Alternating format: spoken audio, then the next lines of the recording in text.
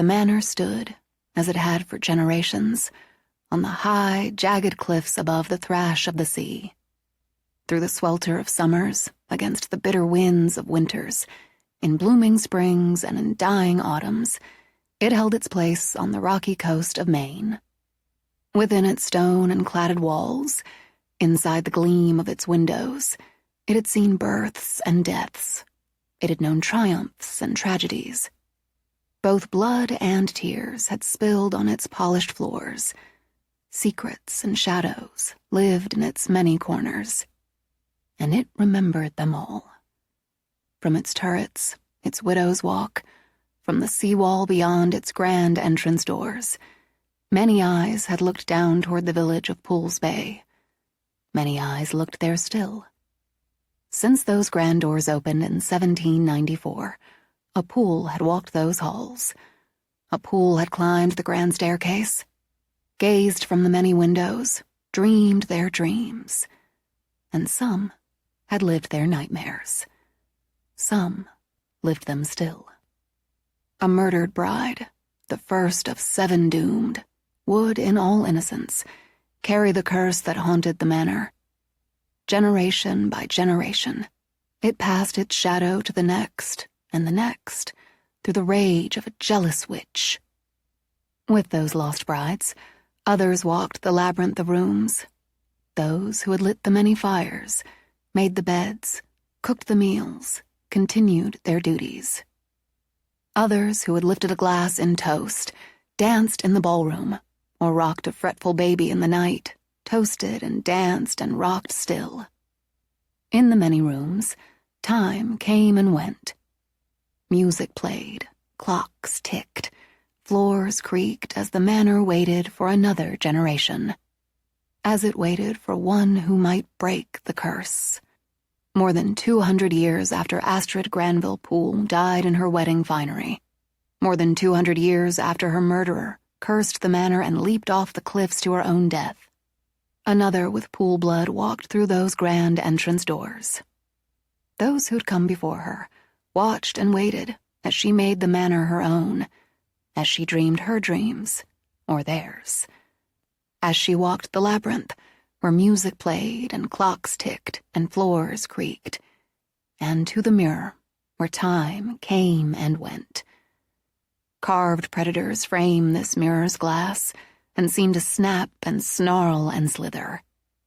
And its glass opens a door to what was, for her and another with Poole blood. Hands clasped, they step through the door together and become the ghosts. Chapter 1. Music that had been dim and distant poured around her now. Colors and shapes that had been blurred and indistinct on the other side of the mirror sharpened.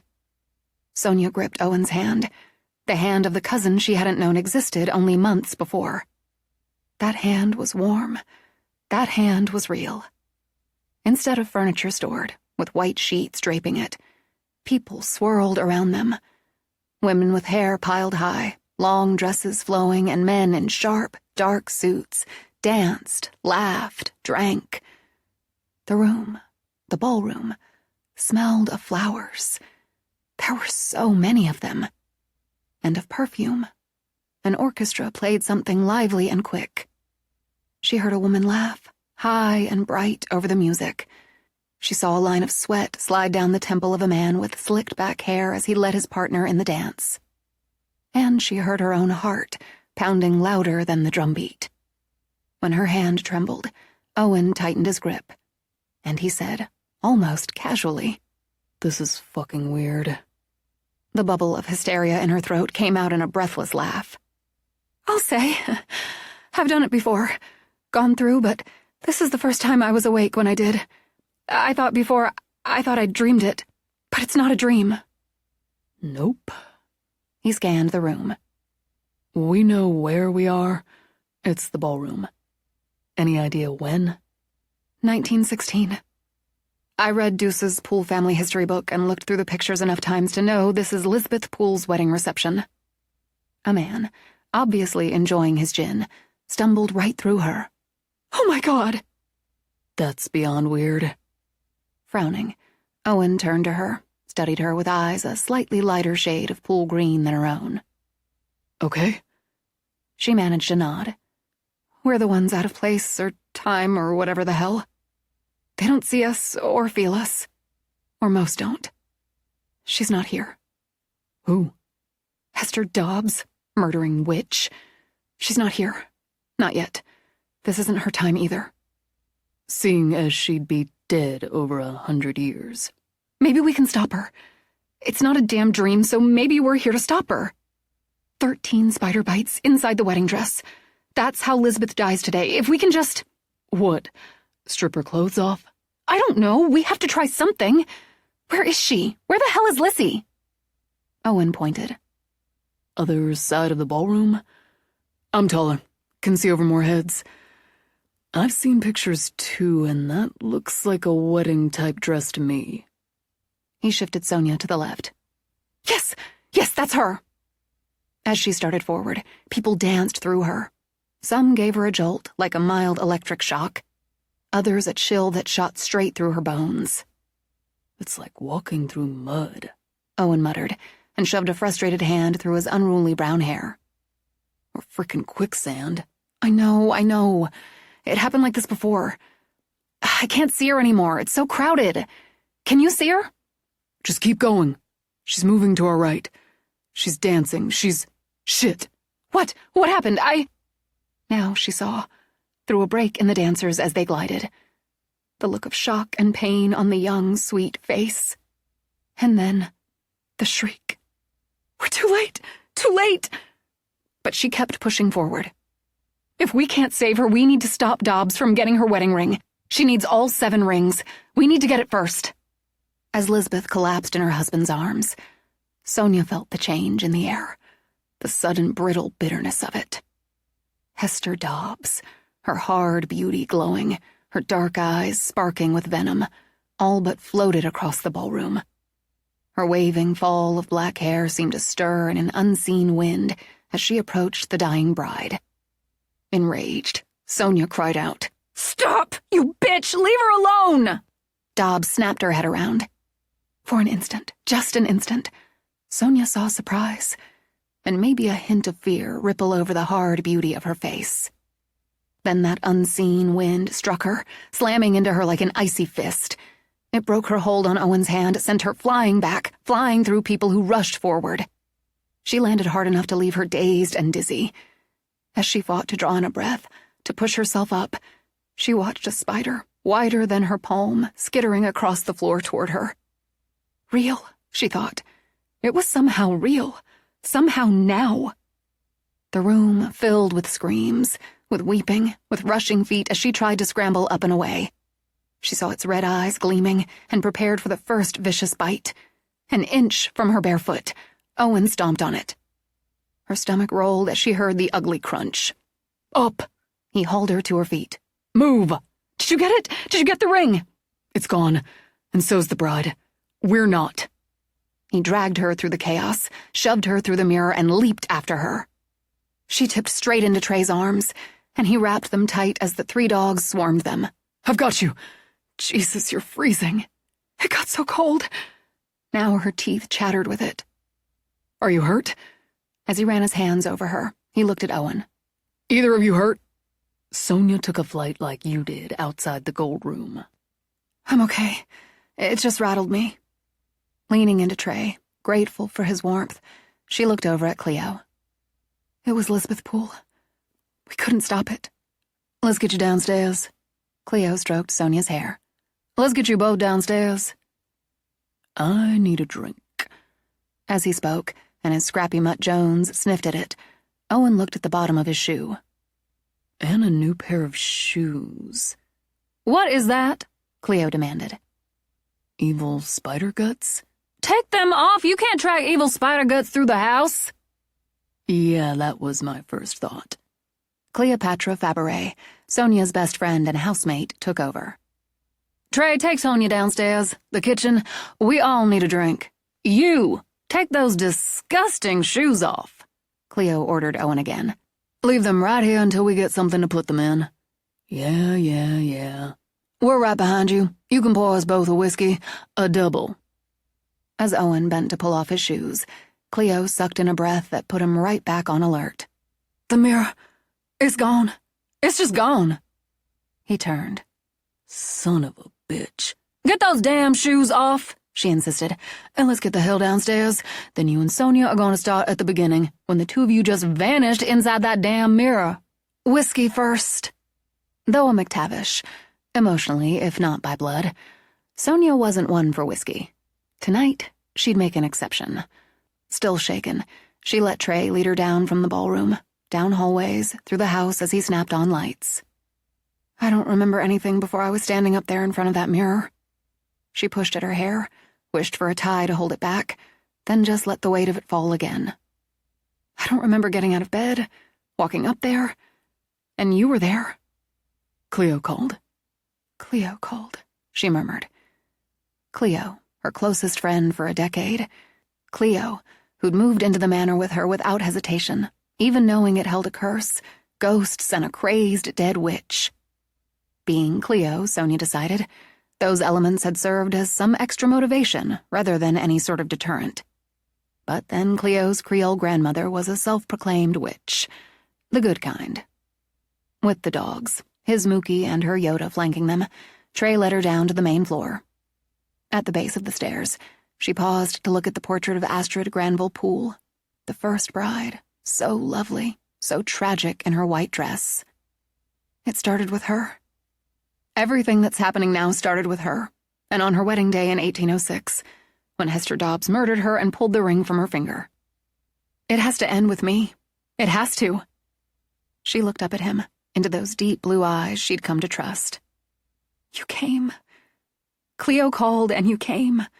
After 3 a.m. Of course I came. But you were with a client.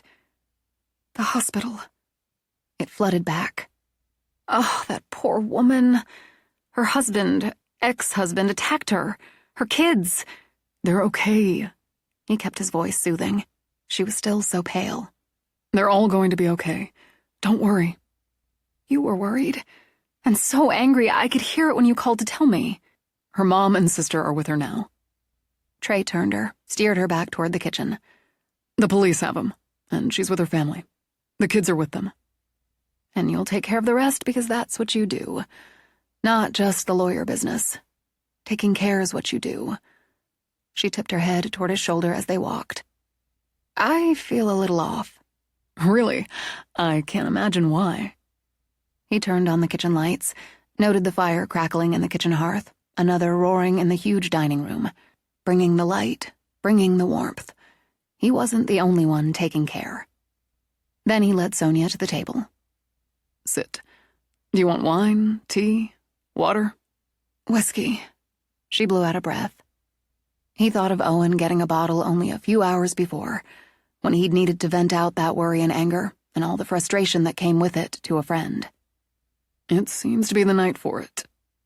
With the worst of the cold fading as the fires snapped, she watched Trey get out biscuits for the hovering dogs, set out one for Owen's dog, Jones, before he walked into the butler's pantry, easy and confident in jeans and a flannel shirt. Like the first time she'd met him, when he'd shown her through the manor, she mused with her head still swimming. The third-generation, long-limbed, lanky lawyer with his black hair, his deep blue eyes, his seemingly infinite patience. He knew the house as well as she did. Better, she corrected. He'd roamed its rooms and hallways, welcomed from childhood on by the uncle she'd never known she'd had. Her father's twin, the classics separated at birth. But they'd met through that same mirror, hadn't they? Those twins? As children, as men. Both artists, both so much alike in so many ways. Twin memory, Cleo called it. One to become Andrew McTavish of Boston, son of loving parents, husband of a loving wife, father of a loved and loving daughter, all of whom mourned and remembered him. And one to grow up a Poole of Poole's Bay, to inherit the thriving family business, to inherit and live in the manor as the son of a woman who was really his aunt, and all at the cold-blooded whim of the matriarch, Patricia Poole. Just thinking about all of it hurt her mind, her heart. She covered her face with her hands, breathing slow as she tried to steady herself. As Trey came back with a bottle and glasses, the phone in his pocket played Grand Funk Railroad's Please Don't Worry. On a half-laugh, Sonia dropped her hands. Clover never misses. Just a little musical pick-me-up from my 19-year-old ghost of a grandmother. Trey set down the bottle. Did it work? I guess it did. When Yoda put his paws on her lap, she scratched his head. And here's more, she said, when the eye-patched Jones pranced into the room on his sturdy legs ahead of Cleo and Owen. We stopped by your room to get you a sweater in case you're still cold. Better now, but thanks. She took the sweater, then Cleo's hand. Big thanks for looking out for me, for calling Trey and Owen. From Cleo's phone, Dionne Warwick announced, "That's what friends are for." True enough. Cleo sat, looked at Owen. Buy me a drink, sailor? He poured 3 generous fingers in each glass. To being here, Owen decided. Right here, right now. That's a damn good deal right now. It is. Sonia lifted her glass, took a gulp, shuddered. All right, okay. I know you want to know what happened, but can we start at the start? I don't know how I ended up in the ballroom, but you were with me, Cleo. Did I wake you up? No, but somebody did. She took a long, slow sip, let it slide, let it settle. I heard the clock at 3, the piano and someone crying, and someone who sounded like they were in pain. You know. She looked at the others, shoved at her curling cloud of hair. The usual middle-of-the-night manna entertainment. I'm just gonna roll over and go back to sleep, but somebody touched me. My shoulder, she said, laying her own hand on it now. And they said your name. Sonia. Just Sonia, but there was an urgency in it. My name? That's right. I turned on the light and thought I'd probably dreamed it, but that urgency, it stuck, and I got up. I was going to check on you, but there you were, just coming out of your room, sleepwalking, trance-walking, or whatever the hell it is. I ran back for my phone and I called Trey as I followed you. She turned to Trey. Owen told me you were at his place. He filled me in on your client, your friend, who was hurt by a drunk bastard of an ex. I'm glad she's going to be okay, her and her children.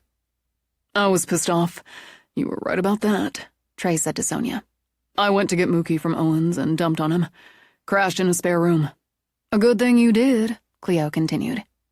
You went up to the 3rd floor, Sonia, and I could hear that weeping woman so clear. You stopped outside that room. A nursery once, right? You opened the door, and I swear, Son, I could see and hear the chair rocking along with the sobbing, and you said something like how night after night, year after year, Carlotta grieves for her boy. Hugh Poole's second wife, about 6 years after Marianne died in childbirth, having twins, Owen and Jane. They had 3 more kids, Carlotta and Hugh. One died as an infant. Sonia drank again, shuddered again. It's in the book. I remember, too.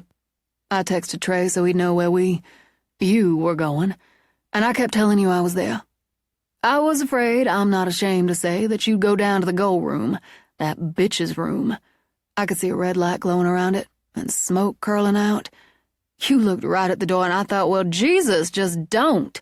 You said she exists to feed, on fear and on grief. I should have turned the recorder on my phone to get it exact, but I didn't think of it. I wonder why. At Owen's comment, Cleo managed to snicker.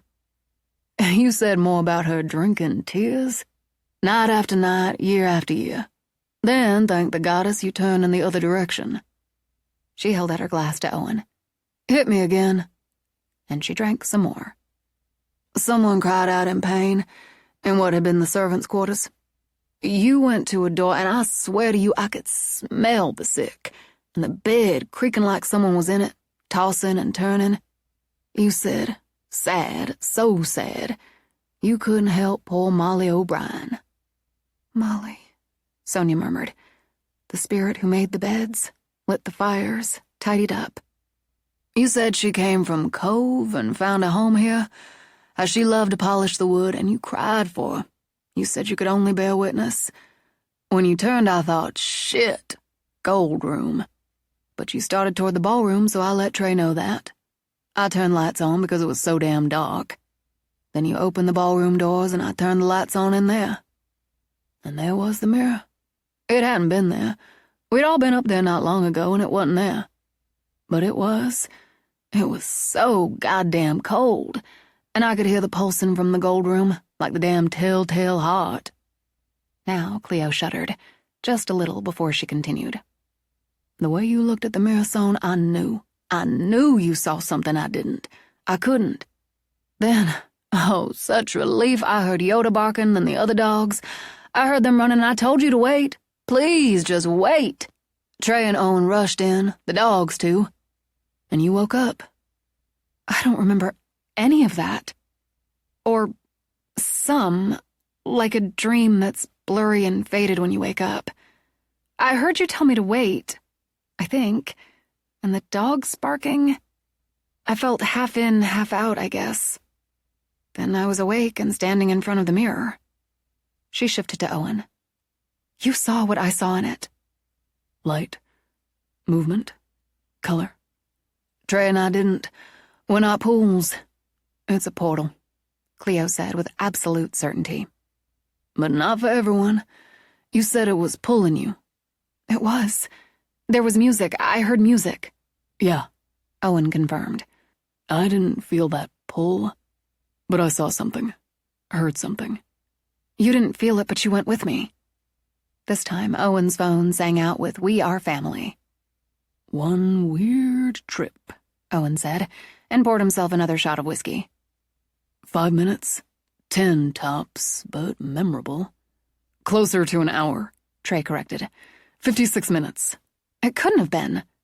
Shaking her head, Sonia looked at Owen for confirmation. Just a few minutes. That just says time's different here than wherever you were. Where the hell were you? Cleo demanded. Lisbeth Poole's wedding reception. In the ballroom, in 1916, Sonia said, and told them. She didn't expect us. Nudging her glass away, Sonia sat back. When I called out, it threw her off. I don't think she saw us, but she heard me. And I think it scared her for a minute. Half a minute, but it didn't stop her. It was already too late. Owen frowned into his glass. No way to stop it. Stop her. I thought if I could get to the ring first, take Lisbeth's ring so Dobbs couldn't, but... You flew, Owen said. She didn't aim at me, but dead on at you. Shot you back 10, 12 feet, and right through people who were running forward. He picked up his glass a last time, drained the whiskey. That's something you don't see every day. The spider was different. The one whose guts are on your shoe? Trey asked. That's the one. Bigger than a wolf spider, but with black widow markings. People went right through it, as it went straight for Sonia. Fast fucker, too.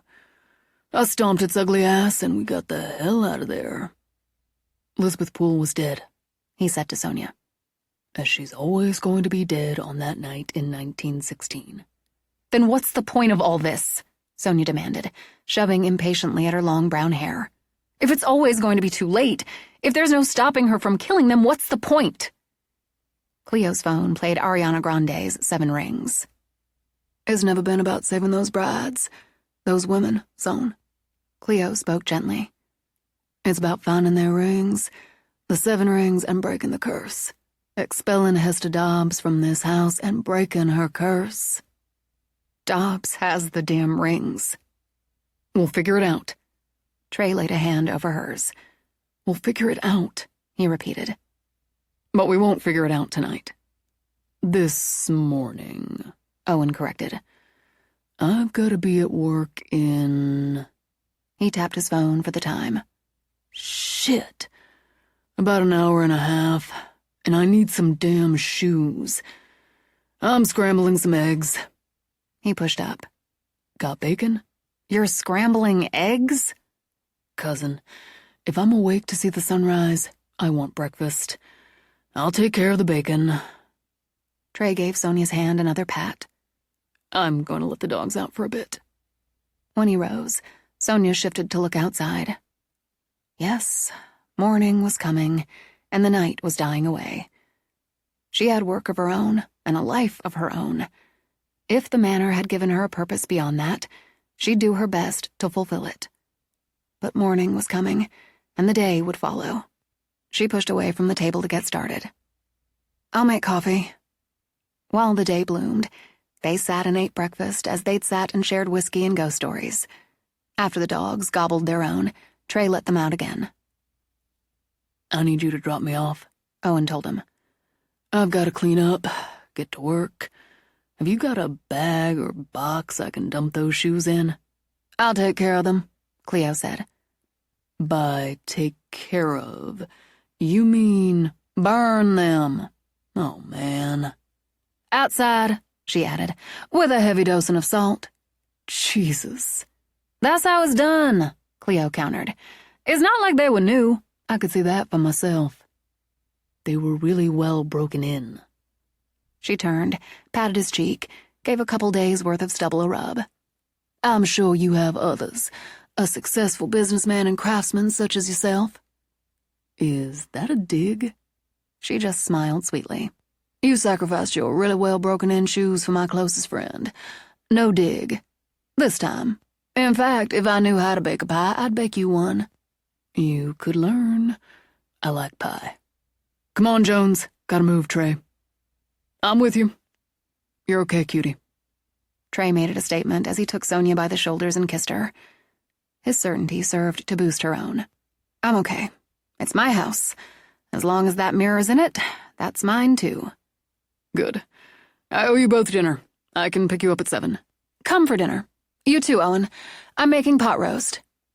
Trey blinked at her. "Really?" "I did it once. I can do it again. I think." "I'm in." Owen shoved his phone in his pocket. Sonia stepped to him, rose up to kiss his cheek. "Thanks for the save." "I could say any time, but... hell, any time. Call if you need me," Trey said. "Come on, Mooks." When they trailed out, Sonia turned to Cleo. "You were flirting with him." Cleo widened her tawny eyes. "With Trey?" "Owen, you had your flirt on. I know your flirt." "He walked into that mirror with you. Ahead of you, actually. He didn't think twice about it. Just did it. And he saved you from harm. He earned my flirt." "You're really going to burn his shoes, aren't you?" "You're damn right." Nodding, Sonia went in a cupboard for a garbage bag. "Then let's go get them. Get it done. Then I want a really long hot shower before I start the rest of my day." "There's a plan." Chapter 2. Since Cleo volunteered to take the long list for the pot roast dinner and do the marketing, Sonia settled down at her desk in the library. She set down her water bottle, her tablet. Over the past few months, she'd gotten into the habit of letting Clover, her house DJ, run the tunes. So without pulling up a playlist, she looked over at her mood boards. Considering the early hours she'd eaten breakfast, she could afford to take a part of the morning to work on the writer sports proposal. She had time yet before she had to go to Boston and present it, and she thought she had a decent shot at the account. But her former bosses at By Design stood as formidable competition. Matt and Lane had trained her well, and she'd worked hard for them for 7 years. She knew how to put a major campaign together. But she couldn't ignore the fact that she'd formed her own graphic design company, Visual Art by Sonia, less than a year ago. As a freelancer, a one-woman operation, she'd generated jobs since and done some damn good work. But the multi-generational, well-established sports equipment company would be by far her biggest client. And she couldn't discount the point of pride when she knew she'd surely be in competition for that client with her ex-fiancé, the cheating bastard. Didn't matter, she told herself. Brandon Wise didn't matter. All that mattered, the work. She had a really good concept and an excellent start. "Time to push forward," she said, and opened the file. With Yoda curled under her desk, she put in a solid 2 hours before she heard Cleo come back. Quick break. She saved the work and started down with Yoda following. "Another 2 bags in the car," Cleo called out. "Did we need that much?" "Well, I was there." Sonia ran out to fetch the bags, then stopped, breathed in air that tasted of spring. She'd first come to the manor on the coast of Maine in the dead of winter. Now the air warmed, and daffodils bloomed. The big, bony weeper beside the house had fat buds, still closed and secret, on its branches. Holding out her arms, she turned in a circle. This is my place now. The view of the sun streaming down on the water, hers. The sound of waves crashing against the rocks, hers. Flowers blooming or budding, hers too. And if the curse on it was hers too now, she'd deal with it. Somehow, some way. She grabbed the bags and sailed back into the house. In the kitchen, Cleo put groceries away. That's a big slab of meat, Son. I know, it's scary, but I can do it. You bought an awful lot of apples. Are we getting a horse? Oh, wouldn't that be sweet? But no, I'm making an apple pie.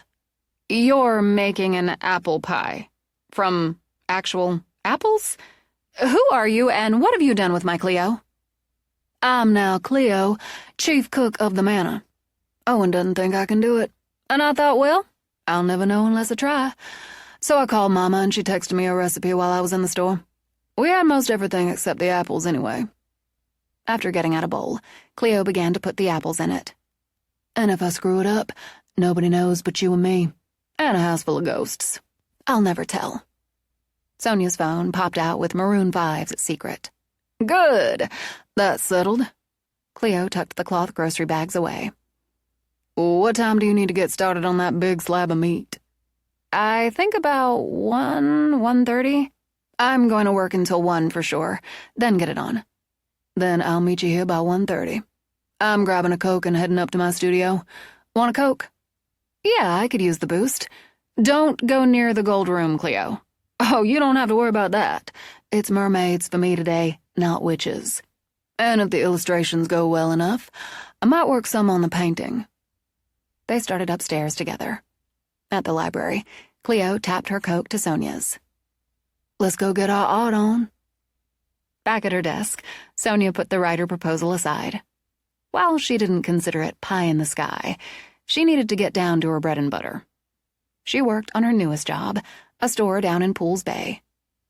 Consistency, creativity, user-friendly, she thought, as she disregarded Gigi's current, clunky, and altogether boring website. Fun should be the theme there, she decided.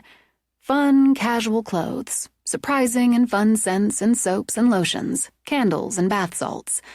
Toss in some, again, fun accessories.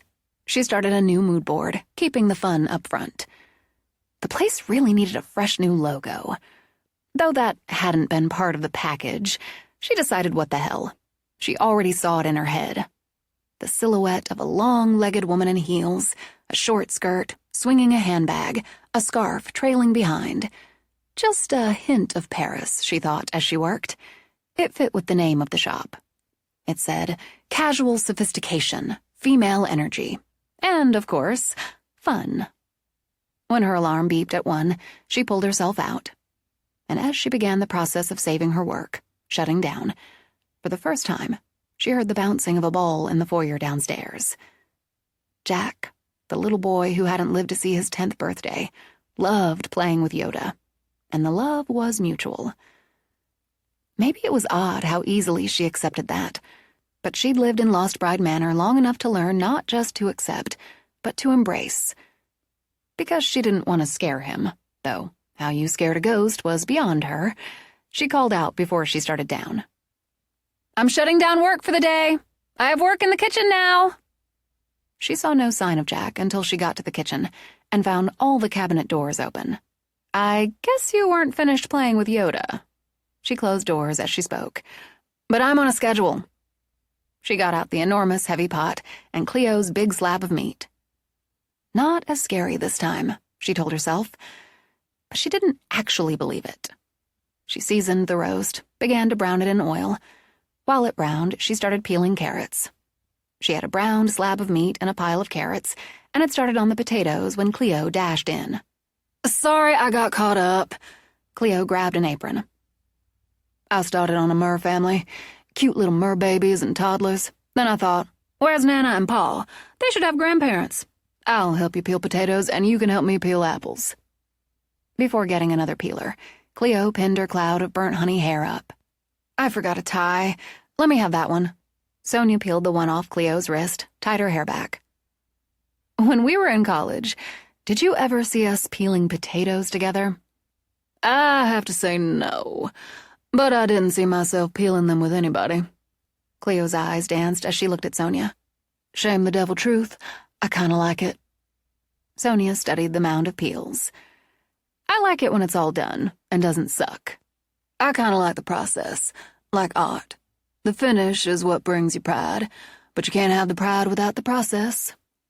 I'm working on the Gigi's job. I'm liking that process. And I can admit this process isn't as fraught as when I did it by myself the first time. I hung with you on FaceTime. Sonia gave her a hip bump. This is better. No regrets, right? About moving in? Not a single one. I love it here. God, I love my studio. I'm going to love taking time to paint outside before much longer and spending a Sunday afternoon sailing Pools Bay when Owen builds me my sweet little sunfish. I'd have stayed without you because I knew this was my place, my home as soon as I saw it. But I wouldn't have been half as happy. When they had all the vegetables prepped, Sonia heaved a breath. Okay, here goes. You dump them in the oil and juices with the herbs, stir them all around, let them cook a while, brown a little maybe. All right, you got that. I'm going to start on the pie crust. You're actually making pie crust. With flour and whatever else is in pie crust. Process, Son, process. If you just do the inside part, it's sort of a cheat. What is that noise? Sonia kept stirring, even though her heartbeat sped up. It's the dumbwaiter. Well, God. Rubbing her hands on her apron, Cleo walked into the butler's pantry, frowned at it. I'm going to look. It better not be something awful, or it's going to piss me off. Sonia held her breath and didn't release it until she heard Cleo say, Oh, it's sweet. Look here, Son. It's a pretty pie plate. She carried it in. Bright red, all fluted, and with an apple on the white inside bottom. It's perfect. I was just going to use this plain old glass one I found up here. Molly, she sent me up a platter for the pot roast I made for the Doyles. Lissy's platter, a wedding gift. Cleo set the pie plate down, hugged Sonia's shoulders. It's hard. I know it's hard. But Owen was right. We can't change what happened to her. Well, to either Elizabeth Poole or Molly O'Brien. To any of them. It's terrible watching them die, Cleo. Worse, somehow knowing it's not just a dream, but that I'm somehow there and can't do anything to stop it. I know it. But Sonia, you're bearing witness. Just like you said outside Molly's room. And I think it's important. And I think there's a reason Molly looks after us the way she does. Like sending me this dish so I can make a pretty pie. Hopefully. It matters to her. You matter. They all matter to me now. I want to stop Dobbs. I want to make her pay for all the misery she caused. Doors began to slam. Windows flew open and closed. Oh, blow it out your ass, Cleo shouted. You black-hearted old bitch. Despite herself, Sonia let out a peal of laughter. The iPad began to rock out, inviting them to celebrate good times. That's right, Clover. Cleo waved her fists in the air, shook her hips. We're going to have a good time tonight. Come on, Sonia sang, and plopped the roast on the vegetables. She picked up the wine she'd already opened and poured it over the meat. A whole damn bottle. She put the lid on the pot, then slid it into the oven, wagged a finger at Cleo. Hours, no peeking. This already smells amazing, and I'm making pie. Show us how it's done. It didn't live up to the phrase, easy as pie, but they agreed it looked pretty when, after the measuring and the rolling and patching and peeling and slicing and stirring, Cleo slid it into the second oven. Son of a bitch. They better appreciate every bite of that. That's a ton of work. Let's take Yoda out, get some air. Sonia waited until they walked outside in air, cool after the heat of the kitchen. She stopped banging and bitching when we made fun of her.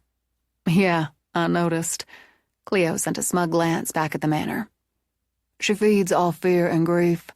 That's what you said last night. We can't stop all of it, but we can fight back some with a few well-placed blow-it-out-your-asses. I'm all for that. And we're going to throw that party. Hold our event in a few weeks. We need to stop planning the details of that one. We do. We will. It's going to piss her off, having the house full of people. Happy people. It really is. We need to have your parents. I hope your grandmère and my mom are up for that. And I should have my grandparents. All of them if they can make it. My Aunt Summer and Uncle Martin. We got plenty of room for them. Cleo paused, looked back at the manor. The house was meant for what we're doing in its own. And what's that? Living, working, planning. And in your case, Cleo added, having really good sex. It is really good sex. And as your friend, I applaud you. But she don't want any of that. She only wants the grief and the fear. We're going to give her plenty she doesn't want. And I'm going to find those rings, Cleo. I don't know how yet, but I'm going to find them. And meanwhile, we're going to live and work and plan. She watched Yoda chase a squirrel. You're going to get that slinky cat. I am, Cleo agreed. I'm going to start that search real soon. And tonight we're going to serve a hell of a good meal, and we're going to do it in that big-ass dining room. That's what I'm talking about. When that pie comes out, we're going to get ourselves and that table looking extra. You always look extra. I should hate that about you. But you love me. I really do. Let's go check on your pie. And then I'm making beer bread. Cleo smiled. You figure Molly's cleaned up our cooking mess by now? Sonia didn't bother to look ashamed. It's that obvious, huh? Seems to me everybody's getting what they want. They deserved a day like this, Sonia thought. A day to do good work, and to set that work aside early. A day to fiddle and fuss and spend time together. With the sense of baking and cooking filling the kitchen, now spotless, they sat at the counter to work on the details of what they called an event, scheduled after some debate, for the second Saturday in June. The open house deal keeps it friendly, casual, Sonia decided. But I vote for formal invitations. Make that unanimous. Adds elegance. An illustration of the manor. You read my mind. I'll go get a sketch pad. By the time the pie and bread sat cooling on a rack, and they'd risked one quick peek inside the pot, they had their template of the manor in spring, with the weeping tree blooming, flowers spreading lush. Sonia McTavish and Cleopatra Faberé invite you to the manor for an evening of food, drink, and fellowship, Saturday, June the 8th at 4 p.m. I like it, Cleo decided. It's simple and welcoming. Not too simple? I don't think so. Good. We need to include an RSVP. Sonia began to fiddle with the wording there. Please respond by, say, May 20th, so we have an idea of the count. Trey's mom will help us with names and addresses. We can hit Brie up for help with the menu. Head chef of the Lobster Cage, that's a solid connection. And she likes us, so yeah. We tap her for help on lining up servers, a couple bartenders, we order food from restaurants in the village. We're going to have to drag tables and chairs out of storage, Cleo pointed out. Or rent them. Add glassware, dishes, linens. You know, I've designed invites for countless events, done websites for caterers, restaurants, bars, but neither one of us have ever planned and executed something like this. Scared? Sonia lifted her shoulders. Little bit. Me too. It adds to the fun. There are times your idea of fun and mine don't approach intersection. When the tablet played the Beastie Boys, Sonia had to laugh. Okay. We'll fight for our right to party. Which takes us to music. Do you think Trey and Owen can convince Rockhard to play? Won't know till we ask. It goes on the task list. Sonia noted it down. Task for me. I'll generate the invitations. When you do, I'll get them mailed. You get the list from Trey's mom and I'll talk to Brie. Good division of labor. Sonia clinked her water glass to Cleo's. I know there are some folding tables in the basement. Not the scary basement where I'll never set foot again. I vote we assign Trey and Owen to hauling them up so we can clean them. Again, unanimous. Flowers. We're probably going to have to plant some sown. And that's a learning curve for both of us. And we'll want some on the tables outside and inside. So a trip to the nursery and the florist. Both of us on those. I don't worry about making it pretty. We're good at that. I wanted to plant some flowers anyway, like in the pots in the garden shed. I want to plant some herbs. You do? Cleo gave a decisive nod. If I'm going to cook around here, I'm doing it right. You're in charge of those. Totally in charge. I can handle it. Now, let's go make ourselves pretty, and we'll come back and do the same with the table. What happened last night? Sonia gathered the sketch pad, her notes, her tablet. It'll happen again. I know that, and so do you. But we're here, making a meal with a freaking pie, and we're here planning a party. An event, Cleo corrected, and made Sonia smile as they walked from the kitchen. An event. Sometimes my head says it's all crazy, but I know it's not. I know we're doing exactly what we should do. Live, work, plan, Cleo repeated. All of that. Just like I know there's so much more good in this house than bad. Some of the bad. It's just what happens when people live and work and plan in a house for over 200 years. The worst of the bad? That goes back to one... I won't call her a person. Entity. Entity, then. And even with that, with what happened to them. Clover plays music, Molly makes the beds, Jack plays with Yoda. They turned into the library, where Sonia put the notes and sketchbook on her desk. And there's more. A lot more, Cleo agreed. I feel them all the time. Why do they stay? The brides and the ones who mourn them. Maybe they stay because of the curse. But why do the others? I don't know. Sonia looked around the library, looked to the window where the African violet Cleo had given her years before bloomed. I think it's because this is home. I think they stay for the same reason I do. And you do now. This is home. I never thought of that, Cleo said as they walked out and down the hall. And it feels right. It's a good house, Sonia. Despite her, it's a really good house. It's our house, and it's their house. A year ago, I might have expected you to say something like that. But it's a hell of a surprise that I can say it and mean it. And that's why they're with you, Son, because you say it and you mean it. Now, go make yourself pretty. She could do that. Funny, she thought as she continued to her room.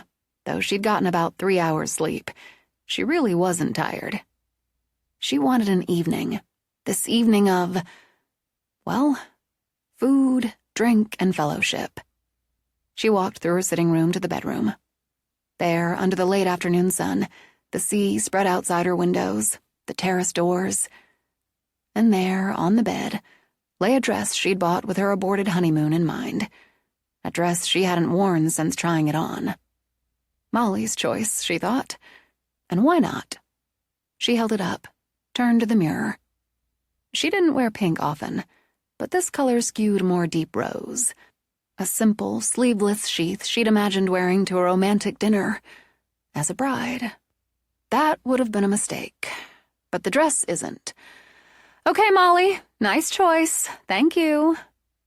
She took her time, and as she dealt with her hair, let out a sigh. Time, she determined, to bite the bullet and make an appointment with the local hairstylist. It had been way too long there.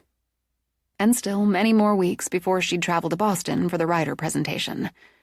Which still left time, if she hated what the new stylist did, to correct it. Nothing wrong with a little vanity, she told herself as she zipped up the dress. And appearances for that presentation matter. Clover agreed with looking good. Amused, Sonia turned in the mirror. Yeah, I know I look good. Let's see if Cleo's ready. Cleo had gone for lightning blue, a little shorter, a little flirtier, and was currently working her hair into a complicated braid. Her eyes met Sonia's in the mirror. I remember when you bought that dress. I talked you into it. I remember. Molly laid it out. Mine too. She's got excellent taste. And considering we were both in watch a double feature and go to bed clothes last night for our strange little party, it's nice to put on a dress. I'm making a hair appointment tomorrow, in the village. Cleo's hands paused. Are you sure? I've got to commit, and if they screw it up, I have time to fix it before the big presentation in Boston. I see your point, but hair adultery's a big step. Sonia nodded solemnly. The long-distance relationship isn't going to work out. I'll support you in your decision. I'm not sure I can be that brave with my multicultural do. Creole, Asian, a hint of Jamaica, a whiff of Brit. You've got white girl hair. I do. I'm risking it. Ready? Yoda pranced down with them, then danced in front of the entrance doors. Time to go out? You come around back when you're done. She opened the door for him. You've got company coming, too. I thought I'd contact the one you got the adorable Yoda from, for that slinky cat. Lucy Cabot, she's great. Also works with the cat rescue. I'll send you her info. She'd know. Sonia paused by what she knew Colin Poole had called the quiet place, where the old grandfather clock with its moon face stood silent. At 3. No matter where they put the hands, they always returned to 3. I don't remember hearing it chime 3 last night. But I must have. I don't always, but I got up, made my way to the ballroom, so I must have. When I do hear it, when I'm aware I hear it, I don't feel that pull. If you ever do, you get me first. Count on it. Have you thought any more about making an office? Separate from your studio? Maybe. The studio makes me so damn happy. But it might be smart to have a separate space for business. I like the idea of using more of the house. Really using it. That's why... She broke off when they walked into the big kitchen. The pie and bread sat on the cooling rack, and the air smelled glorious. And the platter sat on the island. Oh, isn't that gorgeous? What a beautiful dish. It looks old and important. It is, Sonia murmured. It's Lisbeth's. It's the one I used before. A wedding gift. Lifting it, Sonia turned it over so Cleo could read the inscription on the back. She never got to use it, and that makes you sad.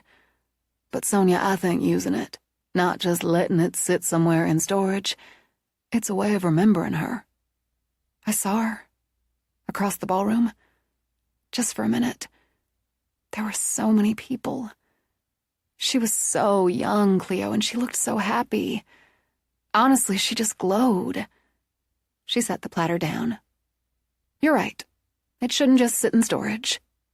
They set the table, added candles, the good wine glasses. Since the April evening was cool enough, they lit the fires in the kitchen, in the dining room. How about some music to set the mood? Cleo began.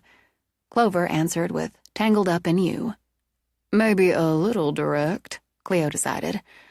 But I like it. Glass of wine, partner? You pour. I need to take the pot roast out, make the gravy. Grab an apron for that. I'm going to be watching how you do it. The minute Sonia took the pot out of the oven, lifted the lid, Yoda scrambled up to stand on his stubby back legs, wave his front paws. That's a Jack trick. And yeah, you'll get a taste test. I want one myself. Cleo poured the wine. It just sits in there all damn day, then smells like that. I think the pie was harder. You're forgetting the mountain of peels that went into the composter. Some of those were apple peels. Just look at that, she added as Sonia set the roast in the center of the platter and began to surround it with vegetables. I believe you've become a pot roast genius. Let's make sure. Sonia sliced off a bit, divided it into 3. She handed one to Cleo, tossed one to Yoda, then sampled herself. I believe you're right. I am officially a pot roast genius. There may not be room for my pie after this. They're men. Sonia put the platter in the warming oven. They'll have room for pie. Hip-cocked, sipping wine, Cleo watched Sonia whisk up gravy. I am seriously impressed. Here, I'll whisk a while, take a wine break.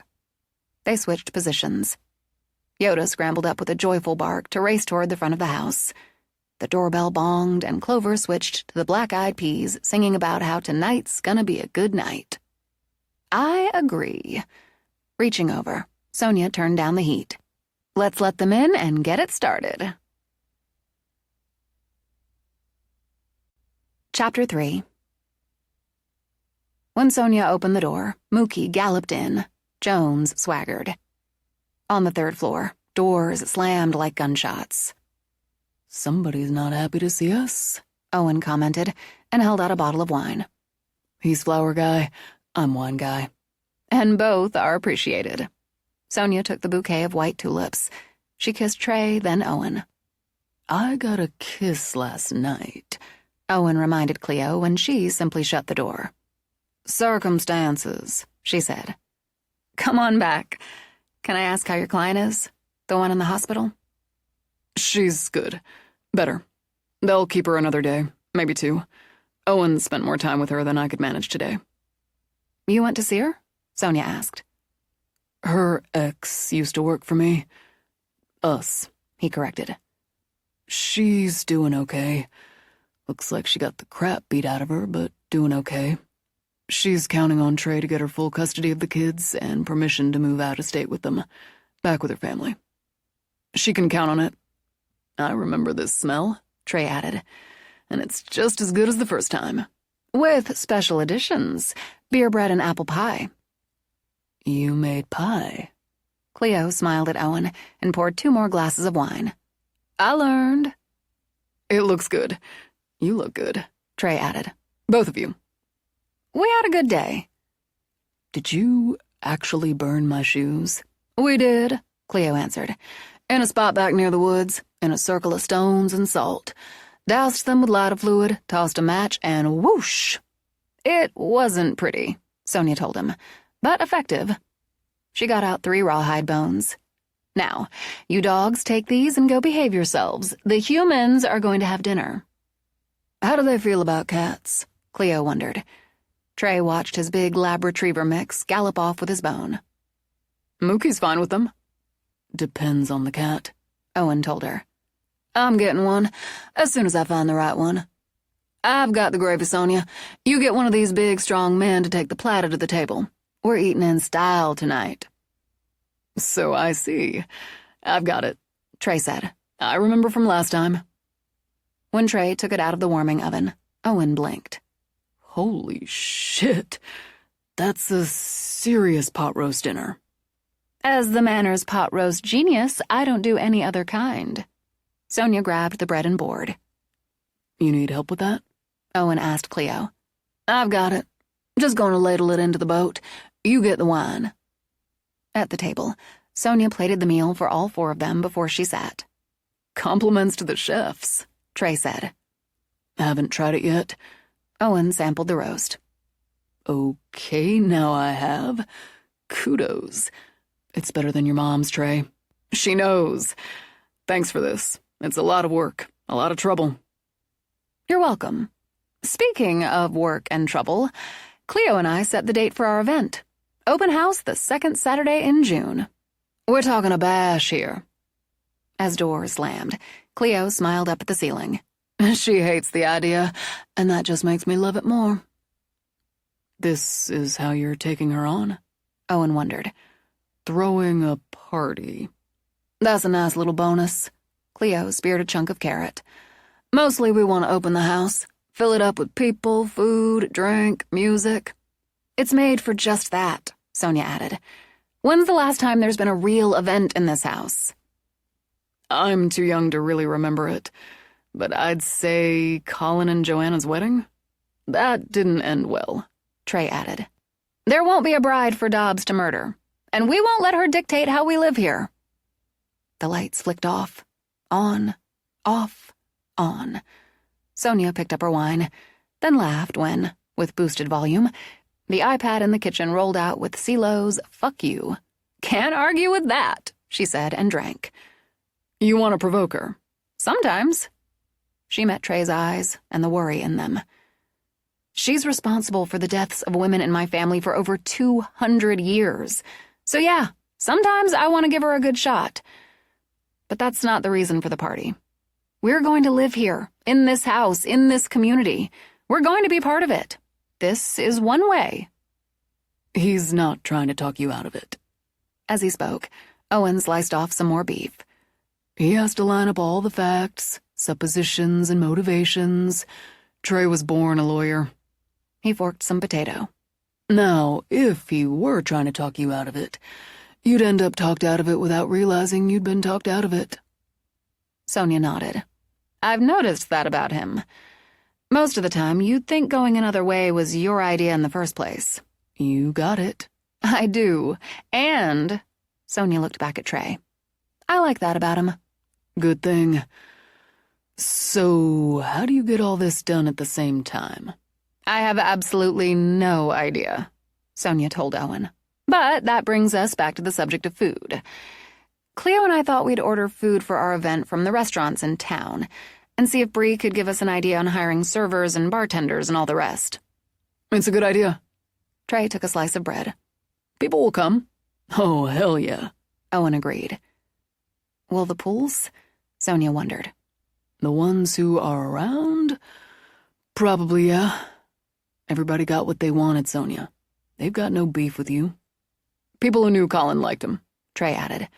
Those who didn't know him, they'll come out of curiosity. And because both of you are making connections in the village. I like the village, Cleo said. I'm going to like seeing it from the bay when you build me that boat. He's got the design. Does he? Over the rim of her glass, Cleo smiled. I'd like to see it. Am I bugging you about the painting? But, Cleo pointed out, you've seen it in progress. I walked in on it. I don't do showings. What about Yoda's doghouse? When Owen sent Sonia an exasperated look, she waved it away. No, I'll come back to that. Getting off topic. The event. Do you think we could get Manny's group to play? You want the band? As Trey considered, Owen grabbed the bread.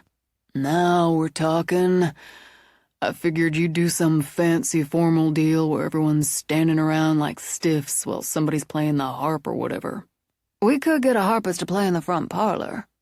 Owen pointed at Cleo. Don't spoil it. Rock hard, they'll jump on it. They'll jump on it, Trey agreed. Just to understand you're going to have people roaming all over the manor.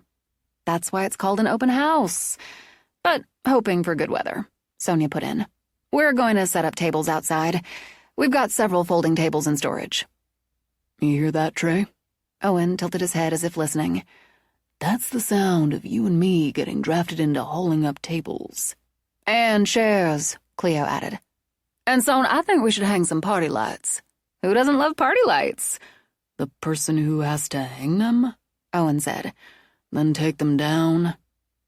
Maybe we'll leave them up. Cleo, I love that idea.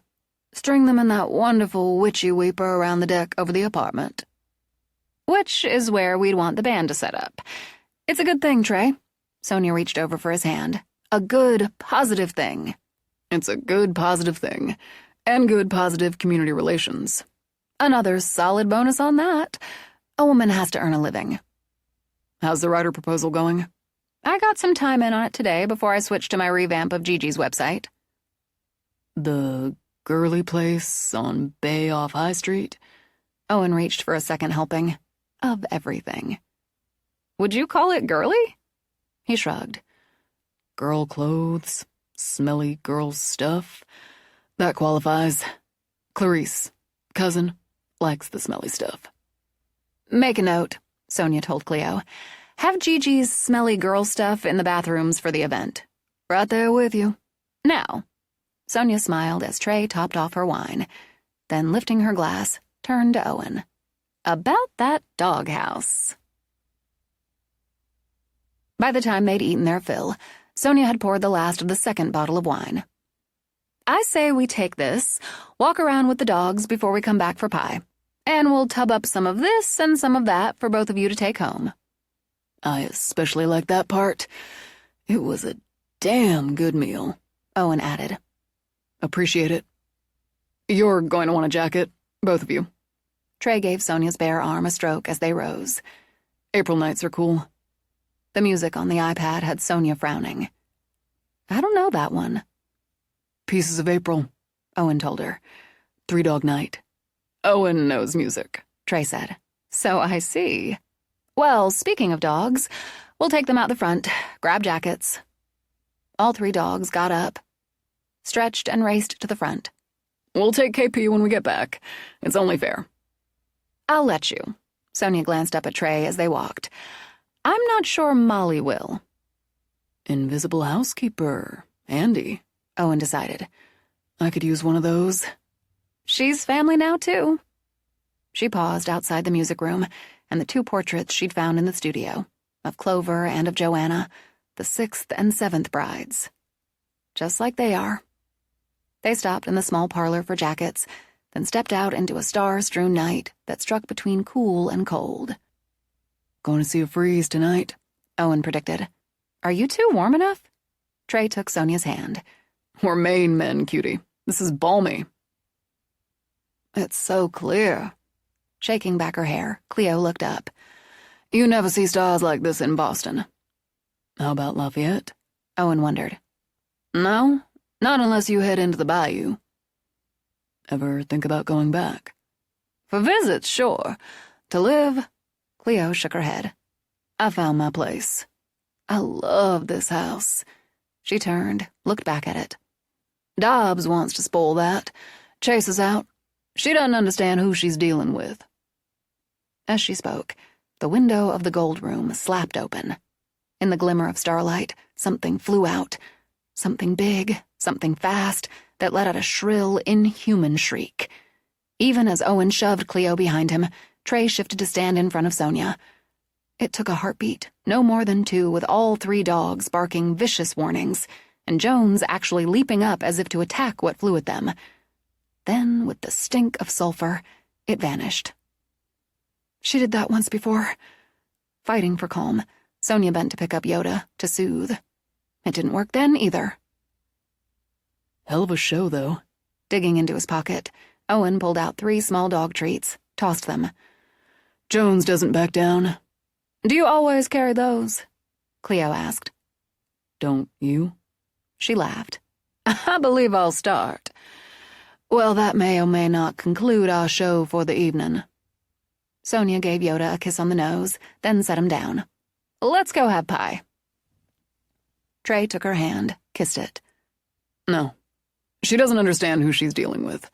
I've got a bag in the truck. I'm staying tonight. I was hoping you would. I've got some gear in mine, Owen added.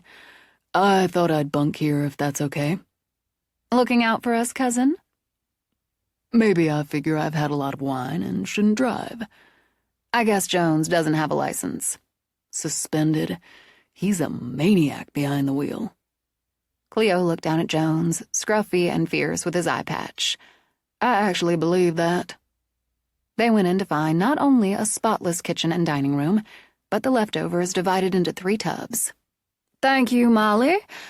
Well, I'm about to serve my first pie. Does everyone want coffee with that? I'll handle the coffee. Trey stepped over to the machine while the iPad started a new tune. Johnny Cash, Owen told them. Cup of coffee. I think you and Clover would get along very well, Sonia commented. Since Trey already told me, back when, and I've seen her picture. Hot babe. I try to get along with hot babes. The music switched to Avril Lavigne's Hot, and Owen grinned. Back at you, gorgeous. You know she's my grandmother, which makes her your, what, great-aunt? Still a hot babe, and one with excellent taste in music. Pie! Cleo set 4 servings at the casual table. Coffee. Trey brought over the rest. Remember, it's my first. Owen took a generous bite. Hell of a good start. It was. And Sonia decided also an excellent finish as the day, or more accurately the night before, began to catch up with her. I'm sorry to break this up so early, but I'm fading fast. I'm going to be right behind you, Cleo told her. Owen, do you know what room you want? I'll crash in the one I had last time. I have to head out early, so thanks again if I don't see you. Sonia caught the look that passed between the 2 men and sighed. I don't give a damn about the mirror tonight. I'm going to sleep. We could all use it. Cleo covered the rest of the pie. I'll see whoever's around in the morning after 10. They went upstairs with the dogs following, then parted ways. In her bedroom, Sonia let out another sigh. This was exactly the right way to spend the evening after how we spent last night. And you're tired. Lifting his hand, Trey laid it on her cheek. It's starting to hit. Don't let me get up and walk tonight if you can stop me. Don't worry. No walking tonight. Trusting him, she got ready for bed, then curled up beside him. I'm really glad you're here. No place I'd rather be. He felt her drift off within minutes, then lay listening to the manor.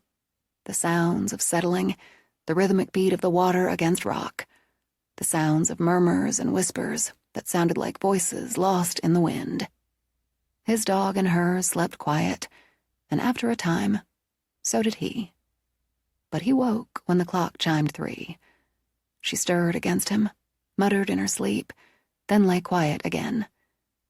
While she slept, he listened to the drift of piano music, the heartbreak of weeping, the creak of a door, the rattle of a window. He heard something, a call or a cry from outside, over the sound of the sea. Quietly, he slipped out of bed, walked to the terrace doors, eased his way out. And he saw the figure in black, standing on the seawall. Saw her dark hair fly in a wind he couldn't feel. She threw her hands up to a moon that hadn't been full when they'd walked the dogs. When she leapt, her black dress billowing, his heart jolted.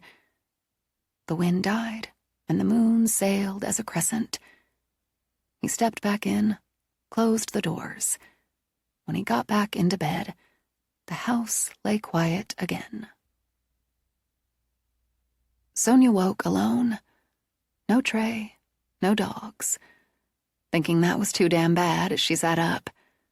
She not only wasn't tired after the solid night's sleep, she'd have enjoyed sliding into a little wake-up sex. Barely 7, she realized, and here she considered herself an early riser. She took a moment to stand by the windows, looking out at the sun, the sea, all gold and blue. A fishing boat, white and red, glided by on its morning business, and a scatter of gulls winged by on theirs. This feels a lot better than yesterday morning, and so do I. She grabbed her phone, shoved it in the pocket of her sleep pants. She started down past Cleo's room, the room Owen used, her door closed, his open, bed made. She wondered if she'd ever come to take it for granted. The rooms, the beauty and history, the feel of the house that had become hers. And decided as she walked down the grand staircase, absolutely not. She made her way into the kitchen, where Trey and Owen talked quietly over pie and coffee. Conversation broke off when she came in. She said, "Good morning," and headed for the coffee. Morning, Trey echoed. The dogs are running off their breakfast out back. Now she said, so you two are having pie for breakfast." It was right there, Owen pointed out. No different from a Danish or a turnover, if you ask me. She turned with her coffee, leaned back against the counter as she studied them. 2 great-looking men, she thought. Friends, long-time friends, longer than she and Cleo. Friends who could communicate with each other without words. Like right now. Her phone gave Lady Gaga's poker face a spin. Right. I've been known to play poker myself, so you might as well tell me what's going on, as it involves me directly or indirectly. Over to you, pal. Owen rose, took a tub of leftovers out of the fridge. I've got to get moving. He picked up the bag at his feet and started toward the back door. Owen? He paused when Sonia said his name, turned as she walked to him. Then, when she wrapped her arms around him, gave her back an awkward pat. She could actually feel him look over her head at Trey. Thanks for being here. She let him go. No problem. Later. When he went out the back, gave Jones a whistle, she turned back to Trey. I don't like you keeping things from me. I'm not doing that. Won't do that. I fully intended to tell you when you got up. Or if I had to leave before, I'd have called you to tell you. She knew truth when she heard it and nodded. Okay. Tell me now. Did I try to walk last night? No. When the 3 a.m. business started. You muttered something in your sleep, but I couldn't make it out. But besides the usual, I heard something outside. Outside the house? Yeah. I got up, went over to look. He took a moment, drank coffee. And I saw her. Dobbs. I saw her standing on the seawall, but under a full moon with the wind really whipping. We didn't have a full moon last night. That's right. I'm going to bet the moon was full when Dobbs jumped off that wall, like I watched her do last night. You watched her jump? Instinctively, Sonia pressed a hand to her heart. You saw her suicide? I did. She stood on that wall, raised her arms up, and just... He tipped the flat of his hand over. Just after 3 a.m. Everything got quiet almost right after she jumped. The wind died, and the moon changed back. His eyes, deep and eerily blue with the black rings around the irises, looked directly into hers.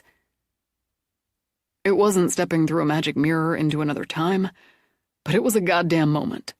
You could have waked me. Why? It was over, and all of us needed some sleep. She couldn't argue with that.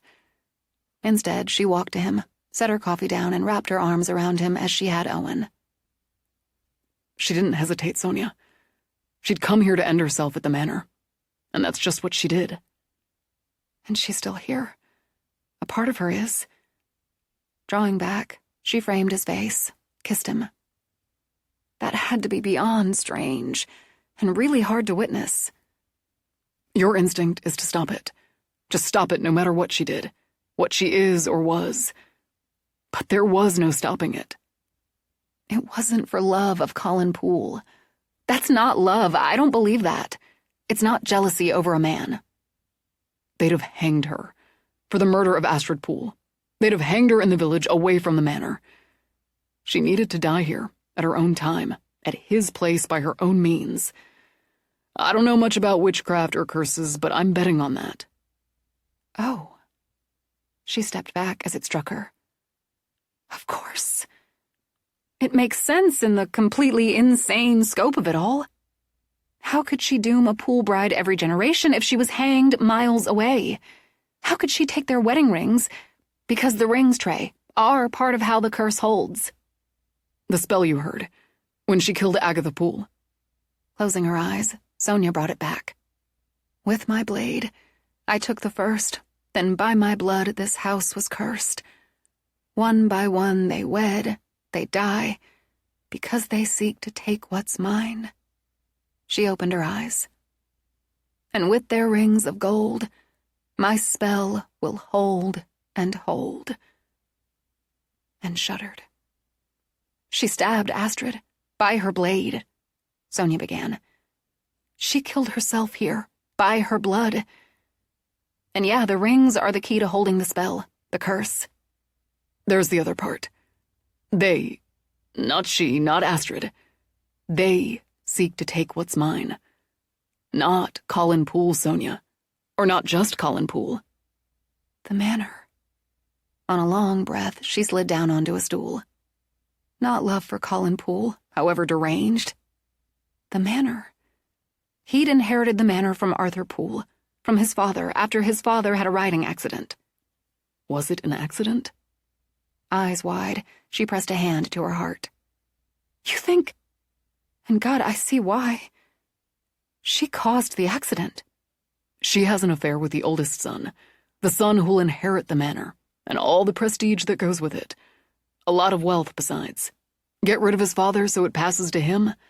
It's not a big stretch, considering. I guess it isn't. But then he doesn't want Dobbs. He's not going to marry Dobbs. He marries Astrid Granville. He loved her, Trey. They loved each other. I saw that. I saw them. I'm not disputing that. In fact, that's part of it. Rising, he slid his hands in his pockets, paced to the window to check on the dogs. He loved someone else, married someone else, someone who'd live here, make a family here. So she killed Astrid, the first bride, on her wedding day. But Colin still didn't want her. No, he grieved, ordered that portrait painted, and Dobbs will be hanged for murder. And I'd say in no small part for witchcraft. She escapes long enough to come here, cement the curse with her own blood and death. So she can stay. Sonia nodded as it played out in her head. In some twisted way, hold the manor. Hold it by causing the death of a pool bride, one every generation. Taking their rings to bind it. It's good. I guess it's good to have what feels like a logical explanation. Colin, in his grief, hanged himself. His brother inherited the manor, lived here with his wife, his children. Until his daughter Catherine, here on her wedding night, lured outside in a blizzard where Dobbs waited, and froze to death. Dobbs took her ring. I saw that too. And down the line, Trey finished. Except for Patricia Poole, my great-grandmother. She refused to live here, closed the manor. Her son Charles opened it again against her wishes, married Lillian Crest. Clover against her wishes, no doubt. Clover dies giving birth to my father and his twin, and Charles hangs himself, like Colin did. She separates the twins, puts your father up for adoption, and passes your Uncle Colin off as her daughter's son. Down the line, Sonia thought. I need to know more about Patricia Poole, more about Greta, the daughter. I know she's in Algonquin, that she has dementia. I need to know more. I'll help as much as I can there. He took her mug over to the coffee station, made her a second cup. I know Greta Poole never lived here, he continued. I don't remember her ever coming here. Patricia Poole either. I should talk to your father. I should talk to Deuce. He and Colin were close friends. If anyone can fill in some blanks, he could. Trey pulled out his phone. I'll text him. Let me set this up. Have him come here. He'd want to come here for something like this. If you're sure. I am. And I've got to go. He took her shoulders. You're okay. I like that you make that a statement of fact and not a question. Because it is a fact. I'm going to have things to clear up with Marlo, my client. She's being discharged from the hospital sometime today or tomorrow. And if she's up to it, there's paperwork I have to have her sign so I can file. I don't know if I can get back, and I'm okay, she reminded him. Don't forget the leftovers. Not likely. Look, if something's not okay, I'll call you. Expect Deuce around too. He kissed her, lingered over it. He got the tub, kissed her again. Any chance you can put all this away a while? A very big chance. I've got stuff to do. Good. We'll talk later. When he went out the back, she held the door open to let Yoda in. I know, you'll miss your pals. On his wine, she bent down to give him a good rub. But I'm here, right here, and that's where I'm going to stay. She decided apple pie for breakfast was an excellent idea. With it and her second cup of coffee, she sat down to check her email and line up her day of work. Chapter 4. Sonia knew Cleo's morning routine as well as her own. So when Cleo passed the library shortly after 10, Sonia answered the grunt with a wave.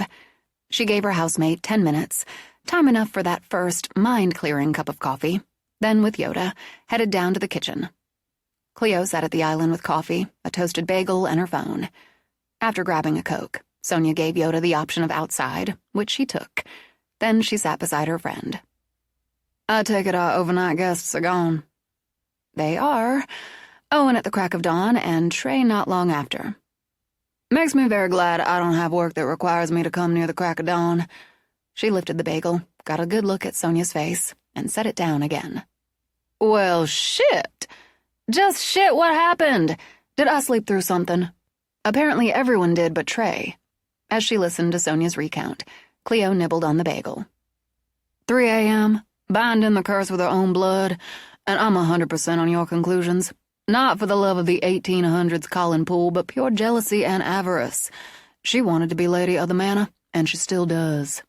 When Patricia Youngsborough married Michael Poole Jr., she didn't have her wedding or reception here, and refused to live here, Sonia said. Closed the manor until her son Charles inherited, and he opened it, moved in with Lillian Crest. But for those 20 years or so, the manor stayed closed. Maintained, but with no occupants. Why would she do that? Unless she knew of or believed in the curse. I'm going to say both. Both, Sonia agreed. Everything I've read says she was a hard-ass, status symbol type of person. A controller, one who ruled her business and her family. Yeah, I'd say separating her dead son's twins qualifies as controlling and downright mean. She embraced all things Poole. Sonia held up a finger. Except the manor. The historic family home, a major status symbol. Her other son, Lawrence, never lived here. Her daughter, Greta, never lived here. Why? Because she didn't want them to. Instead of a finger, Cleo held up a fist. Iron fist. That's what you're thinking, and again, 100%. But she couldn't do a damn thing about it when her husband left the manor to Charlie, and he moved in. Exactly, Sonia agreed. Charlie said no to the control, no to her rules. So Dobbs had her sixth bride after a couple of decades of holding the manor. Sonia pushed up. From what I can tell, Clover was already pregnant when they moved in. But Dobbs didn't go after her or her wedding ring until the birth of the twins. You think after that 20-year gap, Dobbs wanted more? More blood, more rings, more power? I think it's possible. And I'm right there with you. I need to find out more about Patricia Poole. She must have been in this house before she married. At parties, for dinner, something. Then she shut down one of the biggest, aside from the business, the biggest Poole status symbol, and had a house built on the other side of town. And as far as I know, she took nothing out of the manor. No furniture, no family heirlooms. Deuce, Trey's father, is coming to talk to me about it this afternoon. And I want to know more about Greta Poole. She lived a lie, pretended to be Colin's birth mother. And she never married, raised Colin in her mother's house. She never lived on her own. Under her mother's thumb. Or we could go to Gilead, because I bet Patricia could have given Aunt Lydia a run under her eye. Yeah, with the manor closed again, until Colin inherited it and moved in. Clover let loose with sweet child of mine. It's interesting, Cleo commented. Having a three-way conversation that includes a ghost through her musical selections. But I think she can only tell us so much. All of them can only tell us so much. That's why we need the living. I'm going to go back to work. She walked to the door to let Yoda in. If you're not in the middle of your own and can break off, feel free to join us when Deuce gets here. I think I will. I not only want to meet him, but I'd like to hear what he has to say firsthand. You'll like him. Come on, Yoda, break's over. She went back to work on Gigi's, and thinking of Owen's girly comment, worked on some potential ads and taglines about gifts for the women in your life. She worked on some choices specifically targeting Mother's Day. Embrace the girly, she decided. As it neared 2, she shot off an email with those drafts attached. Let the client get a feel for the direction, she thought, before she put too much time and effort into it. Downstairs, she put a coffee service together, added a plate of cookies. She carried the coffee service into the front parlor, stopped and looked around. The piano gleamed under the vase of white tulips. All the pillows were plumped, and the air smelled faintly, very faintly of orange oil. "Thank you, Molly," she said, just as the doorbell sounded. "Right on time." She thought of the first time she'd opened the door to Oliver Doyle II on a cold winter day in Boston, and without any idea how that visit would change her life. She wouldn't have had this house without Deuce, she considered as she went to let him in, and looked down at Yoda. Plus, I wouldn't have you. She opened the door to cool April air and the man who'd helped change her life. It was easy to see Trey in him, and those wonderful blue eyes, his behind silver-framed glasses. His full head of hair had gone silvery gray, but those distinctive eyebrows remained dramatically black. Sonia reached out both hands to him. "Thank you so much for coming." "Sonia, it's always a pleasure to see you, and to visit the manor." She heard the door to the gold room slam like cannon fire. "Really?" "Yes." He stepped inside, then bent to pet Yoda. "Trey's caught me up on events, and tells me you and your friend Cleo are handling it all very well." "I think we are. It helps that Cleo loves the manor as much as I do. Come in and sit down. I made coffee." "Much appreciated." Then he looked over and up as Cleo started down the stairs. "And this must be Cleo. I've looked forward to meeting you." "I'll say the same." She held out her hand. I really like your wife. So do I. Cleo flashed him a smile. Sonia said I could sit in on your talk, if that's all right with you. More than. I hope I can fill in some blanks, though some of that will be speculation, gossip, and opinion. We'll take all three. Cleo hooked her arm through his as they walked into the parlor. But gossip not only often rings true, it adds the fun. I'm not ashamed to agree. Sonia poured out the coffee. And I think adding all three together helps us get a clearer picture of my father's biological family, and could help us evict a certain element from the manor. From the library, the iPad blasted the Allman Brothers Band and Black-Hearted Woman. Clover agrees. He smiled at that, all the way into his eyes. It seems you've developed a relationship with her, and adjusted in a matter of months to, we'll say, the eccentricities of the manor. It's funny. I stopped thinking about leaving almost from the moment I moved in. It casts a spell. A positive one, Sonia added. Son always wanted a house like this, Cleo told him. The history, the character, the quirks. Maybe even deep down, the ghosts. That would have been really deep down, Sonia said. And I'm not thrilled about walking through the house in my sleep, or watching the brides die. But if that leads to that eviction, I'll take it. You're exactly what Colin would have wanted, Deuce murmured.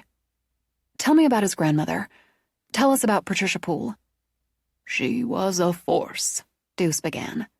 A strong-willed woman, well-respected if not well-liked. My own parents have said Michael Poole, Jr., her husband, had a great deal of charm and little interest in the business. He had no problem turning the reins there over to her so he could travel and, let's use a word that fits their time frame, cavort. Good word, Cleo decided. Their marriage, and here we turn to gossip, was by and large one of convenience. Each did as they chose. I remember her as a hard woman who ruled both the business and her family with an iron fist. Once again, Cleo held hers up. Exactly my phrase. Then you already have some understanding of her. Colin's childhood under that rule was very restricted. He escaped whenever he could, and he was good at it, Deuce added with a smile. It seemed she deemed me an acceptable companion, and I was also very good at being polite, well-spoken, and well-behaved in her presence. It helped that she was busy with Poole shipbuilders with her various clubs, social engagements, and had little interest in young boys. He sipped his coffee, smiled. I was fortunate to have two grandmothers. They both disliked Patricia Poole, and were both very good at putting on a pleasing face when necessary. But children hear more than adults tend to think, and I'd catch snatches when her name came up. Bully is a term I'll use in polite company. She bullied her daughter into pretending to be Colin's mother. Deuce nodded at Sonia. I agree with that speculation. I knew Greta Poole better than Patricia, and always found her easily cowed, a nervous sort of woman. I would call her a dutiful mother, but not particularly affectionate.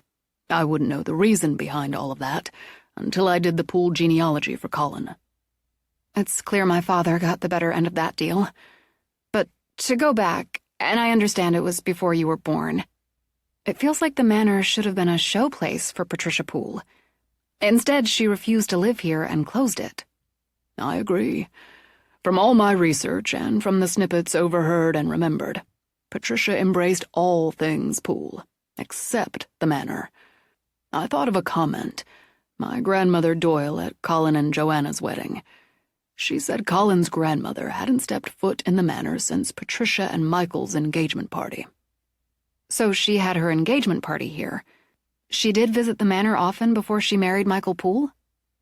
As the Youngsboroughs and Pooles were on equal steps on the social ladder, and according to my research, Michael and Patricia's engagement was expected.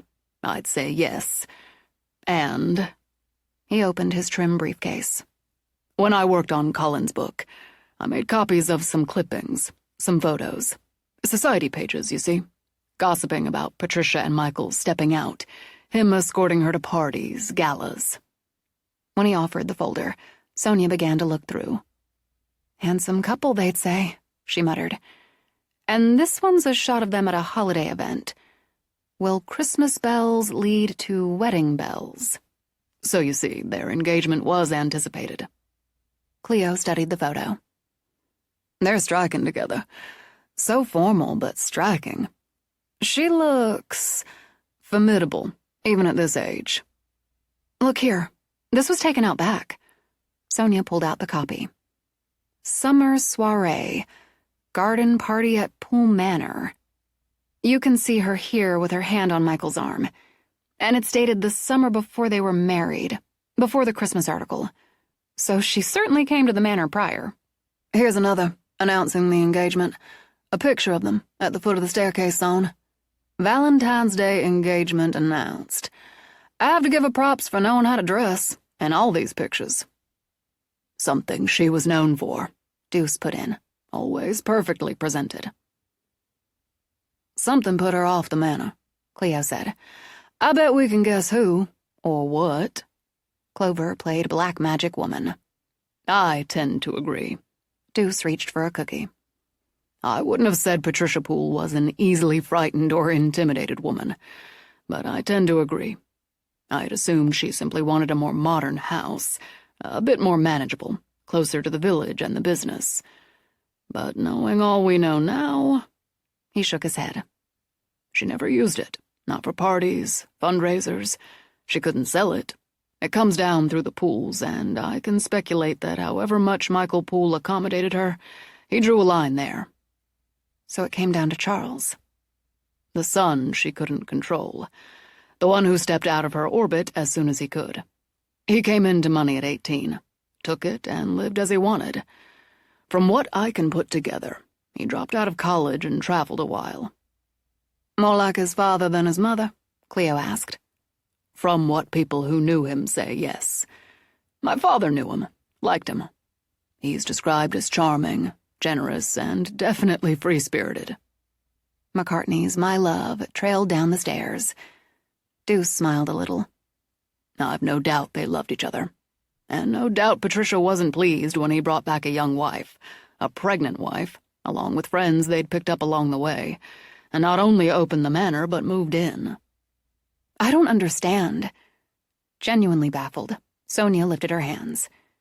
"He moved back, with Lillian Crest, his pregnant wife, but no one questioned Colin was Greta Poole's son?" "According to my mother, the group Charles brought with him largely kept to themselves. Neither she nor my father were aware, until I dug up the marriage license and so on, that Charlie had married. They were only here a few months. When Clover, died in childbirth.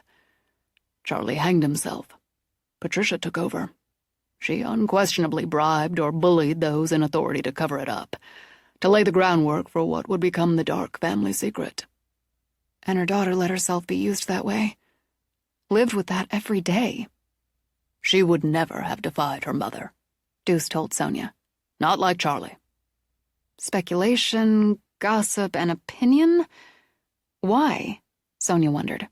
"Why did she keep one baby? Why not keep both or put both up for adoption?" "Lawrence Poole had no children, no heirs, and like his father, little interest in the business. And physically, his health wasn't robust. Greta, shy, nervous, awkward, would likely never marry and have children. Charlie was gone." "Bloodline." "Yes, Cleo, I believe exactly that. Colin was her chance, perhaps her only chance, to continue her direct bloodline. She didn't need two, just one." "Did she try to stop Colin from opening the manor?"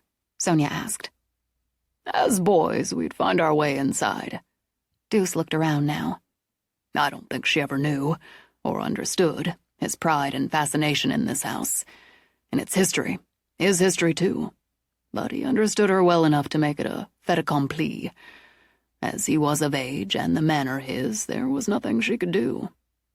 "Do you mind?" he asked as he reached for the coffee pot. "Help yourself." "He told me once, not long after he'd moved in. We were playing chess upstairs, just the two of us, and he was full of plans for the manor, the business, his life." God, we were young." With a wistful smile on his face, he doctored his coffee. He said his grandmother threatened to disinherit him if he didn't relent.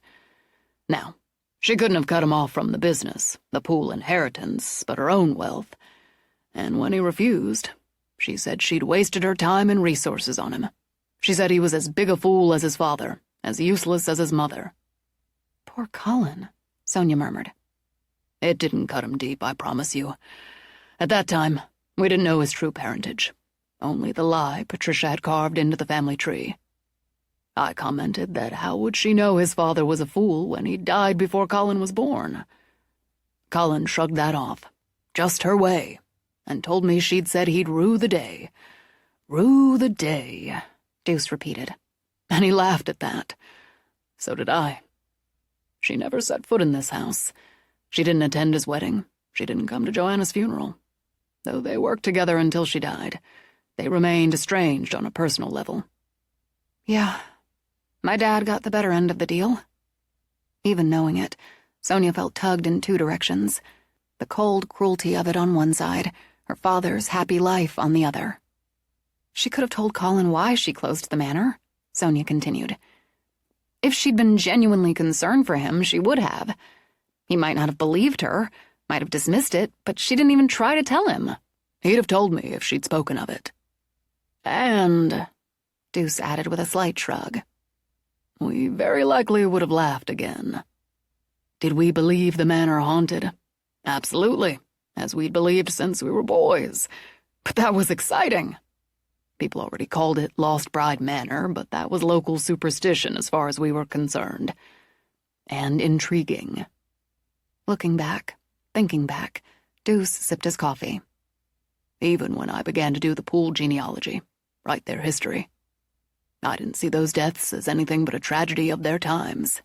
The first a murder, yes, but the others accidents or medical issues. Did Greta know? Sonia pressed. She never married, and that may have been her choice. But I wonder if her mother discouraged her on that, particularly after Colin and my father were born. Deuce sat back.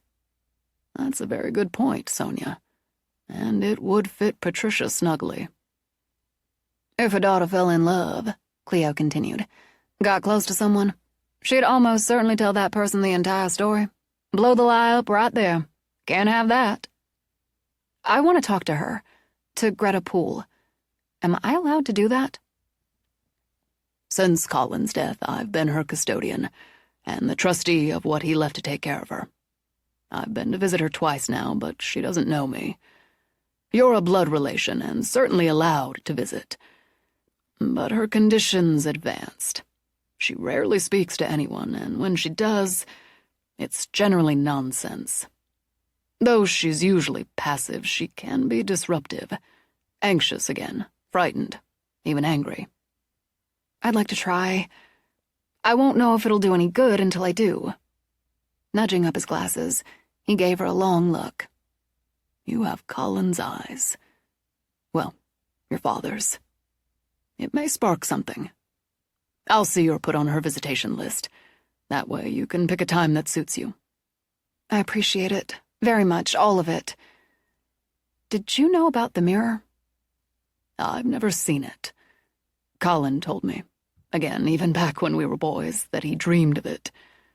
A mirror framed with predatory birds and animals.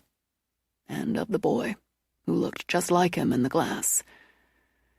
I thought they were dreams, and later when I found out about your father, assumed some sort of twin memory or connection. Reaching out, he closed his hand over Sonia's. Now that I know it's not, I worry about it, and you. And I worry I didn't know enough of what has, can, and does happen in this house when I knocked on your door last winter. She turned her hand to link her fingers with his. You changed my life, and I'm grateful. I want to be here, and I want to do everything I can to end whatever power Hester Dobbs has in this house. When Sonia said the name, doors slammed, something pounded against the walls, and the ceiling light swayed as if in a sudden wild wind. She will have her tantrums, Cleo said, and picked up a cookie. Sonia said she feeds on fear and grief. We're not giving her a damn thing to eat. I'm glad Sonia has you, Cleo. I'm glad you have each other. And we're not alone here. Sonia gave Deuce's hand a squeeze in turn. They're all here. All 7 brides. Others, too. Others here in the manor. I know that absolutely. And they all want her gone. I don't know why it's for me to do. Us, she corrected. But it is. She smiled as the noise died. So I'll go see Greta Poole at some point. Maybe she can add something, maybe not. And in a few weeks, Cleo and I are throwing a major event. I heard about that. It's quite an undertaking. The manor was made for big, happy parties. It counteracts, I think, Cleo put in. People and fun and light and music. How it used to be. After Joanna. Colin lost his heart. But before, he'd often have a summer party, and always one during the holidays. Smaller gatherings in between. Maybe it does counteract. One thing I can be certain of is people will come, so be prepared. He rose. I'd better be on my way. I'm going to do some more research on Patricia. The originals of these clippings and photographs should be tucked away in here somewhere. I hadn't thought of that. We can look. In any case, I'll leave these with you. My mother or Ace may have some filed away too, so we'll see. We'll do whatever we can to make sure you live here safe and happy. I'm glad to have had some time here, and to have met you, Cleo. I had a friendship like yours and Sonia's, and I know how much it matters. Give Corinne my best, Cleo told him. I really enjoyed my day with her.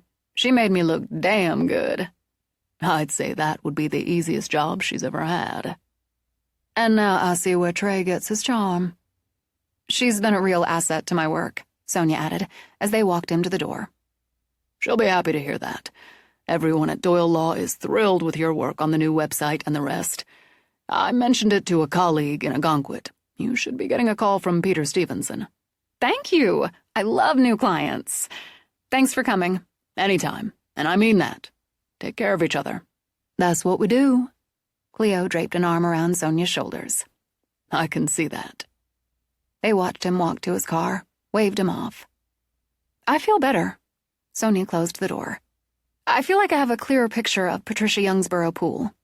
And it ain't flattering. I'm surprised she and Dobbs didn't get along. And I have to figure they didn't. They're poured from the same mold, if you ask me. Now, Oliver Doyle II, top marks there. Now that I've met both Trey's parents and his sister, you better grab on, son.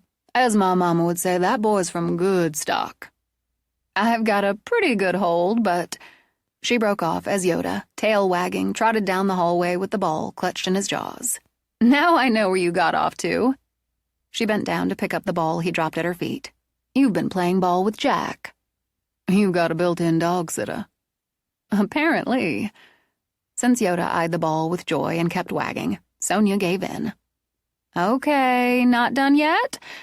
We'll take 10 minutes for ball play outside. I'd join you, but I've got work now. Y'all have fun. As Cleo headed up, Sonia grabbed a jacket. It really has to be 10 minutes, pal. I want an hour on the writer proposal, and I have other things to deal with first. But she stepped outside and reveled in how spring seemed to slip closer every day. Overnight freeze or not, the daffodils waved their buttery heads, and she swore the grass seemed greener when Yoda chased the ball across it. As she tossed the ball for the tireless dog, she scanned the sea, hoping to see a whale sound. She glanced up at the balcony off her bedroom and imagined what Trey had seen during the night. It made her shudder.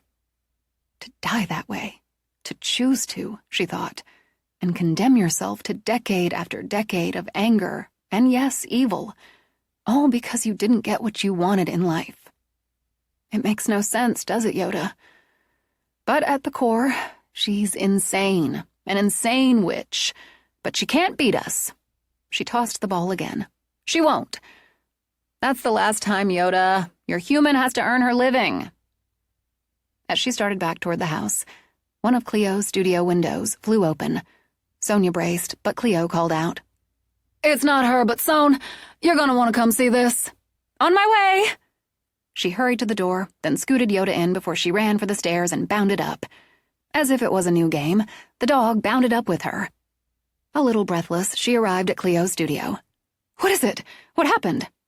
I needed something and went in the closet. Cleo gestured toward the open door. Inside stood a portrait, beautifully painted. Her dark hair fell in pretty curls down the right side of her head toward the lace inserts on the sleeves and bodice of her white, silk wedding gown. Her ring sparkled on her finger, a slim gold band crusted with diamonds that seemed to flash even in the dim light of the closet.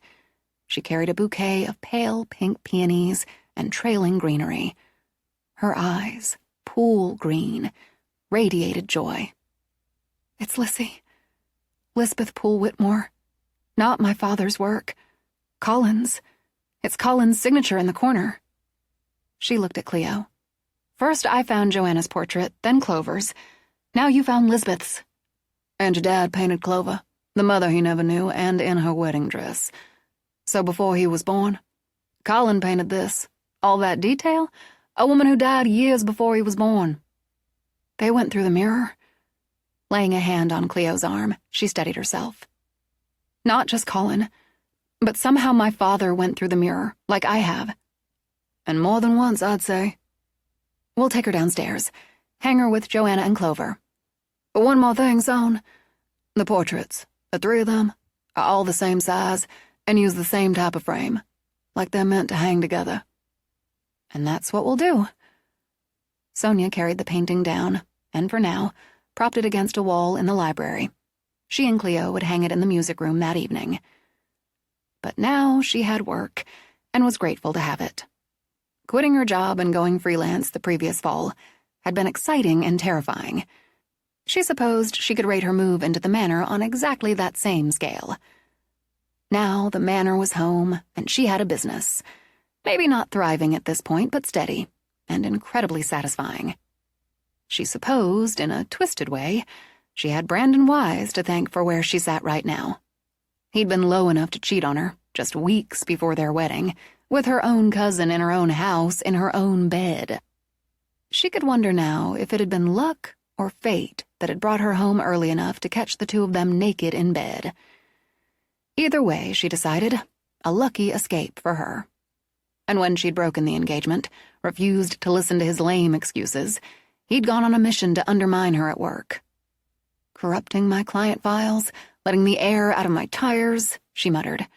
So screw any sort of twisted thanks. I'm here because I took the steps. I did the work and I took the risks.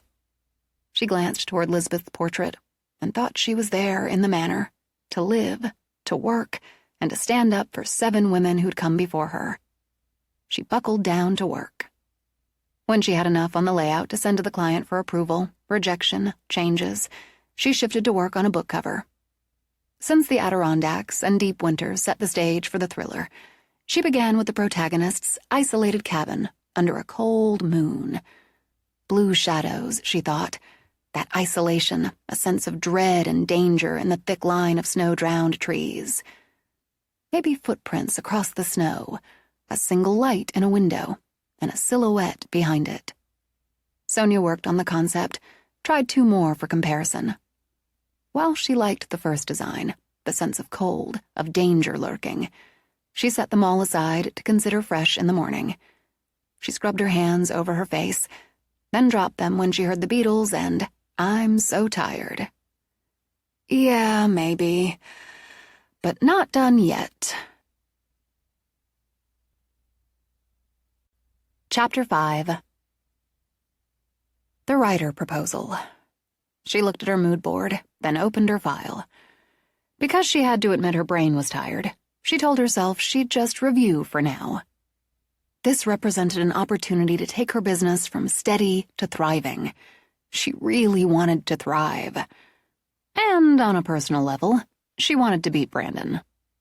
No doubt, she thought, just none that he'd head up the team on her main competitor's proposal.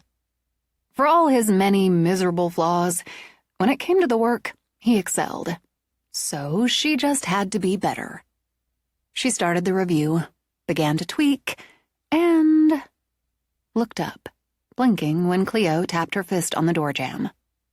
Sorry, I thought maybe you should come up for air, but if you want to dive back, I fed Yoda. Fed? She checked the time. How the hell did it get to be 7?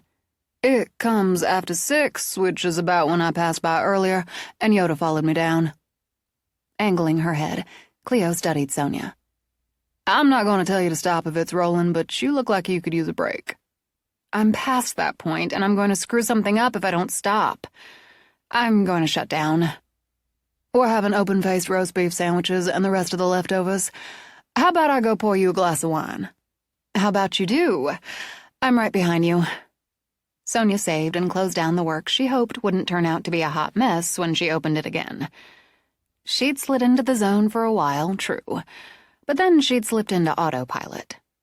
Now she left it behind, left it to simmer like one of Cleo's pots, and taking the portrait went downstairs. She propped the painting in the music room, under the other portraits they'd found in the studio closet. A kind of triptych, she thought, invisibly connected. We'll put you in place after dinner. For a moment when she stepped back, just a fleeting moment, she thought she caught a scent. Her father's aftershave. It came to her like a brush of lips on her cheek, like a hand sliding to smooth down her hair. But you're not here. She sighed it out.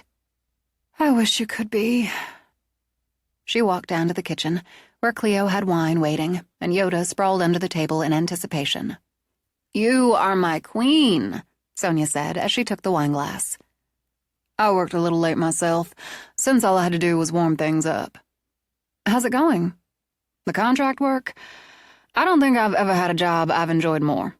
And the painting I'm trading for my boat, I'm trying not to regret giving it up. Cleo's brows drew together as she picked up her own wine. Owen better build me a fabulous boat, and he'd better give her a place of honor. Ready to eat? Absolutely. When they sat at the table, Sonia smiled over at Cleo.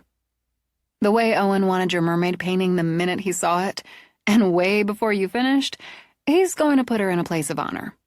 I'll harangue him if he doesn't. Cleo cut into the beef and bread and gravy. People don't know how to harangue properly, if you ask me. But I do. I can attest, Sonia said, and made Cleo laugh. That studio zone, it's something I needed and wanted without ever knowing it was what I needed and wanted. I honestly think my work's better because of it. I feel the same way about the library. And Zena, she added, thinking of her African violet. She just blooms and blooms. I'd say all of us were meant to be planted here at this time in this place. What were you working on when I pulled you out? Writer. I sent off the GG proposal, and I really think it works. And another draft layout for some ads for Baby Mine. I did some work on another book cover. Busy, busy. Just how I like it. Maybe you could take a look at the book cover designs? Then I just wanted to review what I've done on the writer job, and one thing led to another. Sonia picked up her wine. Confession? I'll always be your priest. I want the writer job because it's an amazing opportunity, especially for someone with only a few months freelancing under her belt. Don't forget the years working in your field. I don't, but compared to by design, I'm incredibly small time. And incredibly talented. Thanks, Father Faberé. Snagging writer as a client would push my business to another level, and why wouldn't I want that? But there's this petty little part of me that wants the job because I'd beat Brandon. Well, duh. Cleo waved her glass. That's not petty. It feels petty. Then you're looking at it wrong. You want the job because it's a major client and you're offering them a clever, creative campaign. You want it because it'll give your company a big-ass boost. Beating Brandon the asshole wise, that's just the proverbial cherry on top. Sonia considered. You've got to respect the cherry on top. Of course. Now, let me say as someone who knows you in and out, if not for this job, which I firmly believe you'll get, you'd barely give that cheating bastard a thought at this point. You moved on, in every way. You have, in no particular order, a business you're building yourself, a hot, interesting man who, by my view, doesn't have a cheating bone in his body. You have this amazing house and all that comes with it. And part of that is a mission to, at its core, right wrongs. And understand. She smiled and speared some potato. You got me. You're right. If I don't get the job, she held up a finger before Cleo could object, I'll still have you and all the rest. I'll keep right on building my business. But when I get the job, there you go. I'll enjoy that cherry on top. Not as much as the whole rich, gooey sundae, but I'll enjoy it. After dinner, they went to the music room. Once they took a seascape down, they carefully hung the third portrait in its place. I guess this is part of righting those wrongs. Sonia stepped back to study the three brides. To acknowledge them this way, to display them together this way. They're meant to be. The same size canvas, the same frame. And the styles, Sonia, they're so similar. We can see the differences, and your mom can and will. But to the untrained eye, I know. The twin thing again, I guess. The other thing? They painted each at a happy moment, maybe the happiest moment of their lives. No shadows, no sense of tragedy. I like that. From upstairs, something crashed. On the wall, the portraits shook. She didn't, Cleo muttered. But whatever power she has, there's an opposing one. We're part of that. So, Cleo aimed her middle finger at the ceiling, just as the phone went with Queen's We Will Rock You. With a laugh, Sonia tossed back her hair. And let me add in up yours to round it off. Something banged against the ceiling and set the light swaying. The portraits shook, but they didn't fall. At 3, the clock chimed. Piano music slid through the air like tears. Sonia stirred awake, and though her heart ached when she heard the weeping echoing from the nursery, she felt no pull. Before she could drift back to sleep, her balcony doors blew open, and an ice-edged wind swept through. Yoda woke with a wild bark and sprang out of bed. Cold covered her like a second skin as she struggled against the lashing wind. Something pounded against the entrance doors below like a battering ram, and her fireplace roared to furious life. Dimly, under the shrieking wind, the roaring fire, the pounding, she heard the phone by her bed play, Bad Moon Rising. Afraid for him, Sonia scooped the shivering dog up under one arm and pushed her way to the balcony doors. Behind her, Cleo shouted, but Sonia kept her focus, all her energy on reaching the doors. When she closed her fingers around the door handle, she let out a cry. It was like holding on to an iceberg. But she held on, put her shoulder against the door. As she fought to close it, she saw the figure on the seawall. Not facing the sea, but the house. The white ball of moon illuminated her as the wind she conjured whipped at her hair, her dress. Gritting her teeth, Sonia put all her strength against the door. "Go ahead, bitch!" she shouted it. "Take that first step to hell! I swear I'm going to kick your ass the rest of the way there before I'm done!" "And I'll help her!" Cleo, hair flying, put her shoulder to the second door. They fought the doors closed and braced against them, watched Dobbs turn toward the sea, and jump. The moon waned to a crescent, the wind died. Downstairs, the furious pounding stopped as the flames in the fireplace snapped off. Both Sonia and Cleo slid to the floor, and with the shivering dog between them clung together. "We're okay." Sonia pushed the words out as her heart sprinted from her chest to her throat and back again. "You're okay?" Nodding, Cleo whooshed out a breath, then another. Sonia kissed Yoda's nose. "We're all okay." "I'd say hanging that third portrait seriously pissed her off." "Looks like it. Did you see her? Dobbs? Standing on the seawall?" "Yeah, looking at the house. I don't know if she looked at us or if it was a replay of what happened a couple 100 years ago." Exhausted, Sonia shifted to lean her back against the door. She lured Catherine Poole outside, took her wedding ring outside. I think when she pulls enough power together, she can use it out there. But it's stronger in the house. She's stronger in the house. "And you think she used some of that up tonight, to put on this show?" "I can see that," Cleo decided. "She wanted you to see her, wanted you to be afraid." She still jumped. At the end, she still jumped. "Didn't she have to? You can't take back death's own. And it was her suicide, her death, her blood that sealed the curse." "You can't take back death," Sonia repeated, and the truth of that squeezed her heart like a vise. I'm never going to be able to help the brides. That's not true. You can't save their lives because their lives are already gone. But you helped them just by being here to start. And we hung 3 portraits. That's help. Hell, Sonia, both of us have a really sweet relationship with your grandmother. Clover responded with, "We are family."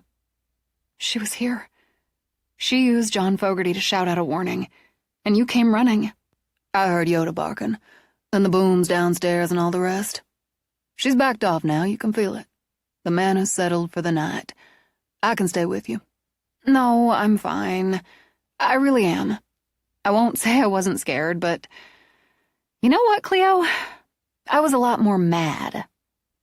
You think I don't know that face? Cleo tapped a finger to Sonia's cheek. You were way more mad. I really think she's used herself up tonight, so we'll get some sleep. Cleo faked a yawn and grinned with it.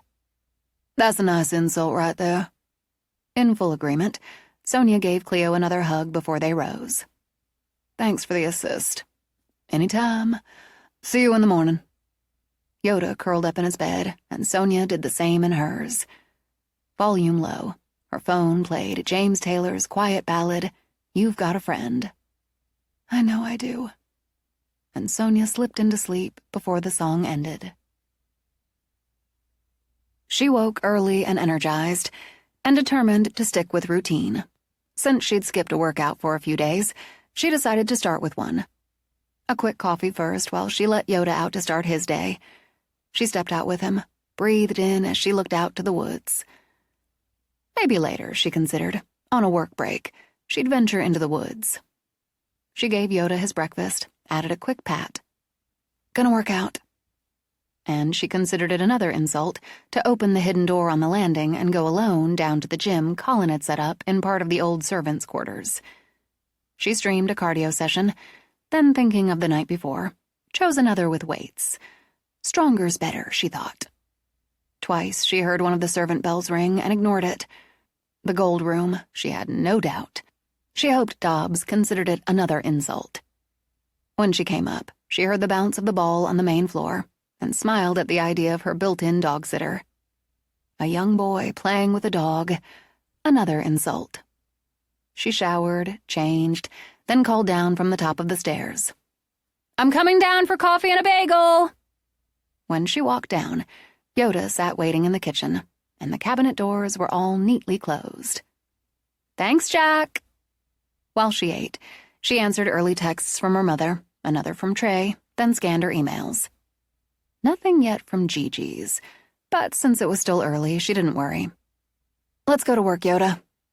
With her water bottle in hand and the dog at her heels, she headed up to the library. At 8:45, she sat at her desk. We're going to pick up where we left off on Ryder. 1 hour only. To make sure of it, she set an alarm on her tablet before booting up the computer. She opened the file, rolled her shoulders. Pleased with her progress, Sonia got right to it. She could see it. She could envision the entire campaign and the appeal to regular people with the images she'd designed. People, not actors, not professional athletes, using rider equipment and gear to play ball, to bike, do yoga, shoot hoops, and all the rest. Color and movement, children, young people, older people. Corinne's photographs nailed exactly what she'd wanted. And her layout worked, her text worked. A little more polishing, she thought, but it was a damn good proposal. When her alarm went off, she winced. But she stuck with the plan.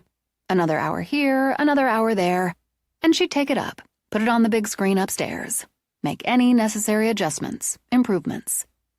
But for now, she closed down the writer files.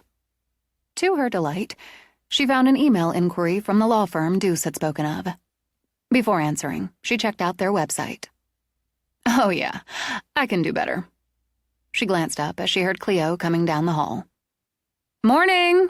Sleep okay after the performance? Like a rock. Now must have coffee. She turned toward the steps, then back again. Forgot. Going into Pools Bay later. Groceries and some other errands. Anything you want? Getting low on butter and cokes. I guess beer too, if we have beer-type company. But tonight Trey's taking both of us to dinner. You know he doesn't have to drag me along. He wants to. I imagine he'll drag Owen, too, if he can. Lobster cage. He'll pick us up about 6:30. Okay, I'm for it. If we have enough of the rest to last until tomorrow, I'll put off the errands today. Now coffee. Routine, Sonia thought again. She liked it. She crafted a response to the inquiry, suggested a phone or video consultation at the potential client's convenience. In case Deuce hadn't provided it, she added a link to her own website, which, if she said so herself, and she did, crushed it.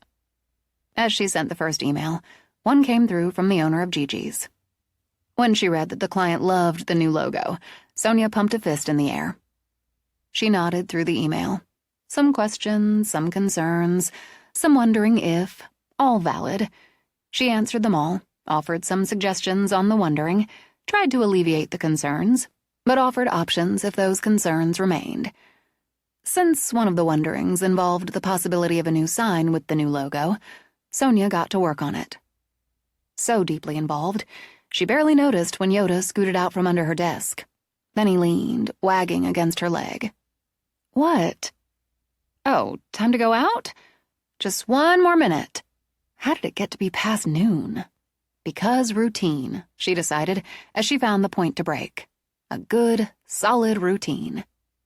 Downstairs, she let the dog out, slapped together half a PB&J, added some chips, grabbed a Coke. She gave Yoda a midday treat, but when he didn't follow her back upstairs, she assumed his pal Jack lingered nearby. Before she made it back to her desk, she heard the ball, and this time, to her absolute pleasure, the sound of a young boy's laughter. She worked until nearly 4, then made herself close it out for the day. She no longer heard the ball, and Yoda hadn't curled under her desk or anywhere else in the library. She found him sleeping in the kitchen. He opened one eye, batted his tail on the floor. Did Jack wear you out? I want some air, and I bet you could use some, too. And the woods beckoned. She'd studied them drenched in snow, watched a deer come to their verge, wondered what it felt like, looked like beyond that verge. Now, with spring almost ready to bloom, she'd find out. Grabbing the old jacket she kept in the mudroom, she led Yoda out. He started to race around the yard, the circular pattern she often took, then stopped, head cocked, when she walked across the slope of the lawn toward the sheltering trees. The city girl wants to explore a little, she told him. Trust me, we won't go far. As she walked, she could still hear the steady beat of water on the rocks and see buds forming on trees, shrubs. Something green pushed up its stalks from the ground. Not only had the air warmed, but so had the light. She wondered if she'd noticed that change in the same way in Boston. Probably not. Not in this way. At the edge of the woods, she glanced back toward the house, then tapped her pocket where she'd put her phone. Just in case. This path right here, Yoda, and we stick to it. Under the trees, the air cooled and the light went soft. She smelled pine and earth, such a different perfume from the scent of the sea. Yoda stuck to her side as they ventured along the narrow track. She wondered how many others had walked here, and how long it had been since anyone wandered in the dappled sunlight. Now and then birds called, and a breeze, gentle as a stroking hand, stirred the trees. Otherwise, she had silence where even the relentless beat of the sea on rocks came muffled and distant. She noted downed branches and wondered if they'd fallen during a winter storm, and if John D., who plowed the driveway, the road, stacked firewood by the shed, got any of those logs from these woods. She'd have to ask. Other tracks veered from the one she and Yoda walked. Considering them, she shook her head. Not today, but maybe later. Maybe. She heard a kind of bubbling, and to her surprise and absolute delight, spotted a narrow stream running, sluggishly, she thought, but running over rocks. Would you look at that? We have a stream, a creek, whatever, we have one. A branch, thick and sturdy, had fallen over it, forming a kind of bridge. As if to prove its use, a fat squirrel dashed across it. Her quick laugh turned into a gasp as Yoda instantly gave chase. No, Yoda, stop! But his stubby little legs had already carried him across where his joyful barks echoed back to her. Panicked, she left the path for the banks of the stream. The branch might hold a squirrel and her little dog, but it wouldn't take her weight. So she stood, shouting for Yoda as it struck her just how far they'd walked. She could count the number of times she'd walked in the woods on one hand, and none like this. Deep woods, she thought now, as pleasure turned to anxiety. Deep with all the wildlife that lived in the deep. Now the humming silence felt ominous, and the soft, dappled light a threat toward dark. With no choice, she started to ease her way down to the gurgling water to try to wade through. And Yoda came prancing back, scrambled across the branch, then wagged his way to her with a look of satisfaction in his eyes. "You!" She scooped him up, tried for her sternest glare. "Don't ever do that again! No running off in the woods!" He body-wagged, licked her cheek, and didn't look the least bit penitent. Heading back, she carried him until she felt reasonably sure they were close enough to the edge of the woods to risk setting him down again. "Pull that one again, and it's the leash for you, puppy." Maybe she should buy a compass, she considered, then realized she'd probably find one somewhere in the house. Of course, she didn't actually know how to use a compass, but she could learn. Maybe she felt a wave of relief when she saw the manor, heard the sea, stepped out into the stronger light. But it wouldn't stop her from walking in the woods. Sometime. "They're ours, right, Yoda? I can learn to use a compass. I can buy hiking boots.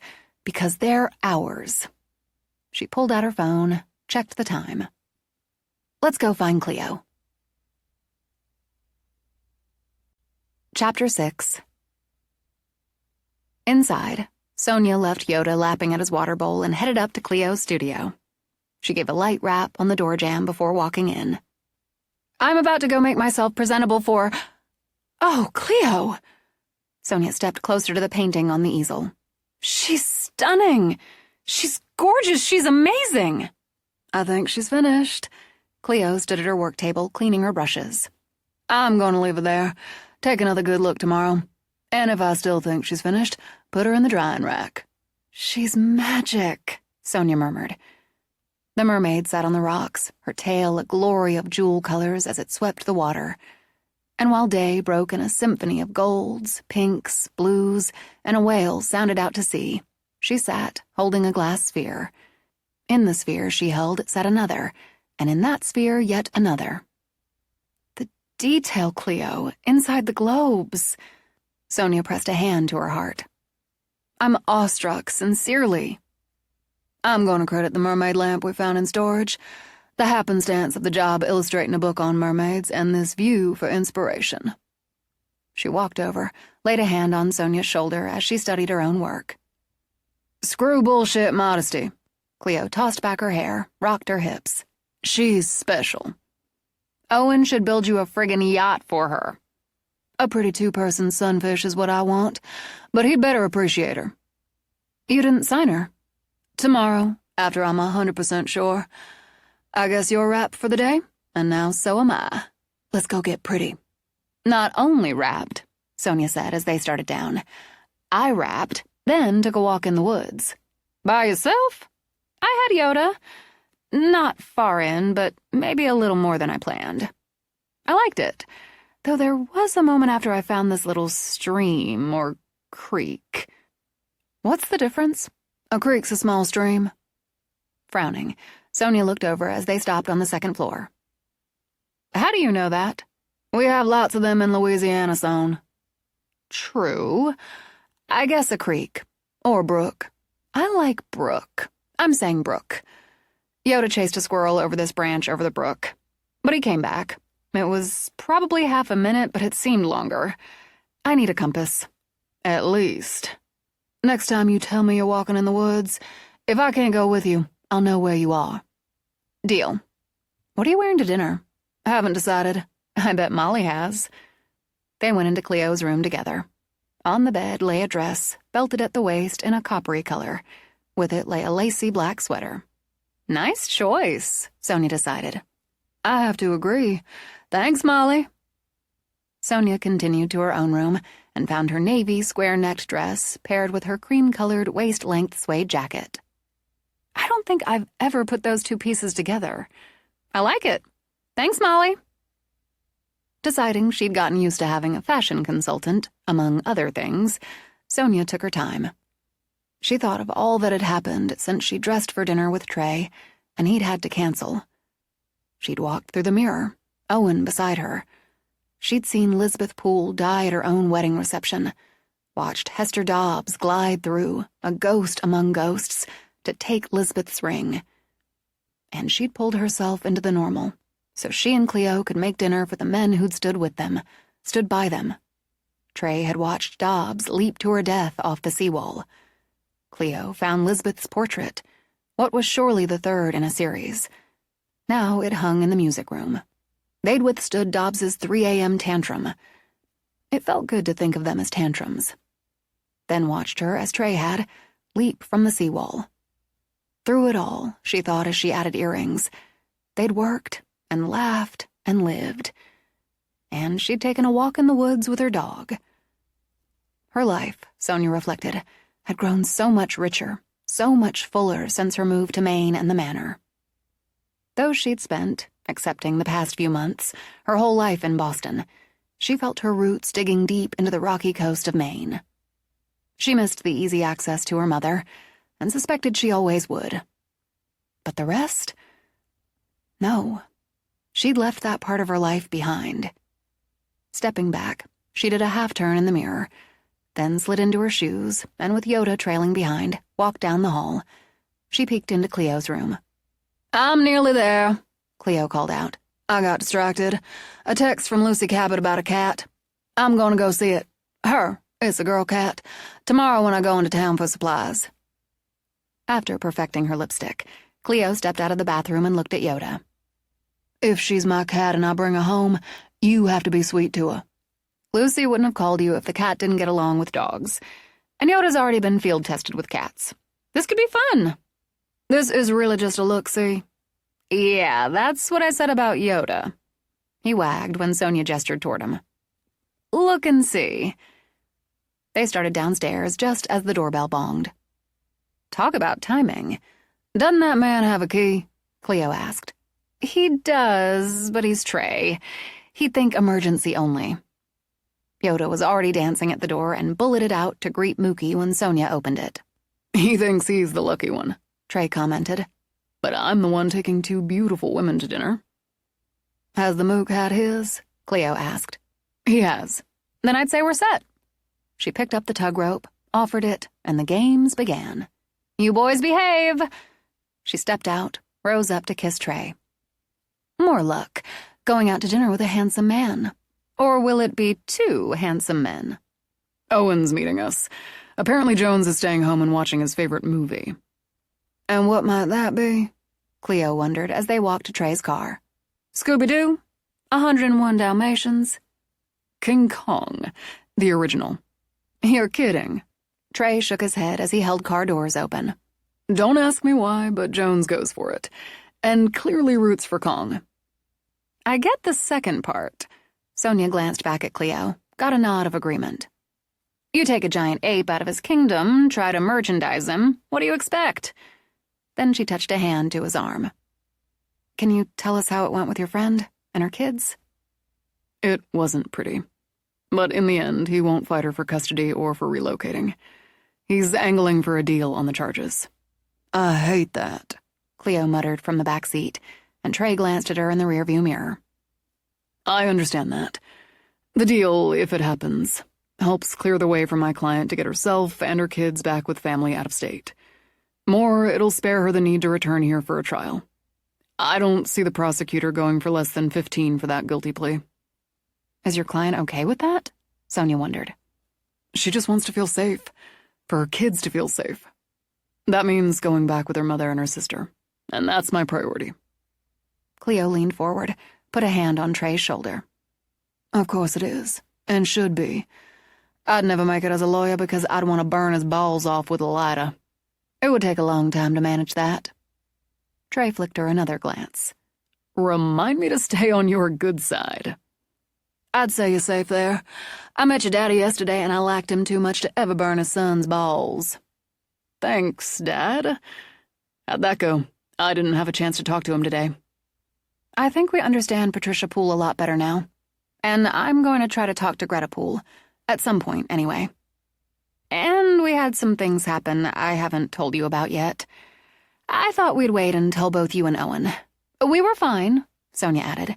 We are fine. After that business with the mirror, Cleo put in, it's clear the four of us are in this together. So, fair enough. But as he drove into town, he shot Sonia a look as if to assure himself on one single fact. She was fine. And more news, Sonia began. Cleo finished the painting she's trading to Owen, and it's breathtaking. Probably finished, Cleo corrected. But I'm happy to take the breathtaking. If you can stay tonight, we'll go up so you can see it. Sounds like a win all around for me. He parked, sent her a smile. I've got a maybe bag in the trunk. The same young hostess greeted them in the lobster cage and cast her wistful eyes on Trey. She's got it bad, Cleo commented when the hostess had passed out menus and walked back to her station. She's 20, Trey muttered. I had a serious crush on my art history professor. I was 19, Cleo remembered. And I'd have to guess he was more than twice that. I'd have been in serious trouble if he'd taken advantage. Got over him, didn't you? Trey asked.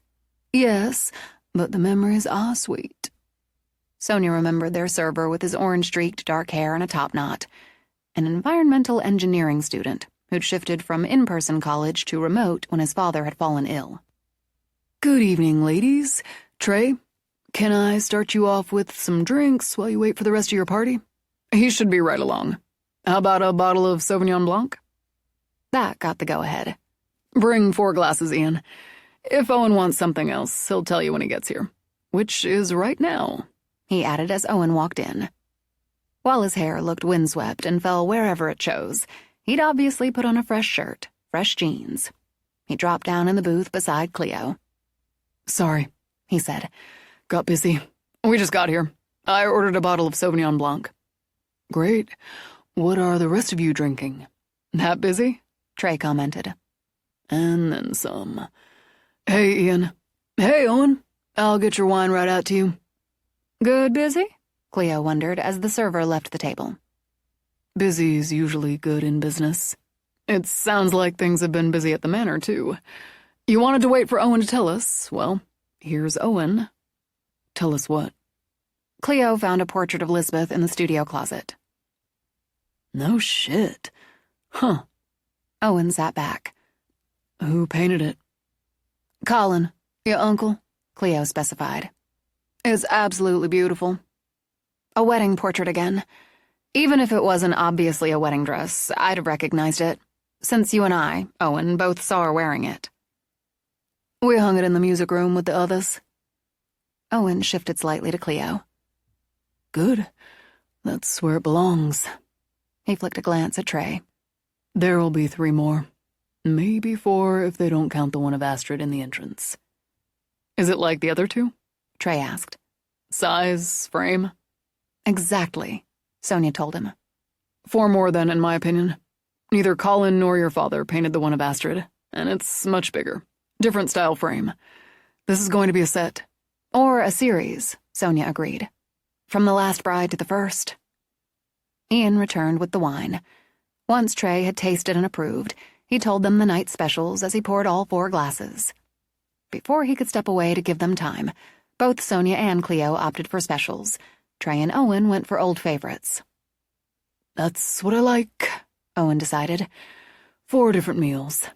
You're never going to eat all that lobster Cantonese, he said to Cleo. I'm going to give it a serious try. Trade him a sample for one of his lobster pot pie, Trey advised. He won't regret it. Now there's more after the portrait. How did Dobbs take it? Not well. With a shrug, Sonia lifted her wine. A lot of banging, slamming, wind blowing, lights flickering. But she ran out of steam. Mostly, Cleo added. Mostly. Sonia told them about the events at 3 a.m. Trey's eyes narrowed. Facing the house? Yes, at first. She wasn't when you saw her. He shook his head at Sonia. No, her back to the house, then the jump. And no banging or blowing the doors open. No CCR warning from Clover?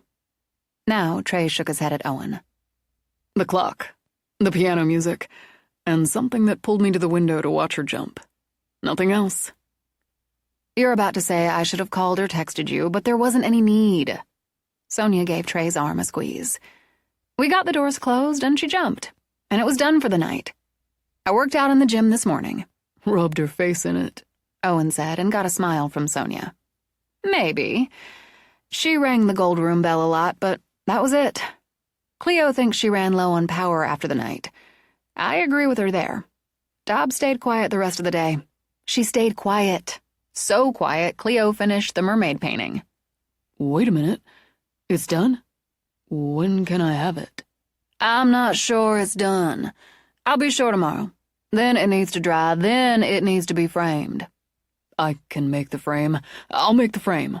Nothing ornate, and it shouldn't look shiny and new. I'll make the frame, Owen repeated. I just want another look at her first. How long before I can have her? Cleo picked up her wine, smiled sweetly. Where's my boat? I'll bring the design when I come to look at her. Then we'll talk. Now tell me how your dog became a fan of King Kong, the old one. Original, he countered. And who isn't? I can come by tomorrow, after work. About 5, maybe. Fine. As long as you understand you can't take her or frame her for several weeks. Months? That's longer than you took to paint her. Yes, welcome to my world. I wanted to use oils, Cleo explained. I used a medium that cuts the drying time. Otherwise, you'd be looking at 6 months, not 2. That's the way it works? It is. Then that's the way it works. When the meals came, conversation drifted into general areas, easy talk. Halfway through, Bree Marshall bolted out of the kitchen, chef's hat over her short red hair. Nudging Owen over, she scooted onto the edge of the booth. I've got 5 minutes. Tell me about this event. How many people? Well, we don't know yet, Sonia began. But you'll need to get a ballpark soon. You're going to order food from all the restaurants in the village. That's the plan, so you want to nail down what you want from each. You don't let them choose or you'll have a mess of it. You want servers, bartenders, a kitchen crew, and you need somebody to monitor the bathrooms. People will want to pee. Cleo leaned forward to look around Owen. How would you feel about helping coordinate all that? Like you're smart, Bree said and grinned. I need to see the venue. I can come up next Monday about 11. Perfect, Sonia told her. We appreciate your help. You're gonna need it. Open houses are chaotic, and I live in the chaos. She smiled over at Trey. That's why we'd never have made it. Then she gave Owen an elbow bump. We'd have been a better match. I tried to tell you. No, you didn't. Subliminally. Oh, I missed that. She gave him a smacking kiss on the cheek that made him laugh. Too late now. Manny's got me by the heart and hormones. Gotta get back. I'm ordering you 2 ramekins of chocolate lava cake and 2 of strawberry shortcake to share. You'll thank me. And just like that, she was gone. Why do I feel we were run over by a flash flood of whipped cream? Sonia wondered. She does that. Then Trey angled his head, looked at Owen. Subliminally? She's hot. Owen shrugged. She's always been hot, but I stood by the code. Anyway, she's right. You're smart to enlist her for this deal you're doing. She lives in the chaos because she knows how to manage the chaos, Trey said. And people, Sonia added, which is why we're sharing chocolate lava and strawberry shortcake for dessert, to which I have no objections. Which, again, Trey said, makes you smart. When desserts arrived, Sonia couldn't argue about the smart. I've got it, Owen said when Trey signaled for the check. You covered the last time we grabbed a meal, and I've had more than a few up at the manor. It's all yours. Thanks. Sonia sent a look toward Cleo, got a nod. Since you're coming by around 5 tomorrow, why don't you stay for dinner? And you, Trey, if you can make it. I think I'm going to try my hand at jambalaya. My grandmère sent me her recipe. It's got some heat on it. Then I'm there. Owen paid the check, grinned at Trey. I like the hot. I have to take off. I need to get an early start tomorrow. Then we'll see you around 5. And thanks for dinner, Cleo added. Welcome. He slid out, turned to Sonia. Maybe I can crash at your place tomorrow night. I wouldn't mind seeing Dobbs take a header off the cliffs, if she does an encore. Plan on the first. Who knows about the second? And you should both see Lisbeth's portrait. Tomorrow, he said and left. The others didn't linger long and drove home in a soft, quiet spring rain. The dogs greeted them like war heroes before rushing outside. We'll let them back in through the mudroom so they don't track wet through the house. Cleo and I will show you the portrait. Just waiting in the closet? That sounds right, Cleo decided. Waiting. I put some supplies I'd ordered in there a few days ago. Nothing then. Went in today to get something out, and there she was. They turned into the music room. Trey said, Wow, and walked closer. Beautiful. The subject and the work. She's the first biological pool up here, and it shows. The resemblance. He turned to Sonia. Old photos don't show it as clearly. You have the same eyes, the same shape of the face. I guess that's true. Someone, maybe several someones, wants us to have these. And hanging them here, that's felt right from the first one. And you're both right about the set. These are painted to go together. I think before it's done, we'll have all 7. 1 generation missing, Cleo added. Patricia Poole. I think she must have had some altercation, some event with Dobbs. Deuce had old newspaper clippings, society news and so on. She'd been to the manor any number of times before she married a Poole. She met Michael Poole Jr. here, Cleo put in. We found a gossipy article on that. Dinner party deal. She had her engagement party to him here. Another society article with a photo of them. But not the wedding and nothing after. Trey stepped back to study all 3 portraits together. I'd bet on that altercation happening at the engagement party. Not all facts and evidence, but... That's it! Thrilled, Sonia clasped her hands together. Talk about smart and screw all the facts. That makes genius sense. I'm going to agree with Sonia. If something happened before to scare her enough, why consent to the engagement party here?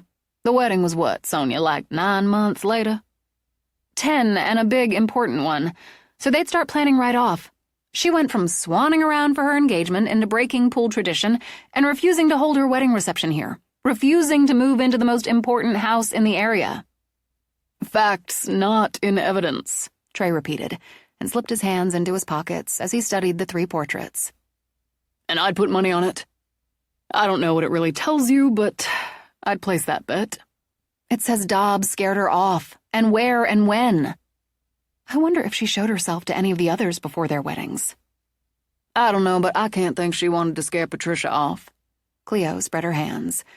I don't see why she would, when that meant she had to wait another 20-odd years for her next victim. Clover used Sonia's phone for the Beatles' I, Me, Mine. Yeah, that was you. Gently, Sonia touched the frame of Clover's portrait. Maybe she taunted Patricia somehow. Went too far and it backfired. That's what makes the most sense. And now what makes the most sense is for me to go up and read myself to sleep.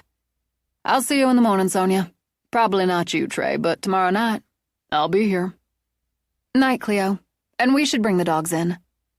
At the doorway, before she turned off the light in the music room, Sonia took one last look at the portraits. Thought of the past, thought of the future. Then she turned off the lights and focused on now.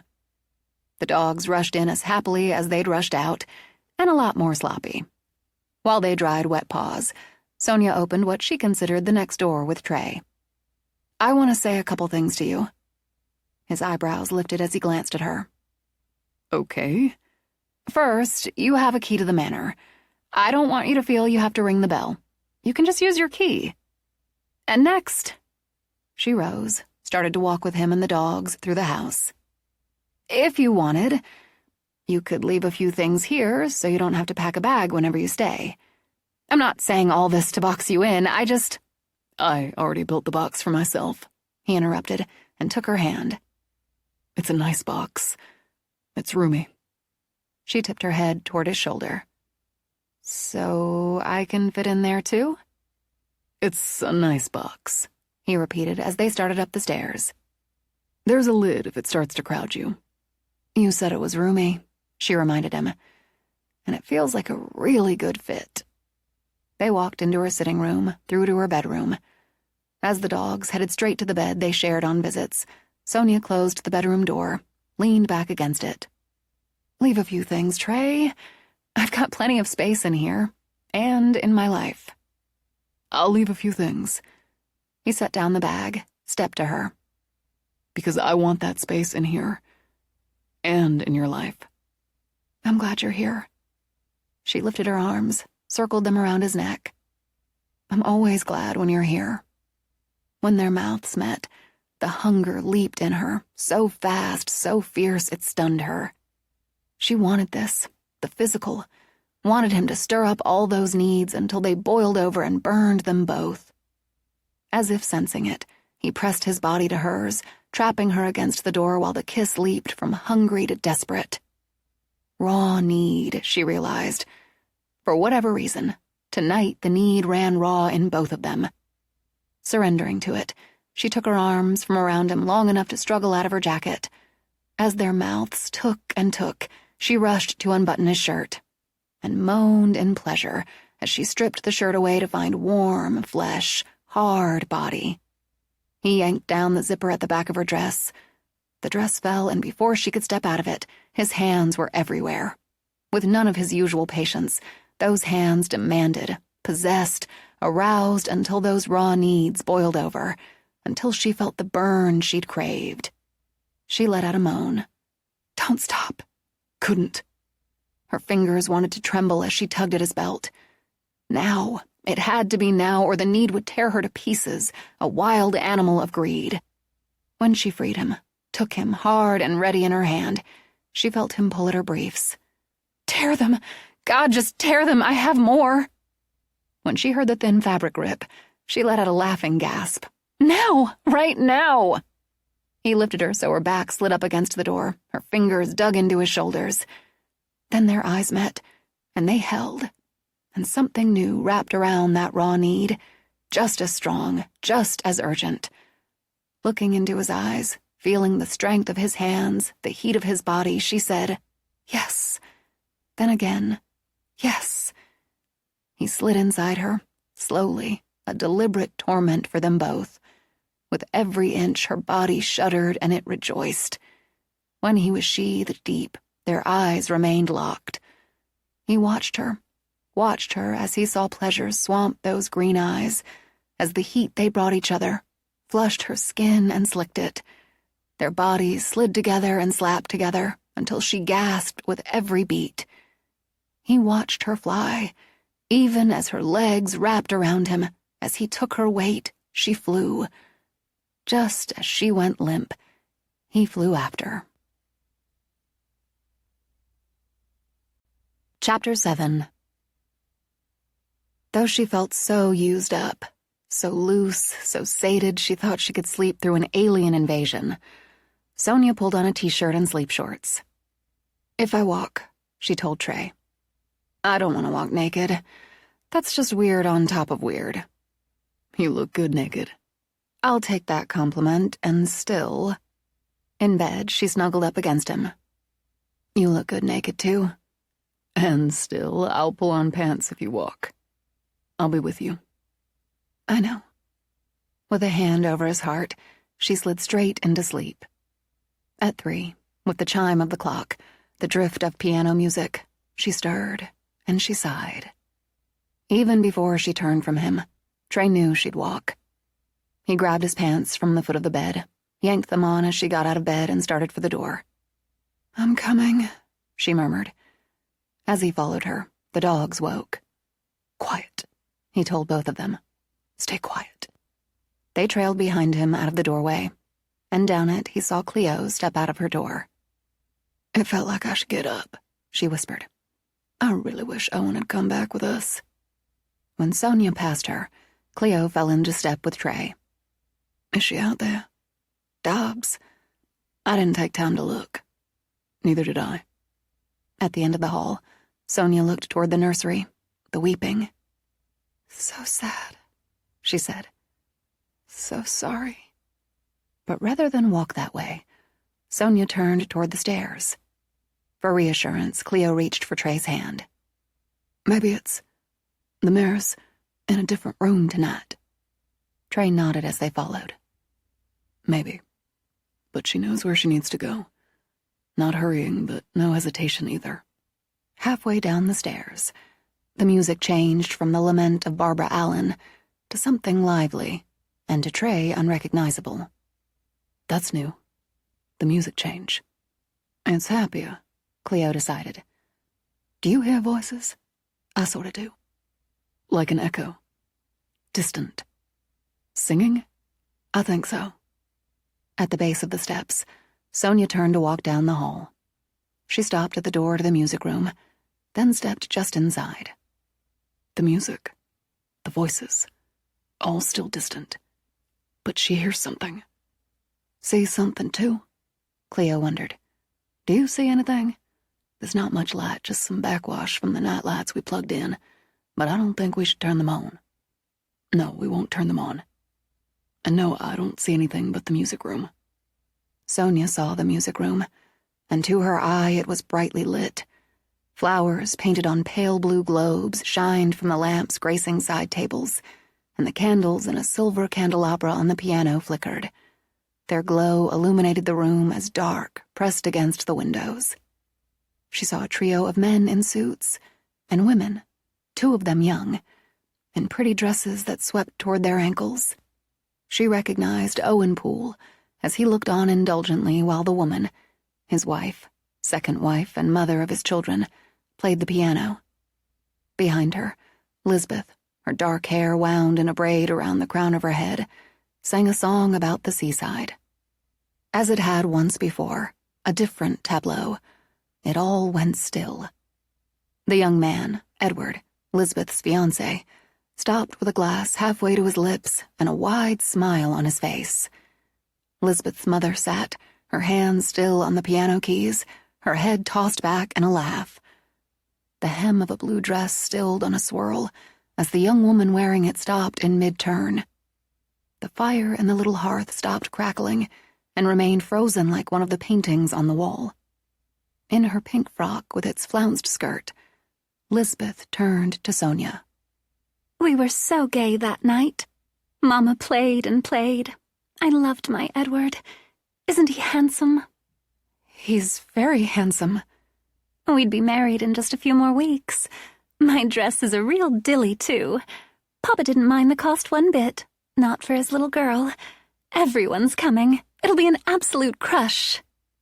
"I know." "You know," Lisbeth agreed. "It hurt when I died. And I was so afraid. I was sad, too. And for a while, it made me even sadder that Edward moved on. He found someone else to love, and he got married, had a family. It made me so very sad. But then, I loved him so much, and I wouldn't have wanted him to stop living, like I did." She smiled, simply beamed. "Though wouldn't that be romantic? Tragic and romantic like a novel. But I loved him too much for that. I never believed in curses. Such silliness, that's what I thought. Now, you have to stop her. You have to break the curse. Find the rings, Sonia." "How? Where?" "Well, silly, I don't know." She looked over at Edward again, smiling with the glass partway to his lips. I wish we'd had one night together. Even just one night." The tableau broke. The fire crackled in the hearth. Edward sipped from his glass, and the girl in the blue dress turned. Behind her mother, Lisbeth sang. You and me, oh, how happy we'll be." Then it all vanished in the dark. Trembling, Sonia fumbled behind her for the light switch, then jolted when Yoda brushed against her leg. On a half-turn, she saw Trey and Cleo. "Did you see her? See them? Did you see?" "No, here." Trey drew her against him. "You're cold." No, just overwhelmed. I think I'm going to sit down a minute." She turned again, walked unsteadily to a chair. You didn't see them? I was asleep. Then I wasn't, and I was here. And there were people, and music, and Lisbeth. We heard music and singing, but like it was far off. Cleo squeezed her hand. I'm gonna get you some water. No, I'm fine. Well, not fine, but okay. You didn't see anything? What did you see? Trey asked. It was a little party. I recognized Owen. Not our Owen, Lisbeth's father. And her mother was playing the piano. Lisbeth was singing. She was wearing a pink dress and singing, By the Sea. Sonia sang. By the sea, by the beautiful sea. And Edward, her fiancé, was watching her and smiling. And one more couple, young like them, a girl in a blue dress, a man in a suit. As she stared at the piano, she stroked the head Mookie laid in her lap. Warm, real, she thought. Then it all stopped. Froze. Just the way it did when I saw Astrid in that party in the parlor. Except for Lisbeth. She looked at me. She saw me. She spoke to me. You talked to her. She looked up at Trey. That wasn't just in my head. You heard me? Your side of the conversation. Cleo sat on the arm of the chair, rubbed a hand on Sonia's arm. She told me how happy they'd all been that night. Though I could see it for myself. Sonia told them the rest. The room was different, but not much. Different paintings on the wall, and of course the portraits weren't there. But the Victrola we brought down, it was right there, just where we put it. I think it was new. It wasn't Dobbs, Cleo said. Not this time. No, not this time. They were so happy. It was like when I saw Astrid in the parlor. Just friends and family having fun, an evening together with music. She wanted me to see that. And feel that, Cleo added. I did feel it. There's more of that in this house. That feeling, Trey said. That history, than what Dobbs brought into it. And that's what you're bringing back to it. I know it. And though it's way beyond strange, I'm glad I had the chance to see her, talk to her. They really loved each other, Lisbeth and Edward. It was young and sweet, but it was love. There's a lot of that in this house, too. People who loved each other. I'd say I'm sorry I got you all up at 3 a.m., but it's not the first time, and I don't think it'll be the last. Taking a breath, Sonia rose. What do you say we all go back to bed? I'm for it. You two can walk me to my room on your way. Well, you four, since we have our canine escort. At the door, Trey took one last scan before he turned out the lights. All quiet, he decided. All settled. For now. In the morning, he talked her into the shower, so her day started out in the best possible way. Downstairs, the dogs, their morning ritual slightly delayed, dashed outside. By the time they dashed back in for breakfast, Sonia, absolutely content, sat down next to Trey with coffee and bowls of cereal. If you don't count middle-of-the-night conversations with dead relatives, this feels so normal. Trey tapped his mug against hers. It's our normal. You take it all so, well, just in stride. I grew up in and around the manor, with the legends, the rumors, and with a couple of my own experiences.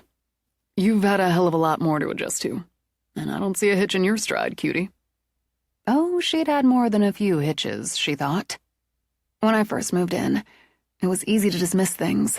Mostly little things, as old house, imagination, coincidence, whatever. He remembered how she'd looked that first day, standing there, the ground blanketed with snow, her hair dancing in the cold wind under her knit hat. He remembered the look of wonder and excitement on her face. It didn't take you long to accept and deal. Falling in love with the house, and I have to admit, at first sight, factored into that. But, and I've never believed what I'm about to say, do you think some of it comes through the blood? The pool blood? I don't know if I'll ever really think of myself as a pool, born and raised and happily as a McTavish, but, he agreed. And I think your ancestry could play into it. Clearly you and Owen, both pools, could see something in the mirror Cleo and I couldn't. And could, Jesus, what a moment. Walk into it. You saw and heard what you did last night. Cleo and I only barely got a hint of it. But you both hear Dobbs when she goes on one of her fits, and you've seen her twice now, once in the gold room, and that was another moment, and out on the seawall. Cleo saw her out there, too. Dobbs wasn't a pool. Swallowing a spoonful of cereal, Sonia sat back. She wasn't a pool. That's so simple and logical it went right by me, counselor. Simple. Logical. It doesn't explain why I've seen Clover twice, and you haven't. Oh, that just shows you're not a girl. Guilty as charged, but how does that apply? Obviously she's soft on you, and has been. Suddenly, Trey's phone rang out with the classic, holding out for a hero. Raising her eyebrows knowingly, Sonia pointed at him. I rest my case. Who am I to argue with a hot babe? Make that 2 hot babes. Mookie and I have to get to the office. You'll text if you need me? Yes. I intend to have a very good, very productive day. You have one, too. He rose. Any day that starts out with shower sex is already good and productive. I can't argue with that, she said and kissed him. Bye, Mookie. Be a good boy and a wise legal consultant. Alone, Sonia dealt with the breakfast dishes as she imagined the ever-vigilant Molly had already made the bed. Come on, Yoda, let's go to work. Upstairs, she started with checks of her texts and emails.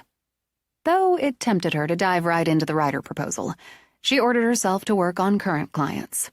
She could end the day with the big potential. She'd barely begun when she saw Cleo. A little early for you. When you're up, you're up. I'm going to pull myself together and hit the market. I'm hoping to score some andouille sausage because Grandmère claims it makes all the difference. Listen to you. Not a little amazed, Sonia sat back. I'm not sure I knew there were types of sausage. What's andouille?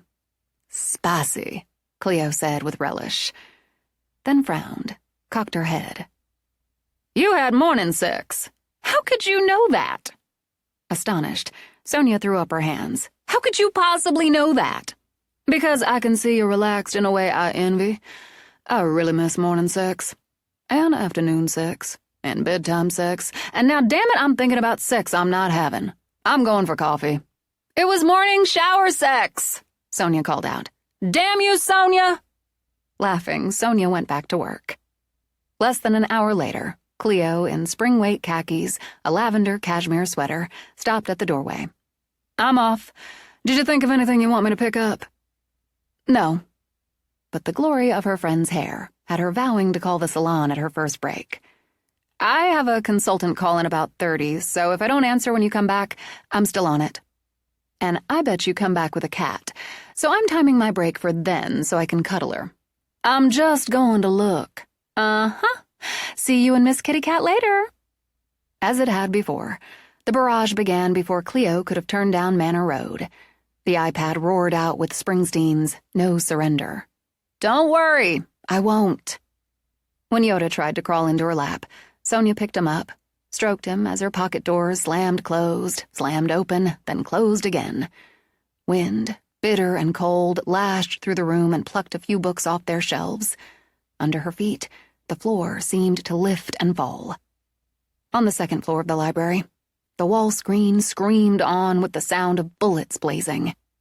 Sonia's heart hammered in her throat. Yoda trembled in her arms, but she stayed where she was. Keep it up, bitch! You don't impress me! Fog crawled into the room. Feeling the ice flow from it, Sonia lifted her feet, crossed her legs under her before it slithered under her desk. She watched her own breath expel in clouds as the cold dug into her bones. We're staying right here! She shouted it, but nearly reached for the phone to call Trey when she heard the main doors crash open. Then it stopped. It all stopped. She heard her own tattered breathing as the silence fell, and the air warmed again. We're okay. As he shook, She hugged Yoda against her, stroked his soft, brindled fur. "We're okay." When Christina Aguilera's fighter filled the room, Sonia let out one long breath. "Yeah, I'm learning to be one." She made herself get up, replace the books. When she went out, looked down, she saw the main doors stood closed. But she could feel the remnants of cold still sneaking down from the 3rd floor. "Nice try! Keep wasting your energy, bitch!" She checked the time and decided she had enough of it to spare. Though he'd stopped trembling, she carried Yoda downstairs. She let him take a run outside, in the sun, and while he did, girded her loins and made an appointment at the salon. More courage, she congratulated herself. She rewarded herself with a Coke and got a rawhide bone for Yoda before she called him back in. Then she went back upstairs, settled him, settled herself, and waited for her consult to begin. Cleo came back with groceries and a cat. Since Yoda had already raced down at the sound of the door, Sonia followed. Halfway there, she saw Cleo, a bag of groceries in one hand, a young, sleek black cat in the other. "I knew it!" Sonia jogged the rest of the way down. "Oh, Yoda, don't disappoint me," she said when he put his front paws on Cleo's legs to sniff at the newcomer, who, Sonia noted, looked at him regally from her superior height. "She's just 6 months old. She's already been spayed, so I don't have to go through that. Lucy said she's fine with other animals and kids. And hell, son, her eyes did it. Look at them. I've got to say they're pool green. It was mint. Well, she's beautiful." Gently, Sonia stroked the soft, pure black fur. "And why am I not surprised you have a black cat?" "What's her name?" "She's Pie Wacket. She's Pie." "Like the math thing?" "Not pie. P-Y-E. Pie Wacket. It's from an old movie, one of my mama's favorites. Bell, Book, and Candle about witches. We'll watch it sometime." "We'll watch a movie about witches in this house?" "Fun, interesting witches with a romance. Anyway, Kim Novak's cat is Pie Wacket, her familiar." "Okay, then. Welcome to Lost Bride Manor, Pie." "Lucy's just wonderful," Cleo gushed as she snuggled the cat. "She gave me most everything Pie needs, and I stopped back into the store for a few more things. I'll go get them. There's more groceries, too, but I don't want to leave her alone in the house just yet. I'll get everything. It's break time anyway." "I got the job. The other law firm job? Woo, son!" And Dobbs had a big tantrum.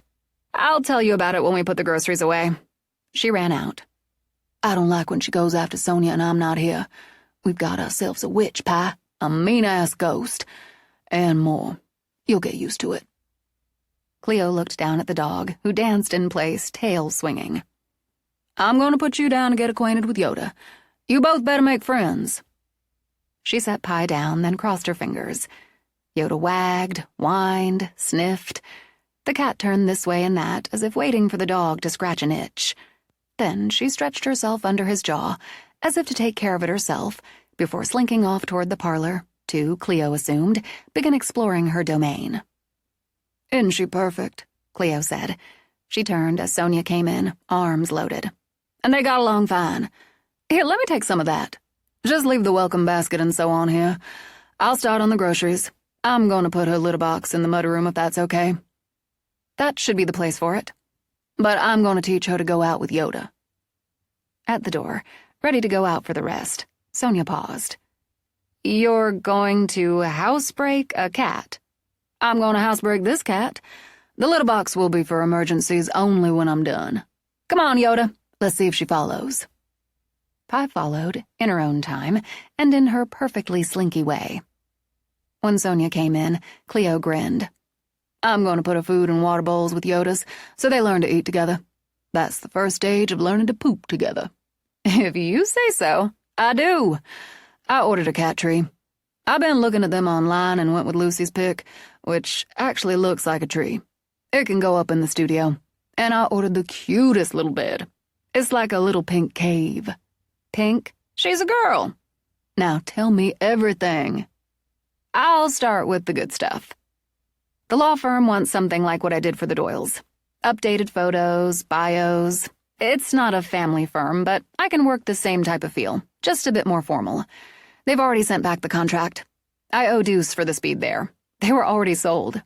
You did the work that sold them, Cleo reminded her. But we'll give Deuce a big hug. They know Corinne and liked her work so much on the photos, they're going to contact her. Hire her if she's available to do theirs.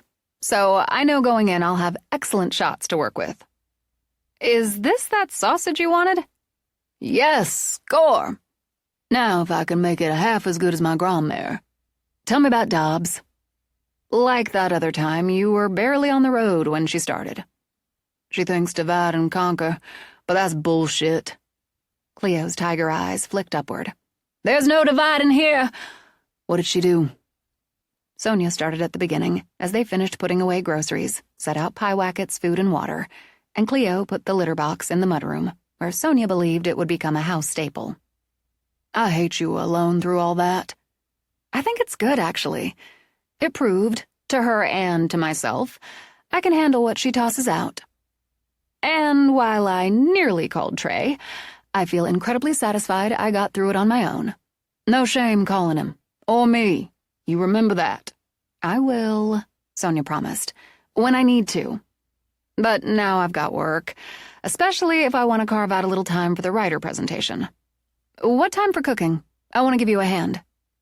After Owen checks out the painting and I see his design for my boat. Sounds good. You go on. I'm going to walk out with Yoda and Pi, get them started on that part of her training. Surprised, Sonia glanced down at the sleek little cat. You're going to let her outside? Cleo answered dryly. Outside's an essential aspect of housebreaking, son. Aren't you worried she'll take off? Lucy said she'd been in their yard. It's fenced, but she could climb it. She knows when she's got it good. And around here, she'll have it more than good. All right, then. Sonia gave the cat another dubious glance, but went back to work. When she heard Cleo coming up the stairs, cooing to the cat, she relaxed. She peed! Amused, Sonia gave her friend a thumbs up. Yoda didn't prance up the stairs, but in a few minutes, Sonia heard the bounce of the ball and his running feet. She thought, all's well in the manor. Chapter 8. By late afternoon, Sonia dug herself so deep into the work she didn't notice Cleo going downstairs. Just after 5, she surfaced with a jolt at the bong of the doorbell.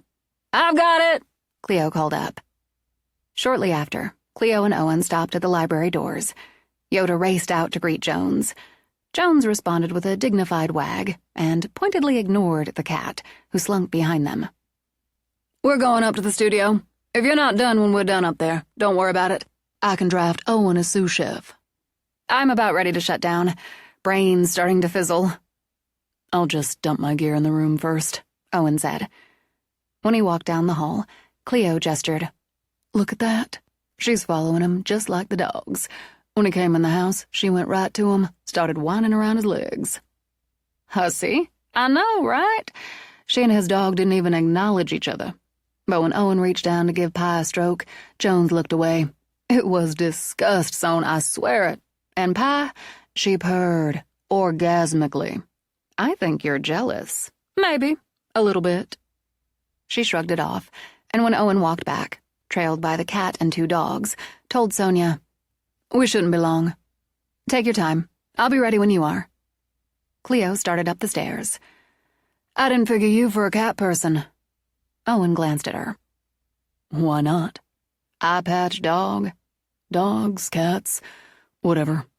Animals are usually easier to deal with than a lot of people, dead or alive. Did she show up last night to take her dive? Can't say, but we have stories to tell. Let's do this first. On the 3rd floor, he looked down toward the gold room. Quiet now. She rumbled a little this afternoon. And yet you spend a lot of time up here. No way in hell she's robbing me of my studio. When they stepped in, he saw why. Because all he saw was the painting. The beauty on the rocks, the colors, the details down to the water streaming from the sounding whale, and the magic in the globe. He set the tube he carried on the work table. She's gonna be worth the wait. Jesus, I haven't got the word for her, and I got plenty of words when I need them. He took his eyes off the art to look at the artist. I knew you were good. I didn't know you were this good. I think she's the best thing I've ever done, so you'd better take good care of her. You don't have to worry about that. He stepped closer. Don't touch! Right. He shoved his hands in his pockets. You're right about the frame, and I can make one that suits her. I need the measurements. 24 by 30 inches, 1 3/8 deep. Is that exact? It is. Okay then. Got it. You'd better see the design because once I start, I start. No changing your mind. When I make it up, I stick. Cleo planted a hand on her hip. When I make a deal, I keep it. Then take a look and make it up. The cat jumped on the back of the love seat, where she watched the dogs like a queen watched her subjects. At the work table, Owen slid out and arranged the drafting papers.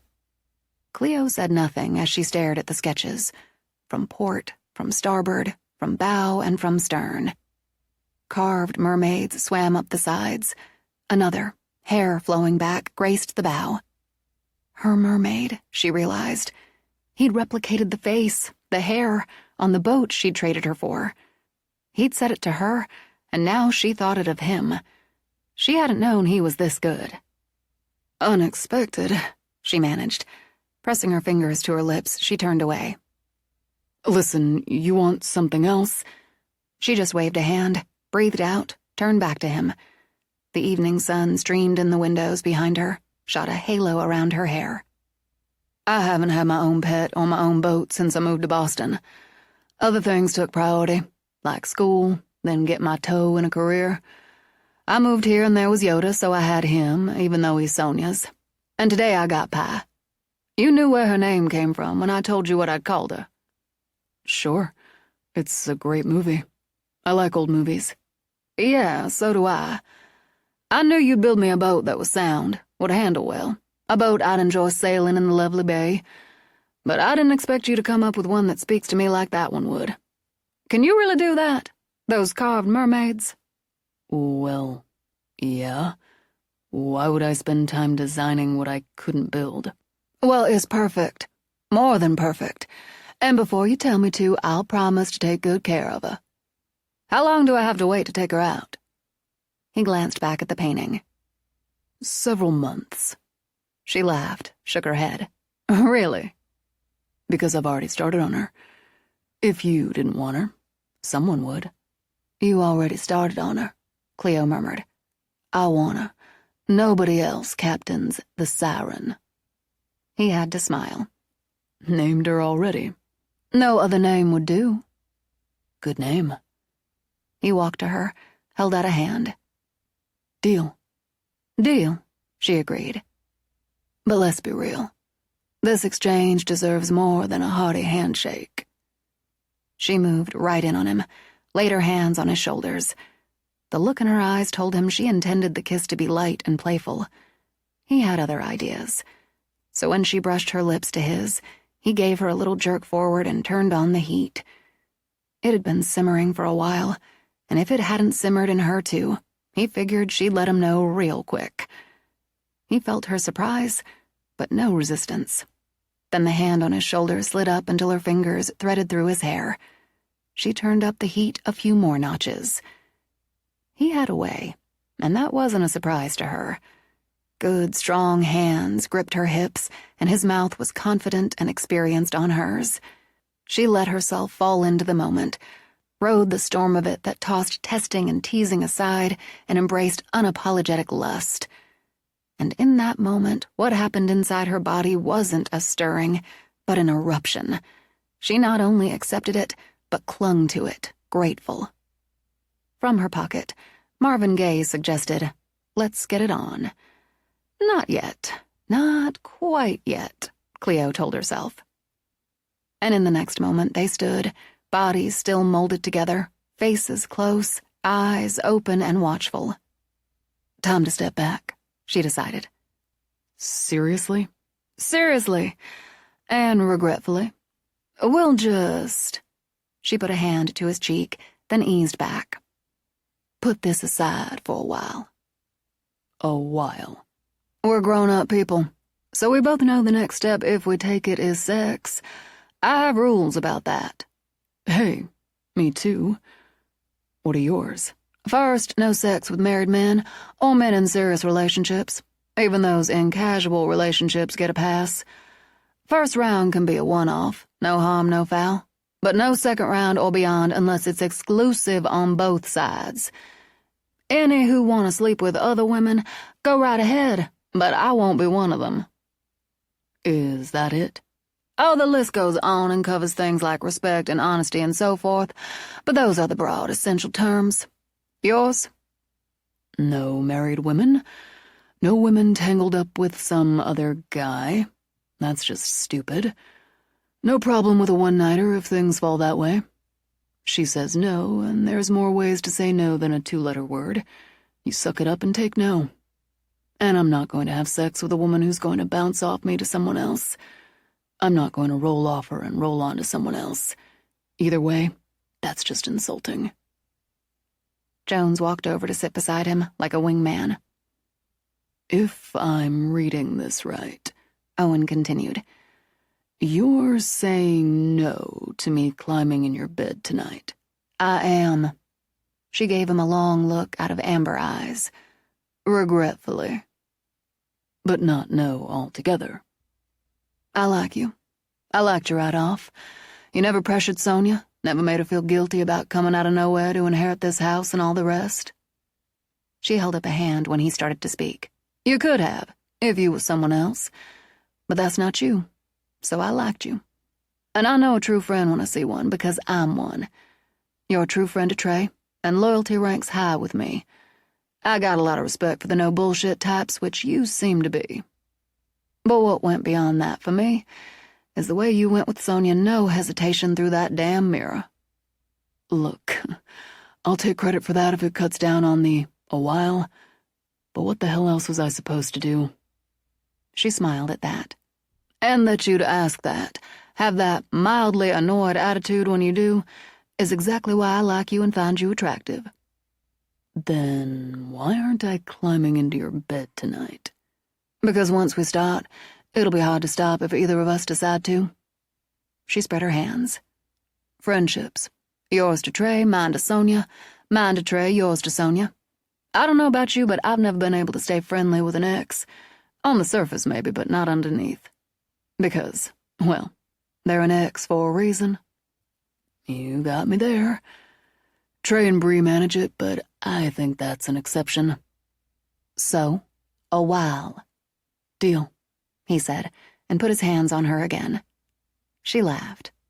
Sneaky. I like sneaky. He hadn't been wrong about the simmering, and if he was any judge, it wouldn't be long to Flashpoint. So, he could wait. A while. Sonia stepped into the doorway just as they broke apart, and immediately stepped back. Oh, well, sorry. It's fine, Cleo told her, her eyes still on Owen. We were just sealing a deal. You were up here longer than I thought I should check. Sorry. It's fine, Cleo repeated. Come take a look at my boat. When Cleo walked to the work table, a clearly flustered Sonia followed. Maybe I'll just... Oh my God, this is the boat? Mermaids! Oh, this is so you, Cleo. Oh, and this is so absolutely Cleo. It's perfect. Say that again when I finish building it. Got any beer? Yes. Oh, I love this. It almost makes me want one of my own.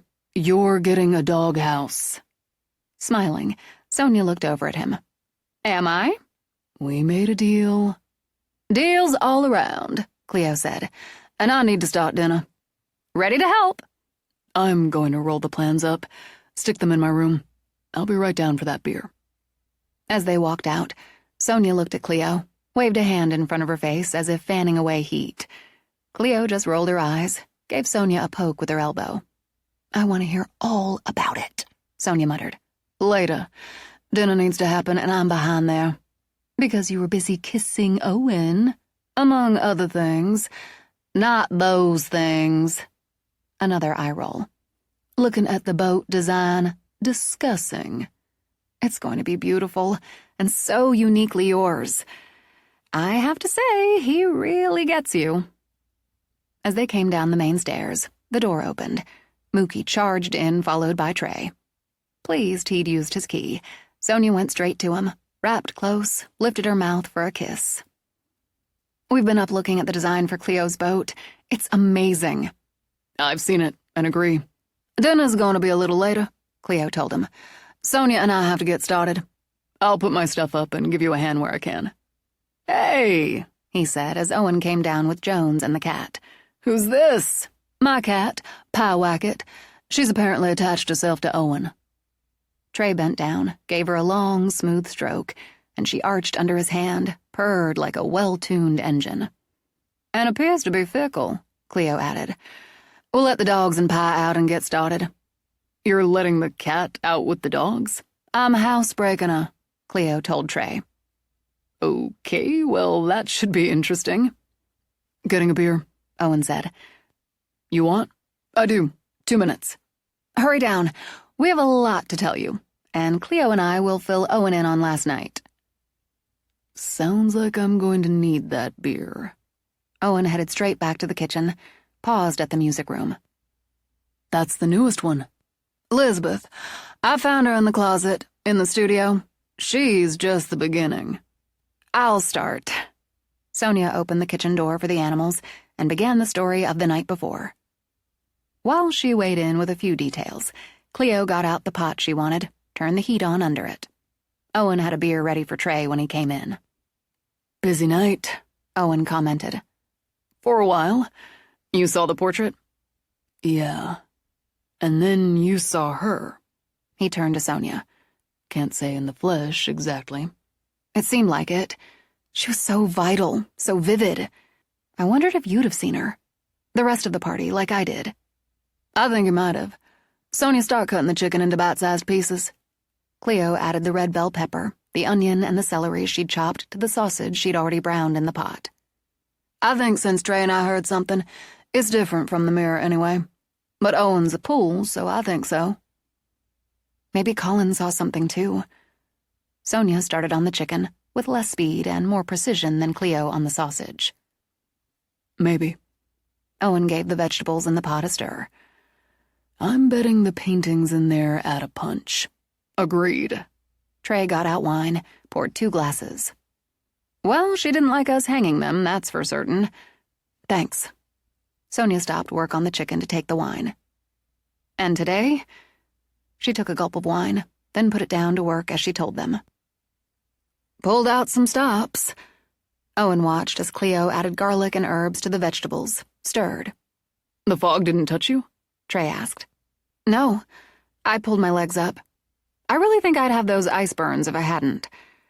I nearly called you. I'm not ashamed to admit I was close to the edge of panic. But it stopped. Just stopped. All of it." "Clover was there," she murmured. "I think the whole time, now that I look back, I think I felt her." Her phone played Tom Petty's I Won't Back Down. "That's right, and neither will we. Did I do this chicken right, Cleo?" "Couldn't be righter if you'd used a ruler. I need to saute it. How about letting the kids in?" "I've got it." Owen went to the door, laughed. "Cat chases dogs. You should see this. She's even got Jones going for it." "It's like a game of tag," Sonia said when they looked out. "She chases one, rounds back for the next. I guess she's permanently it." "Smart girls take charge." Pleased, Cleo went back to saute the chicken. "I guess they can stay out a while since they're having fun." While Cleo stirred, the meat sizzled and the scent rose up. "How long does that take?" Owen wanted to know when she put the brown chicken in with the rest. "This part, according to my grandmare, about 10 minutes. Then I add the spices and the rest, bring it all to a boil, turn it down, cover it up. 45 minutes, stirring several times." "So, about an hour. I think I'll poke around a little." He looked at Trey. "You in?" In answer, Trey set down his beer. "Not the gold room." Frustration darkened Trey's eyes as he turned to Sonia. "Eventually, cutie. We're going to have to open that door again. Not tonight. Between last night and this morning. Not tonight. Eventually. You're right. I know you're right. It'll wait. You're looking to stir her up like I'm stirring up what's in this pot. Cleo glanced back over her shoulder. Good. You'll have to wait until I can put this on low for us to go with you. Sonia took a long, deep sip of wine. And we need to let the pets in for that. She might send something after them. We stick together. When the phone played Bon Jovi's Livin' on a Prayer, Sonia gave it a dubious look. It's about sticking together, Owen pointed out. And I figure we've got 3 portraits. And you and me, we went through the mirror both ways. If we're not halfway there, we're damn close. She's been quiet since this morning, recharging her evil batteries. Cleo said she made some noise this afternoon. At Owen's comment, Sonia spun around. You didn't tell me. Oh, she makes some noise most days, and this wasn't even as much as usual. She just wants me to know she's there. Judging at time, Cleo added cayenne and paprika to the mix, blended it in. She dumped in crushed tomatoes, chicken broth, then, because in her opinion it never hurt, added some of the wine before measuring out the rice. Needs to boil, then I'll set the timer for 35. You said 45. The last 10's for the shrimp, she told Owen. And some prayers I didn't screw anything up. Smells great. Trey rubbed a hand on Sonia's shoulder. I'll let our 4 friends in. 3rd floor. I want to see Cleo's. Owen's painting, anyway. And we'll check the closet in there. In case. We won't touch her door. Sonia nodded. But it'll piss her off. All of us going up there. Yeah, she deserves a slap after this morning. You're right. You're all right. When he let in the pets, Pi strutted over to leap on a chair at the casual dining table and began to wash. All 3 dogs flopped down on the floor as if exhausted. She wore them out, Trey observed. She's already right at home, Sonia nodded. I know just how she feels, and it is home. I should be able to go right up to that door and say, get the hell out of my house. You were alone this morning, Owen pointed out. It shook you up, but it would have shaken anybody up. It did. And maybe that's part of the reason I'm saying don't open that door. But I feel, honestly, it's not the time to confront her like that. I think we need more first. But I don't know more what. She huffed out a breath. I need to arrange to go see Greta Poole. I've been dragging my feet there, too. I'm angry. Angry about what was done to my father and to Colin, to Clover's babies. And Greta Poole was part of that. I don't know her very well, Trey began. I guess she always seemed old to me. Old and... He broke off with a shrug. He doesn't want to diss a woman in her condition. Owen sniffed at the pot. I don't have a problem with that. She is what she is, was what she was. Weak. My grandmother used to say a jellyfish had more spine than Greta Poole. I never saw anything to contradict that. This is boiling. I'm giving it a minute. And another stir. I'll go with you, Sonia. Thanks, but I think 2 strangers might be too much. Cutie. Trey stroked Sonia's hair. Everyone's a stranger to her at this point. I guess that's true. Still, maybe it should be one-on-one, especially since it might come to nothing. If you change your mind, I'll go. Otherwise, it might be interesting to spend some time in the manor alone. I really haven't yet, except when I first got here and you were out. And you went down to the servants' quarters, alone in an empty house you knew was haunted. See? Satisfied, Cleo turned the heat to low, stirred a last time, then covered the pot. Interesting. Every time I run errands, you're here alone. If not, alone. And what happened today? Sonia tossed back. Something you handled, Cleo pointed out as she set the timer on her phone. You don't think I can do the same? It's not that, You're gonna make me think this isn't my home, too. Oh, that's a low shot. Why aim high? Cleo stuck the phone in her pocket. Why don't we... Trey broke off at 2 hot female looks. He held up both hands, stepped back. I'll be gone longer than your errand runs, I can at least coordinate the visit to Algonquit to the next time you plan to go into the village. And you could hang out there longer. Maybe have lunch with Anna or scout out painting spots. Once again, Cleo planted a hand on her hip, a sure sign she'd dug in. You arrange the trip for when you can arrange it, and I'll either go with you or stay here and take care of myself, just like you do when I'm not here. We take care of each other, Son, but we both have to stand up for ourselves. Will you call Trey or Owen if something happens, like you did today? Now Cleo waved a hand for peace. Well, you nearly did, so I'll do the same. If something happens and I'm really frightened, I'll SOS, promise. All right, good. Now let's go rattle that bitch's cage. 4 phones blasted out, times like these. Foo Fighters. Owen shook his head and grinned. If she wasn't married, either way too young or way too old for me, depending, Clover'd be the girl of my dreams. Chapter 9. When Sonia thought of the gold room, she thought of blood on a white wedding dress, of a woman crying out as she froze to death in a snowstorm, or another desperately birthing her twins before her body gave out. She thought of murder and madness. As if he read those thoughts, Trey took her hand. It'll be fine. He spoke so matter-of-factly as they climbed the stairs, she almost believed him. But, as Han Solo and others have said, I have a bad feeling about this. You have to believe the Force is with us, he countered. It's always with the good guys. Behind him, Owen mimicked Darth Vader breathing and got a punch on the arm from Cleo. Hey, I'd take Vader over Dobbs anytime. Owen glanced back as they started past the library. Hold on a minute. And walked in to study Sonia's mood board. That's the writer thing?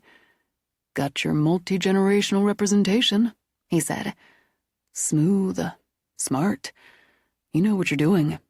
Most of the time. You know what you're doing, he repeated, and this time got one of Cleo's smiles. 2 men, 2 women, 3 dogs, and a cat started up to the 3rd floor.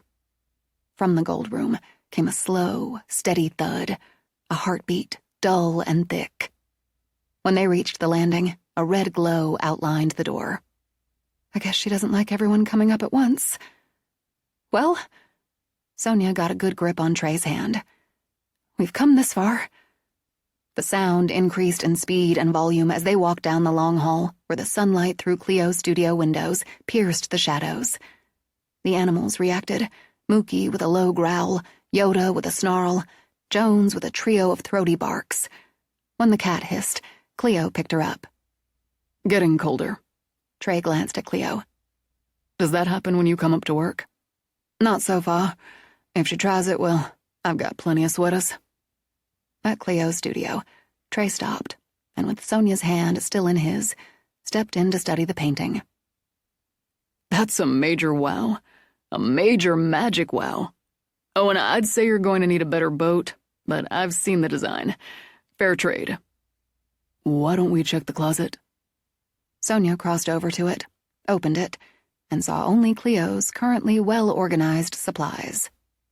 It should be Agatha next, but not tonight. Sonia closed the door again. It's warmer in here than it is in the hall, Trey observed. And not just because you've got sun coming in. I have a few little things in here to block her. Or muffle her, anyway. What? Like crystals and incense? Cleo gave Owen a cool stare. If you believe in ghosts like the one making all that racket, why not the rest? Okay, your point. From the gold room, the noise increased with the sound of windows slamming open, crashing closed. I'd say her cage is rattled, Trey remarked, and stepped back into the hallway. The glow around the door burned fiery red now, as the door itself bowed out, bowed in, as if breathing. Beside him, Owen hooked his thumbs in his pockets. I hate to give her credit, but that's pretty cool. In obvious disagreement, Jones bulleted down the hall to bark wildly at the heaving door. Come on, man. As Owen started down to his dog, Sonia called out, "Don't touch the door! She's at peak!" We won't. Stay. Trey pointed at Mookie before he jogged down after Owen.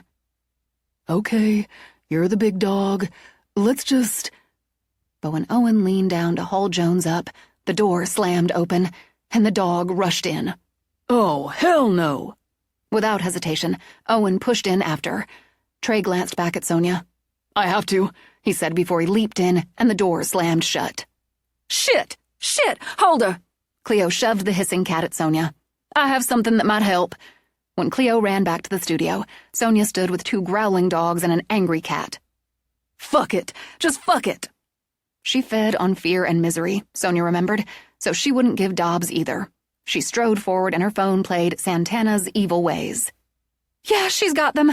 She's also got my goddamn boyfriend, my cousin, and a dog in there. Wait! Cleo ran down the hall with a smoking stick of white sage. Really, Cleo? Against this? My grandmare made it herself. Don't dismiss it. Believing's half of it. Jesus, Sonia! The door beat and a cold wind seeped around its edges to lash through the hallway. What beat and crashed behind it sounded like a war. What the hell's happening in there? We have to stay calm. As her hair blew back, Sonia set the cat down, took Cleo's free hand. It's the opposite of what she wants from us. Calm. Working on it. She began to circle the smoking sage at the door. Here's light against the dark, peace against violence, love against hate. Inside the room, the wind rose to a gale. Smoke billowed up to fly like birds out of the windows. The bed rose 6 feet off the floor, then dropped like a stone. Under it, the floor cracked in jagged black lines, and the walls bled. Do you see her? Owen snapped it out while his breath expelled in white vapor. For a second, not now. I see her. She stood, a foot off the floor, arms outstretched. Her long black dress whirled around her, and her hair streamed like black smoke. Her dark eyes fixed on Owen, gleaming with glee and madness, while Jones, teeth bared, barked below her. A pool. Her voice came silkily through the wind. You've the look of him, rougher, but the look of him who pumped his lust into me one night, then cast me aside for a biddable little whore. Be damned to him, to you, to all pools. I rule here. All this over a one-night stand? Bullshit, pathetic bullshit. Go haunt hell. Though Trey didn't see Dobbs, when Owen charged forward, he moved with him. Then Owen's head snapped back, and Trey grabbed his arm to keep him upright. As Owen swiped at the blood streaming from his nose, as the dog leaped snarling, he saw her hands curl like claws and braced himself for another blow. A drop of his blood fell on the floor. White smoke trickled under the doorway. Rather than strike, Dobbs screamed. Rather than strike, she whirled like her hair, like her dress, and vanished. The room was just a room. What the fucking fuck? Trey demanded. She clocked me, and I tell you she was going to do it again. Then poof. God damn it. Jones, you asshole. But he said it with pride as Jones strutted toward him.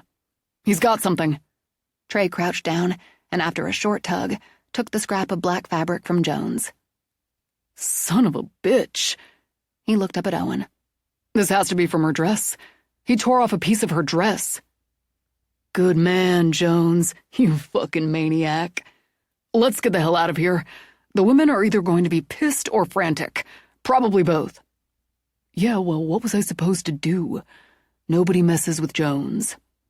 Trey opened the door. Sonia and Cleo stood hands clasped with a smoking cone in Cleo's other hand. The 2 dogs and the cat sat calmly enough. Then Mookie rushed him, wagging and whining. Fine, we're all fine. Sorry, but... You didn't have a choice, Sonia finished, and glanced at Owen. Neither of you. I'd have done the same if it had been Yoda, Cleo. She held herself back from embracing Trey in desperate relief. Owen's bleeding. Sucker punch, he shrugged. Not my first or last bloody nose. Bathroom there, go clean it up, Cleo said. Do you need help with that? No, I got it. I need to go check dinner. How long were we in there? Forever. Now Sonia did put her arms around Trey. But really, probably not 5 minutes. Let's all go and talk downstairs. But she walked to the bathroom door first. If you go in there again, I'll punch you myself. Well, that's terrifying. Leaning over the sink, Owen pinched his nose. She's done for now. Me too.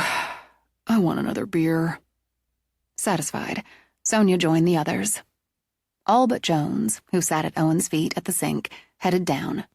We'll wait for him to talk it through. I caught a glimpse of her in there, but he got more. And I think they had what passes for a conversation. Cleo stopped in her studio to tap out the smudge stick. What is that? White sage, she told him. From McGraw Mare. Works against negativity, Sonia added. Okay, it was definitely negative in there. I broke my word to you. I meant it when I said I'd have done the same. You said you had to, and you did. Plus, you didn't really break your word. You didn't open the door.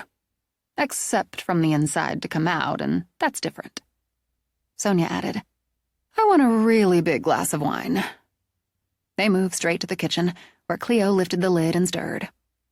I'm going to feed the dogs and the cat. Got cat food? Trey asked Cleo. Of course, and only the best for pie.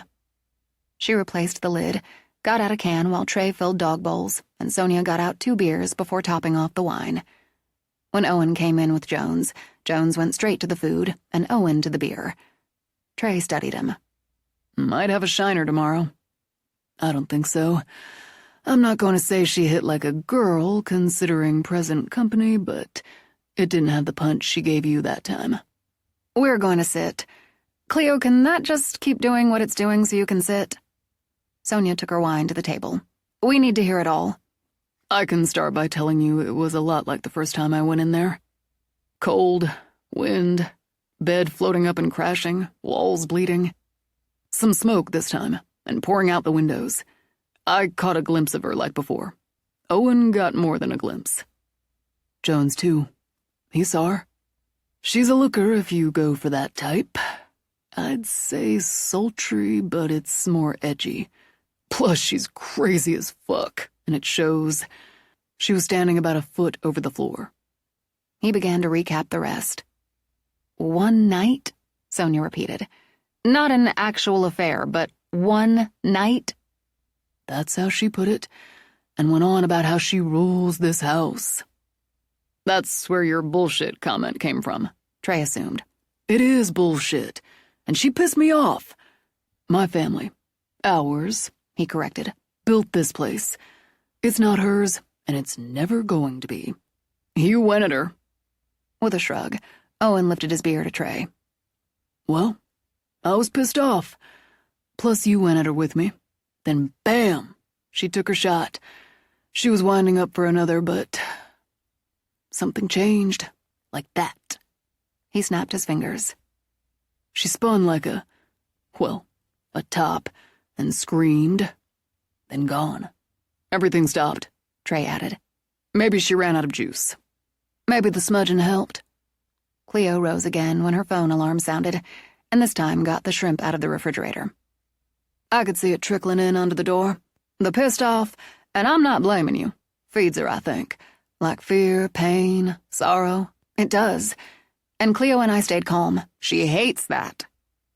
I stayed calm after you ordered me to. After adding the shrimp, she turned. Blood. Again? Owen reached for his nose. No, not now. Then. I bet some of it hit the floor. So, theory.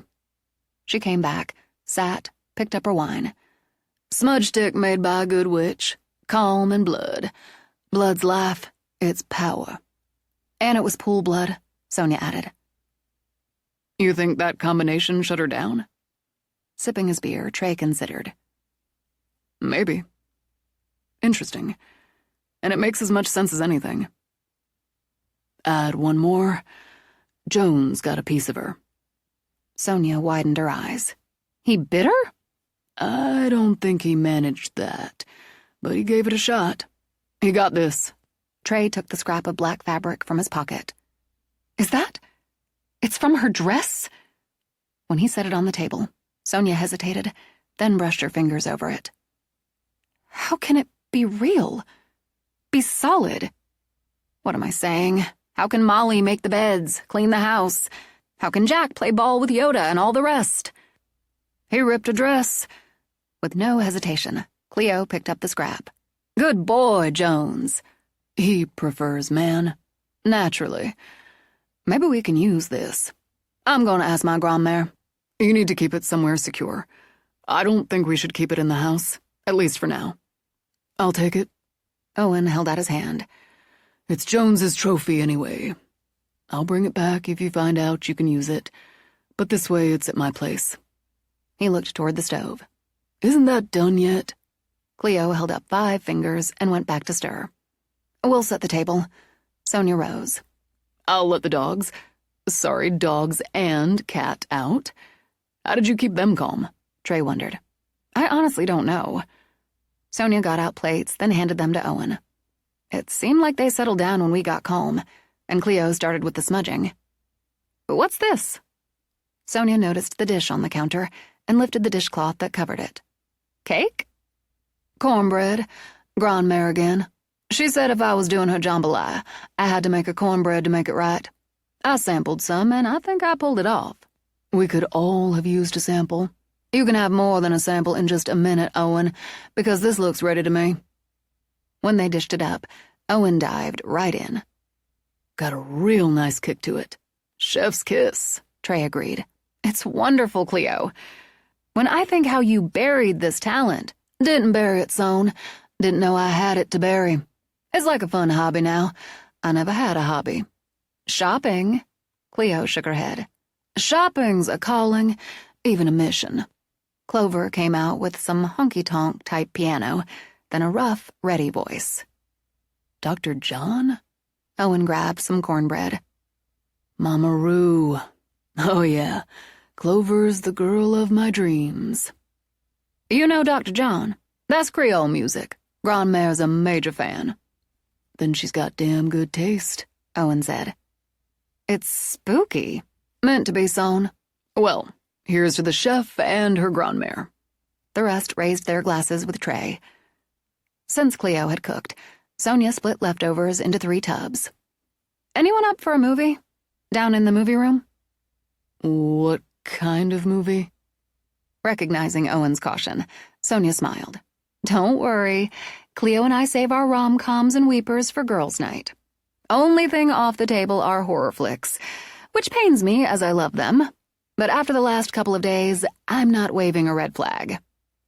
The last Indiana Jones is a good one. You've already seen it? Sonia asked. Yeah, but if a film's only worth watching once, it's probably not much worth the first time. Sounds like popcorn for dessert. Coffee? Beer? Coke? Cleo asked. Coke, thanks. I'm with Trey on that, Owen said. Popcorn, Cokes, and Indy. Sonia nodded. Sounds really good. And a little like giving somebody who deserves it a return punch in the face. They settled into the cushy seats with the dogs piled up on the floor for naps. Pie sprawled over the back of a seat to take hers. When the movie ended, Sonia actually clapped. The end of an era done really well, and such a good way to close out this strange and ultimately excellent day. I've got an even better way, Trey murmured in her ear. I sincerely hope so. And she didn't make a peep. They trooped back upstairs to let the animals out for a last round, to deal with movie dishes. Once more, all together they walked upstairs, this time stopping on the 2nd floor. See you in the morning, either at 3 a.m. or, Sonia added, hopefully later. She waited until she and Trey reached her bedroom before turning to him. So, what's this even better way? Then laughed when he scooped her up. Sonia slept through the 3 o'clock hour and all it brought. Trey saw her, Dobbs, as he'd expected to. He hadn't expected to see Owen, Jones beside him, standing on the lawn. Easing the doors open, Trey stepped out on the balcony. For fuck's sake, Owen. Wanted a closer look, Owen called up, and watched as Dobbs jumped off the wall. And to test a theory. I'm coming down. Yeah, meet you inside. While Sonia slept on, Trey pulled on pants. He went quietly out and down the stairs, where Owen stood at a window in the front parlor. Looking for another bloody nose, or worse? She didn't see me. I wondered about that, so I set my phone for 2:45. With a shake of his head, he grinned. And son of a bitch if Clover didn't come on with Sinatra's version of that old song. Anyway, I went outside. He turned to Trey. We're heading toward a half moon, and you can smell spring. Air's still got a bite at this hour, but you can smell it. I left the front door open, so I heard the clock, heard the piano start. Straight Barbara Allen tonight. Then it changed out there. He stepped to the window, looked out at the seawall. Full moon, and I'd say late summer from the feel of it. There she was, Trey. Just poof. There she was. The way Sonia and Cleo said they saw her. Facing the house. Like that. But she didn't see me. I'm standing right there, and Jones is growling. We saw her, but she didn't see us. She turned around, and I heard her say her blood sealed the spell. You called down. She didn't hear me, Trey realized. Didn't see you. Didn't see me. She's not as strong out of the house, and this is like a loop. Yeah, that's how I see it. I'm guessing she geared up the night she blew the doors open up there. But she didn't try that tonight. Just jumped. Then everything changed back. Aligning the steps, the known, Trey paced and factored the not quite known in with them. And we're thinking she's taken that leap every night at 3 a.m. since, what, 1806? My money's on it. I hope it hurts. Every time. You decide to do this again, come get me first. She didn't even know I was there. I wondered, because pool. She didn't know you were there because you weren't there. Not when she jumped. And it's a loop. Same time, same night, same moon. Huh. I didn't figure that one. Sounds right. The house was here. Not exactly the way it is now, but here. And even when she jumps, she's in it.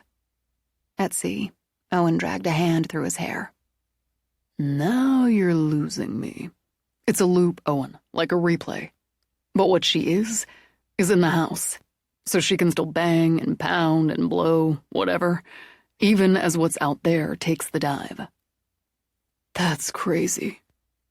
For a beat, Owen considered it. And yet, somehow sounds right. It's done for tonight. I'd say it's all done for tonight. Let's get some sleep. I'm for that. In the morning, Sonia beat Trey downstairs and found Owen filling a go-cup with coffee. Hey, listen, he began. I let the dogs out, and the cat came down right behind them, went to the door, so she's out too. I took one of the toaster strudels. It was a full box, and I'm taking this go-cup. I'll bring it back. Okay. I was going to scramble some eggs if you want some. Now she tells me. I've got to go. Don't forget the jambalaya. And Owen? She got out a mug for her own coffee. You can leave some of your things here in your room, or whatever room you want. Any time you want to stay, you stay. Thanks. He glanced over as Trey came in. I'm heading out, and you're getting scrambled eggs. You can fill her in on last night. After grabbing his share of leftovers, he started out the back for Jones. Later. Last night? Scrambled eggs? Trey. He held up a hand. Just let me get coffee, okay? You slept through it. Probably because it wasn't anything much. 3 a.m., the usual. I got up just to see if Dobbs took her dive. She was on the wall, like before. He took his first hit of coffee. And Owen was outside. He went out there? Set his alarm for before 3. Got up, went out. And no, I didn't know he planned to.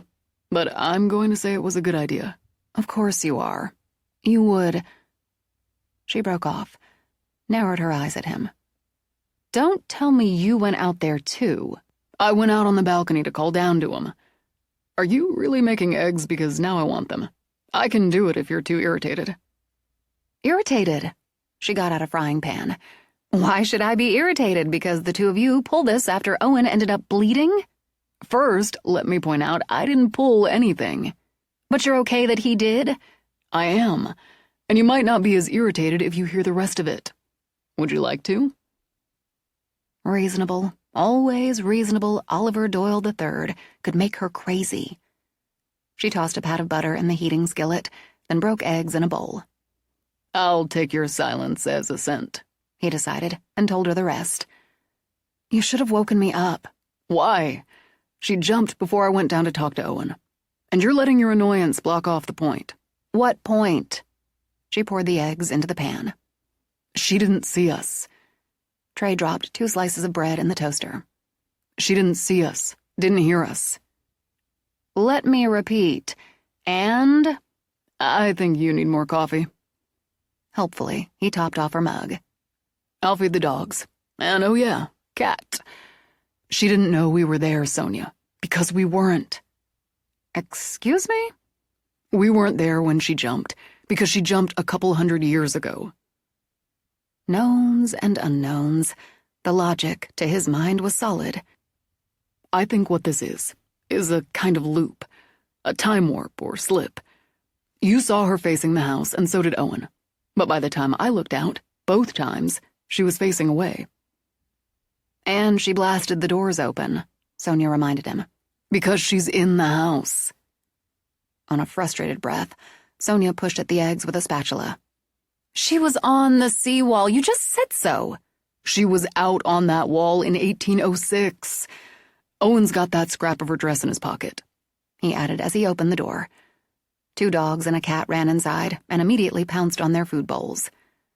It hit me this morning. I don't think her dress had a tear in it. And it wouldn't have, because what happened in the gold room yesterday hadn't happened in 1806. She yanked out plates. I don't see why. Then set them down slowly. Coffee's kicking in. Taking the spatula from her, he divided the eggs himself. You're saying Dobbs jumping off the wall is like a tape set on repeat, timed for the 3 o'clock hour? It's not her as much as a kind of recording of her? Close enough. Since her temper appeared to have cooled, he leaned down, kissed her. Let's sit down and eat. What she did when Cleo and I saw her, or that night when I heard someone calling and banging on the door, when I saw the snowstorm that wasn't there, in that 3 o'clock hour, that's her, in the house. When you think about it, she doesn't use that hour much. Probably costs her more. She doesn't, now that you point that out. It's not Dobbs pulling me when I walk. I absolutely know that. Does she watch herself, I wonder? Stand at the window and watch herself die, night after night? Eileen, yes. Since she's as crazy as Rochester's first wife, wouldn't she consider that one of her finest hours?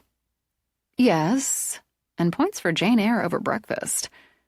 She looked at him, the wonderfully deep blue eyes, the just a little longer than lawyerly dark hair, and that air of calm and confidence he wore as comfortably as his jeans. Warning, it's unwise to tell an irritated woman she's irritated. That simply rolled off him. Facts are facts, cutie. I've got a family thing later, then a work deal tonight, but I can come by after if you want. I officially give you the night off. I need to put in some solid extra time on the writer proposal. Presentation's coming up, and it has to kill. From what I've seen, it already does. He took their empty plates to the sink. You've got a lot going on. Are you sure you want to do this big party? Completely. It's just what I need, what Cleo and I need. And honestly, I think it's what the manor needs. Then I'll plan on the weekend here, digging out tables and chairs. I'll rope Owen into it. Now Mookie and I have to take off. She went to the fridge, took out a tub of jambalaya. Your parting gift? That takes care of lunch. When she put her arms around his waist, he cupped her chin in his hand, lowered his head to kiss her. I won't say don't work too hard, because why would I? And why would you listen? So how about go up to your office and kick ass. Just exactly the right thing. You go do the same because, yeah, we love what we do. After Trey left with Mookie, Sonia glanced at the dishes. And Molly loves what she does, so I'll leave those for her. Let's go get to work, Yoda. You can come too, Pie. But when they reached the second floor, the cat veered off. Sonia watched her slink down the hall and into Cleo's room. Sonia put in a solid 2 hours undisturbed before she saw Cleo and the cat come out. Sonia saved her work, rose. I'm coming down with you. FYI, Pie's been out this morning and she's had breakfast. Thanks. I should have gotten up earlier and done that myself. Owen let her out. Trey put out the food. But I don't mind doing both since I'm already up and doing that for Yoda. And Owen opened your toaster strudels. For a moment, Cleo frowned. Then she shrugged. I guess he's entitled. I thought she'd curl up in bed with me, but she's not a nighttime cuddler. She slept on the window seat. I wonder if she watched the show. What show? On a yawn, Cleo walked into the mudroom. And see, she hasn't used the litter box once. I'm gonna let her out again. Yoda, be a sweetie and go with her. What show? Cleo repeated. Get your coffee. And Sonia got a Coke for herself while she explained. Irritation, mild but there, surfaced in Sonia when Cleo instantly got the implication. It's like an echo, a repeat. She didn't see or hear them because it's not actually happening now. Well, yeah, I was getting to that. It's fascinating. And now I'm annoyed I didn't think of it before. Setting an alarm and going out there? She sulked for half a minute. I wish Owen had told me he was going to do it. You'd have gone out there with him? Bet your ass. She made a toaster strudel for herself. I'd say we should do it, but that time frame is for other things, for you. And no, I won't because I'm not leaving you alone in that time frame. After biting into the pastry, she pointed at Sonia. I bet, seeing as she's batshit, she loves it. It's a big moment for her, and she gets to relive it every night. Cleo's phone played Green Day's Basket Case. She's all that, Cleo agreed. As if to prove it, doors slammed upstairs. That one's getting old, Sonia called out and made Cleo grin. Still, Sonia went to the door, called to Yoda. The cat led the way back in. I don't really want them out there when she's acting up, and I've got to get back to work anyway. I'm planning to put in some time this evening. I'm going to get the writer proposal up on the big screen. You let me know when you're ready to do that. I want to see it. I was going to ask if you would. I could use the input. It's just you and me tonight. Well, you and me, cat, dog, and our bevy of spirits. Chapter 10. Late that afternoon, Trey sat in the conference room on the second floor of the old Victorian that housed Doyle Law Offices, with his apartment above on the third. The family held this semi-annual meeting at the offices, once the family home, to cloak it in a business setting rather than a free-for-all family dinner. Ace, in his three-piece suit, his mane of white hair, sat at the table's head. His wife, the quietly elegant Paula, faced him from the opposite end. Deuce sat on his right, with Corinne beside him. Trey on Ace's left, with Trey's sister Anna beside him, and her husband Seth across. Sadie, Deuce's admin who ruled all, as she had for decades, swept in with a tray of cheese, crackers, and fruit. You eat some of that, she pointed at Anna. Growing another human takes energy. Energy needs fuel. Yes, ma'am. Anna patted her baby bump. And I'm always hungry these days. And you? She gave Deuce a hard look. You have a client due in an hour, and... She checked the watch on her wrist. 10 minutes. No lollygagging. I'll be there. If he gags his lollies, Sadie, Ace assured her. We'll give him the boot. See you do. When the door closed behind Sadie, Ace pointed at the tray. Grab it if you're going to, and let's get down to it. The firm's founder and family patriarch ran this show. He adjusted his black-framed bifocals and began. I'm going to start by putting up our new website. I know we've all seen it and agree it's a major improvement. So thanks to Trey for getting Sonia McTavish on board, and to my lovely daughter-in-law for her excellent photography. I had good subjects, Corinne said, especially Mookie. Under the table, the dog batted his tail at his name. Ace, Paula warned as she caught him sneaking some cheese to the dog. He's entitled. It says right on the website he's our legal consultant, which takes me to another section of our new and improved website. Interns. I'm going to propose, when Eddie's past the bar, we offer him a position as associate. They discussed the ins and outs, moved on to other business that required updated documents and signatures. I should say that Sonia recommended me for the photographs in an update of Stevenson, Kubrick, and Wayne's website. You all know Pete Stevenson, and my lawyer assures me there's no conflict of interest. As long as she doesn't make Pete look better than me. As if I could. Corinne gave Deuce's hand a quick smack. The girl keeps rolling, doesn't she? Ace gave an approving nod. While we can't discuss any of the legalities of her inheritance here, I'd like to know how she's doing outside her work. Trey? She just keeps rolling. I have to admit, before I met her, I doubted Cullen's decision to leave her the manor and what goes with it. I didn't think she'd meet the terms of her inheritance, even stay to the end of the year. But she's no pushover. Whoever or whatever is doing the pushing. Since we didn't speak as attorney-client, Deuce began, I'll tell you she plans to go to Algonquin and speak to Greta Poole. Or try to. Oh dear. Paula's eyes clouded with concern. I can understand why she feels she must or should, but I'm afraid she'll be disappointed. Very likely, Ace agreed. I doubt Greta's capable of adding anything to the family history for her. Or anything else, for that matter. She was always weak-willed, Paula murmured.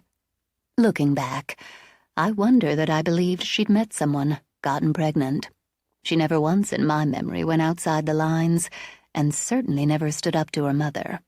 Then, few did. You did? With obvious pride, Ace beamed at her. That's old business. She waved it away like a pesky fly. Ancient business. And as fresh as ever. Grinning, he blew her a kiss. Colin had just come into his inheritance, the manor and the rest, and decided to open it again, live there. I remember. Deuce picked up his water glass, smiled into it. I was nearly as excited as he was. We'd managed to sneak in plenty as boys. Sneak isn't accurate, his mother said dryly. I knew what the two of you were up to. Did you? Amused, impressed, he angled his head. You never tried to stop us.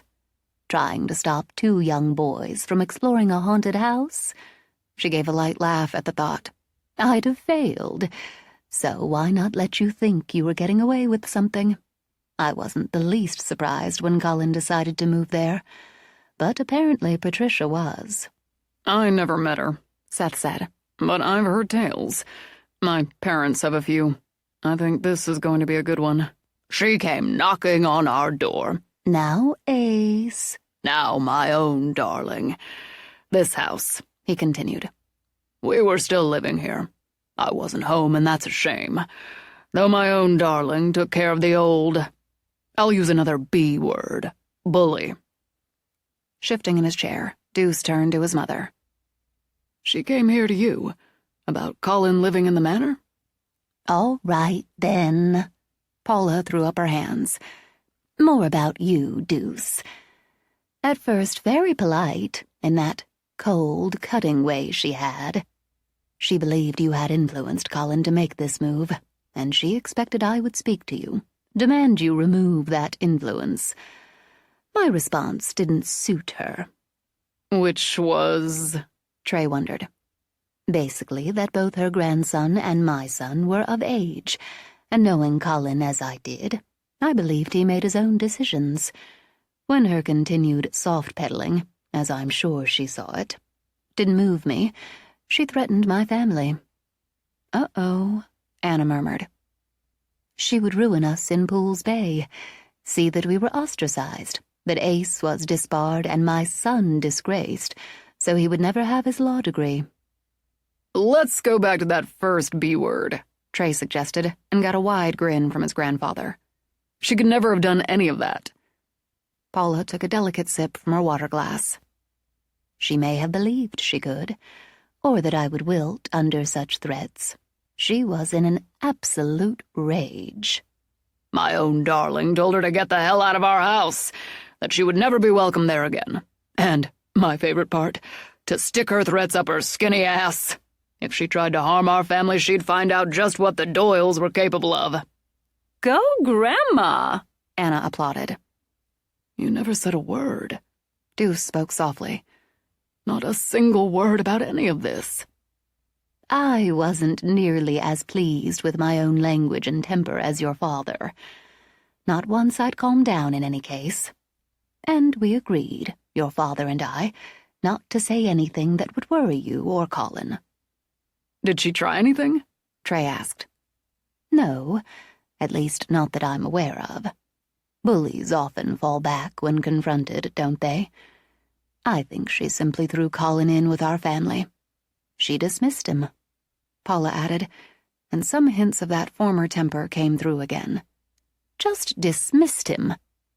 She couldn't do anything about his inheritance, the manor, the business, the money. So she worked with him, but on a personal level, he wasn't important any longer.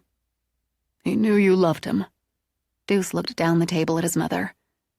He knew we were his family. Yes, we didn't know then about the true facts of his birth, about his brother and the heartless decision Patricia made all those years ago. But he was our family. He was a brother to you, Deuce, and a son to your father and me. Now that family extends to Sonia. It would, Anna agreed, even if I didn't like her as much as I do. What's going on at the manor, Trey? I'll start that saga by telling you they found another portrait in Colin's studio. Well, Cleo's studio now.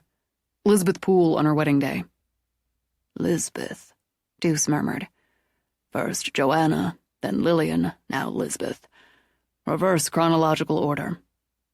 It has Colin's signature. Like the others, it wasn't in the inventory. They've hung it in the music room with the other two. You know that's creepy. Looking around the table, Seth lifted his hands. Am I the only one here who thinks that's creepy? No, Anna assured him. Then brace yourself. Trey told them the rest, weaving his way through interruptions as his family talked over each other. Maybe I should change creepy to terrifying. It's actually not, Trey told Seth. At least most of the time, the manor's how I remember it whenever I'd visit Colin. This big, fascinating house with just a little extra. And the extra added, and still does, makes it more fascinating. But, Trey added, when Dobbs winds up, she packs a punch. And that can be literal. Is she safe there, Trey? He looked over at his mother. I have to believe she is. She matters to me, so I have to believe that. What I know is Dobbs is outnumbered, not just by a couple of steel-spined women. I want to meet this Cleo. Ace sent a wink to his wife.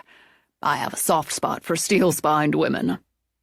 Can we clear the decks for Sunday dinner? Corinne looked around the table. I'll invite them. And Owen, as he's part of the family, and part of this. All right, Deuce? More than all right. Sounds good to me. And I've got to go up, Trey added. Change for a dinner meeting. With Sonia? Anna wondered. A client thing. Then, unless there's any other business. Ace looked around the table. We're adjourned. In the manor, Sonia set up her laptop on the second floor of the library. She'd worked straight through until 6, and knew she'd created the best proposal possible for the writer project. But Cleo's eye would tell her where and how she'd missed. As she synced the computer with the screen, Cleo came up the stairs with 2 glasses of wine. For your anxiety and my enjoyment. As if anticipating a show, Yoda already perched beside the sofa. The cat followed Cleo up and wandered the new space before choosing the window seat. I'm not very anxious, but I will be when this is real. And I won't have wine there, so I'll take it now. Absolute honesty, Cleo. I'll never give you anything less. Cleo took a seat on the sofa, lifted her glass. When you're ready. I did the voiceovers myself. I needed to time them, coordinate them, and if Ryder goes for it, they can hire their own voice actor. But tell me if that part fails and I'll contract a pro. Too revved to sit, Sonia stood with the wine in one hand, her remote in the other. I'm going to start with the visual of the logo, with the changes I made. And with a collage, I want to add to a drop-down history tab on their website. The logo flashed on screen. And yes, she thought, she liked the hint of motion. For 3 generations, Ryder Sports has stood for excellence and innovation. Her voice flowed over the logo and continued as the images changed to public domain shots of the Boston flagship store and the Ryder family. She'd blended images of the riders and athletes, more of their philanthropic work, sports camps for disadvantaged and disabled children, scholarships, sponsorships. Ryder excels, she ended, so you can. She paused the screen. Too much? Not enough? I think you hit it, Soan. Who doesn't want to hear about their good works, their longevity, their successes? And anyone clicking on that tab wants to learn about the history. I'm torn between starting there or with the website itself, or one of the ads. The history is not the Big Bang, but it builds to it. Keep going. Okay. She put up the website. No voiceovers here. I'll do my pitch. Let's hear it. With a nod, Sonia took a sip of wine. Then one more. While I headed the team that designed Ryder's website, I feel it needs some updates and refreshes. She used her tablet to demonstrate the drop-downs, the links, the streamlined review section. Then the flash to the new store in Portland. As work progresses on the new store, this section will update and include the countdown to opening. She wound up all the hows and whys of that area, paused again. Too technical? A little bit. Legs crossed, Cleo tapped a finger on her thigh as she considered. I can see the site's user-friendly. It always was, since I've used it, and that's you again. I'd save the tech stuff because people who aren't into tech will just tune out. Since you don't want that, you go into it if someone asks a tech question. You're right. I got caught up in the tech, Sonia realized. I'll cut that down, and that should hopefully shorten all this so I can get to that bang. She brought up the next. Digital ads. Yes! Hot guy pumping iron, Cleo said as Owen's picture came on screen. Whether you're pumping iron, the voiceover streamed as the photos scrolled, or shooting hoops, Ryder's got you covered. If you're fielding a ball or riding to work, Ryder's got you covered. Whether it's yoga, tai chi, your first time on 2 wheels, or throwing a spiral, Ryder's got you covered. Because... The visual ended on the field where Ryder equipment spread with the tag beneath. Game on. In work, in life, Ryder's got you. All right, baby, that is gold. I mean it, Sonia. I want to go order a new yoga outfit, a new mat, and I feel a sudden need to start lifting weights. When Sonia laughed, Cleo pointed at her. I actually mean it. I mean, naturally about the outfit, as I'm due for one. But your arms are happening, and I think I want mine too. They are? Frowning, Sonia looked down and flexed. They sort of are. Anyway, show me the rest. She went through in-store ads, billboards, signage. She ended with an image that spanned ages and interests from a little girl on a tricycle to a group of seniors doing Tai Chi in a park. Ryder Sports, for any age, for any interest, for everyone. You sure as hell sold me. And you ended with the bang. A number of bangs. Tone down the tech stuff. Got that? Do you know who from the Ryder family's going to be there? No, I know Bert will. Bert Springer, and I owe him for even having this chance. Make eye contact. During your presentation. Make eye contact, especially if any of the family's there. You know how to give a presentation. You've done plenty of them. Do what you do. The work is gold, Sonia. Absolute honesty. Thanks. I can polish it up a little more. Pacing, she nodded. Yeah, just a little shine up here and there, let most of the tech stuff go unless asked, and I'll know when that's done it's the best I can do. It won't be as slick as by design, but maybe not. You went for the heart. Cleo laid a hand on her own. In my book, heart wins. If they go with slicker, they're lost. Now, how about putting all this away for the night? We'll have leftovers and a nice, fluffy movie. Clover had Ariana Grande and Victoria Monet singing about besties in Monopoly. You may be Sonia's grandmama, but you're our best friend, too. The air suddenly carried the scent of wildflowers in a meadow, a mix of sweet and spice, just drifting. Do you? Yeah.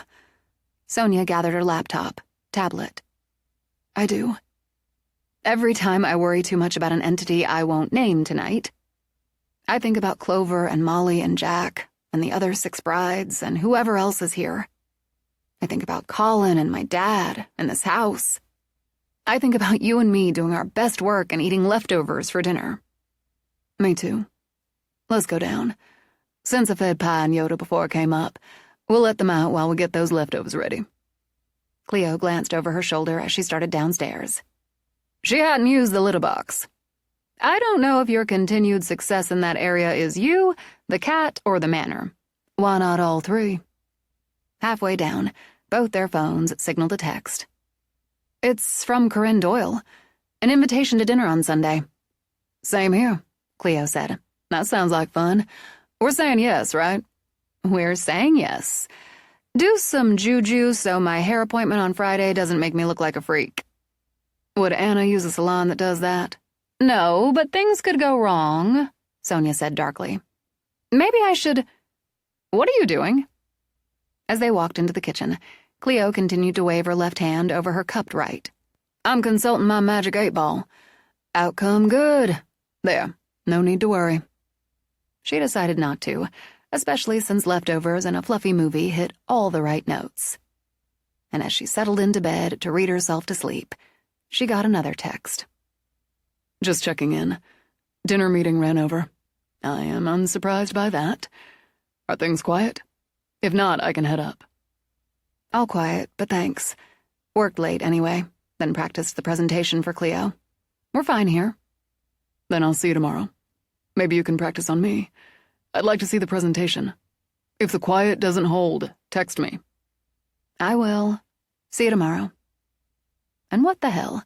She added a heart emoji, then smiled when he sent one back.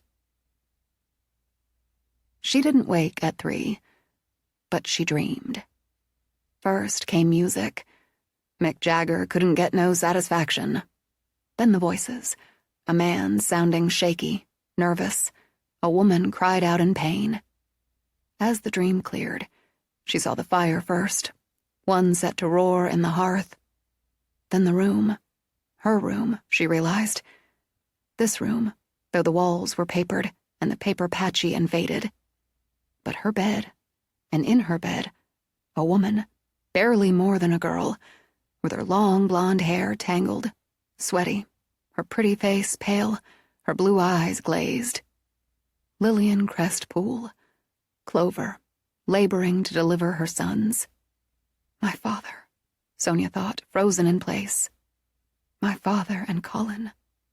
A man, barely more than a boy, knelt beside her, gripping her hands. His dark hair fell nearly to his shoulders, and his eyes, pool green, swam with tears. It's okay. Clover turned her head toward him. That one's over. I didn't know it hurt so much. It hurts so much, Charlie. We were supposed to have more time to practice. Weeks more fucking storm. He looked toward the glass doors, where thick snow whirled. We're stuck, babe. And everyone else took off when they said this was coming. It's you and me. She smiled at him as he wiped a cloth over her face. You and me and our babies. Because there's 2 of them. Like I told you, I felt 2 of them. That's why it's early. We read all the books on home births, and we've got music. As long as we've got batteries, you're going to have music. All the ones I recorded for you. Hey, I only want to be with you. It's crazy, but it's true, Clover sang, then broke off with a moan, a sob. Another one's coming. Oh, God, oh, God, oh, God, Charlie. Take a hit, Clove, just one hit. I've got a joint right here, it'll help. but she shook her head as she struggled to breathe through the contraction. "Not good for babies, Charlie." "I'm here, right here. Look at me, babe. I only want to be with you," he sang as she let out another cry, as her head swiveled on the pillow as if to find some relief. But as contraction built on contraction, no relief came. "I have to push. I see a head. Holy shit, Clove, it's happening. It's really happening." She pushed and she wept, she fought and she laughed, and in blood and pain and sweat delivered a son. "I got him!" Tears rolled down Charlie's cheek even as his pool green eyes lit with wonder. "Wow! Listen to him yell. Rock star. He's really small, but he's perfect. Look, we've got a boy. I'm going to tie off the cord like we read. Cut it."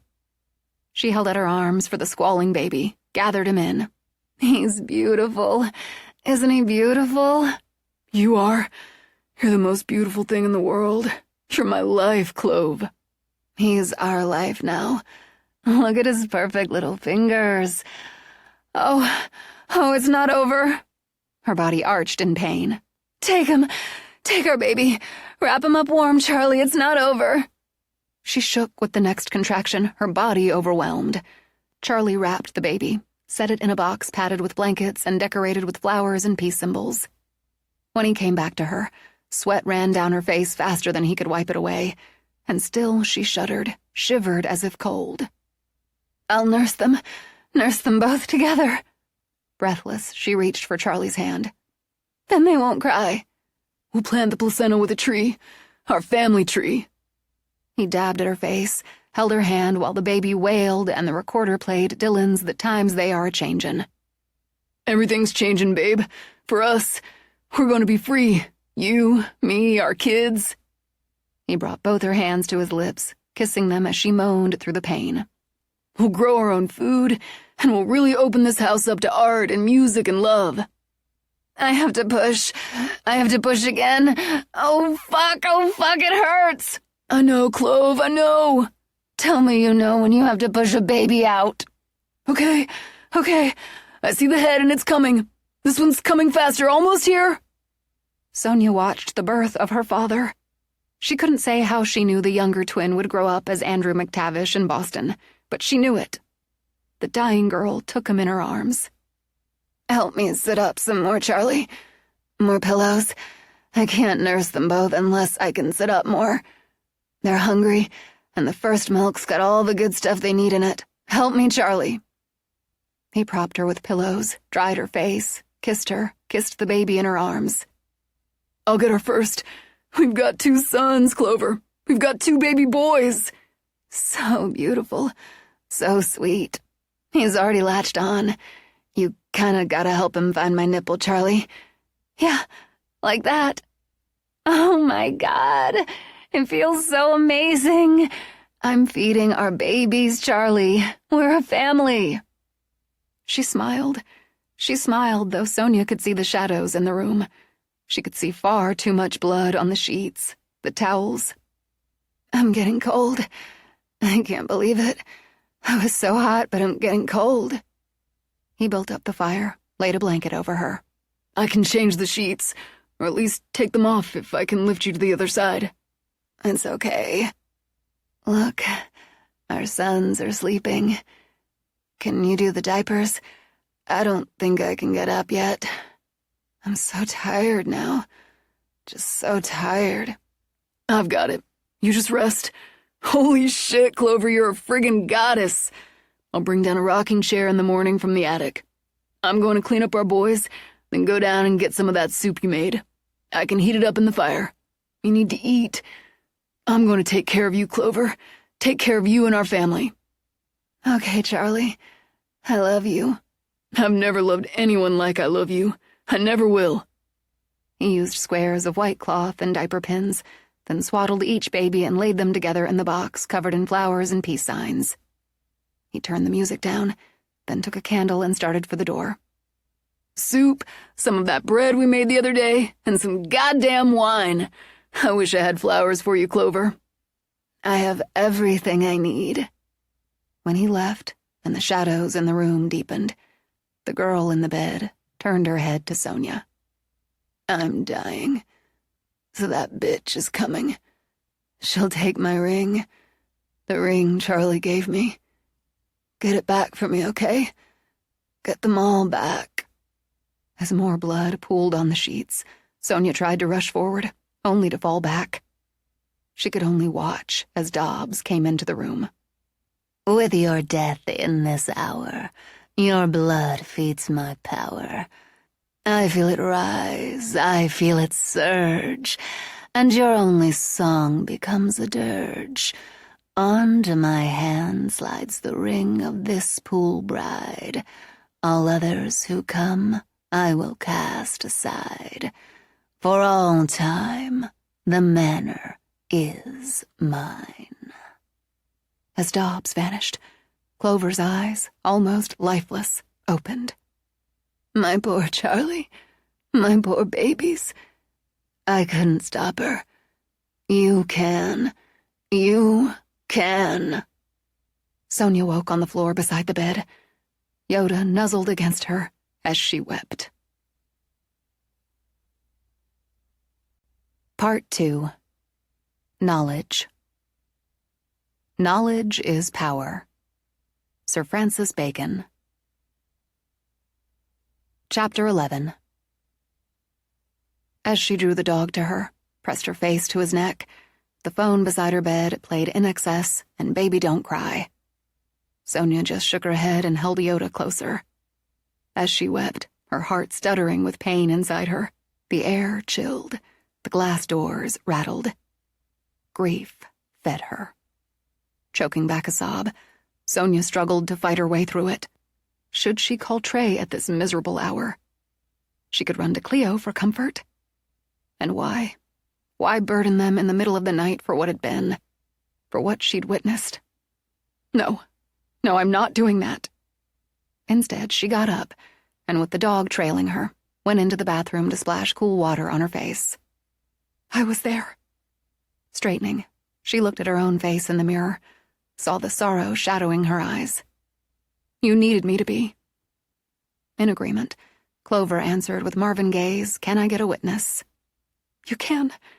You did, and I won't forget. It's all right, Yoda. We're all right now. When he settled back in his bed, she settled in hers, and lay quiet. She'd remember every detail of her father's birth. She'd remember the strength and sweetness of the woman who'd only had minutes to be their mother, and in those minutes had shown them such love. She'd remember the love she'd seen, even felt between the two people who'd created those lives. Brothers, who because of one woman's dictates, never had a chance to be brothers. She'd remember that tiny, squalling life had grown into a good man, a loving one who'd given her life. Thank you, Clover, she murmured as she closed her eyes. I wouldn't exist without you. I wouldn't be here. I promise you I won't forget. When sleep finally overtook her, she didn't feel the presence watching over her, or the hand, slender, ringless, that lay gently on her cheek.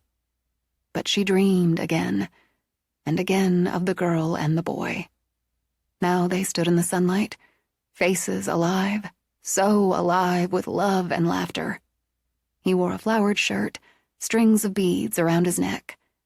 She had flowers in her long blonde hair, flowers in her hand, and a gold ring, 2 hearts entwined on the 3rd finger of her left hand. Slowly, sweetly, they kissed under blue skies in a field of wildflowers. They laughed into each other's eyes like 2 children with a secret. Love you forever, Clover. Love you forever, Charlie, and one day more. There was music. Dusty Springfield sang, I Only Want to Be With You. The girl's white dress billowed as she danced barefoot in the meadow. In sleep, Sonia smiled. In the morning, Sonia let Yoda and Pi out, fed them their breakfast, and freshened their water bowls. She had her first cup of coffee looking out at the woods, and was rewarded with a glimpse of a doe. When she went downstairs to work out, it surprised her the cat followed. Thinking of Cleo's comment about her arms, Sonia selected free weights. While she curled, lifted, pressed, The servant's bell rang. The cat walked toward the sound of it, then arched her back and hissed. I feel the same way. Stretched out on the mat for chest presses, Sonia gave a hiss of her own. And that's all she gets from us. Hisses. After she finished, showered, dressed for the day, she tied back her still wet hair. Downstairs, she made another cup of coffee and took it upstairs to Cleo. Her friend sprawled over the bed with her mountain of pillows. Sitting on the side of the bed, Sonia thought of their college days when Cleo had an early for Cleo class, and did now what she'd often done then. She waved a hand over the coffee to send the scent closer and said, "Cleo." Cleo's tawny eyes blinked open. Is it morning? Is that coffee? Earlier than your usual, but morning, and coffee to ease the pain. Cleo pushed herself to sitting, and as the cat leaped onto the bed, took the coffee in both hands. Why are you bringing me coffee in bed earlier than my usual? Did you hear the clock last night? Cleo sipped coffee, closed her eyes. No? At least I don't think so. Her eyes popped open, and her hand shot out to grip Sonia's. Oh, God, Sonia, did you walk? And I wasn't there with you. I slipped through it, Not like that. Or, I don't think like that. I don't remember hearing the clock either, or the piano, and I just don't, that I left my room. I think the mirror came to me, and I went through it. I went through it, Cleo, and back to when Clover had my father and Colin. Colin first. I don't know why I know that, I just do. To clear her head, Cleo took a deep gulp of coffee. You saw your dad being born? I saw it all. Let me tell you from the beginning. She related the dream that wasn't a dream, careful to include every detail. Oh, Sonia. Setting the coffee aside, Cleo wrapped around her. I'm sorry. So sorry. I came out of it sitting on the floor by my bed. Cleo, I don't think I left the room. My bedroom, and the room where it all happened. Maybe that's why. It was the ballroom for Lisbeth, so that's where you went. You've seen the others. I'm not sure where I went. The first couple of times I thought I was dreaming. Just dreaming. I think after Marianne Poole, the third bride, I started accepting it was more. Accepting could be why you've been more aware. I still couldn't do anything. Still couldn't help. Couldn't stop it. When I tried, I think that's when I ended up on the floor. It's one thing to understand I can't change death, and another to stand helpless and watch it happen. And to Clover. I can't imagine how hard and hurtful. She saw you, Sonia. Clover saw you. She spoke to you. She knew you were there, bearing witness. She confirmed that with "Can I get a witness?" Sonia frowned now. It wasn't the stones, though. Baby, the late, great Marvin Gaye did it first. And isn't that just like her? Sonia, I know it had to be brutal, but think of this. You saw your father's birth. You witnessed the person who, along with your mama, brought you into the world coming into it. That's the kind of miracle and a powerful thing. She nursed them. She was dying. Maybe she didn't fully understand that, but she was exhausted and she was dying, but she wanted to feed them, hold them. And he, Charlie, he pinned these little cloth diapers on them, wrapped them up warm when they fell asleep, tucked them up together before he went down to get her some soup. She died while he was gone. I could see it. Dobbs came when he was gone. Did you write down what Dobbs said? No. I remember every word. I'm going to. In her pour your art out sleep shirt, Cleo rolled over to grab a pad, a pencil. Say them again. Cleo wrote them down. We're documenting everything. Yes, that's next on my list. You could have come to me, Son. I nearly did. Nearly texted Trey. Then I didn't see the point. More? I wasn't going to give her another ounce of my grief and fear. Just hisses, right, Pie? Hisses? Pie Wackett went down to the gym when I did this morning, and we hissed at the gold room bell. Yoda was right there when I came out of it last night to comfort me, and she was down there this morning hissing at Dobbs. We've got us a couple of damn good furry friends here. We do. They've had their first thing in the morning outside time and breakfast. I'm going to let them out, the post-breakfast thing, and fill my water bottle for work. I'll pull it together and let them back in. I wish I'd been with you.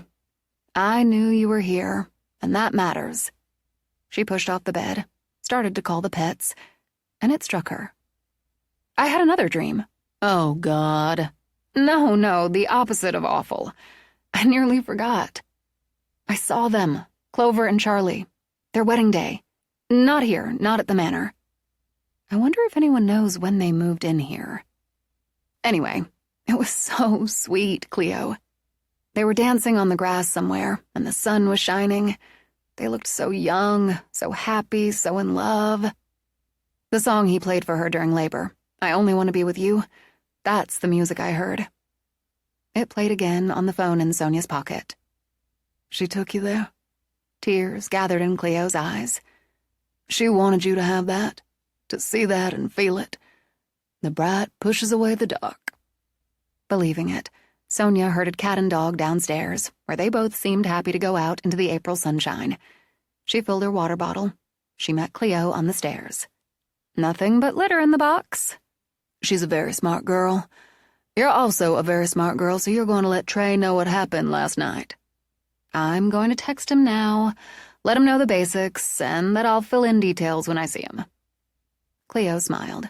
It's good to have someone you understand and who understands you in your life, isn't it? It is. Then again, I've always had that with you. And since you're in gym shorts, I assume you're making good on your idea about working out. I'm getting my own water bottle, then giving it a half hour. 20 minutes with the damn weights, then a 10-minute yoga capper. My day started a little early, so why not? You know your arms are already happening. That's the yoga, but now I want more. Knowing if Cleo wanted more, she'd get it, Sonia walked up to the library. Taylor Swift's Shake It Off greeted her. Working on that and getting there. She sent Trey a brief text, and by the time she'd booted up and started writing what she thought of as documentation, he texted back. I get why you didn't let me know when it happened, but I'm sorry you were alone when it did. Why don't I pick up dinner, and you'll tell me in more detail. Want pizza? Yeah, she thought. He got her. Because she heard her friend start up to the servants' passage, she called out, Cleo, Trey's going to bring pizza tonight. All about it. Pizza's great, and I will tell you all. But I wasn't alone. Clover was there. We'll see you when you get here. She wrote it all down, added it to the file she'd already started. Because she hadn't shaken it all off, she sent a quick thinking of you text to her mother, with added assurances all was well. Another rapid response told her she was loved, she was missed. When she opened her first email, she noted her Baby Mine clients wanted a digital ad and a trifold, coincidentally, to her mind, targeting twins. With ideas already running through her mind, she answered, promising to have some concepts by the first part of the next week. Anna Doyle came next, with an attachment, new products for the webpage. My energy level's up, Anna told her in the body of the email. So I've been spending a lot of time in my studio. New pieces, descriptions, and pricing attached. I'm not sending all, as I'm doing some specifically for the event in May. Also so glad you and Cleo can make dinner on Sunday. I'm hoping both of you have time whenever to meet up for lunch in the village. I'm reaching a point of all work and no play. Before she answered, she downloaded the attachments.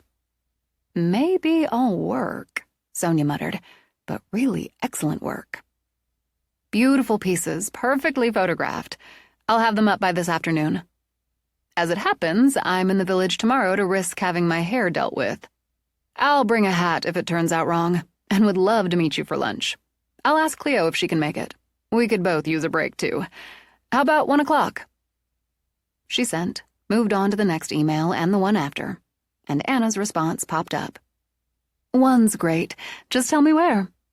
I need an infusion of women. Smiling, Sonia glanced up as Cleo stopped at her door. Flexed. Does it show? Holy shit, you're ripped! Liar, but I'll take it. How about lunch in the village tomorrow with Anna? After my hair experiment? 1? I'm there. Where? I'm going to let the pregnant woman decide. I'm there wherever. Gonna switch to work mode. Cleo's in. Your pick of venue. Waterside. It's the casual restaurant at the hotel.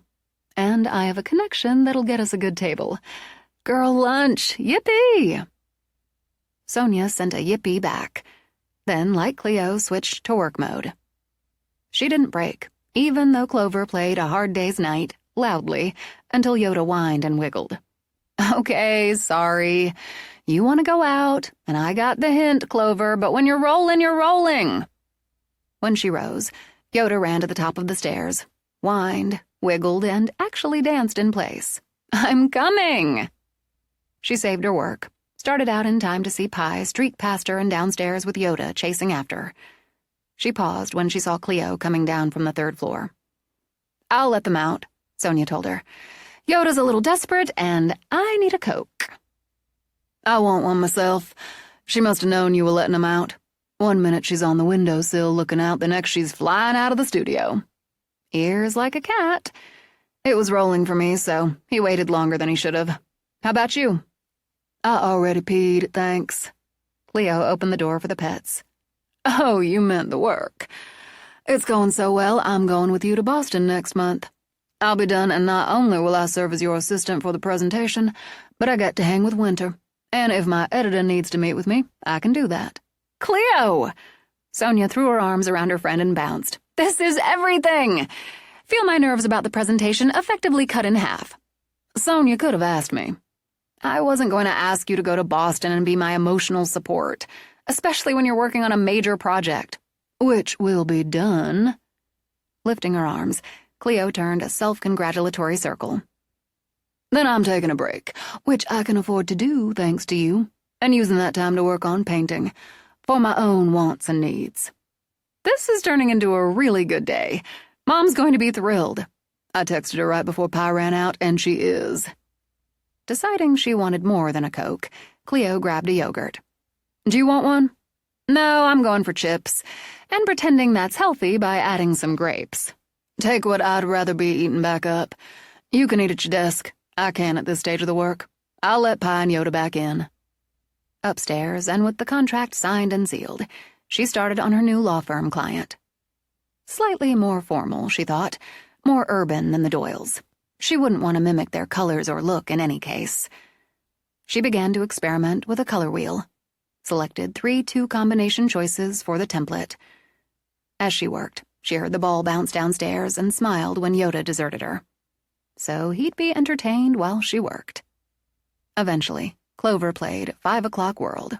Okay, nearly ready to stop anyway. Take another look in the morning, and when a man's bringing you pizza, you should spruce up a little. She went to her bedroom to do just that. She hadn't intended to change her work clothes, but Molly had laid out a blue sweater and gray pants. I was just going to do some makeup, but okay, this is nicer. When she came out, Cleo walked out of her own room. You changed, Cleo pointed at her. You too. I was going to anyway, but Molly cut the time in half by laying out this very pretty shirt and these flattering pants. Good day's work? Yes, you? Same. I say it's glass of wine time, and we take it outside. Drink it to the sounds of the sea. Let's do just that. Outside, the air blew cool and light, and the sky held a pale, tender blue. Daffodils blew their fluttery trumpets with the scent of hyacinths answering the call. Spring flirted around the edges of everything. As they walked to the seawall, Yoda trotted around sniffing at the greening grass, scouting out places to lift his leg and make his mark. It's so clear. Cleo pointed toward the bay, where, like the sky, the water spread blue. It's like the village, the lighthouse, and the cliffs are etched in glass. I may set my easel out here sometime and paint from this perspective. And sail in the bay in your mermaid boat on a summer Sunday. Absolutely. When the cat leaped onto the wall, sat as if taking stock of her empire, Cleo smiled and sipped. Maybe I'll take Pi sailing. I bet they make life jackets for cats. Sonia joined Pi on the wall, then looked back at the house. I want to see that tree bloom. That's my major spring goal. I've got a 4-season project in mind, painting it in every season. You should paint with me. We haven't done that in forever. Because my canvas work looks like a moderately talented high schooler's beside yours. Not true. Cleo gave Sonia's leg a light slap. And we'd have fun. I'm going to have a lot of fun when I take my short sabbatical and paint when I want, whatever I want. Are you thinking about giving up illustrating? Shaking her head, Cleo scooted up on the wall beside Sonia. No, not only does it pay for my shoe collection, but I like it too much. I'm in a position now to be pickier about the jobs I take, though, and space them out so I can do more fine art. There's a shadow on your bedroom window, she murmured. I see it. I think it's Molly. Testing, Sonia lifted a hand, waved. The shadow waved back. If not Molly, at least a friendly. Yoda let out a yip and raced to the edge of the grass. Seconds later, Sonia heard the sounds of someone driving up the road. She slid off the wall. I'm betting it's pizza time. I can be ready for that. Not just Trey's truck, Sonia noted, but Owen's right behind it. Looks like it's pizza for 4. Mookie leaped out first, ears flying as he and Yoda had their madly happy reunion. The eye-patched Jones strutted over. I ran into Owen, so got an extra pie. Trey gestured as Owen got out of his truck carrying a 6-pack. He's got the beer. We started without you. Sonia rose up for her own happy reunion. It was so nice out. We drank our wine on the seawall. Gonna snow tonight. Genuinely stunned, Sonia stared at Owen. No more snow. Look, it couldn't be more clear.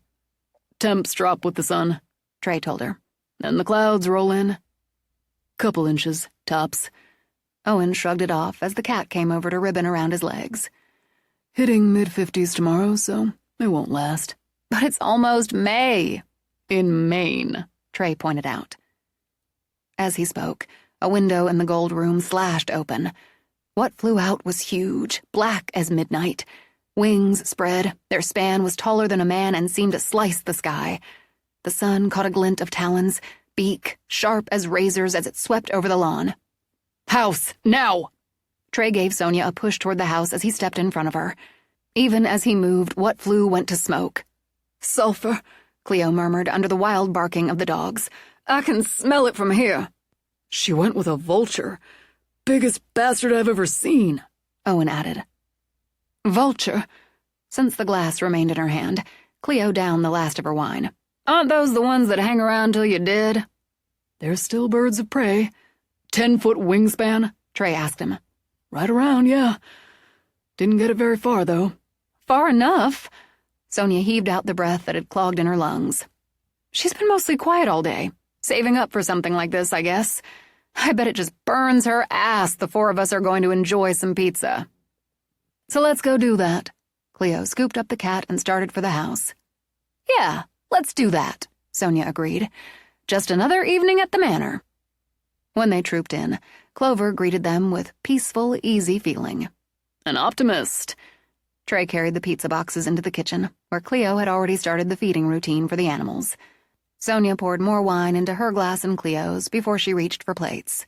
I gave Owen the brief overview you gave me. Now spill the details. I will. Let's start on the pizza before it gets any colder, and I will. I also wrote it all down, so if it ever fades from my memory, as if, I can refresh it. I never heard a thing, Cleo said as they gathered around the table.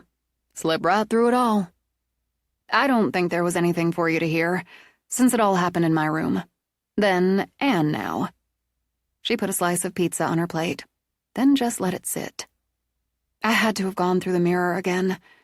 But I didn't go to it. It came to me. When she teared up in the telling, Clover played Tragedy Plus Time. She sure learned to laugh again, Owen commented. I think she's amazing. Sonia swiped at a tear. And seeing how much love she gave Colin and my father in the little bit of time she had, that's going to stick with me forever. Part of the point, I think. Trey laid a hand on hers. Eat some now. She nodded, picked up the slice. And bearing witness, I think that's the big guns here. Dobbs took her ring. Slim, gold, interlocking hearts just like in the painting. And she said, Cleo took the paper out of her pocket, read off the words. As she did, windows shook. Oh, bite me, you hideous, heartless hag. Owen tapped his bottle to Cleo's glass. Points for the alliteration. Then turned to Sonia. It wasn't like it was with you and me? Awake and aware going through? No. Like dreaming, then not. But like before, I could smell the candle wax, feel the heat from the fire, hear their voices. Like being there, but not. But when I finally went back to sleep, I did dream. I wasn't there, like through the mirror, but it was absolutely clear. Their wedding. Clover and Charlie's. She was wearing her wedding dress. It was just full of light and happy. She wanted me to have that, too. Now I do. And today quiet, you said. She nodded at Trey.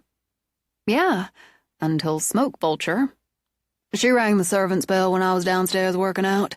Pa hissed at her. You work out? Cleo raised her eyebrows at Owen. Mostly yoga, but I'm trying a new routine. I'm figuring to stay Friday and Saturday nights, since you've got us hauling more stuff on Saturday. If you don't want company down there, let me know when you plan to hit the gym. It wouldn't be before 10 on Saturday. And Sunday, she batted her eyelashes. That's a day of rest. And dinner at your parents'. Cleo and I are looking forward to it. I'm hoping it's ham. Nobody makes ham like Corinne. Owen flicked a glance at Cleo. If you take care of dinner Friday, I'll cook Saturday. Only fair. You'll cook. Keep it simple after digging up tables and chairs. I can make mac and cheese. Opening a box isn't actual cooking. I have changed my stand on that, Cleo added. He makes it from scratch, Trey told her. And it's awesome. Really? Well, in that case, consider the kitchen yours on Saturday. Done. Sonia, I'm taking you up on your offer to leave some stuff upstairs. I'll dump some in there tomorrow. Good. She rose to open the door for the pets as all four sat in front of it. Stay out back. She never does anything out back. At least so far. More wine, Cleo? No, thanks. I'm going up to do some sketching in a bit. Beer? I'm good, Trey told her. One does it for me. I need to take off after this slice. You could stay, Owen. Can't. Got work waiting. I just came for the pizza. Wouldn't mind a Coke for the road. Would the work involve my boat? Might later, depending. I'm building a doghouse. Yoda's doghouse! Sonia hurried back to the table, threw her arms around his neck from behind. Is it wonderful? Not yet. Can you take a picture? Can I see a picture? No. He'll be firm on that, Trey warned her. Couple of weeks and you'll see it. You don't like it? Remember, it's your design. I'm going to love it, and so's Yoda. Witnessed. He pointed to Trey, to Cleo. I'm going to take off. Sonia got his Coke, hugged him again. I'll walk out with you. I've got some things in the truck to leave upstairs. Once out of earshot, Owen looked over. Look, man, if you're worried, I can shuffle things around and stay tonight. No, I got it. And hell, Owen, most of the time they've got it. When they went outside, Owen walked out far enough to look up at the gold room. It's the bird thing. The bird thing. Sonia's had it happen before. But she'd have said if the damn thing was that big. And those talons? They looked real enough. Didn't last, but while they did, didn't last is key. And we can worry about it lasting longer. He started back to his truck. But I don't see there's anything we can do about it. He opened the door so Jones hopped in. Not yet, Trey thought as his friend drove away. But there would come a time, had to come a time, when they did more than react, more than play defense. He heard a window open in the turret above, the library window, and looked up. Clover, blonde hair shining against the twilight, leaned out. He stopped in his tracks, started to speak, but she only blew him a kiss and was gone. Chapter 12. It snowed. Sonia looked out at the fluffy layer of white over what had been a wide stretch of green, and cursed. The fact that daffodils waved over the thin blanket of snow didn't stop the next curse. Sure, they might get a dusting or whatever, and an occasional spring dumping in Boston in late April, but she'd been completely into the idea of spring. So she blamed Maine. Trey simply shrugged it off, kissed her goodbye, and left with just a hooded vest over his flannel shirt. She consoled herself that she'd had a night of what, in her previous life, had been normal. She'd slept nearly 8 full hours undisturbed, and woken to snow and a fire lit by ghostly hands in the bedroom hearth. They hadn't been wrong about the drop in temperature either. When Cleo surfaced just before 10, Sonia sat, fully dressed, makeup in place at her desk. "I'm thinking I'll cancel the hair appointment and just work until we go meet Anna for lunch." "Stop it, you're going." "It's not your hair. And yours needs shaping up, and you want your nice, subtle highlights refreshed. They really bring out that maple syrup color. And I need coffee." Scrambling up, Sonia followed her down. "Maybe I don't want to leave you alone in the manor while I give in to my shameful vanity over my hair." "Stop that, too. And didn't you say before I went up last night you were going in early enough to stop by the bookstore?" "That was last night." "Oh, and it snowed. Did it?" Cleo went to the window in the kitchen. "Damn if it didn't. But it's already melting. There's a lot of sunshine out there." "Coffee. But that explains why my fire was going when I got up." She lit the one in the library, too. I realized I've sort of missed that. "We're having pork chops tonight." "Okay, but—" "And you should get ready to go. You know how much you like browsing in bookstores, and you should go by Gigi's. I'll let Yoda and Pie out and back in before I leave." Leaning back against the counter, Cleo drank coffee. "Son, your hair needs work. Go get your hair done." "Fine, fine. And if I come to lunch with orange highlights and hair that looks like somebody whacked it with garden shears, it's on you." "I accept that responsibility." "On you," Sonia repeated darkly, then stalked off to get a jacket, her purse, and a hat. She did love spending time in bookstores, and a bookstore had become a favorite stop. It calmed her nerves, at least until she brought the 2 books she'd selected to check out, and they came roaring back. "I read an advance copy of this one."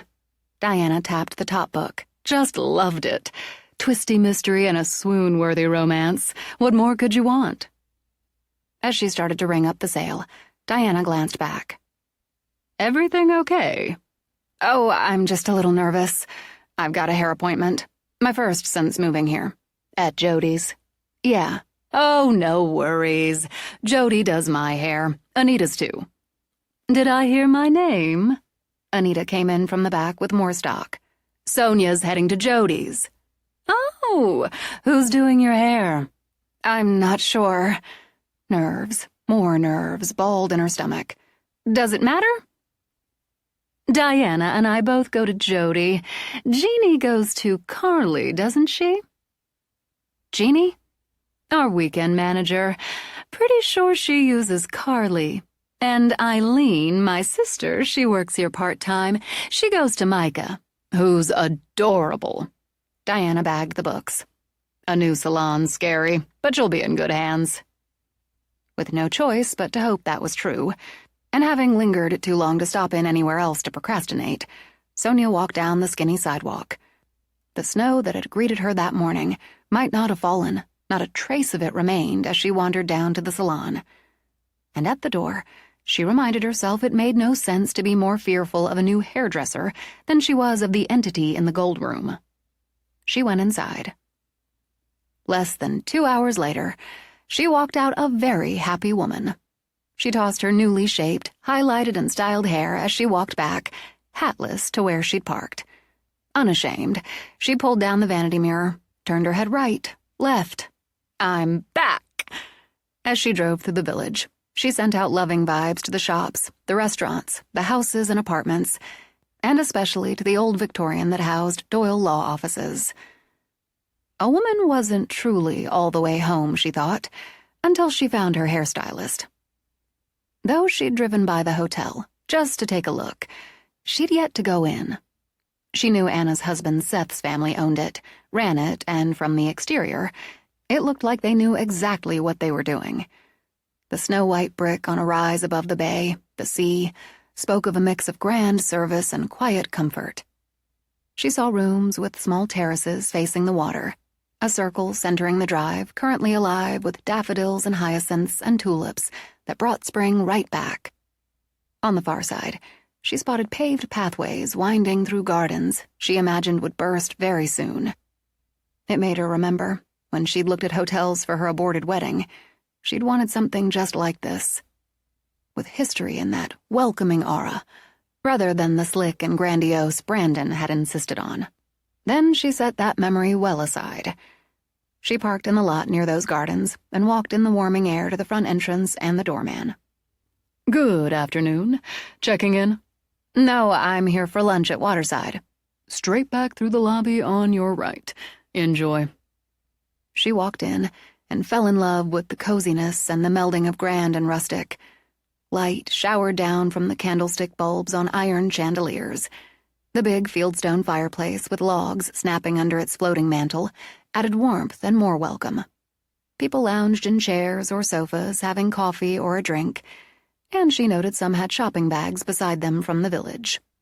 The art on the walls depicted different views of the village, the bay, the marina, and one where the manor stood, high above on its rugged cliff. Recognizing the style, she walked closer and read Colin Poole's signature in the corner. So, in his way, he was here too, she thought, and so was the manor. Because of that, she felt only more welcome. She crossed the tile floor with its central mosaic of a gull in flight over the bay and turned into the restaurant. A smaller fire simmered here, and wide windows brought in the bay. Anna sat at a table with that sweeping view beside her.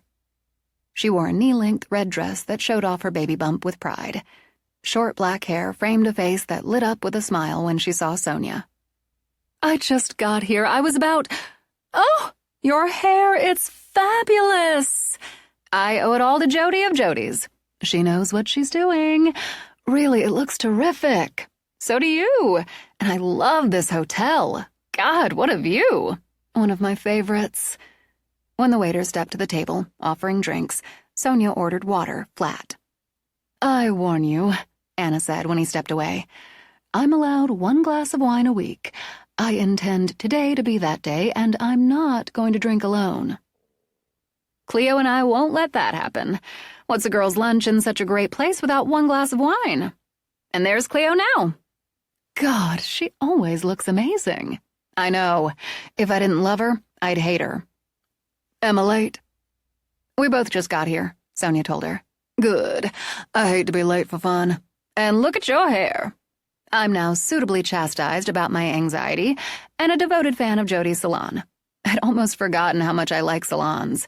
The vibe, the gossip, the chance to focus on yourself for an hour or two. And she gave Cleo a poke. Micah is the one for you, according to everyone in there. True, Anna agreed. He's a genius with curls. Plus, I was told, then saw for myself, he's adorable. An adorable genius. I'll check that out. And how's baby girl? Smiling, Anna gave her bump a gentle pat. Feisty, and I'm enjoying every minute so far. I'm so glad you both could make it today. I know you're busy. You're not sleeping at the wheel. Get it?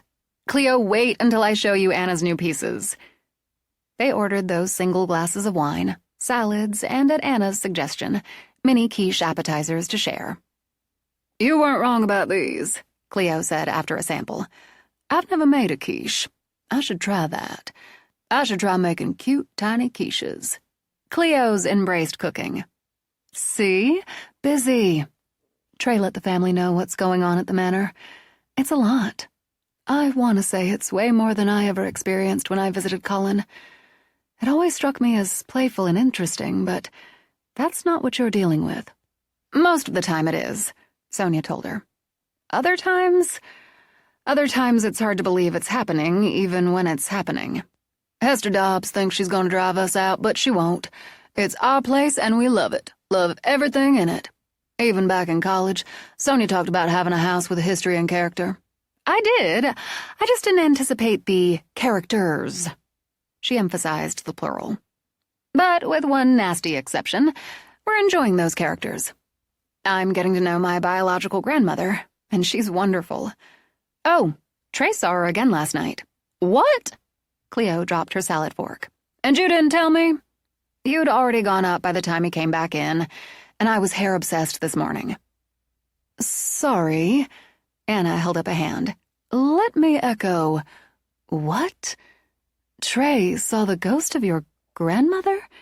And that's again? It's the third time. Okay, back up. Now Anna circled a finger in the air. Rewind. He was just a kid the first time. He told me he was trying to learn how to play the guitar and was in the music room at the manor. I think your dad and Colin were playing chess. And there she was. Hot babe, he told me. She talked to him about music for a minute, then gone. He never said a thing, Anna muttered. Then, a few weeks ago, when he was checking the clock in the quiet place, she, well, appeared. Last night, he walked Owen out. After Owen left, he heard the window in the library open. Looked up and she leaned out. Blew him a kiss, then Sonia flicked her wrist. Gone again. I think your grandmother's soft on your boyfriend, Son. And how weird is that? How weird is any of this? Anna, who'd nursed her once-a-week wine through the meal, now took the last sip. He told me he'd once seen a woman in white on the widow's walk, but he never said anything about this. I caught a glimpse once of the boy. Jack, he plays with Yoda, teaches him tricks, and sometimes, if he's annoyed, opens all the cabinet doors in the kitchen. When I let them out before I left today, Pa was playing with a little ball of string. I hadn't given her one, so I assume Jack likes cats, too. You have a cat? I have a cat, Cleo confirmed. Pa Wackett. Oh, great name. From the old movie. Has everyone seen that movie but me? Sonia wondered. We'll watch it, Cleo said. Seth and I want to get a dog and a cat. We decided to wait until the baby comes, plus 6 months, then gauge our ground. But we wanted to grow up with pets. Since we're just starting to talk about outfitting the nursery, pets are down the list. Now you're rewind. Cleo mimicked the finger roll. I believe Sonia and I were to be consulted on nursery art and such. Yes, but you're both so busy, Cleo, in particular, is never too busy for anything connected to babies. Are you thinking Pinks because girl?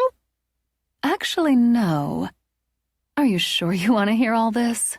Start talking. Wait, Cleo signaled the waiter. We need to order dessert. What's good? Their peach melba's amazing and really generous. We'll share. With that settled, Cleo gestured to Anna. Not pink. Nothing too girly, because what if she's not a girly girl? Plus, we want at least 2, and the next could be a boy. Seth and I liked the idea of a forest sort of theme, and animals, cute animals. What about magical animals? Anna's eyes went dreamy. Magical animals? Unicorns, winged horses, friendly dragons, griffins. Throw some elves and fairies in there because, you know, they live in magic forests. A magic forest? Uh-oh. When her gone dreamy eyes filled, Anna waved a hand. Don't worry, hormones really bring them on. Can you imagine going to sleep and waking up in a magic forest? She swiped a tear away. It's so sweet. It's so perfect. I could do a mural. You're going to have me sobbing in a minute. You really could? Trust me, Sonia assured her. I'll assist, but Cleo shines here. Talk it over with Daddy. If you both like the idea, I'll come look at the room, sketch some things up. I know Seth, and he's going to love it. Name your price. You can pay for the supplies, but that's it. But that's it or no deal. You drive a hard bargain. And had another tear spilling. But I'm buying lunch. On the way home, Sonia stopped at the florist for fresh flowers. She drove home in a happy mood with their scent filling the car. to be greeted at the door by Yoda with crazed joy and Adele's hello. Yes, hello, I'm home. Were you a good boy? Did you play with Jack? Did Clover look after you? Yoda wagged all the way back to the kitchen with her, where Cleo sat at the counter with a sketchbook. Cleo looked up, raised her eyebrows at the armload of flowers. Did you buy them out? Came close. We ditched all the faded ones the other day, so it was time to go a little crazy. What are you doing? Oh, playing a little in a magic forest. You were a while at the florist. Apparently. On her way to choose vases, she stopped, looked over Cleo's shoulder at the trees with their curving branches, the waterfall dropping into a winding stream. An arched bridge spanned it. Yeah, you shine. It's going to be fun. I hope they go for it and let me have my way with the colors, the animals. Like, maybe something between a monkey and a raccoon hanging off a branch. She reached over to stroke the cat, who'd perched on the stool beside her. A cat, but with a long, braided tail. Sonia carried back the first of the vases. If she teared up thinking about it, she's going to fall to pieces when she sees your sketches. Hope so. Flowers, she said as Sonia began arranging. But nothing you'd find at the local florist. Anyway, I'm going to play with it.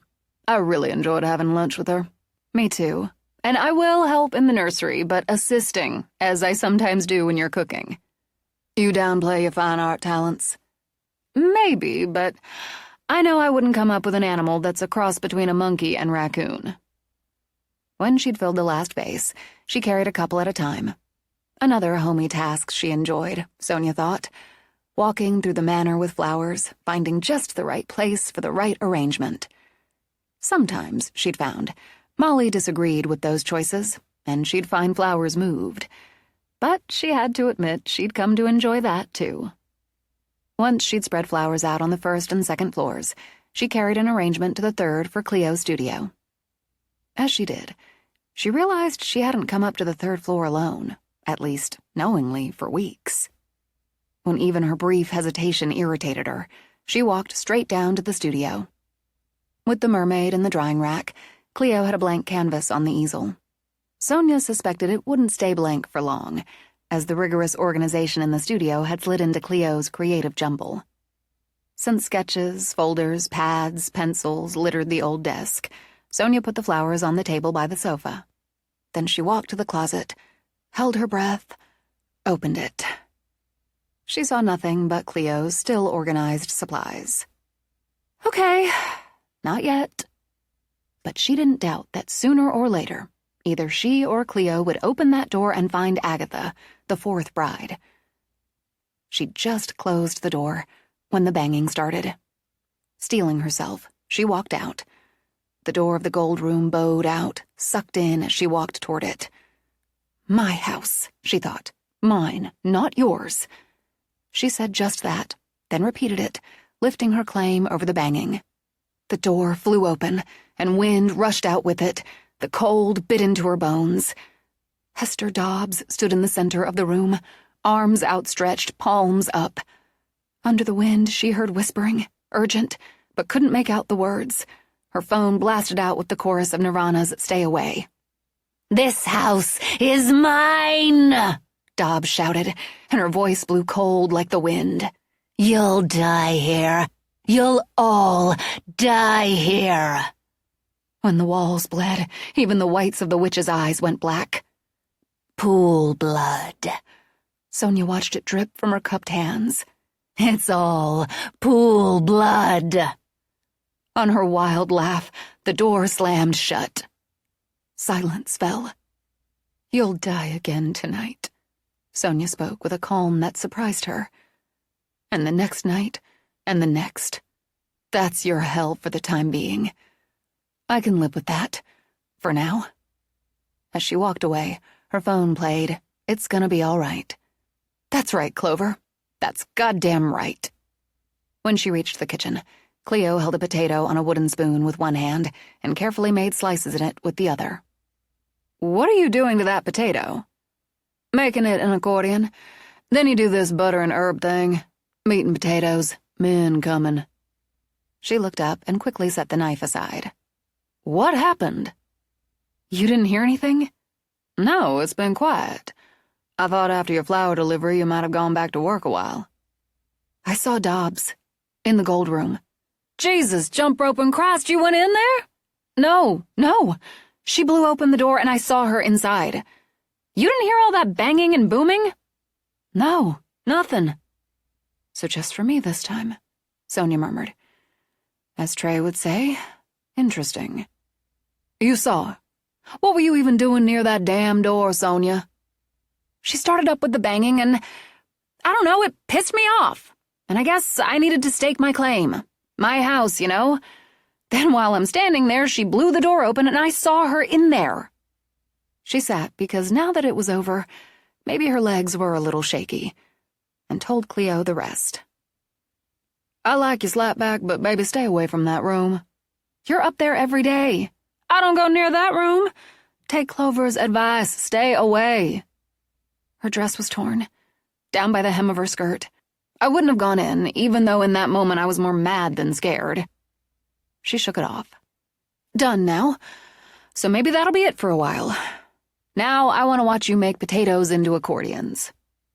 Sonia flipped open the sketchbook and laughed at the image Cleo had drawn while she'd carried flowers through the house. It is like a part monkey, part raccoon. I settled on Moncoon. As Cleo picked up the knife again, Sonia looked at other sketches. These are fabulous. Magical. Oh, you made Yoda a butterfly. He's got such an interesting body type, that brindle coat. So I thought add wings, miniaturize, and we've got a butterhound. This is pure entertainment for me. She set the first potato in a baking dish. One down, she said, and picked up another. 3 to go.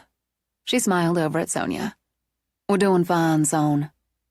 More than fine, Sonia thought, when Cleo put the potatoes in the oven, prepped the chops. To contribute, she did what she now considered her baking specialty. She made beer bread. Yoda barked and raced out of the kitchen. The cat slithered down from the stool. A minute later, they heard answering barks and male voices. We've got company. Trey walked in. Owen went up to put his stuff away. Hey, your hair. Deliberately, Sonia tossed it. What about it? Looks great. It always does. Good answer. She kissed him, then leaned into him, wrapped her arms around him. I'm glad you're here. Because he heard something in her voice, he looked over her head at Cleo. Everything okay here? It is, Sonia assured him. But it's not often we get through a day at the manor without something. And today wasn't one of those without something days.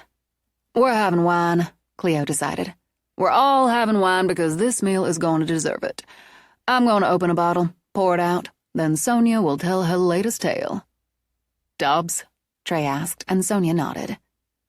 Dobbs. Chapter 13. They waited for Owen. Sonia had to give Trey credit for patience because he didn't push. Then again, he never really did push, she admitted. And when he nudged, it was so subtle you didn't realize you'd been nudged until you stood where he wanted you. She considered that his superpower. Instead of a push, he fed the dogs and the cat while Cleo put string beans onto steam. They waited. When Owen wandered in, all eyes turned to him. He stopped, frowned. What? We were waiting for you. Cleo handed him the 4th glass. Why? So Sonia can tell you both what happened about an hour ago. Before I do, I'm going to say it's all part of living in this house. It's part of my inheritance, and if I accept the manor, I take the rest with it. Since I live here, Cleo added, the same. Sonia told them, then waited for the reaction. Sounds like you handled it. They, Trey corrected, have handled it all along. You're up there every day, Cleo. Nothing like this? Not since she shut me in the bathroom up there, and when it's Sonia in the library at the same time. I admit that scared the crap out of me. Other than that, just banging and shaking now and again. Her dress was torn. Trey looked at Owen. Fearless Jones. Point being, he damaged the dress. So maybe we can damage her? Letting out a breath, Sonia slid onto a stool. I like the idea of some payback, but I don't see how you hurt a dead woman. We could try an exorcism. Sonia shook her head at Cleo's suggestion. The Exorcist is classic, and a favorite movie of mine. Hell of a book, too, Owen put in. Hell of a book, Sonia agreed. But I'm not playing around with that in real life. Plus, if we did manage to evict her, wouldn't she still have the rings? Maybe we'd be a lot more comfortable, but it wouldn't necessarily break the curse, would it? Beyoncé sang out with Single Ladies, Put a Ring on It, and Sonia let out a half laugh. I'd say that's Clover's upbeat way of saying I have to put the ring, or all 7 of them, back where they belong. Which she's wearing, Trey pointed out. Exactly. She goes, they go. Or maybe. And I won't risk the maybe. It's not just because you fell for the house. She shifted to Trey. No, not just. I've witnessed what she did to women on what should have been one of the happiest days of their lives. What she did to the woman who brought my father into the world. It's personal. And that, seeing that, only more personal. Colin left this place to you for a reason. Trey skimmed a hand down her hair. He never had kids, but his brother did. His twin did.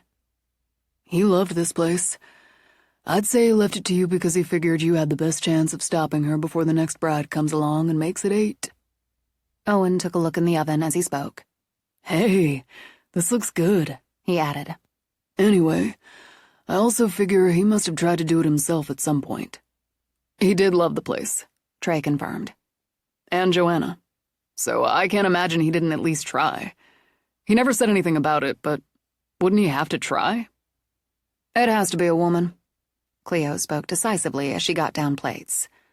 What was done by a woman, 2 women. It has to be a woman, a pool woman. I hadn't thought of it exactly that way, Sonia considered. But that sounds right. I think it's more than that. Trey took the plates for the table.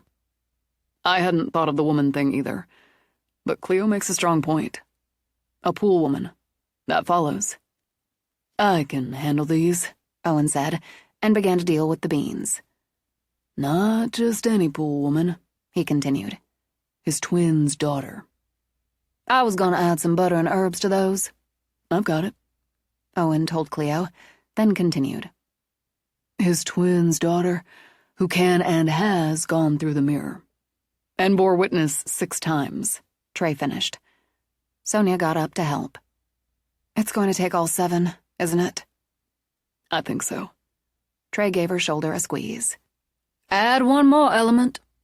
With one eye on Owen and her green beans, Cleo took the rest out of the oven. The paintings. It follows, Sonia decided. We need all 7 brides. I don't know what the hell happens then, but we need all 7. On the wall and through the mirror. She set the bread on the table, then looked around. Trey, letting the pets in, giving them treats to entertain them while the humans ate. Owen tossing beans and butter and something she couldn't identify. Cleo arranging chops and potatoes on a platter. Just a normal dinner with friends. I don't know whether to be nervous or comforted by all that hasn't happened yet. I do know I'm glad you're all here. Clover added her presence as, with a little help from my friends, played. And you too, Clover. All of you. Owen carried the bowl of beans to the table. What did you do to those potatoes? I made the musical instruments. It took him a second, then he sat and put one on his plate. Accordions. Cool. Let's see how they play. They played very well, and added to an easy dinner at home. At Cleo's suggestion, they had a glass of post-dinner wine in the solarium. When I finish my mermaid project, I want to find out more about all these plants. Look, son, we got more blooming. We'll both find out more. I need to spend more time in here anyway. It's so pretty, and it's nice on an evening like this. I've popped into water, but they never seem to need it. Same here. Everything's always thriving. I wonder if Molly handles this too. Clover answered that with Eleanor Rigby. Eleanor. Sonia leaned her head against Trey's shoulder. I wonder what happened to Eleanor. I hope she was happy here. I think anyone who wasn't wouldn't spend their afterlife taking care of plants, or making beds, playing with dogs. And Cat. Cleo lifted her glass to Trey. And I agree. If you put all things Dobbs aside, this has been a good house for a couple 100 years. Here's a thought. With Jones sprawled beside him and Pie curled in his lap, Owen stretched out his legs. Do they all know each other? They're all not from the same time frame, right? Do they have, like, ghost meetings, holiday parties? That's actually not a completely stupid question. Owen only grinned at Cleo and scratched the cat between the ears. I'm going with aware. At least aware of each other. And maybe time frames don't matter so much after death, Trey added with a shrug. I think place matters more. They had to die here. Of course, that's applying the logical to what should be illogical. We're living in the illogical, or what used to be illogical for me, Sonia pointed out. And I really hope they have holiday parties. Clover'd bring the music. Sonia grinned at Cleo. Wouldn't she? And I agree about place over time. We've all seen Dobbs now. Trey's seen Clover 3 times. I caught a glimpse of Jack, and I really think it's Molly in the window of my bedroom. Cleo's seen her in the window, too. Just the shadow, the silhouette. But it's real. Add the guy with a cigar in Colin's office for me, and the woman on the widow's walk. But I've been coming around the manor since I was a kid. You too, he said to Owen. Sure. Heard the doors opening and closing, all that kind of thing. No Dobbs until recently. If it's Molly up in the window, then, yeah, caught sight of her a few times. And once... He trailed off, drank some wine. Keep going, Cleo insisted. I brought Colin up an order of books from the bookstore. I saw this guy raking leaves. Older guy, little gray beard. He stopped a minute, tipped his cap. He was wearing one, so I waved and went in. I asked Colin when he'd hired the new guy to deal with the lawn. He just laughed. He said, like, oh, he's been around a while. And? Cleo prompted. When I left, I went looking for him. I wanted to give him my number in case he needed something, but I couldn't find him anywhere. You never mentioned that. He shrugged at Trey. Didn't think much of it. It was just a couple months before Colin died. Then it hit me. There wasn't any truck or car up there. Just Colin's. Raking leaves, Sonia murmured. I wonder if that's who filled the log holders for the wood-burning fireplaces over the winter. Always helpful, Clover answered with music. Bare-naked ladies. Nice choice. Owen decided. Jerome. Jerome. Well, here's to Jerome, who spared me from hauling wood so I'd have a warm, cheerful office to work in. I'll go one better. Cleo raised her glass. Here's to the staff of Lost Bride Manor. They take loyalty to a whole new level. At 3, Sonia turned toward Trey, and in the quiet wash of moonlight, saw him watching her. I hear it, she murmured. But that's all. I hear it, but none of it's her. Okay, go back to sleep. Outside, Cleo stood with Owen and stared at the seawall. Seconds before, she'd watched Dobbs leap off. Satisfied? Owen asked her. Yeah. She didn't see us. You had that right. And no tear in a dress. I needed to see for myself. What happened there in 1806. And we don't need a magic mirror to see it. I wonder if you could always see it. Or if we can now because Sonia's here. Because she's made this place hers. I guess that doesn't matter much. She rubbed her arms. It's cold. Let's go in. She died out here. On the rocks. Owen opened the entrance door. She didn't die in the house. Not even on the property, technically. So how is she in the house? She did something to make sure of it before she jumped. As they walked up the stairs, Cleo lifted her hands. I don't know what, but she had to be sure of it. The whole point was being here, forever, and killing a bride every generation. She missed with Patricia. Did that gap add to her power or detract from it? Something to think about. When they reached her bedroom door, Owen gave her a long, silent look. Cleo didn't need words to read it. Still under consideration, she said, and went inside.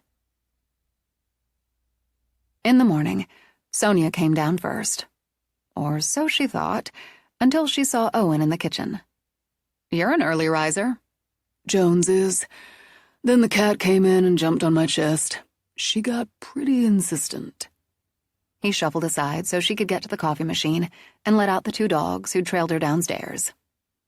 That screwed any idea of sleeping in some. He waited until she had coffee in her hand. "So, what do you think about omelets?" "That I like to eat them and don't have a clue how to make them." I was afraid of that. I have a clue. Mine aren't pretty, but they're relatively tasty. Sonia drank more coffee. "I can make toast to go with them. Trey should be down in a minute, and Cleo won't be too long. She told me she'd set an alarm so we could get started on finding what we need for the event."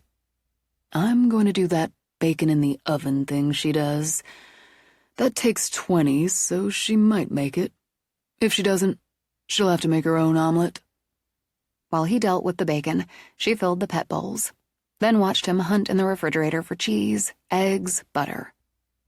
"Owen?" He grunted, found a bowl. "You're my favorite cousin." His lips curved as he worked. How many you got? "Well, there's the one I found naked under my at-that-time fiancé." So I scaled a low bar. "She has a brother, and I like him fine. He moved to Atlanta, so I don't see him much, but I like him fine." Proximities lifted me over that second bar. "Not just that. Then again, I haven't met the rest of my pool cousins. One of them may knock you out of first place. Do you think they'll come to the open house?" Maybe. The ones who can, anyway. Kathy and Cole are in Europe, so not likely.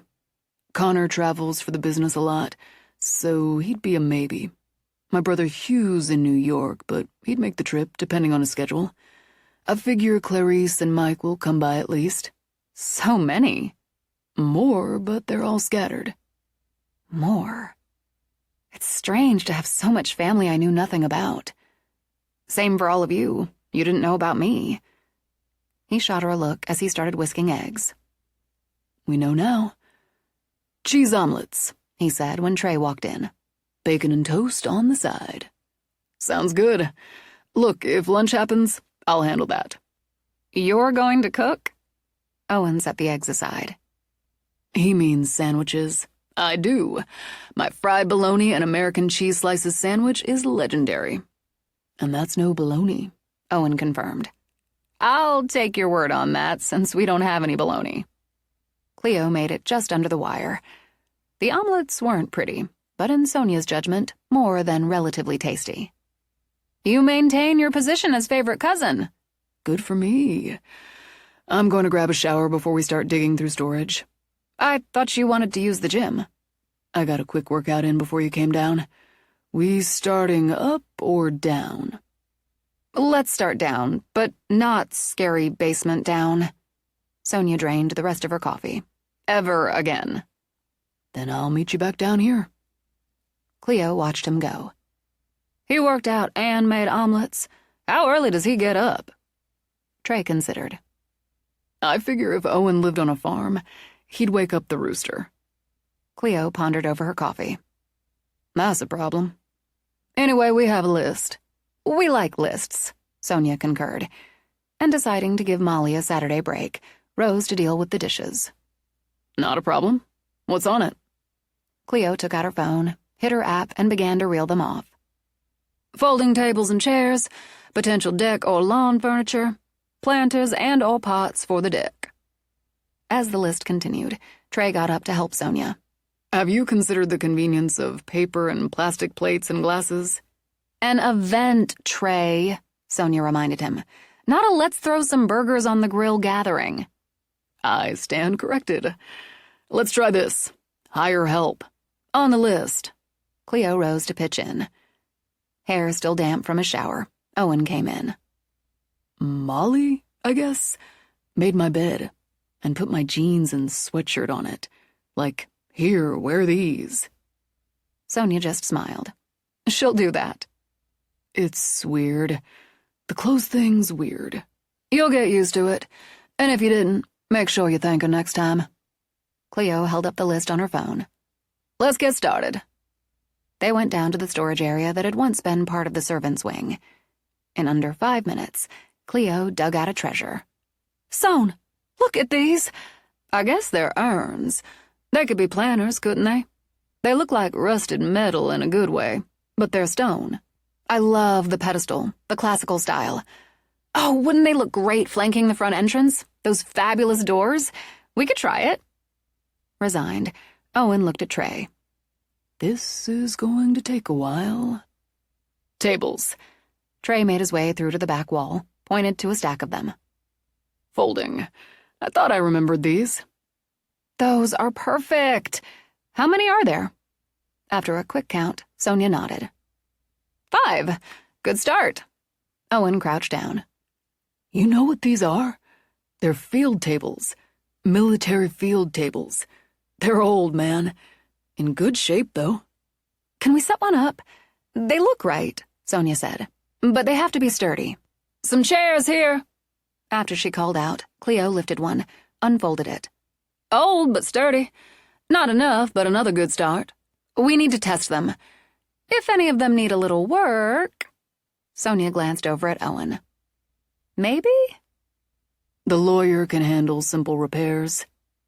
Within an hour, they had a collection of tables, chairs, 2 urns, a 3-legged stool, and an assortment of vintage chafing dishes.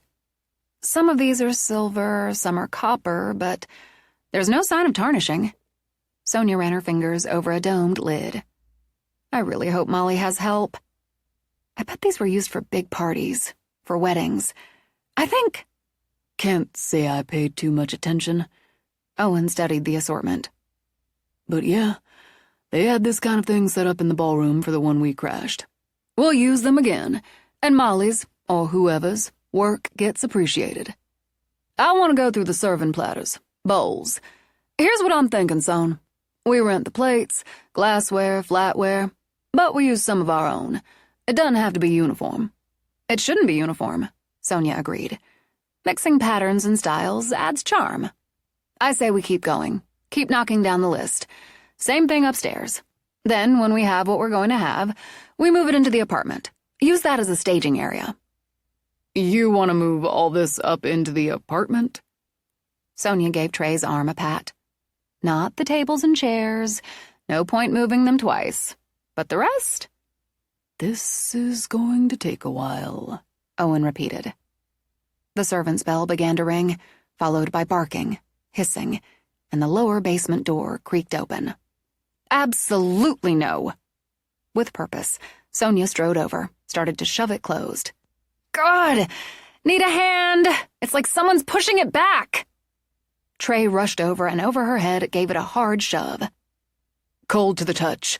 Fine. She deserves the scary basement. She can have the scary basement. She can't, cutie. You've got furnaces, water heaters, and more. The gold room's one thing, but this is another. Owen pulled a flashlight off a shelf, switched it on. Let's go check it out. Isn't that just what she wants you to do? Cleo pointed out. Why disappoint her? Owen got another flashlight, tossed it to Trey. Hang back here, he told Jones. Trey opened the door. We won't be long. Oh, but... And as the door closed behind them, Patsy Cline sang out on Sonia's phone, "Crazy." You can say that again, was Sonia's opinion. Trey tried the light switch. Lights working. Colder down here than it should be. After turning off his flashlight, Owen looked around. As clean down here as the rest of the house. Not even a stray spider web. They worked their way through the labyrinth of rooms. If Sonia's not going to come down here, and she really isn't, Trey added, she should find another place to store these tools. Got some nice ones, and all clean, no dust. This old hand planner's a beaut. Take it. You know she'd tell you to take it. What the hell's she going to do with it? Maybe. I don't like to just... Frowning, Owen trailed off. It's not as cold now, is it? No, you're right. It's not. Light stayed on, and it's warming up. Looks like she just... As it struck him, Trey broke off, stared at Owen. Well, shit, Owen said, an instant before it started. On the other side of the door, all the servants' bells rang in insistent cacophony. The doorbell bonged, bonged, bonged. Above, the ceiling seemed to sag as if from a great weight. "Everybody calm down," Sonia ordered herself as much as the barking dogs and hissing cat. "We're all staying calm." As much as she dreaded it, she thought of Trey and Owen, then reached for the basement door. The lights went out. As Sonia dug for her phone and its light, it played Psychotic Girl. "Tell me, Cleo?" Here, right here. As Cleo's phone light came on, she let out a scream, rushed forward. Grabbing Sonia's hand, she dragged her back. Behind you. She was behind you. The dogs lunged like a unit. As the men burst through the door, the noise stopped. The lights came on. Dazed, Sonia fought to get her breath back as Trey rushed to her. "Let's split up," they say, in every horror movie ever. Are you hurt? He stroked her face, her arms. "No." She was behind Sonia. The lights went out, then I saw her behind Sonia. She's okay. Because she trembled, Owen put an arm around Cleo's shoulders. Everybody's okay. I could see her face, like I did in the bathroom mirror that day. It was just full of, well, damn it, evil. The dogs went after her. Steadier now, Sonia crouched down to pet all three. And Pie too, I think. Dobbs ran, or whatever her version of retreat is. "Such brave boys, such a kick-ass girl," Sonia crooned. She wanted to lure Owen and me down there, so she could go at you and Cleo here. Yeah, but if she wanted to prove some point, we proved a bigger one. Steady now and defiant with it, Sonia tossed her hair back. "She's the one who ran." "Okay?" she asked Cleo. Yeah, sorry for the panic, but she was right behind you. "So you ran right to me and pulled me away." Crossing over, she wrapped around Cleo. "And we're okay. Let's pick out some serving dishes." They sent some up in the dumbwaiter, carted out more to stack in the kitchen. The guys hauled the urns up and set them by the entrance doors, where Sonia and Cleo deemed them perfect. They scoured the upstairs areas for more. I swear, every time I come up here, I see something I missed. Son, look at these chairs. "Love, wouldn't they be great on the lawn?" If you want them trashed after a couple rains, they won't take the weather, Owen told them. You want to put something like that outside, you need teak, maybe cedar, larch, or something that's sealed and waterproofed. "Oh, see anything?" "Furniture for the back deck over the apartments on the list." After a hunt, he came up with 2 Sonia-Cleo-approved chairs and a table. A dust cover slid down into the floor. "Somebody likes that bench," Sonia decided. Somebody's got a good eye. Hands in pockets, Trey studied it. A graceful curve of woven metal, it had a fanning back, arms, and sadly peeling white paint. You'd need a scour brush to take off the old paint, then pick out your color, waterproof metal spray paint. See? Minor repairs. And... Owen pointed over to where another dust cloth fluttered to the floor. Somebody likes those chairs to go with it. They're great. Cleo wove her way over. Metal again, and the backs are like scallop shells. We could clean these up and paint them, Sonia. They'd look perfect on the deck. We could sit out and watch the sunset behind the trees. Vintage, not new and modern. They really suit the house. I remember those. Colin used to put them out just where you're talking about. The bench? I think I've seen pictures with that bench in it. Wait. Trey closed his eyes, tried to visualize. His wedding. You flipped my memory switch, Owen told him. I've seen some pictures of him and Joanna on that bench. Wedding day stuff. That's it. Only they had it in the front. I don't remember ever seeing it there, so probably just for the wedding. She's in the white dress, he's in a gray suit. And there's one with my parents on either side. Mom's got that on the bookshelf in the living room. I'd like to see it when we're there tomorrow. Cleo and I can bring the bench, the chairs, back to life. Right, Cleo? Absolutely. Cleo and I can handle a chair each if you guys can handle the bench. We could just take them outside, leave them there until we pick out the paints and fix them up. We still have to hit the garage and the shed, but I'll stop and get the keys to the apartment. As Trey and Owen got on either side of the bench, they exchanged a look. A while, he said, Trey muttered. With the women out of earshot, Owen risked a mutter of his own. They're going to want us to come back and haul down that darling pie crust table and that adorable plant stand. Don't forget the majestic 10-ton bench for the foyer. I'm trying to. Why am I always the one backing down the stairs? Your bad luck. Easiest way is to take it out the back once we get down there. Easiest, he said. They caught up with the women, who'd paused in the grand foyer to discuss bench placement. I know it's a lot, Sonia said as they continued back. But every time we bring something down, it's like making it more ours. We'll take a break after the shed, promise. We could have a drink out on the deck. When she got to the kitchen, Sonia set the chair down with a clang. Did I dream it, or did we pile a mountain of serving dishes on the island that aren't there now? God, you don't suppose Molly cleaned them and put them all back? Setting her own chair down, Cleo shoved her hair out of her eyes. She's too smart for that. Trey shifted his hold. Keep going, Owen. Get the key to the apartment. The apartment! Leaving the chair where it stood, she rushed over to dig out the key, then ran outside with the animals flying after. She unlocked the door. It smelled fresh, with a hint of orange oil. Cushions plumped, furniture gleaming. The folding tables and chairs they'd earmarked were neatly stacked against the side wall. All the serving dishes were organized according to type on the kitchen counters. "This is amazing," Sonia murmured. "Just amazing, and so kind. Dobbs thinks she can scare us away with her meanness, her tantrums. Never going to happen. Not when we have others, so many others who'll do so much without being asked, without any of it expected." Clover responded with Toby Mac and Love is in the house.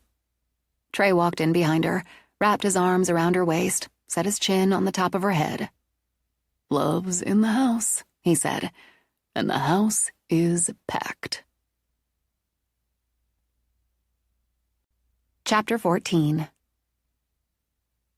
After unearthing pots, planners, and other useful things, they sat out on the deck with tray-made sandwiches and ice-cold Cokes. Cleo and Sonia huddled over paint colors. "This," Sonia said. "That. Oh, yeah. Ocean mist. Couldn't be more perfect. For the bench, right?" "Definitely. Then what about sea green for the chairs?" "We have a winner. 2 winners. Sonia, how about we find little copper tables for either side?" "Copper tables is genius." "Rob Farmer can make them." Eyes shut, Owen leaned back in the old metal chair. "He might have something already in his shop." "Rob Farmer?" "Metalworks," Trey answered Cleo. "He's got some pieces at Bay Arts. He's got a shop out on Red Fox Road, 2 miles out of the village." "How long would it take?" Sonia wondered. "Won't know till you ask." Owen took out his phone. After scanning his contacts, texted the number. "Now you've got his number. My job is done." "And I'm using it right now." She got up, wandered off to make the call. "A coffee table, too," Cleo decided. "Not copper. Too matchy. Wood. Nothing fancy. A rustic, raw-hued sort of thing. Even better, one of those live edge tables." Feeling her gaze, Owen opened one eye, then closed it again. Cleo just sighed, knowing she'd planted the seed. "It's really nice out here. We tend to gravitate to the front, that view, but this is a nice place to just sit. What we need out there is some pretty bird feeders. Yeah, the bears will love 'em." Owen put a foot up on Jones, rubbed. "Really?" "And the cat would be thrilled with the all-she-can-eat buffet." "She wouldn't." "Of course she would. I'll settle for the planners. Some wind chimes, maybe some witch bottles." Sonia rushed back. Cleo, he says we can come out to his shop right now. Now? Automatically, she patted her hair. Sure, okay. We're fine here, Trey said before she could ask. Just fine right here. She walked over, kissed him. We won't be long. Owen waited until he heard the car start. Quiet. You won't be getting a lot of that from here out. I won't? Not saying she's a motor mouth, because she's not. Neither of them are. But your quiet, sitting in your boxers watching the ball game nights are coming to an end. Says who? The one who knows you as well as I know me. You're good and stuck on her, and I don't blame you a bit. After all, we share the devastating pool good looks. Yeah, I often think of you when I look at her. It's in the genes, brother. Plus, she's smart, got the creative thing going, and she doesn't take any crap, even from a 200-year-old witch with an attitude. Add the damsel, even one who can absolutely handle herself, in some distress angle. You're sunk. It's not any of that, and it's all of that. Something just clicked. It clicked the minute I saw her standing out in front of the manor, the minute she smiled at me. Son of a bitch. It's not supposed to happen like that. Why the hell not? Owen stirred himself enough to shift in his chair. You move slow. That's how you're made. Nothing wrong with that. Sometimes circumstances move faster. It's easier to sail with the wind than into it. He settled back. Anyway, I'm going to enjoy the quiet, then go in and put some mac and cheese together. He had it together and in the oven by the time they got back, flushed with pleasure and carrying a flat-topped copper stand with a honeycomb pattern. Isn't it great? He's going to make us another one. I'm taking it out to see how it looks. Oh, and we stopped and bought the paint. Considering the rousing success of the day, Cleo got out the wine. You didn't mention Rob Farmer's about 150. But spry, Trey added. Very, and very talented. Also a bit of a hound dog. He flirted hard with me. Not as hard with Sonia, as he's heard, he told us. She's seen the young Doyle boy. What did you do? Owen wondered. Flirted right back. He's also very cute. And with the flirting and ordering a second table, he took 50 off, so a bargain. She opened the oven. Well, well, that looks like a very high-class mac and cheese. How much time have we got? He moved next to her, looked in. About 10 more to cook. You want it to rest a couple after? Perfect. I'm going to run out, take a look, then I'll set the table. When she went out, Trey gave Owen a big smile. About that quiet time. I've got plenty left in the bank, if you say so. After Owen's very successful mac and cheese and a friendly argument over the best rock bands of all time, the women issued a challenge. I think it's time we heard some head case, don't you, Cleo? Couldn't agree more. Trey carted plates over to the sink. Sadly, head case is no more. We have 2 members of the band right here. Sonia spread her hands. We'll imagine the rest. She pushed away from the table. Music room. They think we're gonna suck, Owen said. Sometimes we did. Sometimes we didn't. Owen rose with a shrug. I'm game. You should grab that wine, he told Cleo. We sound better if you're a little drunk. Trey got 2 beers. We play better if we are. With wine, beer, 3 dogs, and a cat, they trooped down to the music room. Owen picked up a guitar, gave it a strum, started tuning it. With obvious reluctance, Trey did the same. Do y'all play any other instruments? Cleo wondered. It's such a great collection. It should all be played instead of just displayed. Owen can handle the piano. Handle's about right. After some testing chords, Owen nodded. You improvise better there. As he played an opening riff, he looked at Trey. Not as much punch as with an electric, but this'll do. Remember the lyrics? Yeah, I remember the lyrics. Okay, then. He played the opening again while his foot tapped the beat. Trey filled in the rhythm and added his voice.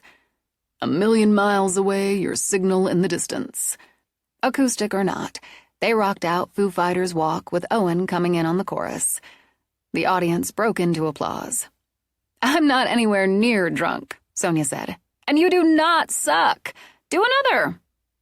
"There's wisdom in quitting while you're ahead." Owen just grinned and played another riff. When they went with Aerosmith's Living on the Edge, Cleo grabbed a tambourine. Laughing, Sonia joined in as backup dancer. As they rocked through what she decided equaled Headcase's greatest hits, the banging started. She shot a middle finger at the ceiling and kept dancing. "Play it louder!" Trey stomped his foot, clapped his hands. "That's right!" Sonia shot up her fists. "That's damn right! We will rock you!" With Cleo, she joined in, defiant voices singing out both threat and promise. And that, ladies and gentlemen, about wraps up tonight's performance. We've still got at least some of it, Owen said to Trey. We shut her down. "One more!" Cleo lifted her glass. "We've got just enough wine left for one more." Let's finish with the boss. Owen flexed his fingers. I've got one more in me. When they ended with Springsteen's Fire, Sonia decided there was nothing sexier, anywhere, anytime, than a good-looking man and a guitar. "That's the way to put a cap on an evening." Cleo scanned the instruments. "I've got to learn how to play something in here." You've got some pipes. She smiled at Owen. You should hear me sing in the shower. He smiled back. Looking forward to it. She only laughed. "Time to let our four-legged friends out before bed." When they reached the door, opened it, Sonia let out a whoosh. "Wow, that's some fresh air. You know, I think I reached the little bit drunk level." If a woman can't get a little bit drunk on a Saturday night among friends in her own house, when and where? She gave Owen a light punch on the arm. "My favorite cousin, and my second favorite rocker. I'm going to bed with my favorite rocker." That's probably for the best. She slept without dreams, or without dreams remembered, without a stir, without a murmur when the clock struck 3. She slept while Trey stood at the window and watched Hester Dobbs take her fall. On Sunday, since Trey went off with Owen to work on Yoda's doghouse, she and Cleo handled domestic chores. They divided laundry detail, then, in the blissful April sunshine, washed out planners and pots, and finalized the open house invitations. Corinne said 150 invites would do it. Sonia sucked in a breath between her teeth. That could mean like 300 people. Holy shit, Cleo, can we really do this? Clover returned to the boss and, "You've got it." "Do we?" Sonia squared her shoulders. "If we don't, we're gonna. But let's hold off until Bree comes over tomorrow. Then we pull the trigger." Good plan. Now let's pull the trigger and get ready for dinner at the Doyles'. Upstairs, Sonia decided to go with Molly's pick of a simple and classic blue wrap dress and low-heeled booties. For Cleo, she'd gone with a soft spring pink. "Good choices." Sonia gave Cleo a nod when she did a turn. Not too fancy, not too casual. When we're in Boston, we need to squeeze in some shopping time so we can give Molly some new choices. I find no objection to that. I'd say we're ready, with a stop for flowers on the way. Bending down, she nuzzled Yoda. "Be good. I know Jack will come out and play with you both." As they drove, Sonia glanced over at Cleo. "I know you're serious about coming to Boston with me, but are you really serious about standing in as my assistant for the writer presentation?" Absolutely. I can help set up the visuals, and if I run the video, you can focus on your pitch. It's a good one. I've refined it a little. I'd need to run it through with you again.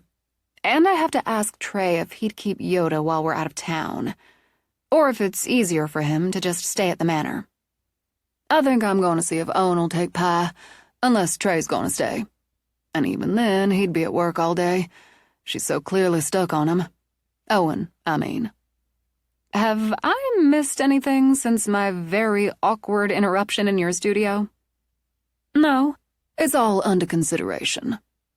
He really is my favorite cousin. That's a low bar, Son. Sonia had to laugh. He said the same thing. They stopped for flowers, rich purple tulips, then drove the climbing road just outside the town proper.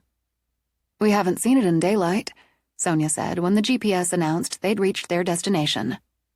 "What a beautiful house. It's not as big and sprawling as the offices, but it has the same feel to it." It's really wonderful. Who doesn't love a wraparound porch, especially with a turret over it? "I sure do." She eased across the slate-gray paved drive to pull up beside Trey's truck. "Trey's here, and that's Anna's car, so we're not too early." I don't see Owen's truck, so we're not too late either. I bet those azaleas are spectacular when they bloom. "Won't be long now." They walked to the covered porch, rang the bell. Anna's husband, Seth, answered. "Sonia, good to see you. And you must be Cleo. Seth," he said, and offered a hand. "Come on in." They'd kept the Victorian style inside, with a graceful fireplace flanked by bookshelves in the living room and the gleam of honey-toned floors. "Action's back here," Seth told them as he guided them through. The action smells delicious. He smiled at Cleo. "Wait till you taste Corinne's glazed ham."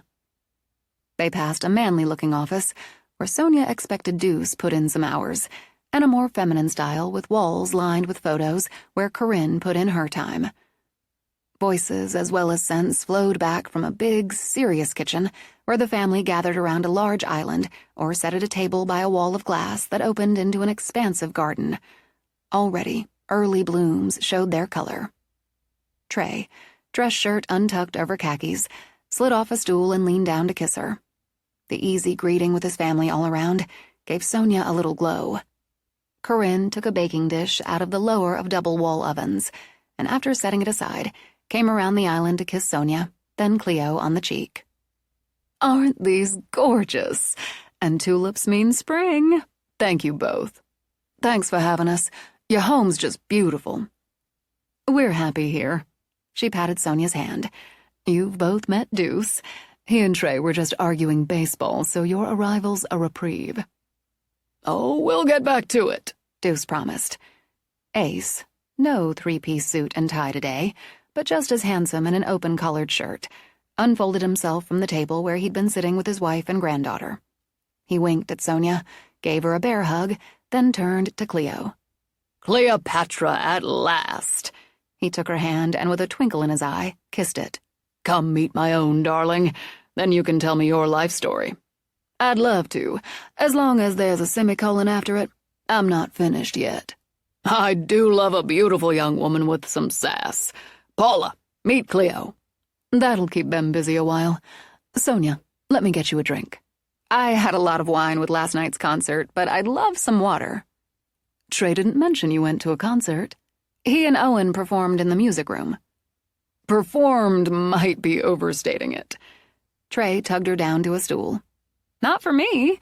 We haven't had live music at the Manor since you came to dinner, Corinne. We need to have it more often."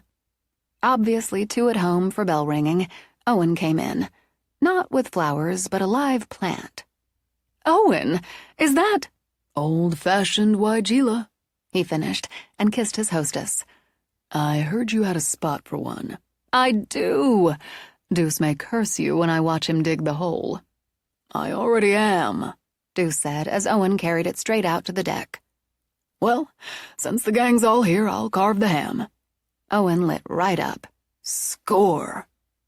It was just that easy. A Sunday dinner around a big table, conversations winging, baby talk, baseball talk, gardening, cooking, art, local gossip, and plenty about the planned open house. And none, Sonia realized, about what lurked in the Manor in the Gold Room. Maybe the Doyles decided to give her a kind of reprieve. Corinne didn't brush off offers to help deal with the dishes, which to Sonia's mind made it a true family dinner. It brought chaos with it, but she enjoyed that too, as well as a tour of the gardens, which gave her too many ideas to fit in her head. The gardens at the Manor are well established, Corinne told her as they walked. But Colin filled in with annuals every year, added planters. We're hoping to do the same. But how do you know what everything is, what goes together, and where to fill in? Experience. And if you make a mistake, there's always next year. Though the living room didn't boast a baby grand, It had a spinet. It took very little to coax Paula to play and Ace to form a duet. Seth sat with his arm around Anna's shoulders, murmured something in her ear that had her smiling and bringing his hand to her belly under hers. Deuce and Corinne sat together, his hand on her knee, her head tilted toward his shoulder. It struck Sonia she wanted that. Every stage of that unity. The young just starting, the deeply established, the long-lasting. A home filled with generations and music and arguments over baseball. One day, she thought, she wanted a chance to begin all of that. Just one more reason to find the 7 rings, break the curse, and rid the manor of what shadowed it. When Paula lifted her hand to pat the one resting on her shoulder, Sonia took it as her cue. "This has been wonderful. Just wonderful. I can't thank you enough for having us." Cleo picked it right up. "If we didn't have a cat and dog waiting at home, you'd have a hard time getting rid of us." Goodbyes took time before Trey walked them out. "Sonia told me," Cleo began, "but now I've seen for myself. You have a terrific family. I wondered how 3 generations managed to work together, but question answered. Love, respect, rhythm, you've got them. Born lucky. Staff meeting in the morning." "You told me." Still feeling wistful, Sonia wrapped around him. "We're fine, and yes, you'll know if that changes." She kissed him again before she got behind the wheel. Cleo lingered by the open passenger door another minute. "You know, I really liked your grandmother. Easy elegance, humor, style, all wrapped up in one. If I didn't like and admire her, I might break my #1 relationship rule and have a wild affair with your grandfather. And that's a damn clever way to flatter them both." Cleo got in, sighed as Sonia waved and backed out of the drive. "That was fun, and illuminating." "Illuminating?" "Seeing them all together that way. Each one their own person, but all a part of a whole. I think Colin must have been a good man. I don't see Deuce being lifelong friends. Brothers, really, with someone who wasn't." "Neither do I," Sonia agreed. "The wedding photo, the one of the Doyles with Colin and Joanna on the bench. You saw it, right?" "I did. It tells me Joanna must have been a good woman. Corinne style's all over that house, and that picture wouldn't be there unless she loved both of them. They didn't have the chance to make what the Doyles made. But we will." Sonia glanced over. "We will, Cleo, when it's right." Cleo looked toward the bay as they drove by it. "When it's right," she said after a moment. "I don't see either of us settling for less." Then she turned back. "We've got some time before dark. Let's free the furries and walk around. Corinne packed my head with so many garden ideas." "Mine too. We have to figure out what we've got first." "That's where we start. Owen said no bird feeders because bears like them." "Oh." A beat. "Oh, that's a very disturbing thought." "So no bird feeders. And unless a lot of it's already there, I doubt a garden to rival Corinne's, at least not our first year." "What are you doing?" Cleo kept working her phone. "I'm looking up that plant Owen brought her. If I can figure out how to spell it. Maybe we have one. Okay, here it is. And that's beautiful. If we don't have one, I want one." "Right there," Sonia said as she turned onto Manor Road, "is a good place to start." She parked and they walked to the house. Cat and dog greeted them at the door before both streaked out. "I guess we did test their bladder control. How about we change?" Cleo suggested. "And take that walk around in PJs. Now that's what I call being home." Clover sang it out with Steve Perry's Missing You. "Okay," Sonia said with a laugh.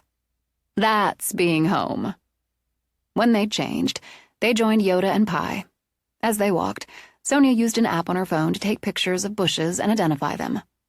"I need that app." Cleo pulled out her phone. "I'm downloading that app. It'll work better. Lots when everything has leaves. Better yet, flowers.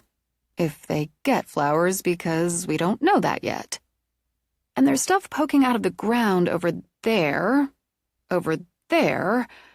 I don't think they're weeds. Rose bushes over there.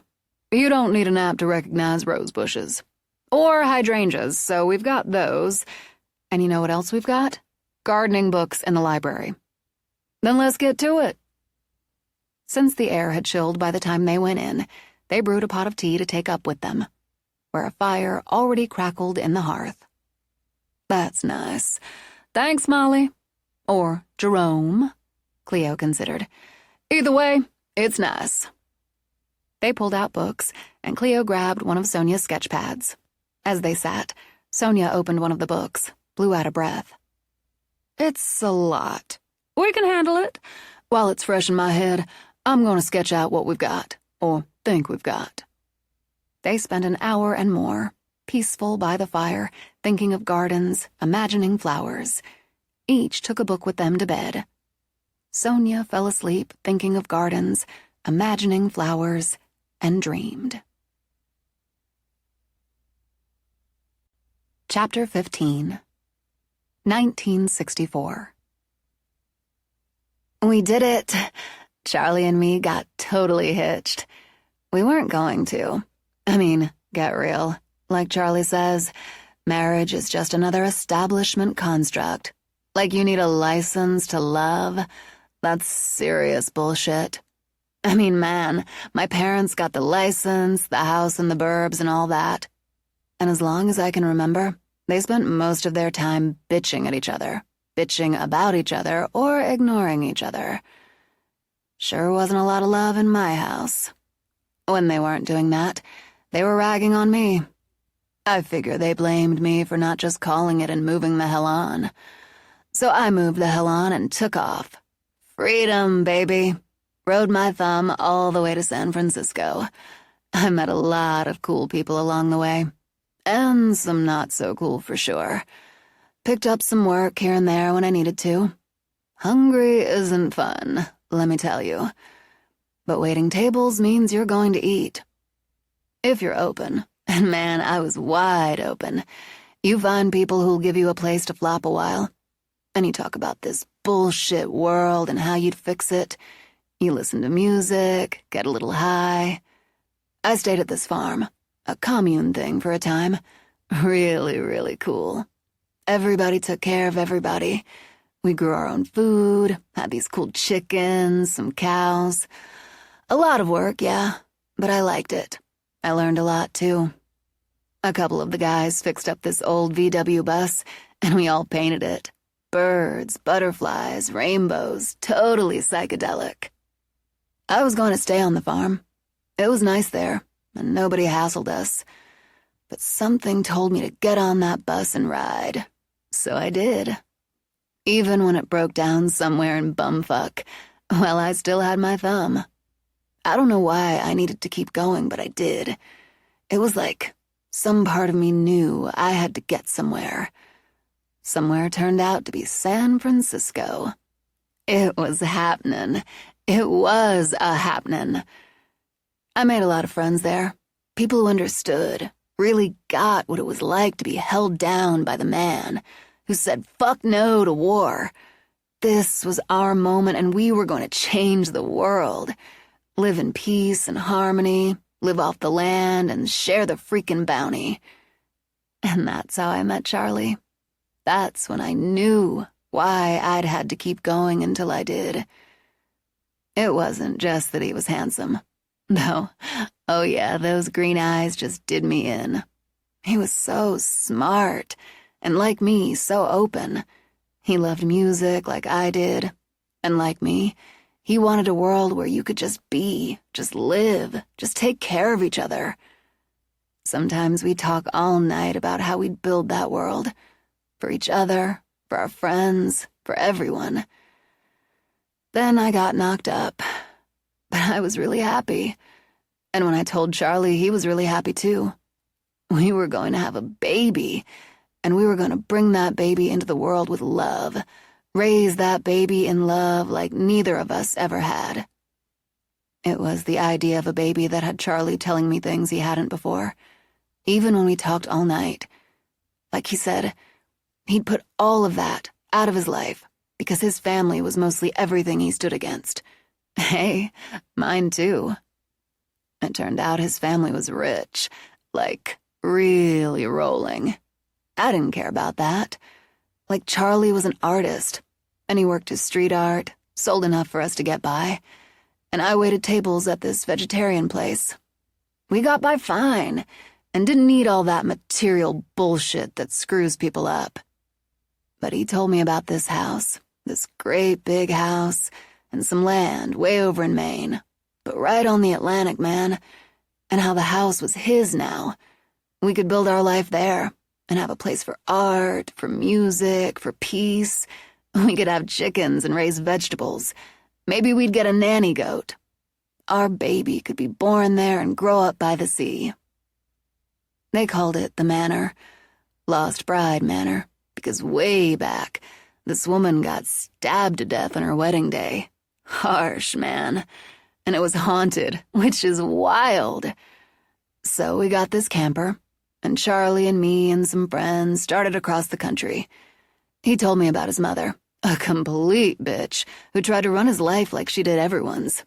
How she tried to push him away from his art, tried to make him be a lawyer. My Charlie, a lawyer. Just makes me laugh. He wanted us to get married. Like, legal, license, the works. Because of the baby. I told him babies because I could just feel two in there.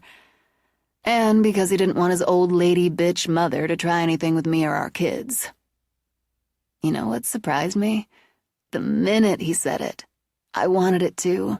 I didn't care about the legal shit. But I wanted us to make those promises to each other, to our babies. We headed to Maryland because you can get a license there pretty quick and without much hassle. I bought a dress, this beautiful white dress at a second-hand shop with a high waist and a skirt that would work because I was showing. While we camped, we met this guy who had a brother, and the brother had a place in the mountains. Not mountains like out west. These were all green and soft. We got married there, in a kind of meadow. Even though it was almost October, it was as warm as summer. So I picked wildflowers and made a ring of them to wear and more to hold. This old guy in overalls married us. He was a traveling preacher, and he was cool with us saying our own words.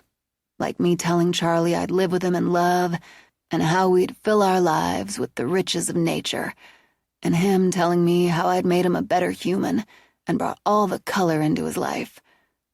He even had a ring for me, and it was perfect.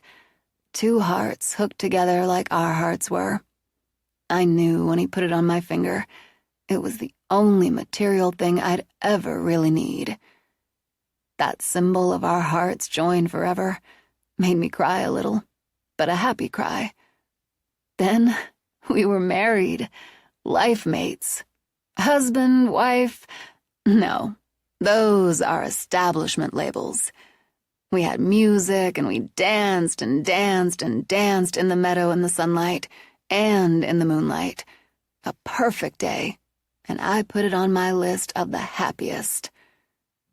When I left home, when I met Charlie, when I found out I was pregnant, my wedding day.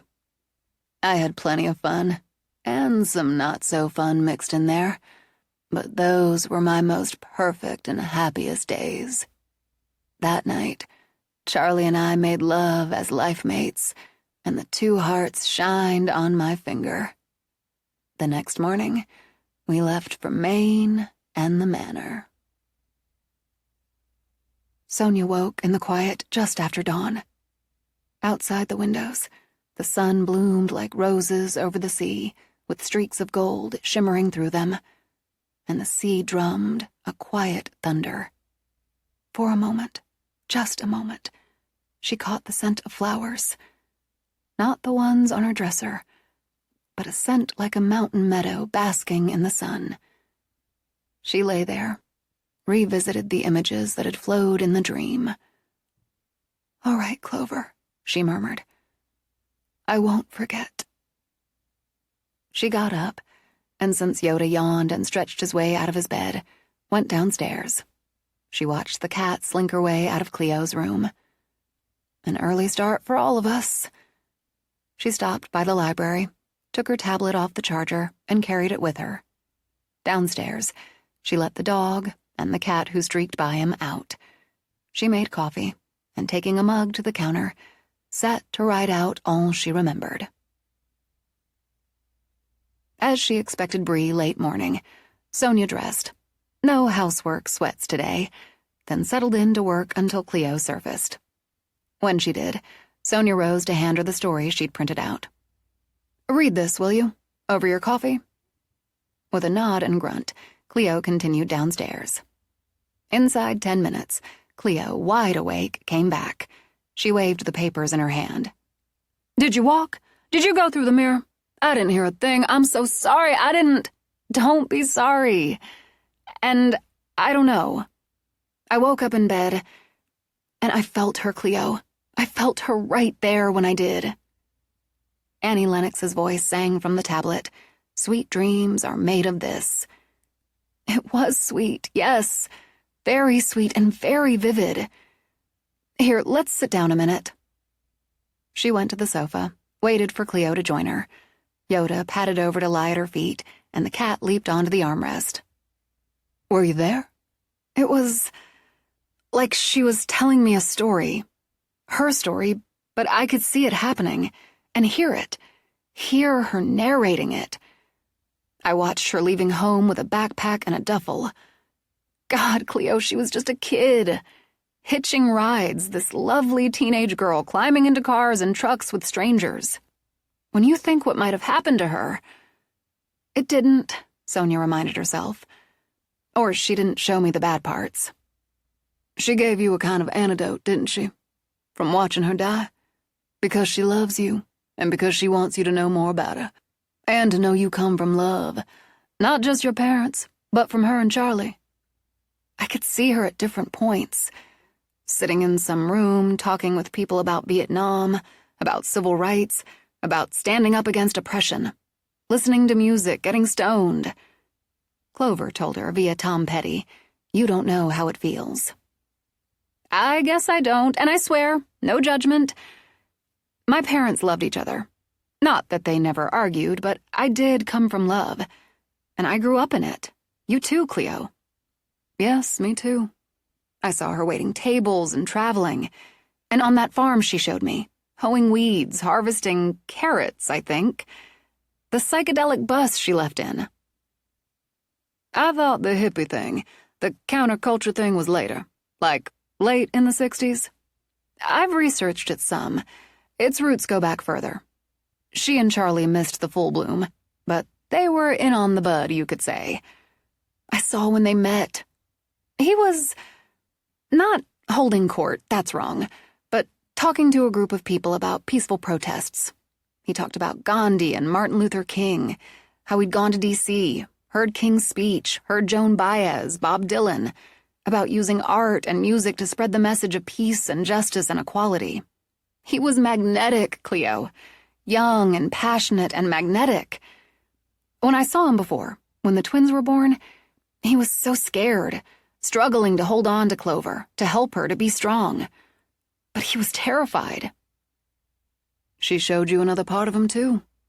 Yeah. He came back here for her, for the family they were making, for the world they wanted to build. And he wanted marriage not just because he loved her, and he did, but to protect her, legally, from his mother. He was smart enough to understand that. I saw them on their wedding day. Two young, happy people making promises to each other, dancing in a country meadow. It was so lovely. She gave you a gift, and through that a gift to me. Moved, Cleo swiped at a tear. You're going to share it. With Trey, yeah. And Owen. And your mom. You should send this to her, Sonia. Send your mom what you wrote. I think it's a gift to her, too. I hadn't thought of that. But you're right. You're 100%. I will. Good. Now Cleo let out a long sigh. This hit all my feels. Every one of them. I need to pull myself and everything else together before Bree gets here. Unless you want to postpone that. Absolutely not. They were going to open this house, Cleo. We're not doing it in the same way. I'm not going to deal with chickens and goats. But we're opening the house to people and art and music. To community. Glad to hear the no-go on chickens and goats. She gave Sonia a pat, rose. We're going to do those herbs, though. Maybe some tomatoes and peppers, but that's as close to farm girls as we'd ever get. Just close enough. I'll send this to Mom, but I think I'll wait until after her workday. Then we can talk if she wants. Maybe FaceTime so I can get in on it. Done. I'm going to work until Bree gets here. She got in a solid hour before Yoda took his barking race down the steps. For the first time since her Saturday tantrum, Dobbs banged doors. Don't like the company's coming? Sonia saved her work. Shut down. Suck it! She started downstairs as the doorbell bonged. Bree, red hair a cap of fire, tattoos displayed below the pushed-up sleeves of her sweater, stood a few steps back from the door, goggling. Big wow. I'm talking big-ass giant wow. This can't be the first time you've been up here. Yeah, it can. Oh, you mean since Trey and me had a thing back when? She stepped inside, goggled some more. More big-ass wow. He used to come up, hang out, play video games or whatever. I wasn't into gaming back then, and I worked summers, weekends, and all that. I'm surprised we found time to have sex. She stopped, winced. That's weird, isn't it? Weirder if you didn't. There is that. So, this is Yoda and the cat. Crouching, she used one hand on each to rub. I'll make sure to tell Lucy they're happy, healthy, and living in fucking splendor. Talk about a staircase made for your grand entrances. Hey, Cleo. Well, I want a tour.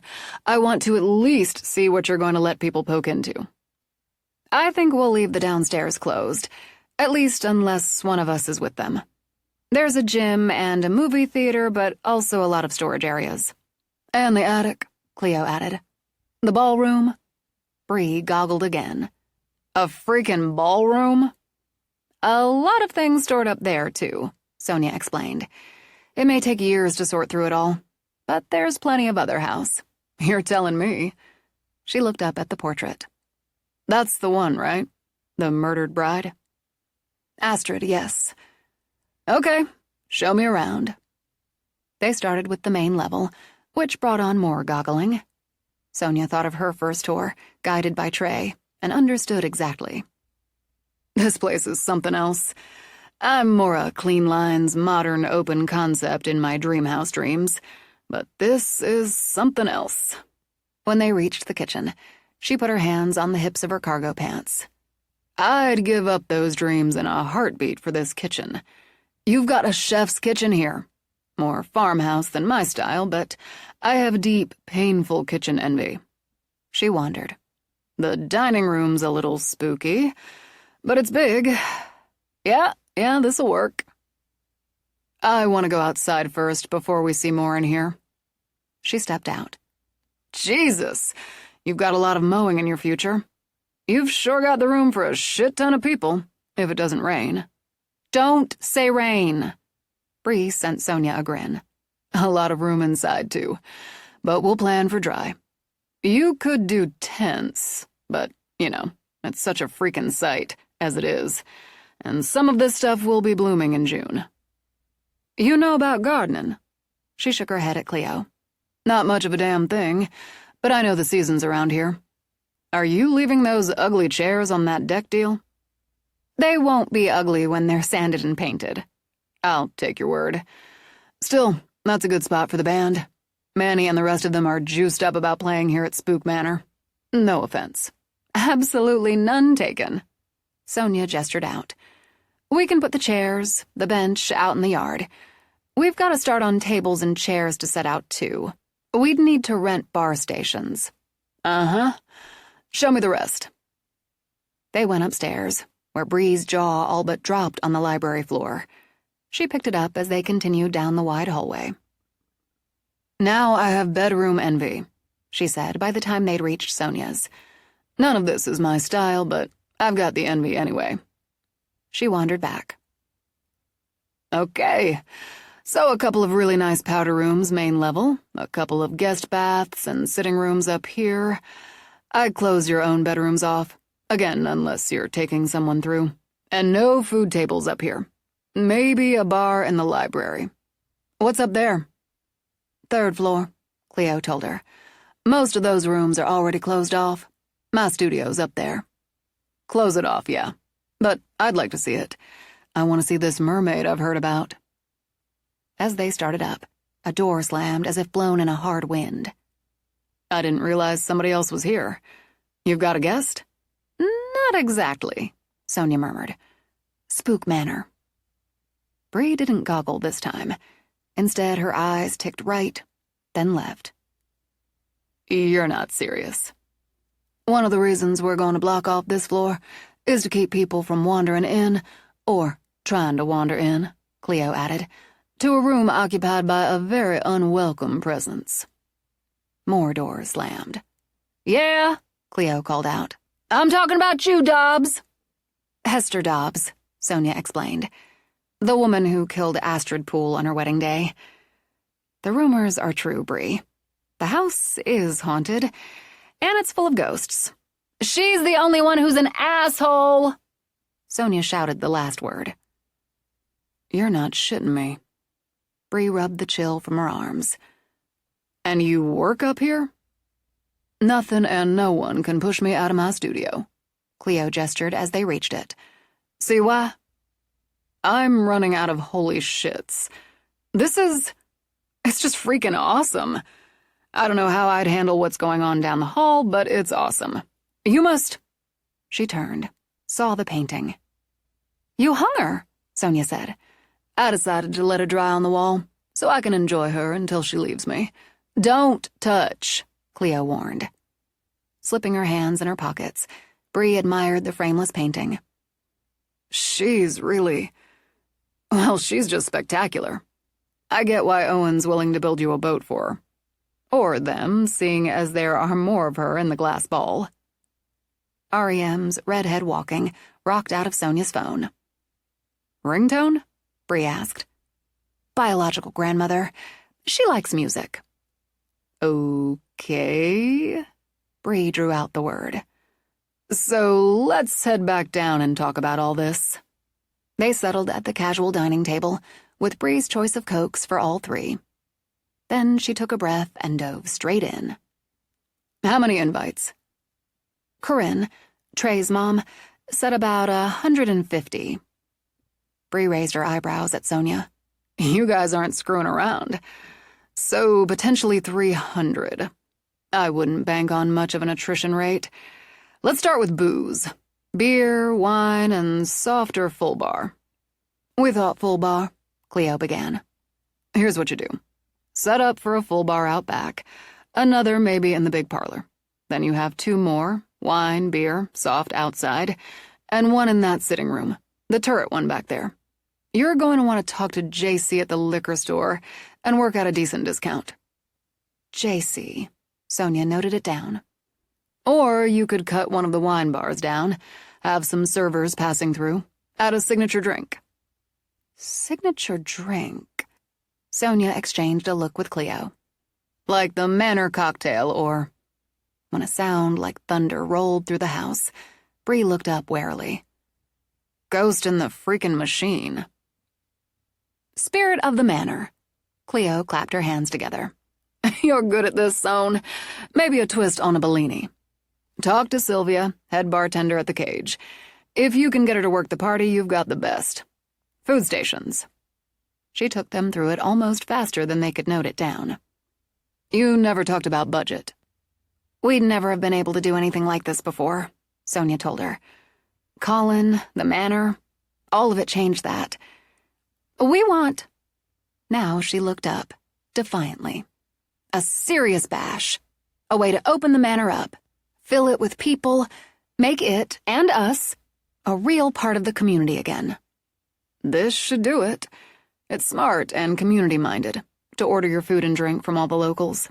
More complicated than just having a caterer handle everything. But smart. I'm going to create signs for each dish. Name of the dish, name of the venue that made it. Really smart. So let me tell you what you're going to want from those venues. At least top of my head on that. And how much. I'm wrong on the attrition. You can adjust. Then we'll round up the number of servers, bartenders, the dishes and glassware you'll need to rent, and all that. Before you do that, I'd like to consult with my co-host. Give us 1 second. Cleo? Don't go far, Bree called out, and glanced at the ceiling again. When they came back in under 2 minutes, Sonia sat, folded her hands on the table. We did toss around the idea of having the whole thing catered in some of our earlier stages of planning, and rejected that for this plan. So no single caterer. But at this stage, with all the details and suggestions from you, we realized we could really use an event coordinator. Are you interested? Cleo asked. And can you estimate your fee? Sitting back, Bree pursed her lips. I could be interested. You'd create the menu. Cleo and I would approve. You'd select the staff. You know who's best a lot better than either of us could, and would save us hours, maybe days of time. You'd help supervise the setup. We wouldn't ask you to actually work the event. But like us, and the Doyles have volunteered, our moms will both be here. Just help keep an eye on things. I could be interested, Bree repeated. I like you, both of you, and I like what you're doing here. So I'd give you the friends and family discount. She named a fee, stiff but not harsh, and got nods. Fair, Sonia said. But I prefer event goddess to coordinator. As our event goddess, Sonia said, what do you think we should serve? By the time Bree finished and left, details crowded Sonia's brain. We should have thought of event goddess before. I think we would have pulled this off, but not like she will, and not without going a little crazy. We'll still go a little crazy, but you're right. The more she talked, the more I could see how much smoother it'll all go with someone who knows what they're doing taking charge. We approve, we handle the decor, deal with the invitations and RSVPs. There's more, but my brain's clogged. Right there with you. As if to unclog it, Cleo pushed back her hair. I'm making a PB&J and going back to work where I know what I'm doing. Want me to make 2? Do that. I'll let Pi and Yoda out a while. With her PB&J and a full water bottle, Sonia settled back at her desk. After she pulled the trigger and sent the invitation graphic and the order to her printer, she opened her first file. It took some effort, but she put all things event-related out of her mind. By the end of the day, she pulled another trigger and sent another order off for the displays she'd created for her writer presentation. Done, she told herself, and firmly. Don't look back, look ahead. As she started to shut down, Trey sent a text. I got slammed right at the end of the day. Have to deal with it, and it may take a while. Can I mooch dinner tomorrow night? Sorry about the work. I'm just shutting mine down. Dinner tomorrow includes a story. A good one, so don't worry. FYI, had a very productive meeting with Bree, who accepted the role as event goddess. Don't work harder than you have to. I'll miss you. I could use a good story after today. Bree won't let you down, not at a risk of losing goddess ranking. I'll miss you too. Clover reached back for an old one with the searchers and I'll be missing you. As the tablet played, Sonia took it with her downstairs. Cleo turned from the stove. Since the cooking part of my brain got crowded out, and I just beat you down here, we're having my pasta in vodka sauce. I love your pasta in vodka sauce. How much am I making? Trey got held up with work, so it's just you and me. Look, if you haven't started that yet, let's FaceTime Mom. Then we'll just make a big salad for dinner. A big salad and girl movie night. I have to let the whole event stay quiet a while.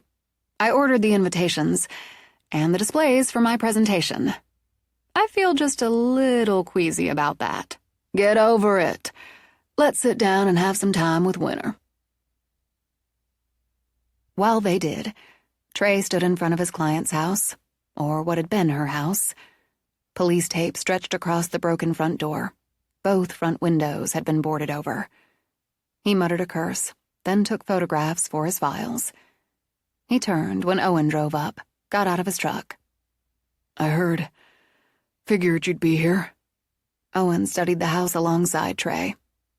How the hell did he make bail? His parents mortgaged their fucking house. That's the word. And Milt Treater agreed to take him in until the trial. Treater's always been an idiot. They slapped restrictions on him. No contact with Marlowe, no drinking, no travel outside the country, mandatory addiction therapy, anger management. Owen chin-pointed to the boards, the police tape. That worked out well. Under 2 hours out, he gets drunk, punches Treater in the face, knocks him down and out, busted nose, concussion. He steals Treater's car, comes here, busts in. Trey scrubbed his hands over his face. I got a look inside before they closed it up. He trashed what he could. Busted up furniture, broken glass everywhere. Jesus. If Marlowe and the kids hadn't gotten out, gone back to New Hampshire, it would have been worse than last time. They can thank you for that. Fuck it, Trey, that's a fact. You pushed that through so she could take the kids the hell away from him. She only took what they absolutely needed with her. She was still hurting from when he went at her. She didn't want much else. Sent me a list a couple days ago, and we were arranging for the rest of her stuff to be sold. Donated if it didn't sell. Does Marlowe know? No. Thinking of it, Trey rubbed at the tension in the back of his neck. Informing her's the happy duty I've got coming up. Then we'll deal with that wreck in there when I'm cleared to go back in. I'll help with that part. I'll help, Owen insisted. You're not doing all that as her lawyer. He could have come after you, but he didn't. I'm not a woman he's got 50 pounds on, or a kid, or a goddamn empty house. That's exactly why he didn't. Go do what you have to do. Owen laid a hand on his shoulder. I'll pick up some takeout. You got her out and away, Trey. Her and the kids. This? It's just stuff. Yeah. But it was her stuff. She didn't have a hell of a lot, but it was hers. Chapter 16. Trey spent most of the next day dealing with the fallout of Wes Mooney's drunken rampage. He spoke with the landlord, met with the chief of police. He did his best to reassure and advise Marlowe and her family. And when cleared, went back to the house to salvage what he could. In under 10 minutes, after wading through the destruction, he realized he'd easily fill the bed of his truck with what couldn't be salvaged. Looking at the kids' room and the scatter of toys Wes had kicked, stomped on, heaved against the walls, added a fresh and vicious punch to the gut. Just stuff, as Owen had said, but here, especially in what had been a cheerful room, with its bunk beds and bright blue walls, innocent stuff, little treasures of childhood. Monster trucks crushed underfoot, a Spider-Man playset in pieces. And the worst of the worst, Wes had used his son's crayons to write on their bedroom wall, "Your mother's a whore." Because his mind continued to circle to what could have happened if those boys hadn't been tucked away in a spare room at their grandparents' home, he left their room for last. He hauled out broken furniture, bagged broken dishes, glassware, lamps. Systematically, he worked his way from the living room and kitchen back to the main bedroom. While Marlowe's mother and sister had packed some of her clothes and essentials, clothes for the kids, some of their toys, what they'd left for later now joined the debris. Pissed on the bed, for fuck's sake. As the rage rose up, Trey pushed it down and stripped the bed. When he heard footsteps, he turned, then his fists unclenched when his mother stepped into the doorway. Mom, you shouldn't be here. And you should do this alone. Dressed for physical labor in her oldest jeans and a sweatshirt, Corinne looked around the room. It's so sad, isn't it? How a disease like alcoholism can destroy lives. I'm not in the mood to give him much of a damn right now. Marlowe's terrified he'll get out again and come after her and the kids. She can't afford to come back here, financially or emotionally, plus she's still recovering physically. She can't deal with what he did here. So you are. She's not just a client, Mom. She's a friend. Despite the bite in his tone, maybe because of it, Corinne gave him a look of utter patience, I know that, Trey. Just like I know you. I didn't need your father to tell me you're handling all this pro bono. She's got 2 kids to support, and she's doing the right thing and getting them all counseling. She's doing the right thing, and so are you. Once again, she looked around. And you've made a good start here. I haven't been in the house before. Is there a washer and dryer? Yeah, back in the... Don't touch those! He snapped it out as she walked to the soiled bedding. Trey, I have a nose, and it wouldn't be the first time I've washed sheets someone peed on. I'll get these in the wash, then I'll go through her clothes. I'd have a better eye for what's ruined, what's not, than you. She hauled up the bedding. Tom and Lorene Arbett own this place, don't they? No stopping her, Trey admitted, and realized her practicality cooled the worst of his temper. Being mad solved nothing. Doing did. Yeah, I talked with them both. Insurance will cover the damage to the house. They're upset, but not at Marlo. Worried about her. And they asked me to let her know they're sorry this happened. They're good people. There are more good people than not. But most of the time, the nots make more noise. They were still at it when Owen came by to pitch in. Not long after, Marlo's neighbors, the Baileys, did the same. At some point, Corinne huddled with Marcia Bailey. Here's the plan, Corinne announced. I've spoken with Marlo. You... Mom? Not on any legal issue. I'm hardly a novice at this, Trey. Doyle Law Offices. Sadie is arranging. We'll ship the boxes of items Marlo needs and wants to her. Pausing, she sighed a little. Basically nothing more than her clothes and some things for her boys. Clean slate. With a push broom, Owen cleared the floor in the small L of a dining area. Makes sense. It does, Corinne agreed. And with that in mind, we have her permission to hold a yard sale for everything that we've salvaged and she no longer wants. At the thought of it, Trey pressed his hands to his eyes. A yard sale? That's right, and you can stop looking for complications there as Marcia, Lorna, and I, along with a few other ladies, will handle it. We'll leave it to the rest of you to be the muscle, dispose of what's beyond salvaging, and move what is salvageable outside on Saturday morning, bright and early. Anything left, donated. She swiped her palms together. Then done. I still need to... Corinne pointed at her son. Stop worrying about it tonight. What needs to be done will be. Now, I'm going home to clean up and change, because I've decided your father's taking me out to dinner. She went to Trey, hugged him hard. Walk away for tonight. Go see your girl. Owen waited while Trey secured the house. Your mom's a born organizer. And she's right.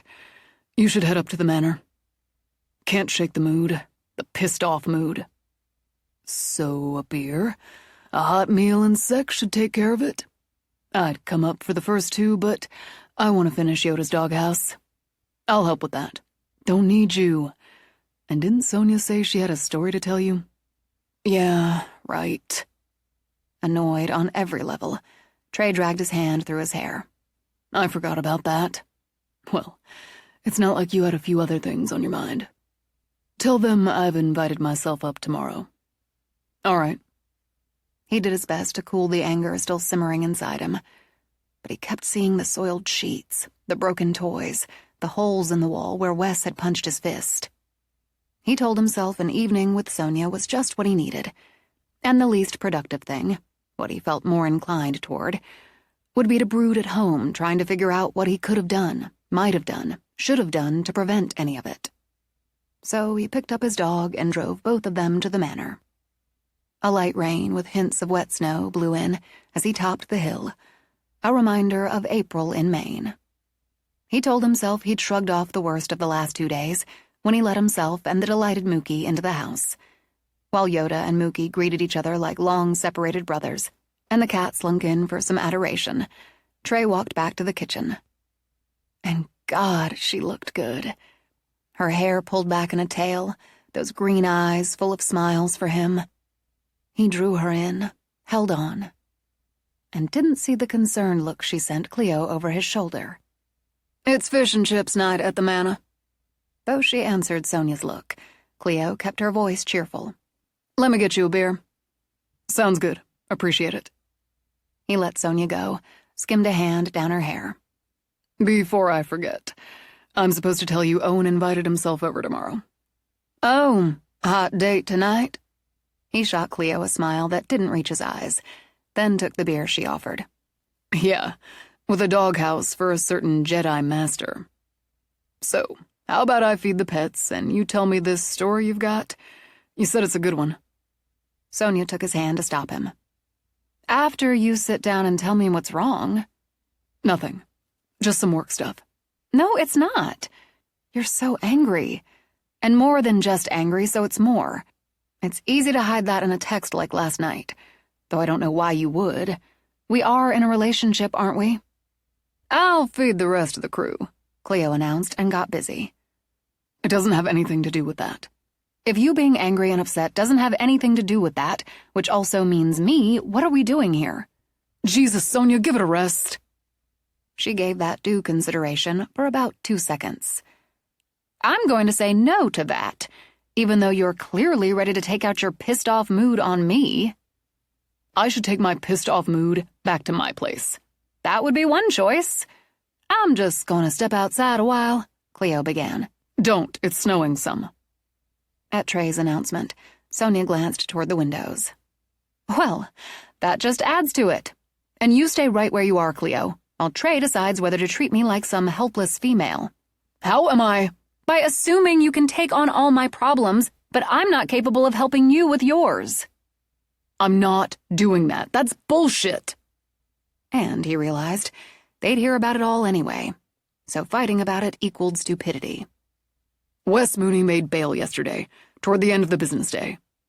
Wes, isn't that your client's... That's Marlo, her ex-husband? Right. And because it was still in his hand, he took the first draw on his beer. After what he did? Outrage vibrated in every word. How did he get out on bail? They set it high, out of reach high, but his parents mortgaged their house. It helped he didn't fight custody of the kids, or Marlo moving out of state. So along with his lawyers slow-walking any plea deal, he made bail. He had restrictions, Trey added. Travel, contacting Marlo.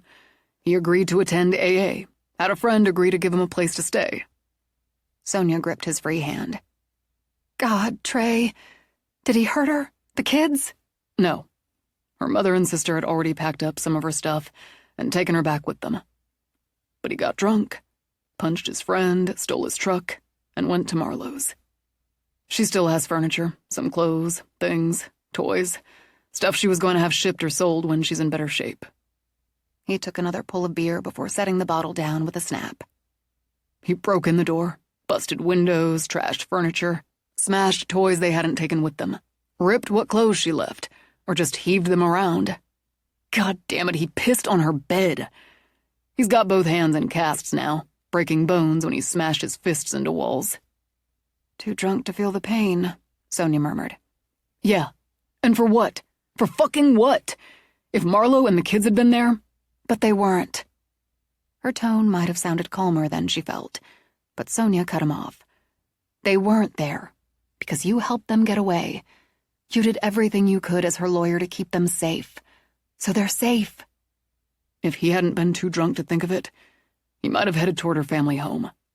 Or come after you. You helped her get the divorce. Then you helped her and the kids get away. Too much of a coward. Sorry, Cleo said quickly. Don't be, because you're right. She's right, Trey. You wouldn't be half as mad if he'd come after you, but it's easier to go after a woman and a couple of kids than you. You've got every reason to be mad. But here's the thing. Now I can be mad along with you. She looked at Cleo. We can be mad along with you. What happens to him now? His parents lose the bail money. And maybe their house. I can't care about that. I get you want to do everything you can for your kids. But he's a grown man, an alcoholic, a man who put his ex-wife in the hospital, who hurt his own kids, their grandkids. So you're pissed off there too, because they didn't do what was best for him, or for the mother of their grandchildren, or for their grandchildren. They didn't do what was right. And now they forfeit the bail, and he's facing more charges. They'd have had the plea deals sewn up in a matter of days. But the parents pressured him and his legal counsel to push for bail first. Stupid. More than stupid. Dangerous. As the hot edge of anger cooled, he finally sat. With a guilty plea. His cooperation in giving Marlo full custody, not fighting her taking the kids out of state. They'd probably have knocked it down to 15. Now, he could do twice that. Trey shook his head. Add the additional assault, stealing the truck, the B&E, the destruction of property. He will do twice that. Are you actually sitting there asking yourself what you could have done to prevent this? Mookie came over, laid his head on Trey's knee. Trey reached down to stroke. Maybe. Yes. Some. Did you, as her legal counsel, look out for the best interests of your client? I did. I can know that and still wish I'd found some way or anticipated his level of anger. Last night was bad. And today, going through her place, seeing the extent of the damage, the rage that fueled it, brought it all back. I could see where the son of a bitch hurled his own kids' toys against the wall or stomped on them. I don't feel sorry for him, Sonia said carefully. I can say while his addiction is at least part of the reason, it's not an excuse. And I can say I imagine part of what fueled that rage is grief. He's lost everything. So he gets drunk and blames her. Anyway, we got most of the wreck cleaned up. We?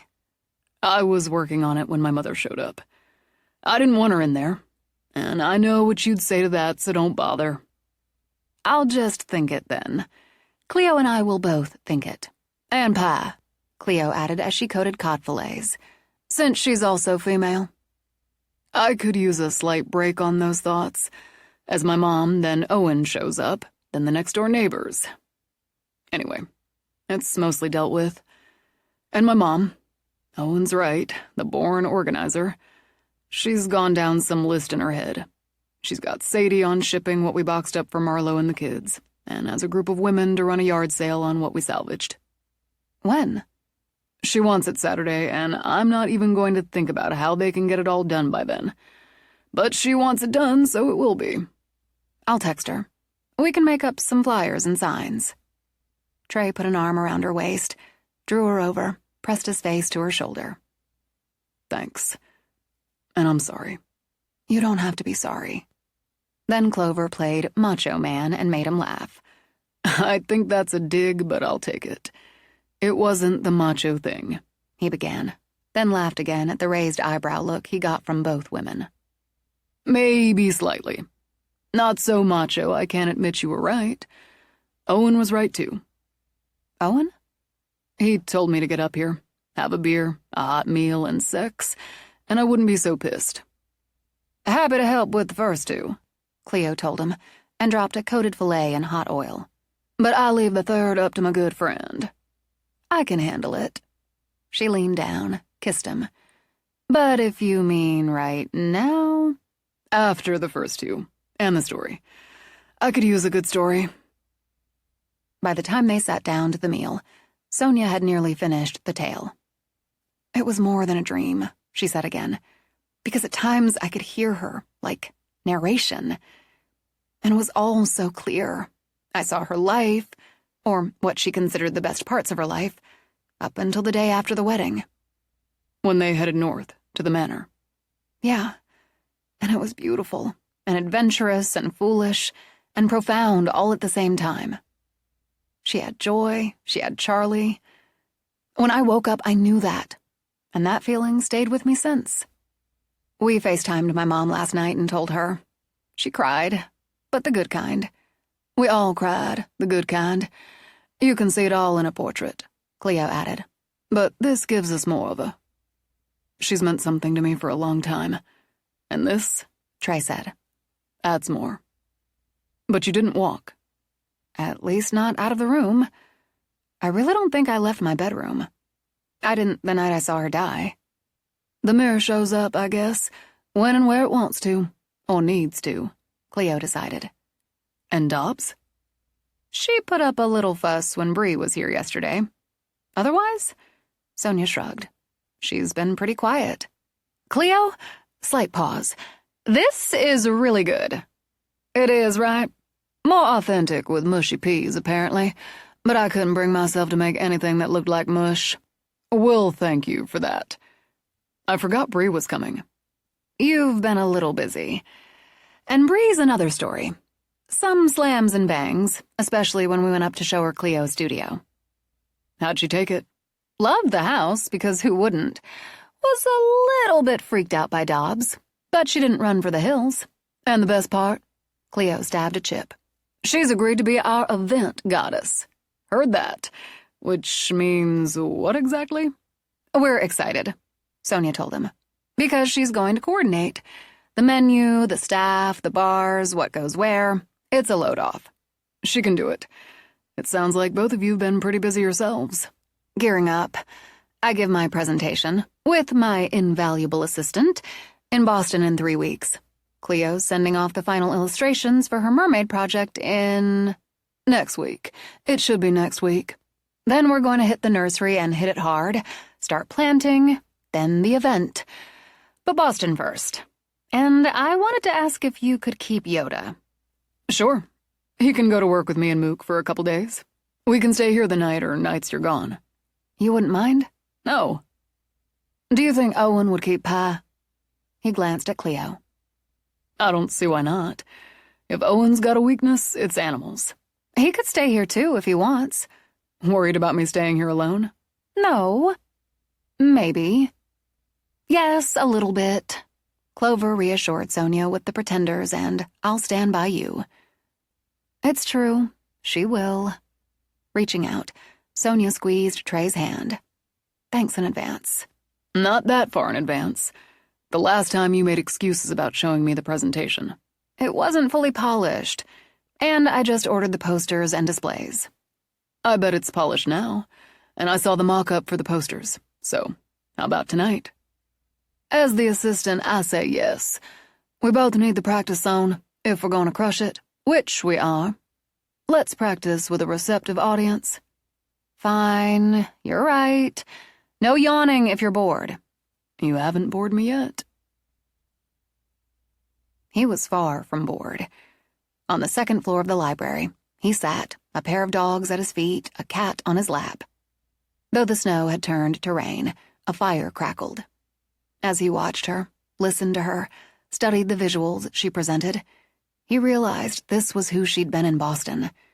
This smooth and professional woman who exuded both confidence and expertise was as much Sonia as the woman who worked at her desk in sweats, as the woman who'd made dinner for his family, the one who loved dogs and accepted hauntings as part of her life, the woman who'd welcomed him into her life and her bed, who'd embraced his community as her own, the woman who walked through the mirror.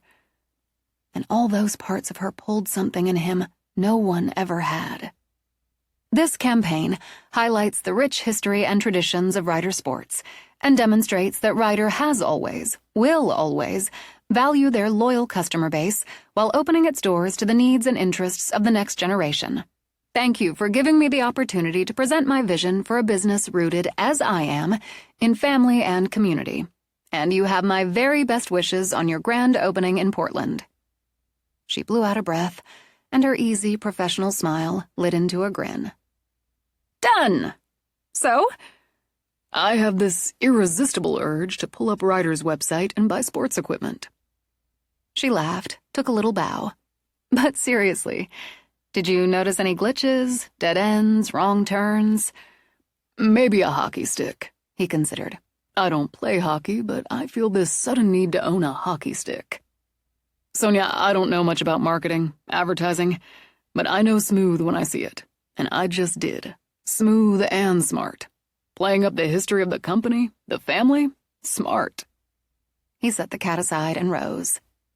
I, more or less, got what you were doing with the photos you had my mother take. But seeing how you've used them, put this all together, that's a different level. And I really want that hockey stick. Crushed it. Cleo rubbed her hands together. Told you. It feels right. It may be my first major presentation for my own company, but it feels right. I don't know what Angles by Design's going for, but it'll be smart and slick and sleek. Yours is smart, Trey reminded her. It's not slick and sleek. Smooth is different from slick and sleek. It is. Yes, it is. Nothing much more to do than see if Ryder prefers slick and sleek or smooth. I said it before and don't mind saying it again. Crushed it. Now, I'm gonna make some tea and head up to play with a new idea of my own. Want to share? Sonia asked her. Not yet, but I can make tea for 3 if you want. Tea on a cool rainy night sounds good. Sonia took Trey's hand. We'll all go down. I need to put this presentation aside so I don't obsess. After they brewed tea, Cleo took hers and Pie upstairs. Is she making herself scarce because of me? I don't want that. Sonia shook her head as they started to take their tea to the parlor with the idea of starting a fire. If that was it, she'd have said she was just going up. If she said she has an idea to play with, she has one. As they approached the music room, music, slow and dreamy, flowed out. That doesn't sound like Clover's style. Sonia stopped at the doorway. It's a record. It's the Victrola playing a record. That's new. And here I am finding that really charming. I'd say that's old, as far as the music goes. Ah, Body and Soul. I've heard my grandparents do this one. As charmed as she, Trey took her hand, drew her inside the room, then setting his tea and hers aside, took her in his arms, swayed into a dance. And here and now, he thought, as they held close, matched steps while the old music played and the rain fell, it felt perfect. Chapter 17. Through the night, while others walked, wept, plotted, or grieved, they slept undisturbed. The gray haze of dawn held back the light, shrouding the day to come and all its demands. In the hearth, the fire simmered low, adding warmth, bringing a hint of gilded light as Sonia woke. Content, she curled a little closer to hold on to the quiet and him.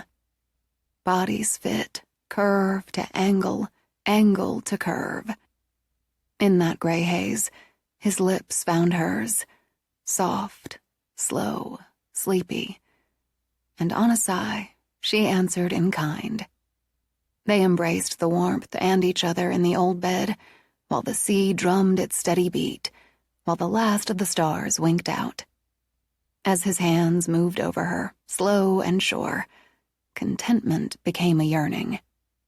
With tender touches, with gentle tastes, in the stillness of that softening edge between dark and light, yearning spilled into need. His heartbeat quickened against hers against his. Answering that pulse, she moved over him, rose up. Silhouetted in the firelight, she took him in, took him on a sigh, deep. And she joined them together in a rhythm as sweet and dreamy as the dance they'd shared hours before. For this dance, they glided up together, rose and fell together, rose and fell with her surrounding, him filling.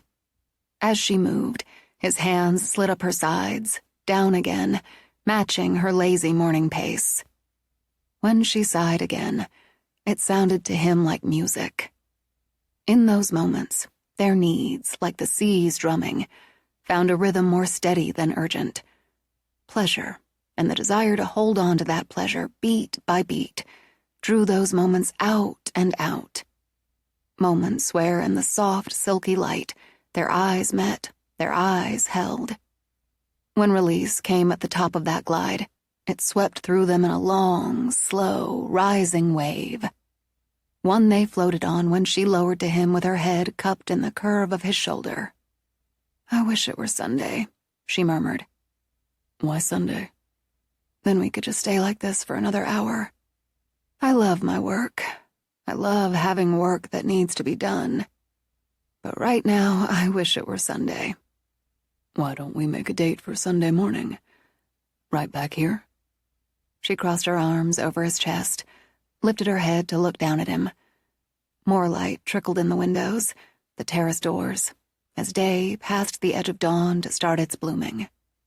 I'd like that. I like waking up with you when everyone else, ghosts included, are sleeping. He brushed at her hair. You think ghosts sleep? I hope they do. Or can. I hope they can dream. Well, I hope a certain one has regular nightmares. But the rest, I hope they can dream. Turning her head, she looked through the glass doors at the bright blooming of day. Waking up to that every morning, it's nothing I ever imagined for myself. Now it's hard to imagine anything else. I wasn't sure you'd stay, even though I could see you'd fallen for the manor. Staying here? Big step. Big change.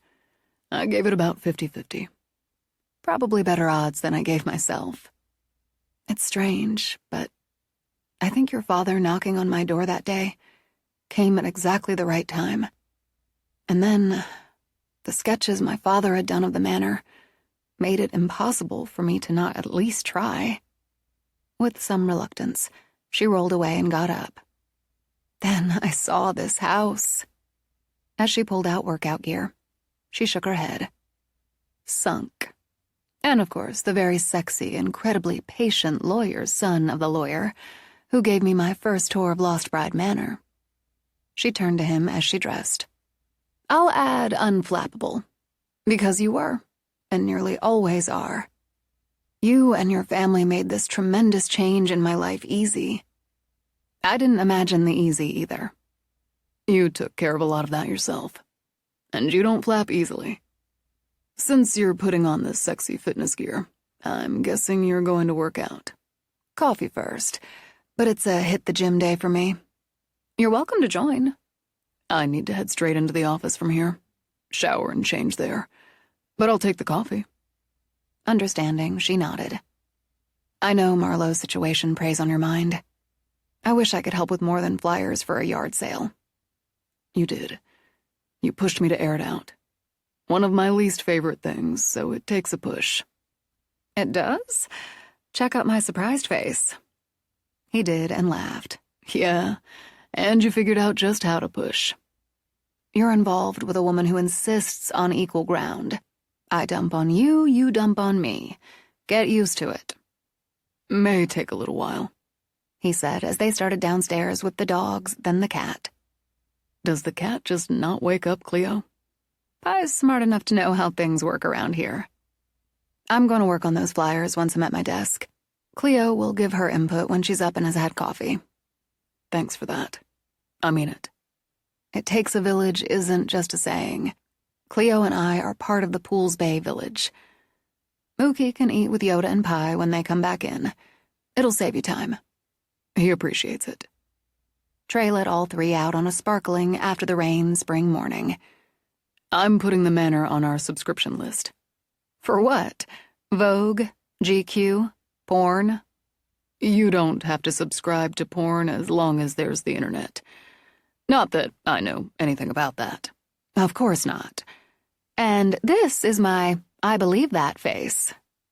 He studied it. You need more work on that one. Anyway, subscription for pet food and treats. Mookie eats here often enough. Jones too, for that matter. So he's paying for it. Out of his legal consultant paycheck. Naturally. It's good stuff, and they'll ship it out. He took the coffee she handed him. Thanks. I'll grab something after the gym. But you should have a bagel or risk your life with a toaster strudel. Have some cereal. I'll get something when the dogs come back in. She walked to the window to look out. Look, Trey, a deer. I see her now and again. He glanced out, saw that the dogs hadn't noticed the visitor yet. I showed you the stuff you mix up for the sprayer in the shed. The deer repellent. You'll want to start using that. Oh, but unless you want to have a garden for the deer to eat, that doe has friends and family. I don't. And yet, you're sure it doesn't hurt them? Finding her worry for wildlife endearing, he tugged on her hair. Repellent, cutie, not poison. All right. Owen says no bird feeders out there because the bears would come calling. He's right. We've got a lot to learn. Lucky you're both quick at that. He filled the pet bowls while she finished her coffee. Go on. Get your workout started, he told her. I'll let them in and grab that bagel. I'd rather avoid possible mutilation over a pastry. Cleo might give you a pass. Once. She put her arms around him. Since Owen's coming to dinner, you'll come too? I'm planning on it. And you'll let me know how things go? He tipped her head back, kissed her. I'll let you know how things go. When she came back just under an hour later, she found Yoda sulking outside the servants' passage. Oh, now, he'll be back. I guess I could have told Trey to let Mookie stay, but I didn't think of it. You've got me, she reminded him as she walked down to her bedroom. And Pi and Cleo. And I bet Jack will show up to play later. In the bedroom, she pulled out work-at-home clothes. I'm going to shower and change, then you can hang with me while I work. But when she'd showered and changed, he wasn't sitting on his bed waiting for her. As she started down the hall, she heard the sound of the ball bouncing on the main floor. Looks like Jack came to play already. Since the boy remained skittish, she started to announce herself as she approached the stairs. Then she saw it.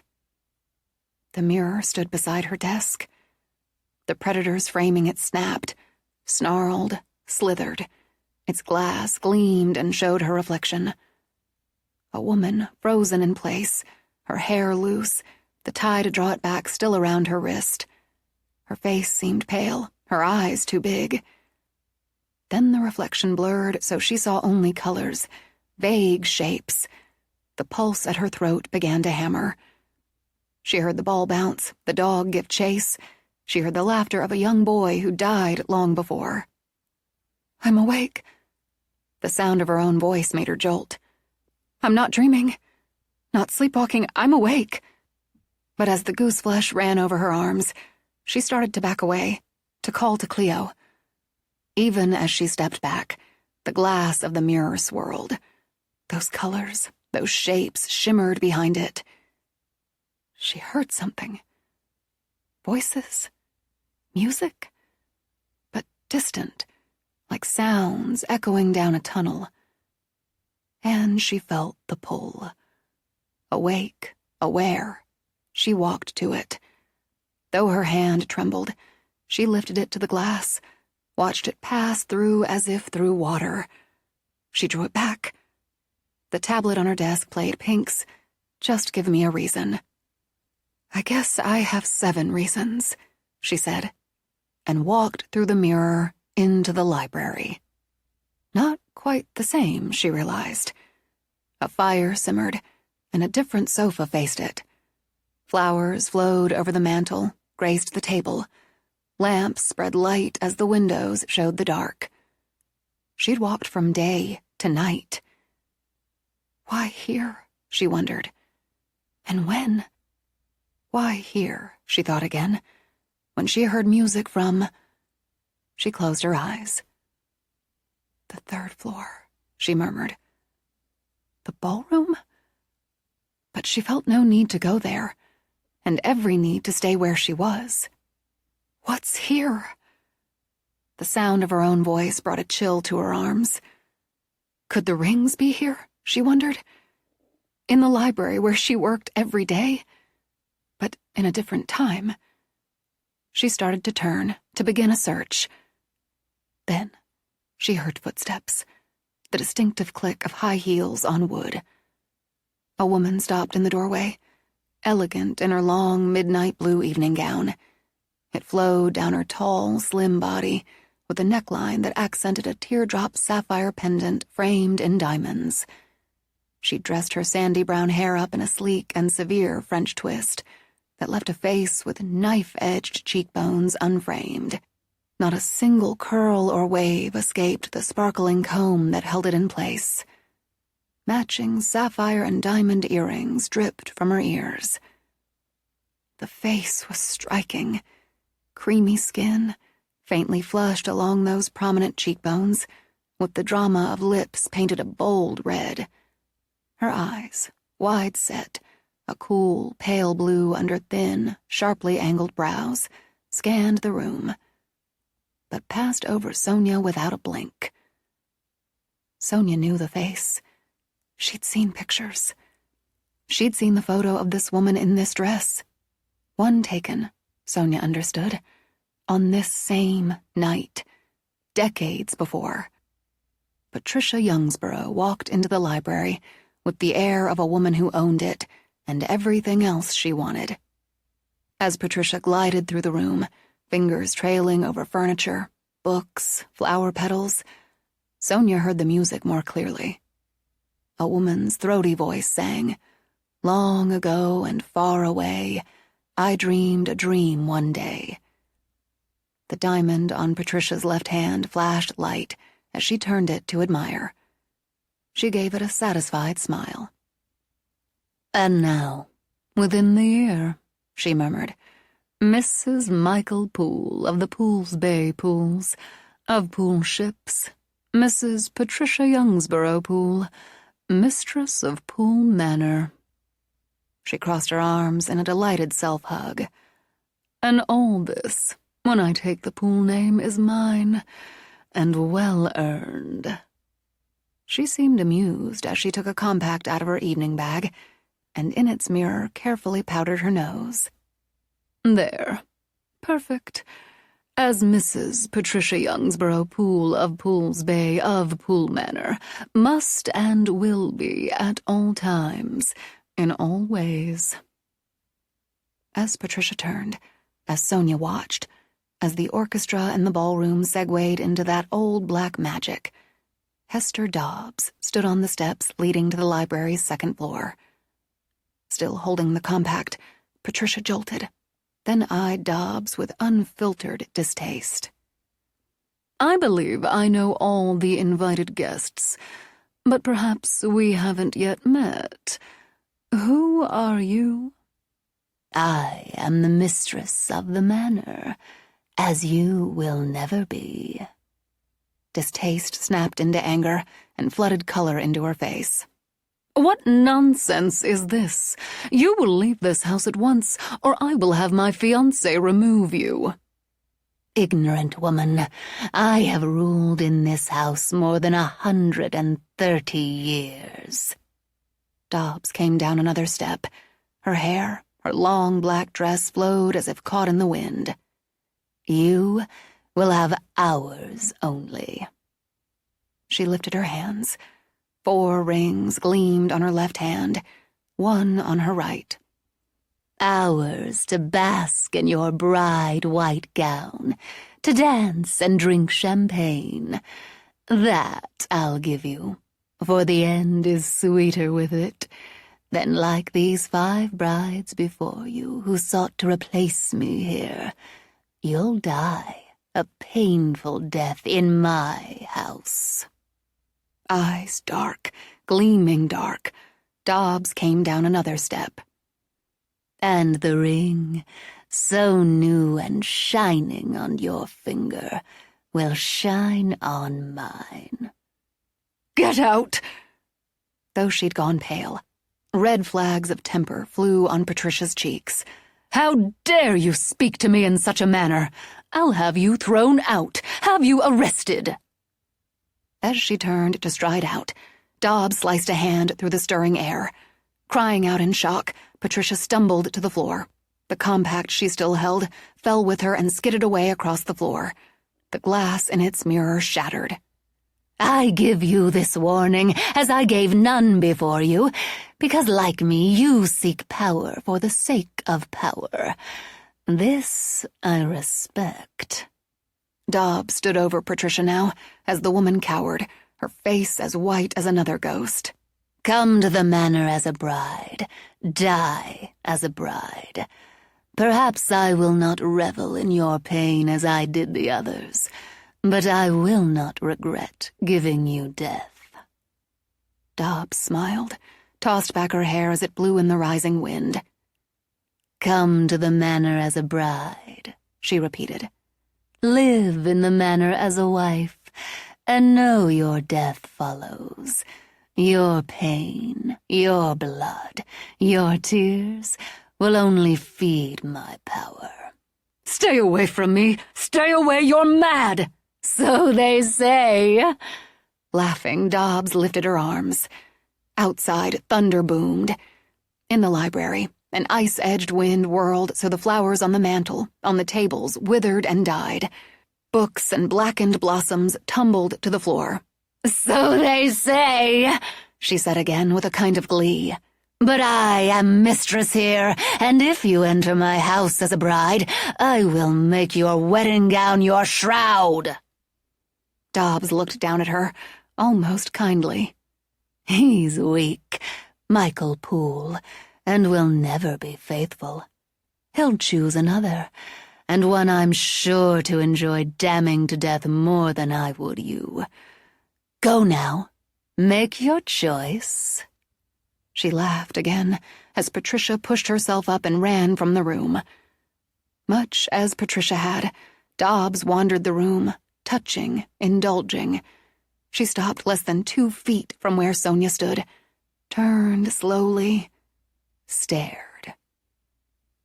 Something there. Something there. She muttered it as her dark eyes narrowed, as confusion clouded them. A pool. Yes, a pool. One of the 5, are you? Dead. All dead by my hand, by my power. You think to haunt me? I am mistress here. She stepped closer, and it seemed as Sonia looked directly into her eyes. Your blood, Pool bitch, on my hands. Your ring on my finger, dead whore. And your tears forever on my tongue. As will be the next and the next, generation by generation. I am mistress here and ever shall be, and damned to you. When she vanished, Sonia let out the breath she'd held. She could still hear the music. She could see the glittering shards of glass from the broken compact.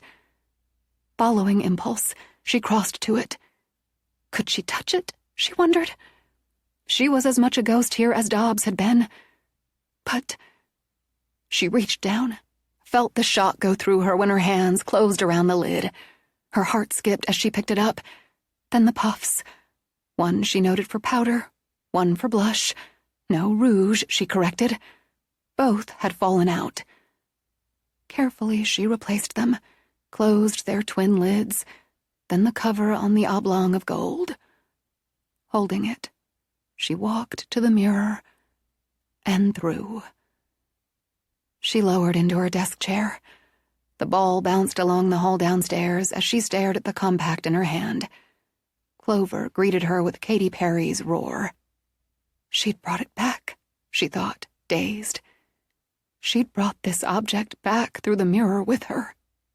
Maybe she wasn't up to roaring, because everything felt so shaky. But she'd brought it back with her. As Cleo came down the hall, the ball stopped bouncing. Cleo lifted a hand in her usual half-wave, then stopped. Jesus, Sonia, you're dead white. What happened, what? She broke off as she rushed in, and Sonia held up the compact. It's beautiful. Art Deco. Where did you find it? As she asked, Cleo opened it. Oh, the mirror's broken. That's a shame. It broke when she dropped it. Cleo put a hand on Sonia's shoulder. Who dropped it? Patricia Poole. Well, not Poole yet. I think it was her engagement party. No, I know it was. The dress, like in the photo Deuce had. The same dress and hairstyle. Did you dream that? Did you go through the mirror again last night? No. Just now. Here. In the library. I need to... Shifting in her chair, Sonia lowered her head between her knees. Are you going to be sick? Instinctively, Cleo pulled back Sonia's hair. No, just a little lightheaded. A little shaky. Just breathe, baby. Gently, Cleo rubbed Sonia's back. I'll get you some water. No, I think I need air more. I'll go outside. Get some air. You wait. I need shoes and a sweater. You stay right there for a minute." Sonia didn't argue, but did sit up again as Cleo dashed to her room. She raced back wearing sneakers and dragging on a cardigan. "We'll go slow." "It's already better. I just want some air." But she picked up the compact to take with her. "I came up to shower and change after a workout. We were up pretty early. God, you haven't even had coffee yet. Don't worry about it." Cleo kept an arm around her as they walked down the stairs. "Yoda? Jack!" As Sonia said his name, the dog raced back down the hall. The cat came with him. "I guess Pie, too. I was going to call out that I was coming down, then I saw it." When Cleo opened the front door, the cat and dog ran out ahead of them. "God, that feels good." Sonia took 2 deep gulps of fresh air. "Better. Really better. I saw it. The mirror in the library. Why didn't you call me?" "I was going to," Sonia said as they walked. "But then I needed to go through. It was as if I had to go through right then. And when I did, I was in the library. But before, different sofa, different lamps, flowers, music and voices from upstairs, the ballroom. And it was night. Fire going, the lamps lit. And she walked in. Patricia came in." Sonia told her from start to finish, pulling out the details, ones she'd never forget. "They didn't see me, Cleo, neither of them. Patricia went from arrogant, superior, furious, to terrified in a matter of minutes.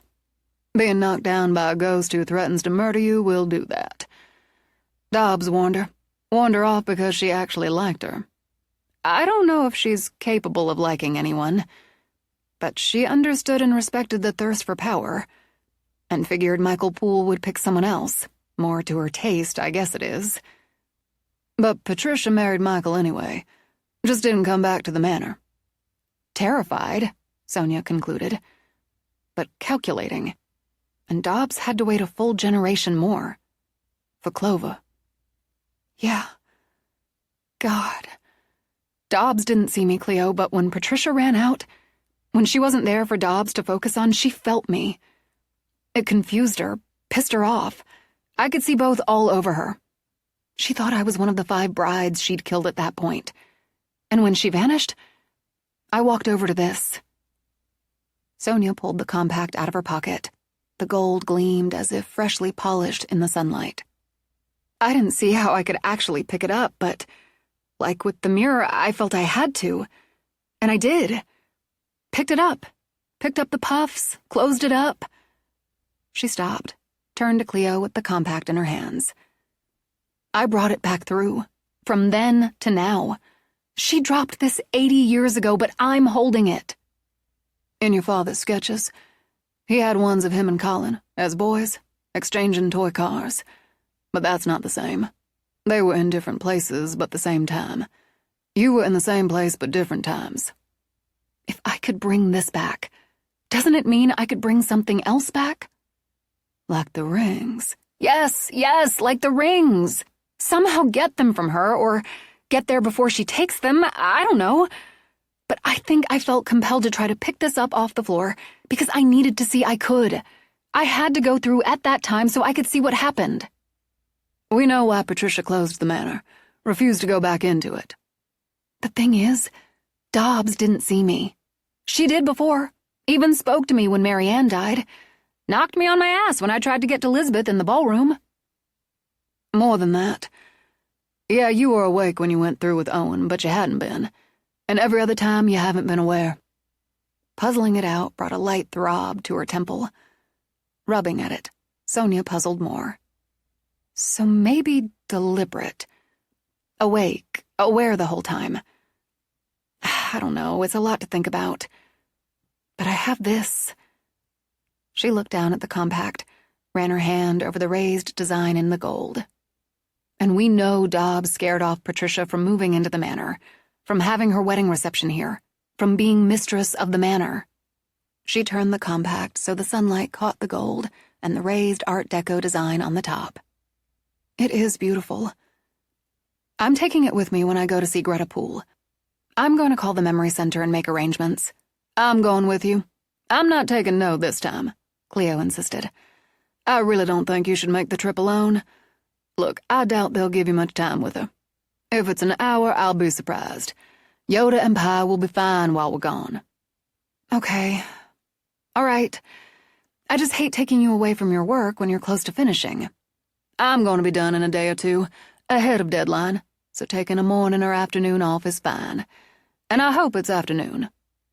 I'll go up and call now, and you need your coffee.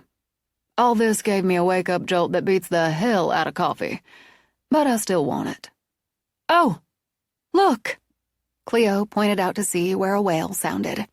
That's never going to be a so what for me. And I'm taking it as a sign, Sonia decided. A good omen. Now you sound like me. After its strange start, the rest of the day ran smooth. So smoothly, Sonia worked past her usual hour and only surfaced when Yoda raced downstairs barking his greeting.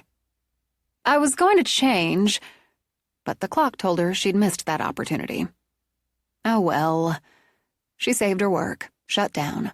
Cleo played It's Raining Men and made her laugh.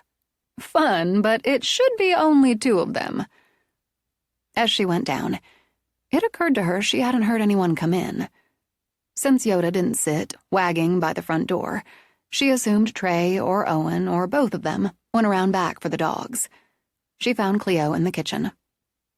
You're already cooking. I got caught up. Under control. Main's in the oven and I'm gonna mash these potatoes. Do some peas, but not the mushy kind. I let Yoda and Pi out because I saw Mookie there. Trey didn't come in. Not yet. Curious, she walked to the door herself. When she opened it, she squealed and ran out. What? What is it? Cleo followed after her. Yoda's house! She watched Trey and Owen and the ever-obliging John D. muscle it around the corner. Side of the shed, Owen ordered. Oh, but... He ignored Sonia. Side of the shed. It's got electric and the concrete pad extends under the overhang. Too charmed to argue, she followed them. It looked exactly the way she'd drawn and designed, with its mansard roof, the turret, and arched windows. He'd arched the doorway, too, and above it he'd put a sign bearing Yoda's name. It's really big, Cleo said, so we can have guests over. Oh, it's just stately. I love how it reflects the manor. It's got a little chimney. When they set it down with a trio of grunts, Yoda went straight in. He likes it. He already likes it. He's got himself some cool digs. John D. scratched his beard under his grin. Owen got down on the ground, reached between the back of the house and the shed. I have to see. And Sonia crawled in after her dog. Oh! The tray ceiling, the fancy tile floors, a regal little bed with, as she reached over and tested, a trundle for overnight guests.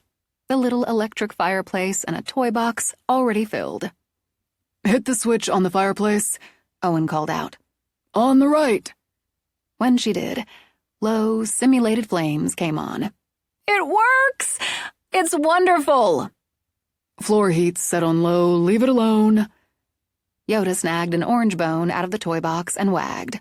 He loves it, Owen. I love it. She backed her way out.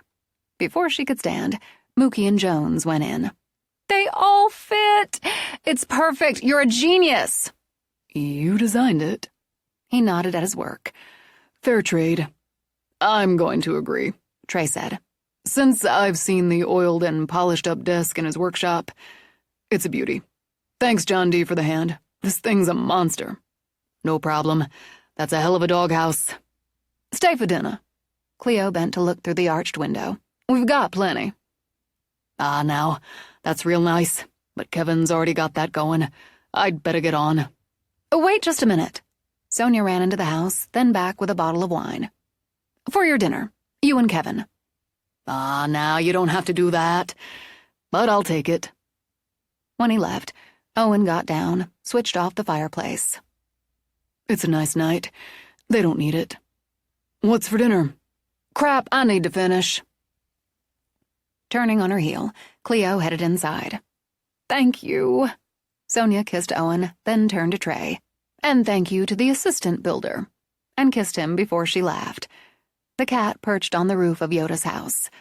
Another seal of approval. Let's go in. I've got another tale to tell, and I'm ready for wine. Trey filled me in on the last one. What's she cooking? I don't know. Something that goes with mashed potatoes and peas. As they trooped into the kitchen, Owen sniffed the air. Then he moved around Cleo while she riced boiled potatoes and opened the oven. You made meatloaf.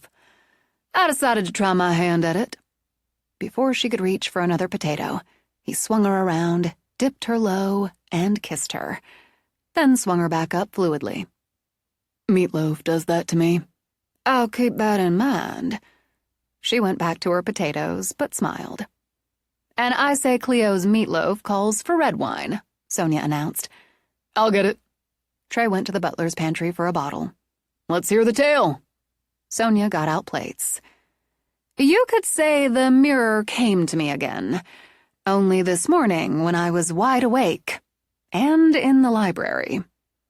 She put the plates on the table, went back for flatware. Your instinct's going to be to get upset. She glanced over as he uncorked the wine. Try to hold back on that until I finish. He poured wine, handed her a glass. You can't finish unless you start. Let's hear it. Chapter 18. He didn't interrupt, nor did Owen. It was Cleo who interrupted the story. We're gonna eat this while it's hot. Sonia can finish while we do. Owen, take this bowl of potatoes to the table. Trey, you can take the peas. At the table, Cleo sliced the meatloaf, served it while Sonia told them about Dobbs and her appearance on the library stairs, and all that happened after. When she was done, Trey took a slow sip of wine. We agreed you'd call me. Trey, Cleo was just down the hall. I could have shouted for her or gone to get her, and I started to. But I can't explain it, not rationally, but it was the same as the night in the ballroom. I had to go through. I needed to. Not a whim, not thinking I'd just handle it myself. A need. It wasn't like that for me, Owen said. I didn't feel that pull, you called it. I felt something, but not that. But I know you did.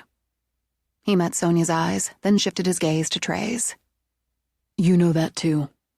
It's hard not to be here when shit happens, but shit's going to happen. I was wobbly when I came back, she admitted. Then Cleo was right there. I know it sounds crazy, but I think it was somehow timed that way.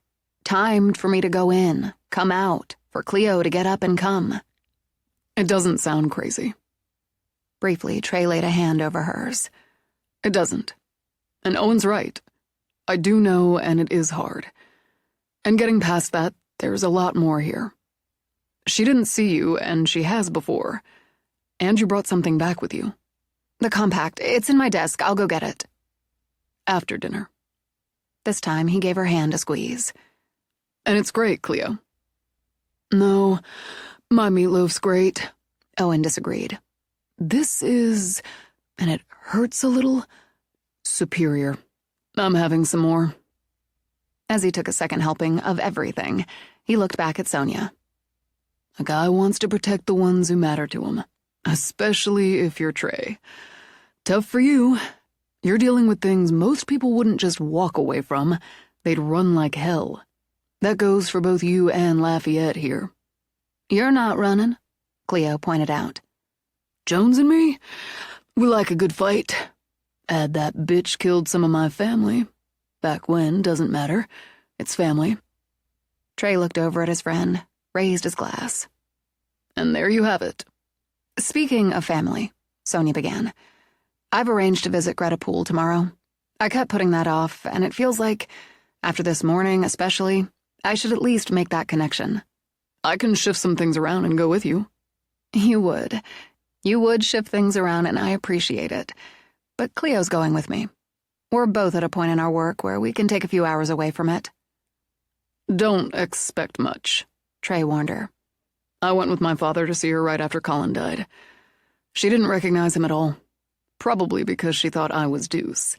Went on about how she knew I'd talked Colin into going into the manor. I got a lecture on that. A couple minutes later, when Dad tried to explain to her that Colin wouldn't be able to come see her, she talked about having an uncle named Colin who died in the war and left a young widow and baby behind. Did she? I don't remember reading that in the Poole family history. No. Dad and I figured she mixed together Colin, the family history, and the fictional fiancé her mother made up for her. At the end, she got agitated, claimed her mother would be there any minute, and didn't approve of her talking to strangers. I went to see her once. Cleo lifted her eyebrows at Owen. Once? With her reaction to me, her doctors didn't recommend a return trip. She thought I was Charlie, her brother, your bio-grandfather. Sonia studied him, thought of the wedding day dream. There's a definite family resemblance, but not really all that close. Close enough for her. She was happy to see me at first, but that didn't last. She got... He trailed off, shrugged. We can use Trey's agitated. Everything was my fault. I ruined her life. She'd never get away now, go to New York and be an artist. Why did I come back? Suddenly this old lady's calling me a cocksucker and screaming at me to go away and never come back. Everyone's told me Greta was weak and subservient and mild, Sonia said quietly. I'd say there's a lot of pent-up rage inside. Well, she sure as hell let it out that time. You left out the part, Trey reminded him, where she went at you, thinking you were Charlie, her brother, and scratched up your face. Owen shrugged again, ate more meatloaf. It healed up. Clover went with Beyoncé's Crazy in Love. I know you were. And none of this, Sonia said firmly, is Charlie's fault or yours. It's Patricia's. And if Greta didn't stand the fuck up to her, that's on Greta, not her brother. I'm going to get the compact. Guess I shouldn't have mentioned it. Owen watched her storm out of the room. No, Trey disagreed. She, and you, Cleo, have to know what you're going to be up against. She's pissed because she takes responsibility for her own actions and decisions, and doesn't toss the blame for them around. I'll repeat. Now Cleo raised her glass. And there you have it. The three most important qualities a smart woman wants in a partner, in no particular order. That they understand and respect the woman for who and what she is. That they're sexually compatible. That they're not an asshole. I can't speak from personal experience about one of those qualities, but you nail the other two. Thanks. Obviously still agitated, Sonia streamed back in. You know, I really regret neither of those women could see me this morning, so I could tell them just what I thought of them. She sat, set the compact down on the table. And I'm already reminding myself I can't tell Greta Poole what I think of her. She lived a lie, was culpable in separating brothers. She had a choice and she chose the lie. Instead, she wants to blame her own brother for doing what she didn't have the freaking balls to do, live his own life. She's sick, Sonia. Yes, she nodded at Trey. And by the time I see her, I'll have that in the forefront. But not right now, okay? She swiped her hands in the air as if clearing it. This is a Lucien Lelong compact. He was a French fashion designer. He also had a perfume line, designed compacts, lipstick cases, and so on. I looked it up. Of course you did. Trey picked up the case. So you'd carry this in your purse? Yes, or evening bag in this case. Other than the broken mirror, it's in perfect shape. And inside? She waited for Trey to open it. The powder, the rouge barely show use. Same with the puffs. She could have replaced those, but... You think this was fairly new? Trey finished. When she dropped it? I can't date it exactly, but it's from the 40s.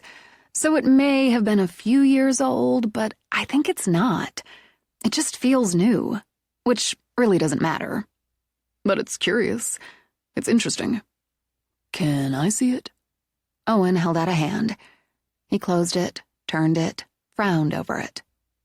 I don't know anything about this stuff, but I think Clarice has something like this. He ran his thumb over the raised design. One of the cousins? Yeah. He flicked a glance at Sonia. Yours and mine. Yeah, she's got a couple of things like this in a display cabinet in her house. Tubes, cylinders, a couple of them, and something like this. He handed it back to Sonia. Queen P. I remember hearing people call her that behind her back when she was still coming into the shipyard. Liked Clarice. Clarice has a serious head for business and a get-it-done-right work ethic. Plus, she's not stupid otherwise, and knew how to play the old lady. I'm remembering she left Clarice some of her personal stuff. He gestured at the compact. Like that. So a set, Cleo concluded. Lipstick case, perfume case, maybe a mirror case, or just a powder compact? Probably. Same design, so some sort of set anyway. I didn't know her all that well. She wasn't especially fond of me. Liked my work fine, but on a personal level, not so much. After all, I hung out with bad companions. Which would be me, Trey put in with a laugh. And the mystery of why she wasn't fond of the Doyles is solved by learning my grandmother told her to suck it. Do tell, Cleo said, so Trey did. Your grandmother sure as hell stood up for herself. Sonia rose to let the animals out. And that's currently my favorite story. I do know the old lady was obsessive about things matching, Owen continued. Her office was like some static showroom. Same with her house. I guess it's a style, but with no imagination. Rigid. It fits. When Cleo started to get up to clear, Trey waved her back down. We've got it. Meatloaf. That's fair. Owen rose, grabbed plates. We'll get this done before I have to take off. You could stay. He started to tell Sonia thanks, but no thanks, then caught Trey's eye. Yeah. Why not? Look, Cleo, Pie's on top of the doghouse again. She likes heights. She's loving her new cat tree. Speaking of cats, I was wondering, Owen, Sonia and I have to go to Boston in a few weeks. Yeah, the writer deal. Trey's gonna take Yoda. I was wondering if you and Jones would take Pie. He glanced over his shoulder. You waited until I had 2 servings of meatloaf in me to ask that. Smart. I respect smart. Sure. Thanks. Is anyone in the mood for video games? We've got the whole setup, but Sonia refuses me. Because I'm crap at video games. No, not really. You say that because whenever you talk me into it, you beat me into the ground. Trey glanced over. Don't tell me you're a sore loser. Okay, I won't tell you. But if everyone plays, I'll play. They headed back to childhood, with Super Mario, with Sonic, then changed it up with sports. They trounced her. Sonia came close with baseball, but still went down. Owen set down his controller. You're really terrible at this. I know, didn't I say? It's not hand-eye coordination. I have good hand-eye coordination. It's not reflexes, because mine are just fine. It's VGCD, Trey suggested. Video game controller deficiency. That's it! Laughing, she leapt at it. I have VGCD, and it's nothing to be ashamed of. And due to my VGCD, I'm permanently excused from participating. At least I have new gaming partners. Worthy ones. Cleo waggled her controller. One more round. One more. Owen picked his up again. I like retiring a winner. Happily enough, Sonia settled back to watch. She might suck due to VGCD, but the bright spot? They'd put yet another room in the manor to good use. Bright, noisy use. And by the time they all went up near to midnight, no one and nothing had complained about it. It started at 3. Burst the trio of chimes and the drift of music, the heartbreak of weeping, the sounds of doors opening, doors closing, and the ominous creaking. Sonia reached for Trey's hand and closed her eyes again. A driving guitar riff blasted from both their phones. Even as she shot up in bed, Trey was rolling out of it. Both dogs sprang up to growl. As the single word shouted, repeated. Thunder joined the guitar. It boomed like cannon fire outside. Wind, screaming like an animal in pain, hurled rain against the windows. And downstairs, something beat giant fists against the grand mahogany doors. "Stay close," Trey ordered, and was already moving fast out of the room. Seconds after he started down the hall, Owen came out of his room, then Cleo hers. "Thunderstruck," Owen said. "And I'm all about AC/DC, but that's a fucking rude awakening." Clova, wanted to warn us." Cleo reached for Sonia's hand. "Even if it was only seconds." "It's coming from upstairs, too." Trey glanced up as Sonia had. "Yeah, it is." Up and down the hall, every door slammed. "And here, too." "She's been saving this up," Owen said, as smoke crawled along the stairs from the 3rd floor. Something began to wail, and the sound seemed to come from everywhere at once. Every light went out. Shit, I didn't grab my phone. Everybody stay here, right here," Trey ordered. "I'll go back for it." "Hold on." Owen switched on a little flashlight. "Always have this in my pocket. Good thing I pulled on my pants." "There's one in my room," Cleo said, "on my nightstand right-hand side of the bed." "I'll get it. Like the man said, everybody stay here." It's like the time she made me think there was someone outside in a snowstorm. Only worse. When I went down, opened the door, it stopped. "We'll try that." Guided by the sound of her voice, Trey took Sonia's other hand. Owen came back with 2 narrow beams cutting through the ink-black dark.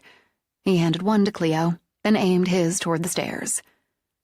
"She's pulling out the special effects," he said, as smoke curled up the walls and blood ran down them. "We're going down. You've got the light and the lead, Owen," Trey told him. "Watch your step." They started down as the wailing turned to moaning, then the moaning to shrieking. The cat abruptly turned, streaked back up.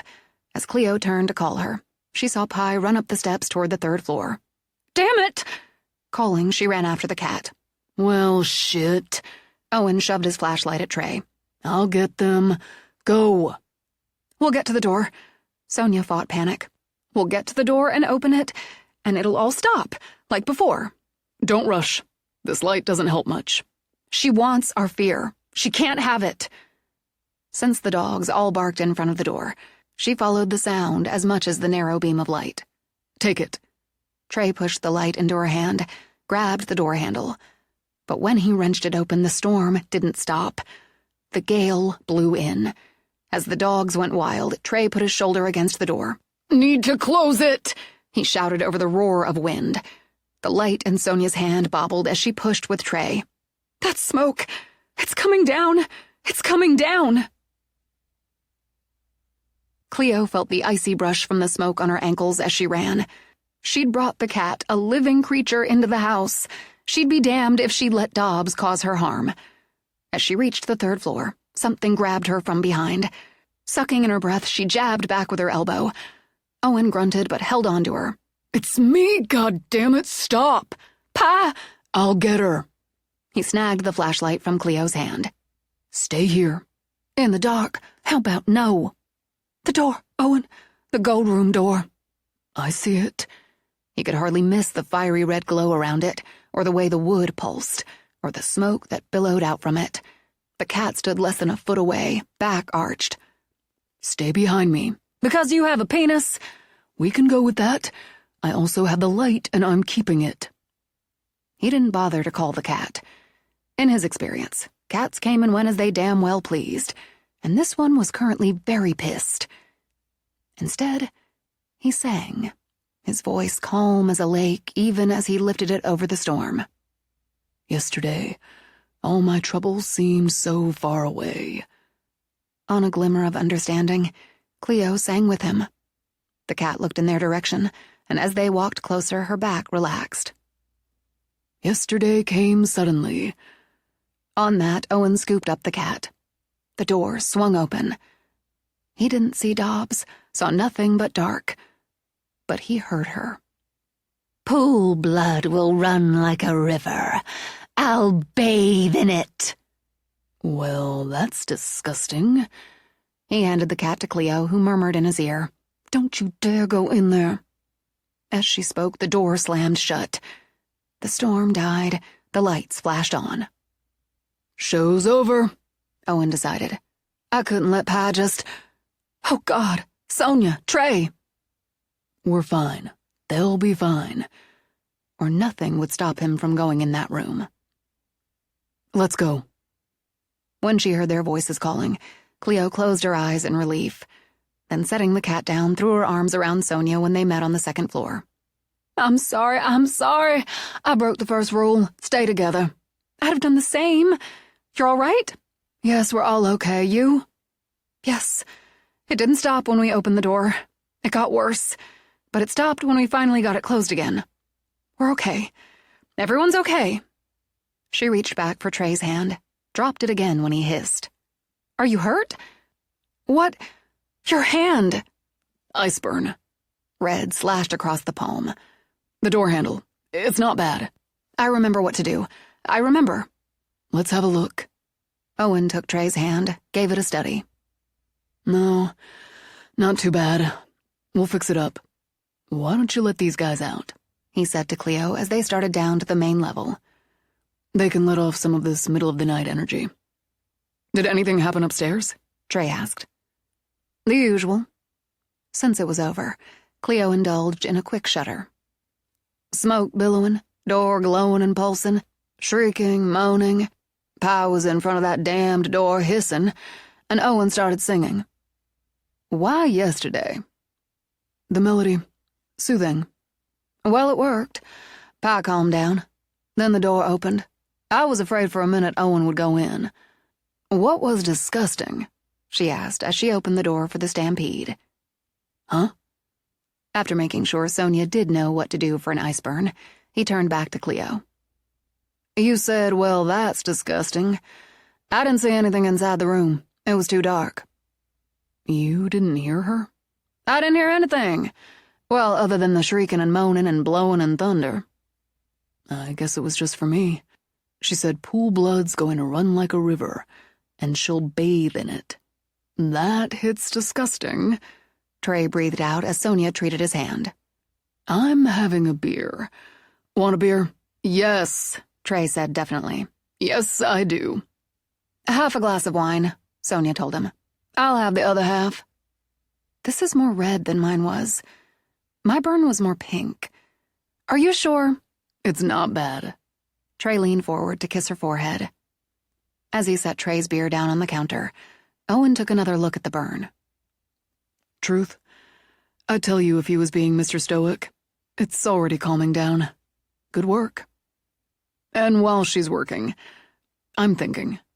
Trey picked up the beer with his good hand, drank. Was it closing the door that did it? The singing. That's interesting. Or maybe all of it. You said she wants our fear, and she can't have it.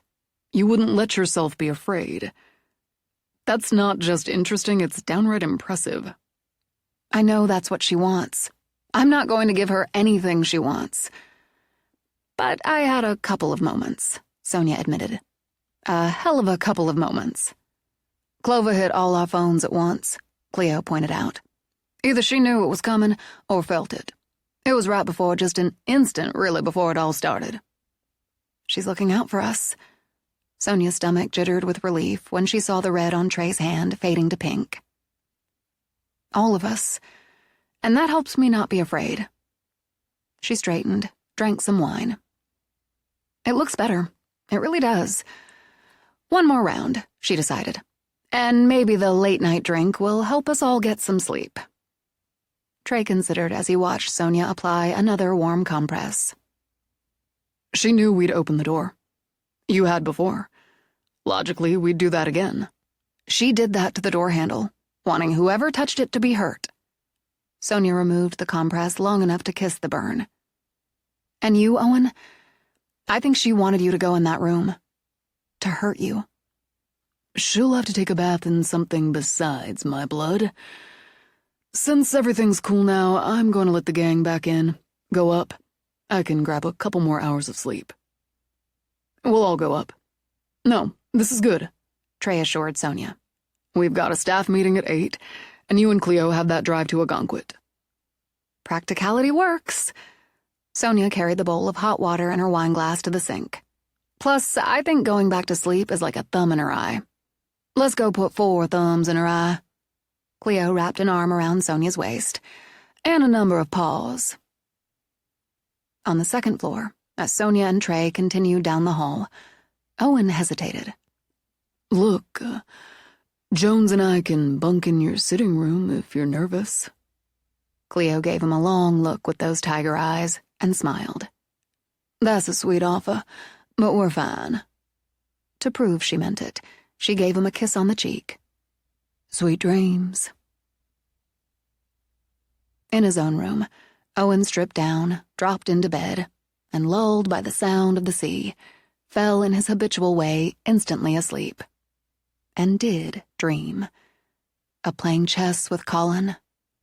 Chess wasn't his game, and he figured Colin dragged him into these occasional competitions just to kick his ass. He didn't mind. Music played, which suited them both. Colin often filled the house with sound, music, an old movie playing in the background. It occurred to him he'd developed his own affection for old black and whites here at the manor. He didn't make it up here as often as he once had, before work and life crowded his time. But he tried to make a point of stopping in every couple of weeks, bringing up books Colin ordered from a bookstore, or coming up with Trey. Video games, conversation over a beer, an old flick in the movie room. Just time spent. The connection mattered. Family mattered. And he simply enjoyed Colin's company. After pondering his next move, Owen advanced his king's pawn. Colin sipped some of his evening brandy and didn't ponder his next move before choosing his bishop. How's work? It's good. Brows drawn together, Owen studied the board. I'm working on one of Mike's designs. Fancy pleasure yacht. Client's more interested in the fancy than performance. But we'll give 'em both. He moved to block the bishop and opened his own to capture by Colin's knight. Well, shit. You have a gift. Not for chess. Not for chess, Colin agreed. For building. For seeing something on paper. Even just in your head and making it real. For animals. Colin added with a glance to where Joan slept by the fire. Not everyone would have taken on a wounded dog no one wanted. Wounded but scrappy. Scrappy counts. Owen reached for his beer. It didn't seem odd in the dream. Colin's hair showed no gray, his face no lines. They sat at ease, the chessboard between them as contemporaries, rather than relatives separated by a generation. You understand the value of friendship, as I do. You and Deuce go back, like all the way back. We do, all the way back. You and Trey have the same sort of brotherhood, and that's a precious thing, Owen. You'll both need that precious thing to face what's coming. She needs to stop it, my brother's daughter. But you and Trey and the woman who stands as her sister have to play your parts. Owen captured a white pawn with a black. Like pawns? Not at all. Knights, capable of crafty moves in defense and offense. I've already lost one of those. But this is only a game. Your bond with Hugh, your own brother, is strong. But you and Trey, like Deuce and I, forged that bond by choice. She saw to it I never knew my brother, my twin. Patricia. Yes. Colin looked toward the fire. Her and the other. And still, despite that, we had a bond. I made the choice to leave her, my brother's daughter, this house and all inside it. I would have done that regardless, but I did it with a lighter heart because of you and Trey. Why her? Why Sonia? She's my brother's daughter, Colin said simply. A pool as much as you, me, the rest of us. My father and my true mother's granddaughter. He sat back again, looked toward the fire and at whatever he saw in the flames. I lost my Joanna because I refused to believe. I lost my love and any chance to have children of our own. She's what I have. Sonia's what I have and what the manor has. He tapped a finger on his queen. The White Queen faces the black. Owen looked down, saw his queen had changed. He saw Dobbs, the hair, the flow of the black dress, the face carved in hard lines. 7 rings glinted on the Black Queen's hands. The chessboard became the manor, where shadows moved behind its windows. It's more than a house, Colin told him. A man who builds knows that. Defend the White Queen and cast out the Black.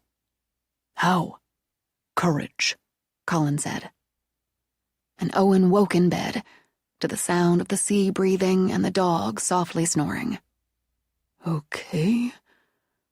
That was a kick in the ass. He checked the time, decided what the hell, and rolled out of bed. The second he did, Joan stopped snoring with a snort and lifted his head. When he saw Owen heading for the bathroom, he settled again. He showered, dressed, and when he walked into the hall, Jones came with him. By the time he got to the kitchen, he had 3 dogs and a cat in tow. Grateful that animals didn't insist on talking before coffee, he let them all out. Since he had time, or he'd decided to take it, and a long day ahead, he opted to scramble up some eggs. But coffee first, always. He drank the first mug, watching a trio of deer come out of the woods, then retreat as the dogs, and damn if the cat didn't join in, gave chase. They'd still need the repellent, he figured, but the dogs, and possibly the cat, would help keep the local wildlife from making an all-they-could-eat buffet out of the gardens. He remembered that Colin had loved the gardens. He wouldn't mind having a big yard himself, Owen considered. But when the hell would he carve out the time to deal with it? Same for the various designs he'd drawn up for finishing and expanding his house. No time, no real motivation. He finished the coffee, filled the food and water bowls before letting the animals back in. Then he got down to making his own breakfast. As he whisked eggs in a bowl, Trey came in. I thought you'd be gone by now. I'm taking another 20. Without asking, Owen added a couple more eggs to the bowl and waited until Trey had coffee in his hand. If you've got 20, I've got a story this time. Chapter 19. Before Trey could respond, Sonia came in. Something in the beat of silence had her gaze moving from man to man. She said, Uh-oh, nothing like that. Owen held up the bowl. Want scrambled eggs? No thanks. She went for coffee. I was about to tell Trey about this weird dream I had. As he spoke, Owen poured the eggs into the hot, melted butter in the pan. Despite the lack of coffee, she whipped straight around. You went through the mirror. No, and yes, I'm sure, he added before Sonia could ask.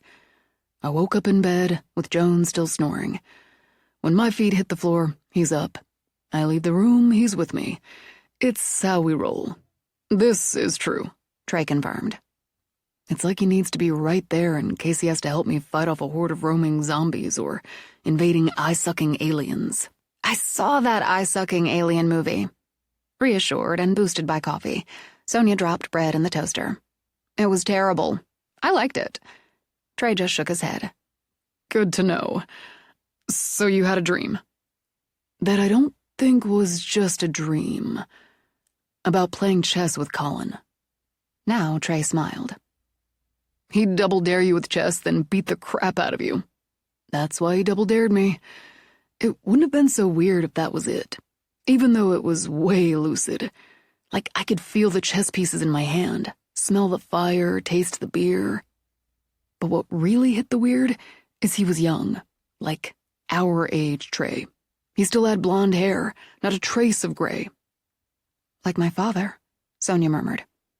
Yeah, I guess so. And his face, it's not how I see him when I think of him. I've seen pictures, sure, but it's not how I remember him. He finished the eggs, plated them as he told them about the dream.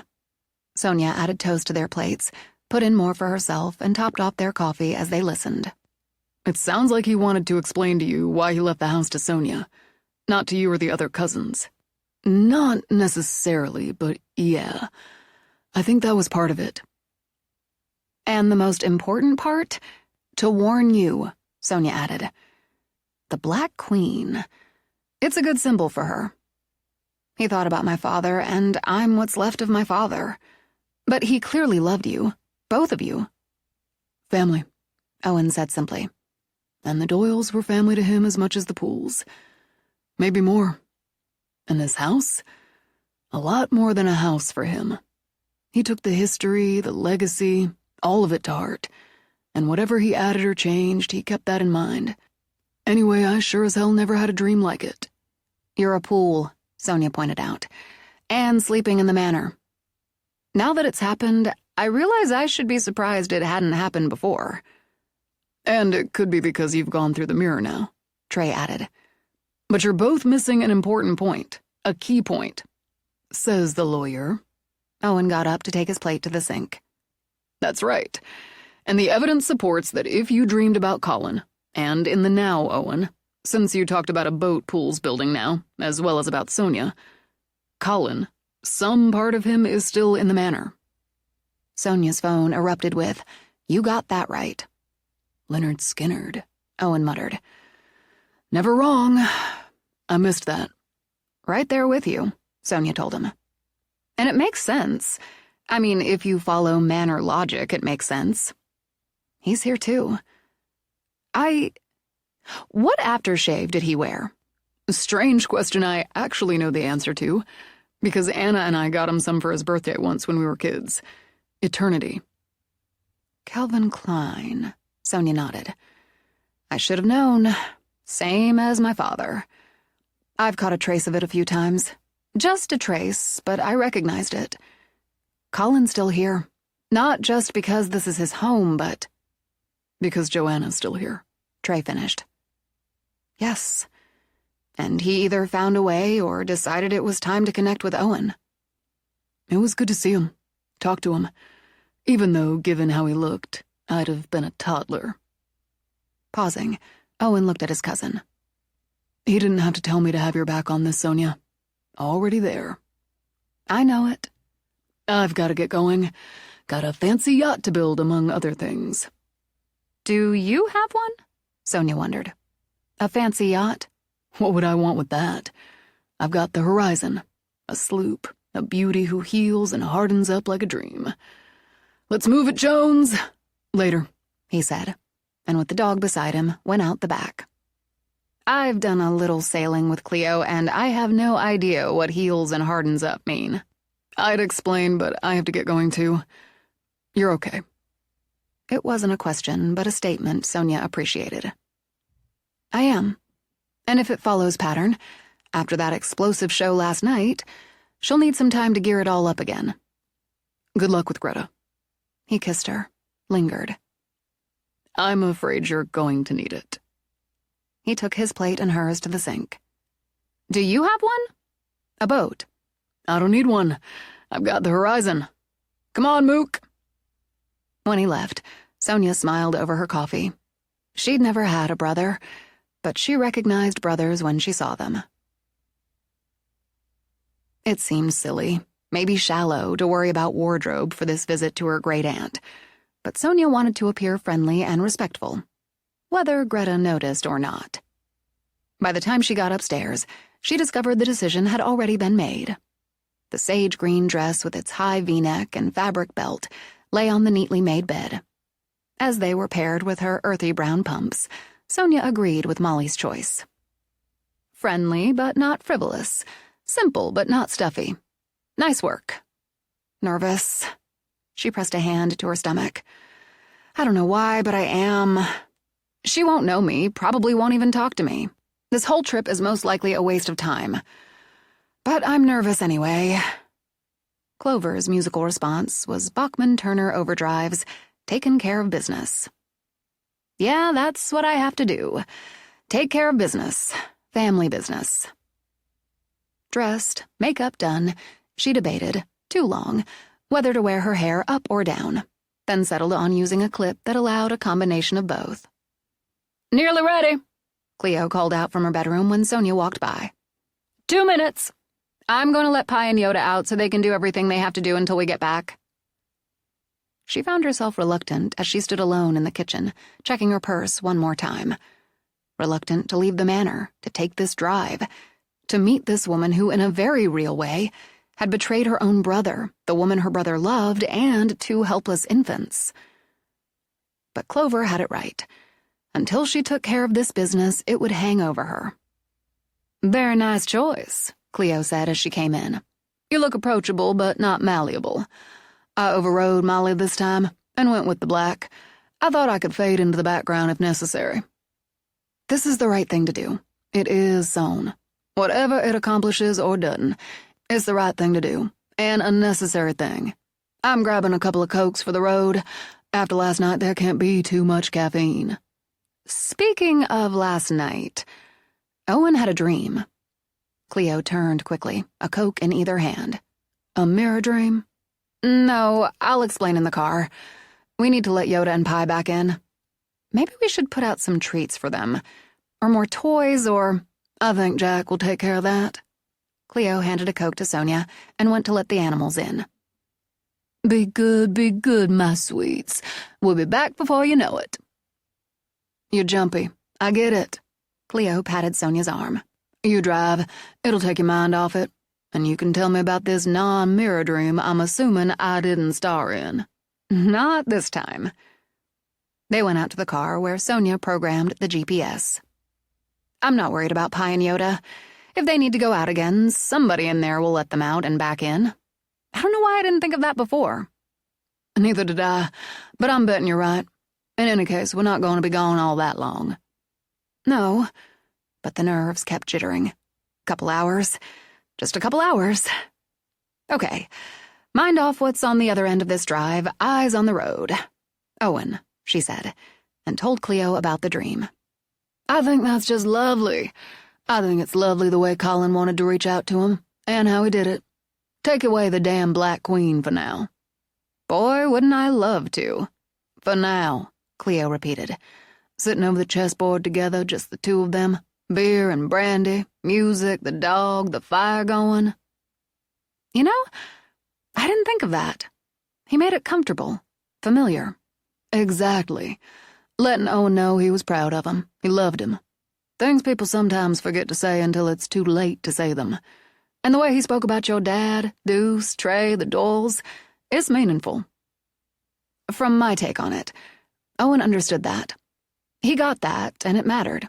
So did and do you matter. He trusted the manor to you because you're his brother's child, and because the manor matters.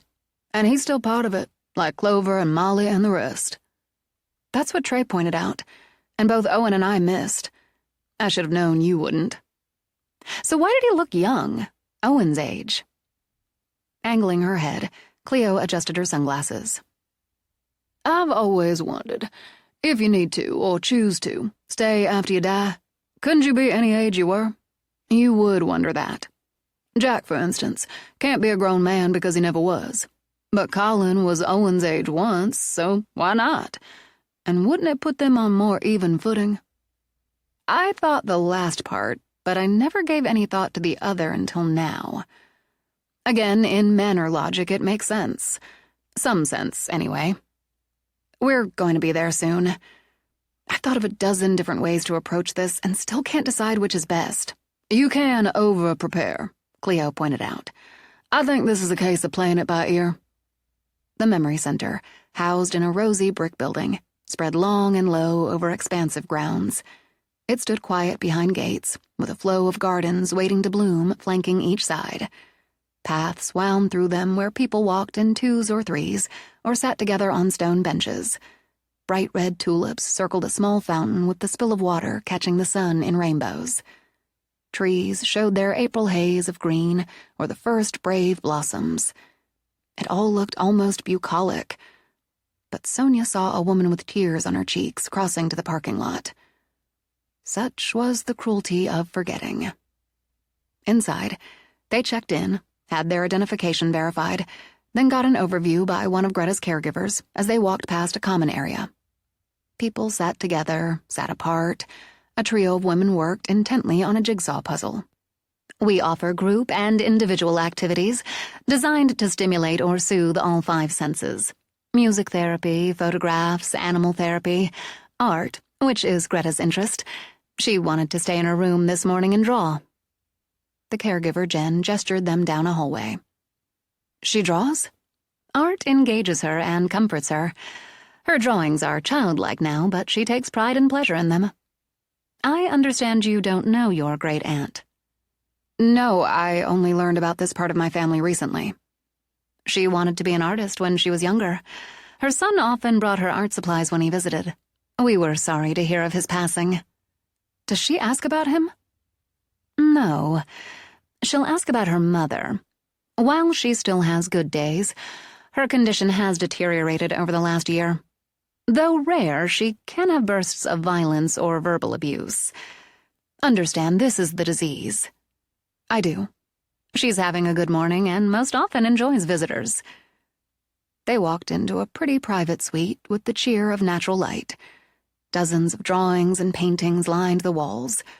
Childlike depictions of flowers, of houses with a big yellow sun overhead, Christmas trees, stick figures.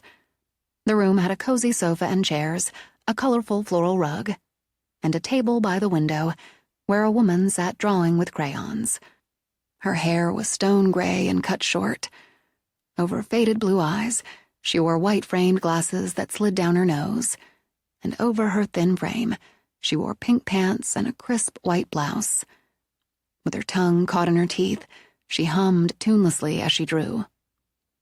Good morning again, Greta. It's Jen, and I've brought you visitors. Did Mother come? She said she would. Not today. Oh, what pretty flowers. They're so cheerful. Need to finish. Hang it up. Pick the ones I want for my show when I go to New York. We'll hang it up for you, but these nice women have come to see you. She looked up, wrinkling her nose as her glasses slid down a bit more. You're pretty. I like pretty things. Thank you. Sonia offered an easy smile. I like your art. I'm very talented.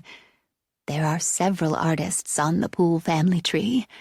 Such talents often come through the blood. I'm sure they can. Greta offered a hand. Her eyes clouded a moment. Miss Poole, are you an art dealer? No, I'm not. But I appreciate art. I'm Sonia.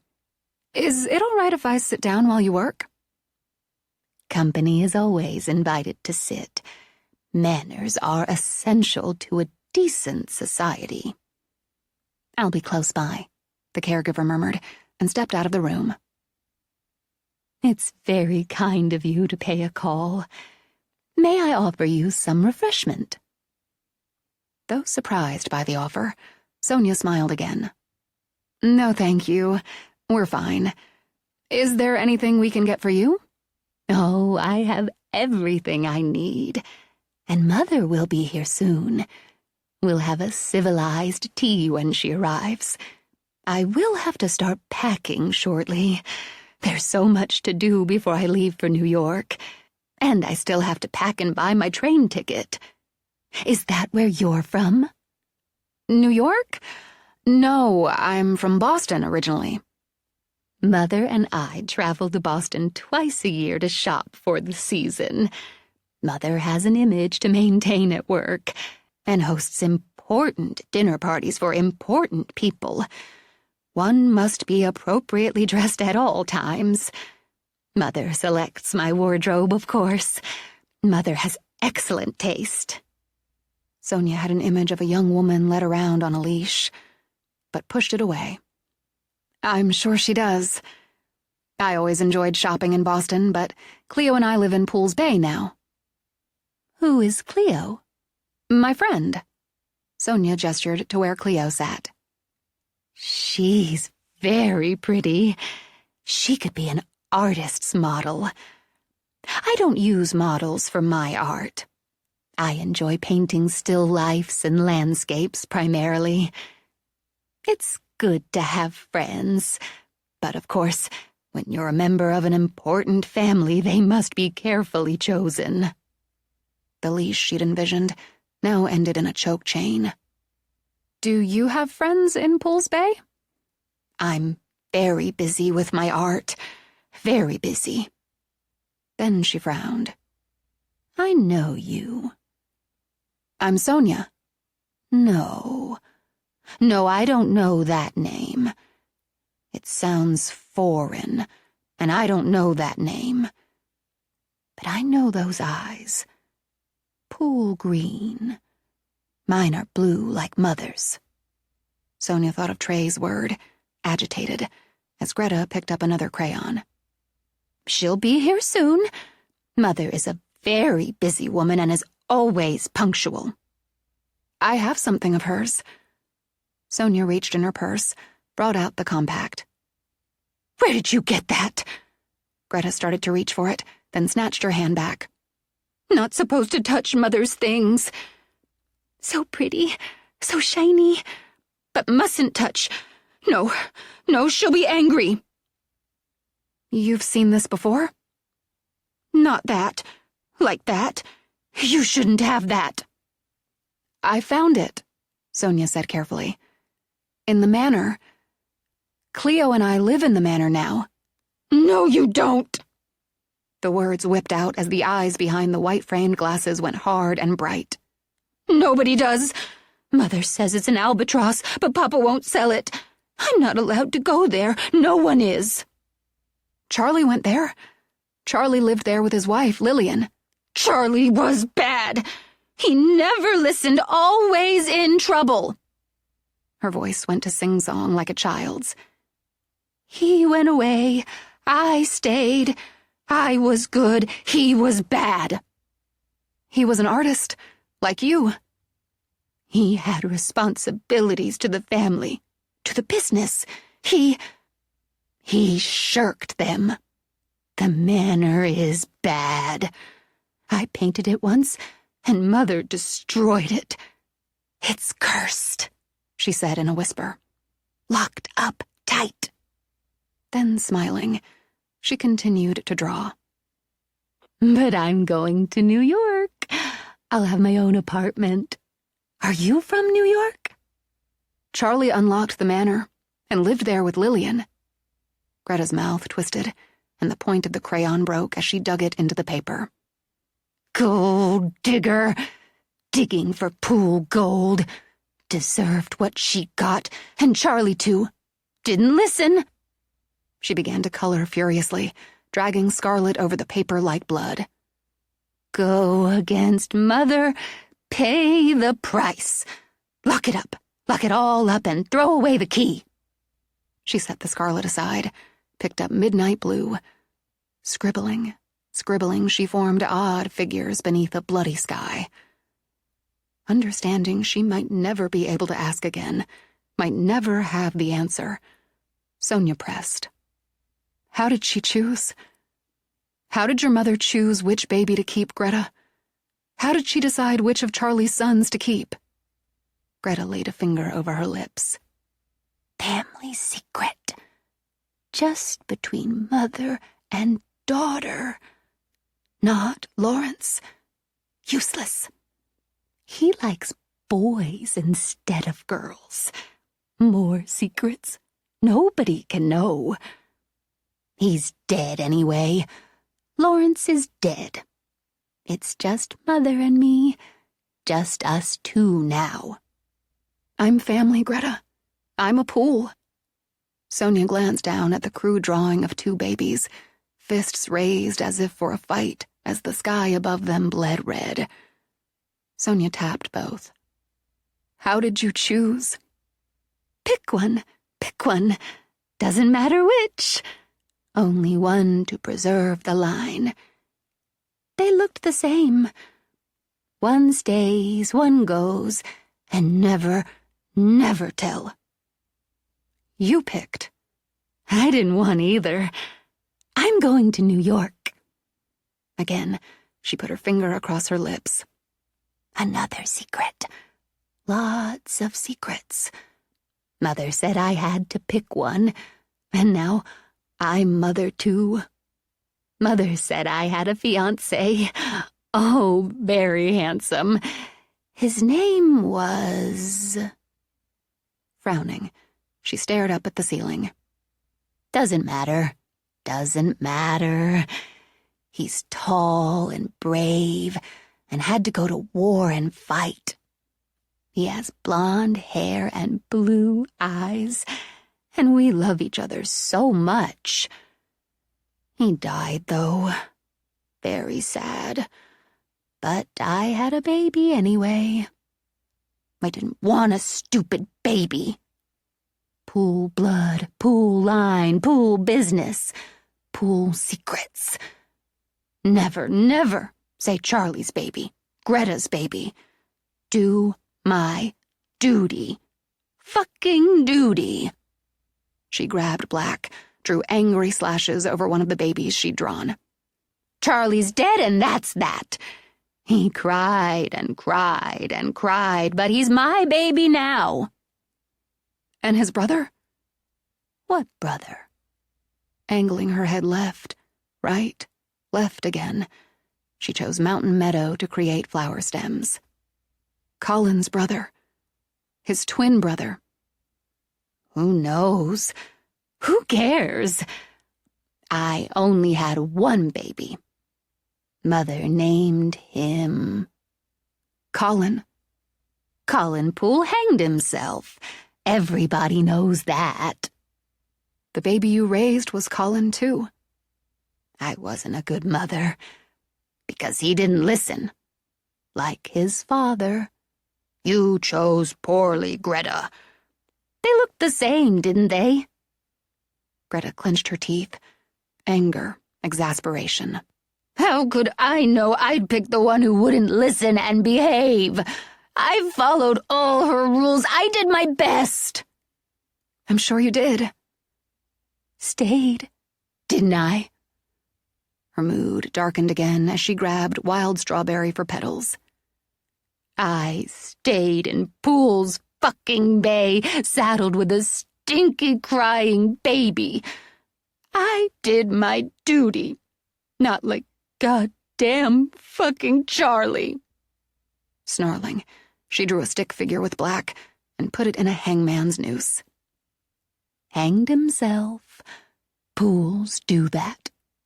Selfish bastard ruined everything for me. He didn't do his duty, did he? Went where the fuck he wanted, did what the fuck he wanted. Getting some gold-digging street whore pregnant. The manor killed him, so he got what he deserved. The fury exploded out of her as she stared at Sonia. You've got his eyes. Pool green eyes. You'll die there too. Mine are blue like Mother's. Stay away from the manor. Everyone dies there. As quickly as it had erupted, the anger died. She sent Sonia a vague smile. This has been a lovely visit. I hope to have a showing of my art in a few months at an important gallery in New York. I'll see you receive an invitation. Thank you. Sonia rose. The maid will see you out. Please ask her to have Mother come in when she gets here, and bring tea. Mother's so busy. I wouldn't want to keep her waiting. Outside, Cleo put an arm around Sonia's shoulders. That was sad and horrible. It's a sad and horrible disease.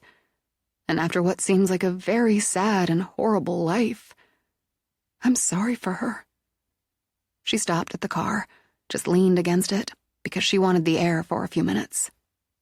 My take, and tell me if yours is different. She lived under her mother's rule and rules, where Charlie didn't. He got away. But I think she was planning to do the same. To New York. She was a bit older than Charlie, so she'd probably come into some of her trust fund. It sounds like she had plans to use that.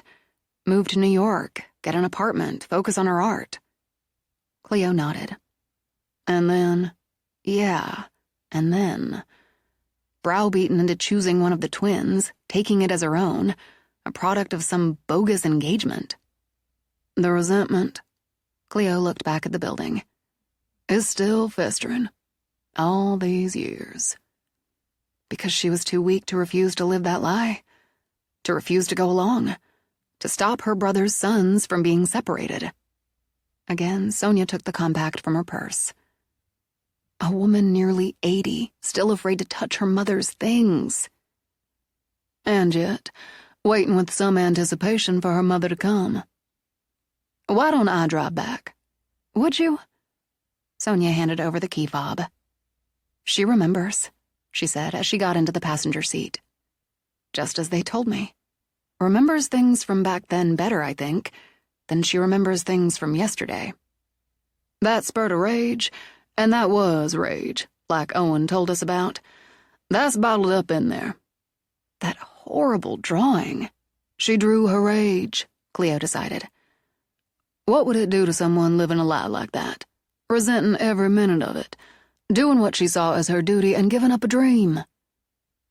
And never having a life of her own. Never that I've heard of, having real friendships, a relationship, living under her mother's roof and rules, even after for the rules, after her mother's death. You know more than you did before we came. I can see it, but I'll never understand it. Can you imagine Patricia standing with Greta over those babies and telling her to pick one? Like they were puppies in a kennel, or worse, shoes on a shelf. All in all, son, your dad was lucky. He had parents who loved him instead of a woman who did what she felt forced to do, her duty. You couldn't be more right. She thought of the compact in her purse, then pulled out her phone. I'm going to call Pool Shipbuilders, see if Clarice is in and will talk to me. Now? Well, it's all right here in my head. You can drop me off if she'll make time for me. I'll get someone to give me a ride home. I'll drop you off, run some errands. You can text me when you're done and I'll pick you up. Great. First, I'd better see if I can have some time with Cousin Clarice. Sonia got her first up-close look at Pool Shipbuilders. The original brick building Arthur Poole had built as a young, enterprising man had expanded over the centuries, the generations. It spread and dominated its portion of Poole's Bay, and its shipyard that had spawned a village. Had, she thought, built the manor where she now lived. It's bigger than you think, Cleo commented as she wound through the lot, section by section, toward the area designated for visitors. It's impressive. Intimidating and strange. Strange that I own a piece of them. A tiny one, but still a piece. That building there, that's the offices. Clarice is on the 5th floor. Okay, she took a deep breath. Wish me luck. You know I do, but why would you need it? Text when you're done. Sonia got out, crossed the entrance with its careful landscaping and dignified sign. Pool Shipbuilders, established 1781. She went through a wide glass door and into a lobby that immediately put her more at ease. They'd stuck with tradition with models of ships, portraits of generations of Pools from the founder, Arthur Poole, she noted, right down to Owen. Floors, wood-planked rather than tile or carpet, gleamed. A waiting area with comfortable chairs boasted a brick fireplace with a thick wooden mantel. It held a model of a sailing vessel and a pair of antique lanterns. When she crossed to the reception counter, wood again, not sleek but smooth, the woman behind it smiled. You must be Ms. McTavish. Miss Poole said to expect you. If you wouldn't mind signing in. I'm Noelle, by the way, Corinne Doyle's niece. Oh, it's nice to meet you. You too.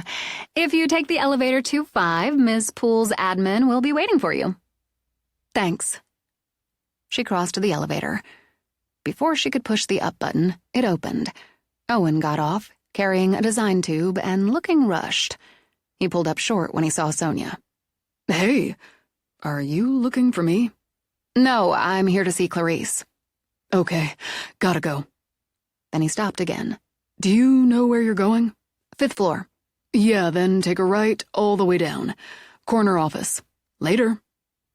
As he strode away, Noelle called out, Owen, you've got that 4 o'clock with Mike. He's coming to you. Yeah. When he kept going, Sonia stepped on the elevator, took a last look at Arthur Poole's portrait, then pushed 5. Chapter 20. On 5, she stepped into a smaller, busier lobby, where a woman with flaming red hair and wearing a spring green suit waited. Ms. McTavish, I'm Adele Loring, Ms. Poole's assistant. I'll escort you to her office. Thank you, it's a lovely building, and an amazing view, she added as the wide, sea-facing window drew her gaze. We think so.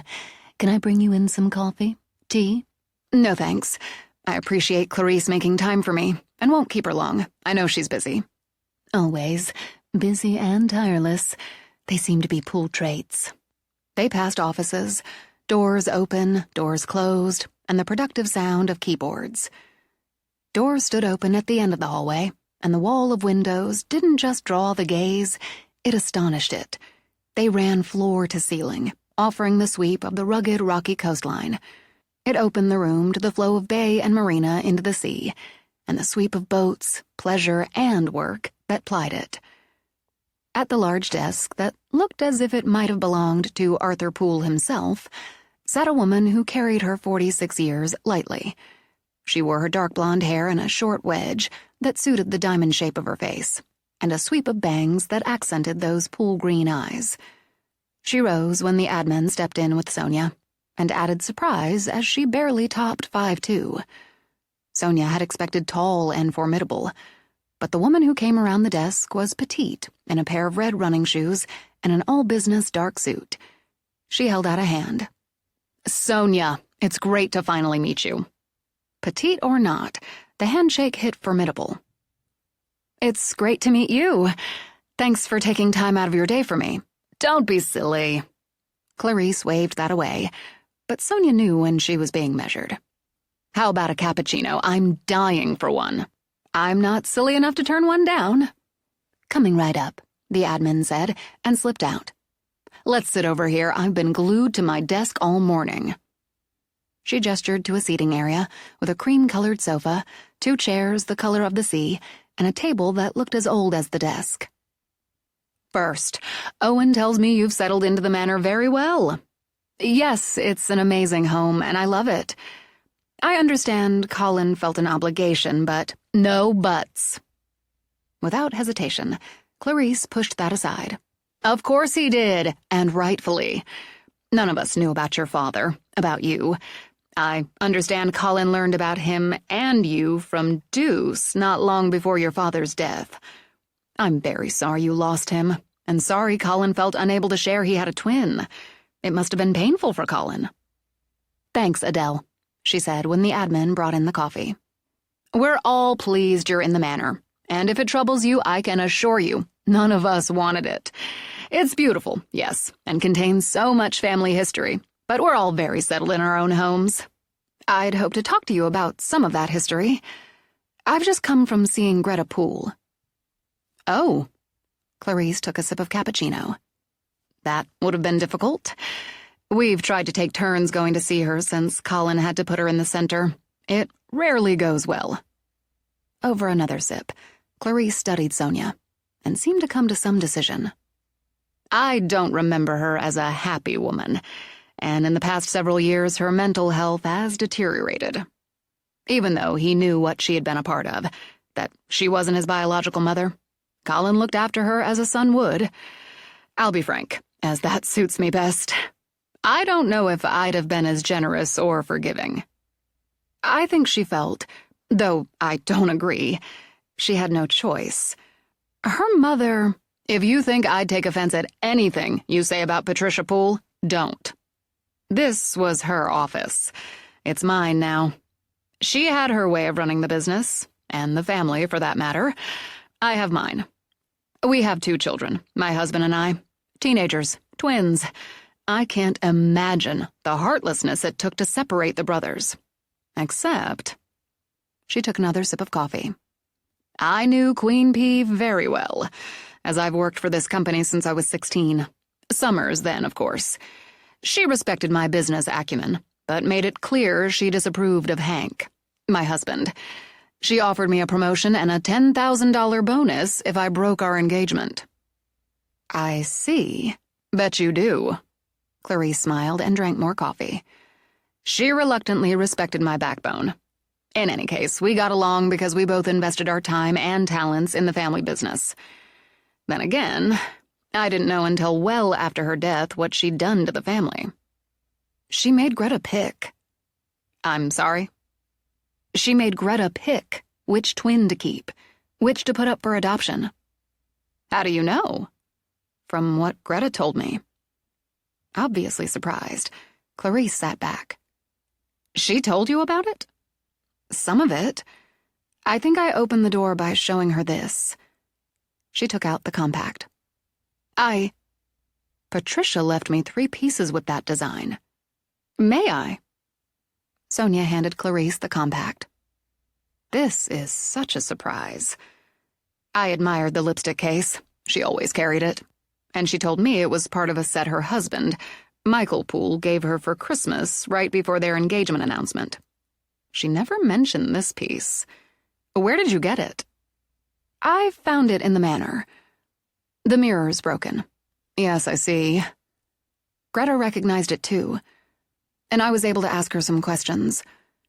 Her mother told her to choose one baby, as only one was needed to continue the family line. And they would say Greta had been engaged, but the fiancé died. The baby was his.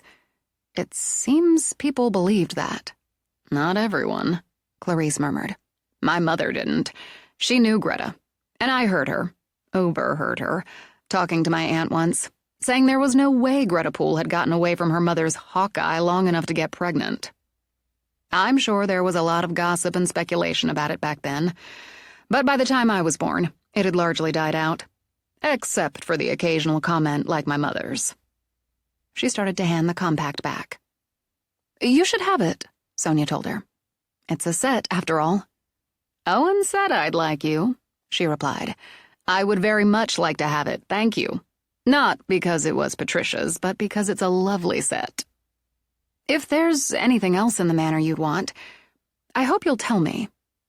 Here at the company, we display history and tradition. My home, on the other hand, I like clean, simple lines, contemporary. Colin saw to it I got what was most important to me, as he did with all of us. You have a small share of the company. If you want to take a more active part... Oh, I absolutely don't. And I'm very pleased to hear that. Laughing, Clarice finished off her cappuccino. I'd have thrown you a bone, but we have a damn good rhythm around here. I will offer you a tour whenever you like. Thanks. I have to get back now. I left a cat and a dog inside the manor. But I'm glad I finally came. So am I. And thank you for this. She set the compact down. It not only completes the set, but I find the broken mirror very symbolic. The woman who owned it cared far too much about appearances. On the way out, Sonia texted Cleo, then stood in the brisk spring breeze and watched a group of people launch a boat into the bay. Curious, she moved around for a better view as they hauled the boat on some sort of wheeled platform down a long slanted track. Voices carried on the breeze as they worked. While she couldn't hear the words, she caught the accents. Pure Maine, a bark of laughter, what sounded like a sharp command. By the time Cleo pulled up, white sails billowed, and the couple on the deck of the boat shouted and waved to the crew on the dry dock. The boat glided on the waters of Poole's Bay. I think I just saw someone take their first sail in their new boat. Smoothing her hair back, she smiled at Cleo. It's a process. I want that process with my own. And Clarice? I liked her, Cleo. You'll like her. She was wearing red on-cloud sneakers with, I'm pretty sure, a classic Armani suit. She probably has gorgeous Italian pumps at the ready. I gave her the compact. You really did like her. I did. She strikes me as the no-bullshit type. As Cleo drove, Sonia related the gist of the conversation.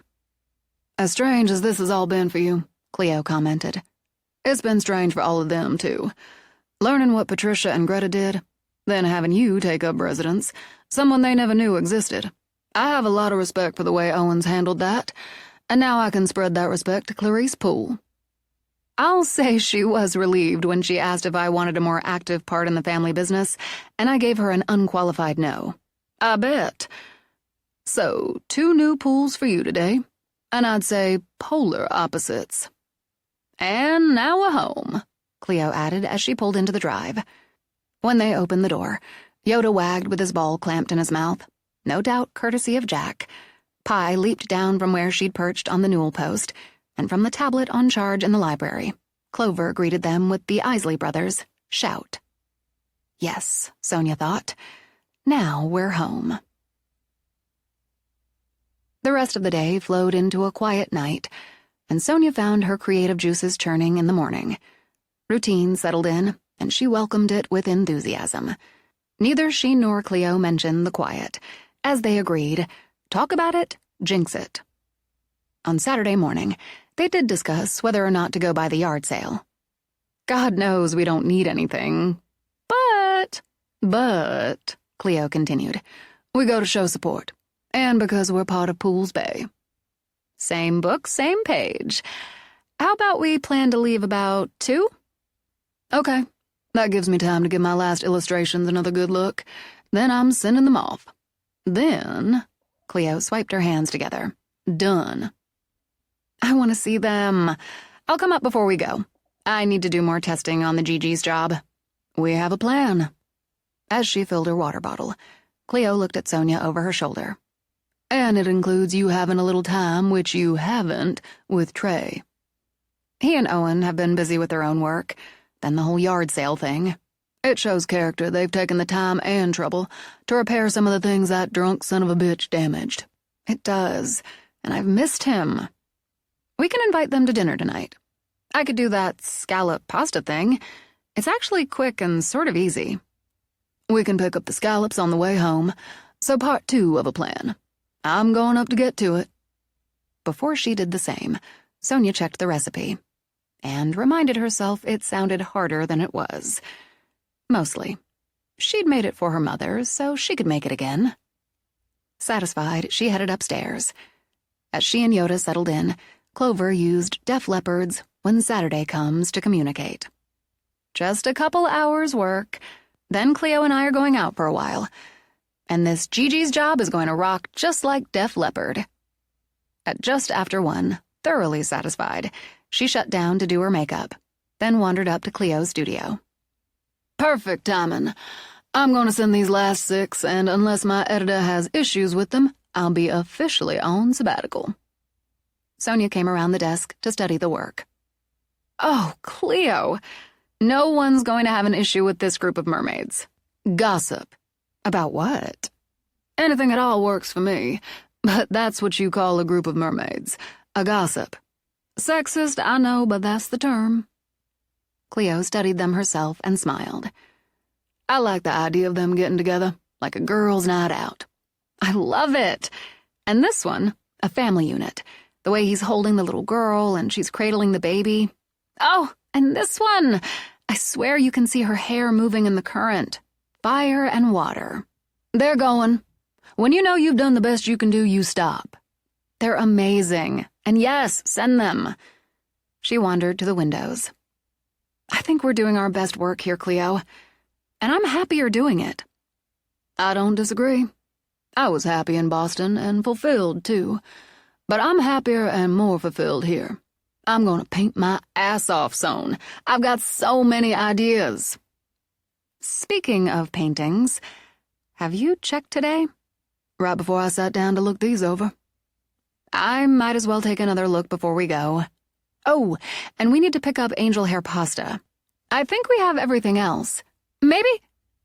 She broke off when she opened the door.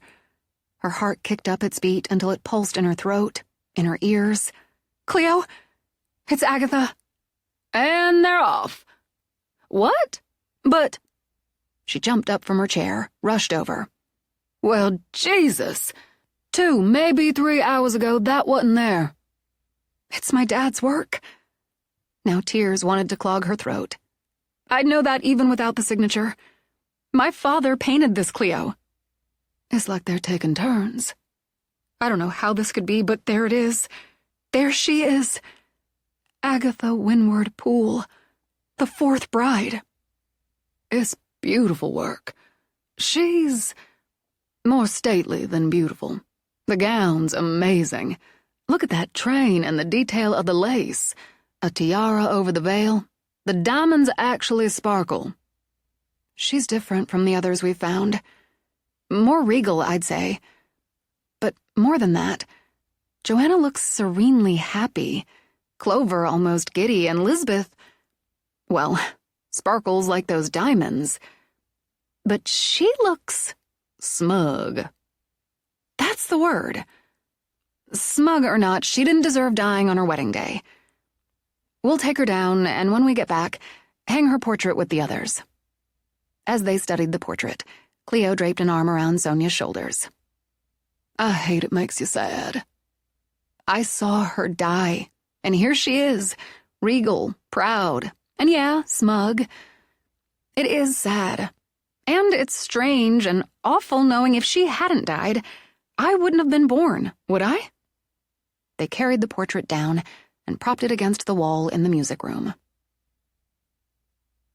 Being out on a sunny spring Saturday chased the sads away. When they arrived, the yard sale was already in full swing. Up and down the block, cars and trucks lined the quiet little street. People carried lamps, small tables, a toaster, chairs along the sidewalk. More, a great deal more, milled around the yard, browsing or bargaining for items rigorously organized by type or use. Corinne, with a floppy-brimmed hat over her hair, stuck orange dots on price tags. Sold. Anna sat at a folding table with a cash box. Money changed hands briskly. More women worked the crowd, laughing, counter-offering. Sonia watched Trey and Owen muscle a sofa and carry it toward the sidewalk. Hey, cuties. Didn't expect to see you today. We wanted to see how it was going. And wow, is there anything we can do to help? Stop talking, Owen suggested, so we can cart this damn good-looking sofa, he amended, as the woman leading the way turned, raised her eyebrows at him. Down to Ms. Bridges' truck. Dolly's truck, she said. You graduated high school some time ago, Owen. Ask Mom, Trey said to Sonia. I think they've more than got it, but she'd know. You ask, Cleo told her. I'm going to browse. Cleo, browse isn't buying. Probably. Shaking her head, Sonia made her way through the people, the tables, to Corinne. What a turnout! Is there anything Cleo and I can do to help? You already did. Word of mouth's one thing, but those flyers you did? We've got people stopping by, and buying, who are staying at the hotel, even just passing through the village. Marlowe's going to have a nice nest egg, and your flyers made a difference. That 50s firm on those nightstands, Harry, so don't even try. They're a set and in good condition. Since Owen and Trey fixed them, she muttered to Sonia. Look at this cute little purse. Cleo came over with a crossbody bag.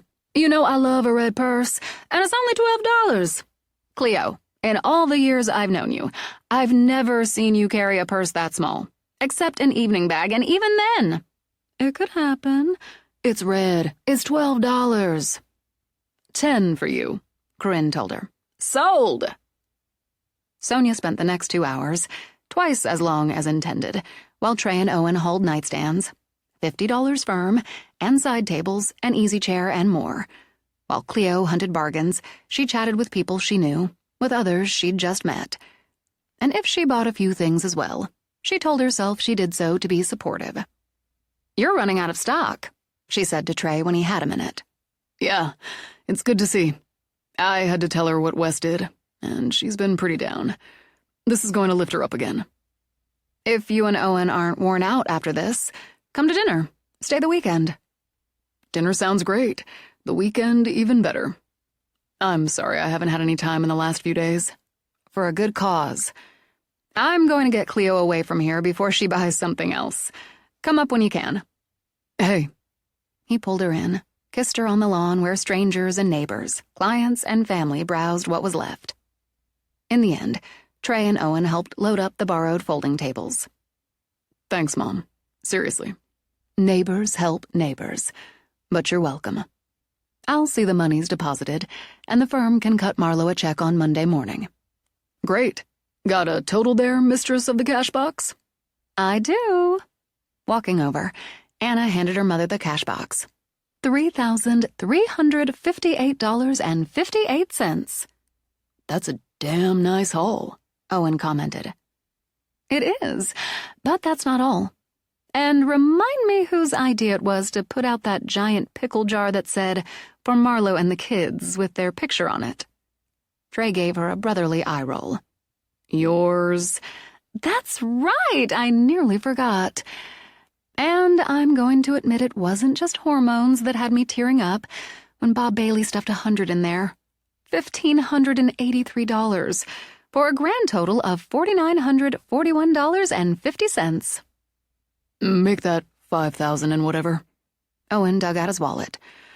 Hell, I've only got 85 on me. I'm keeping the 5. Lend me a 20. With another eye roll, Trey pulled out his wallet, passed Owen 20.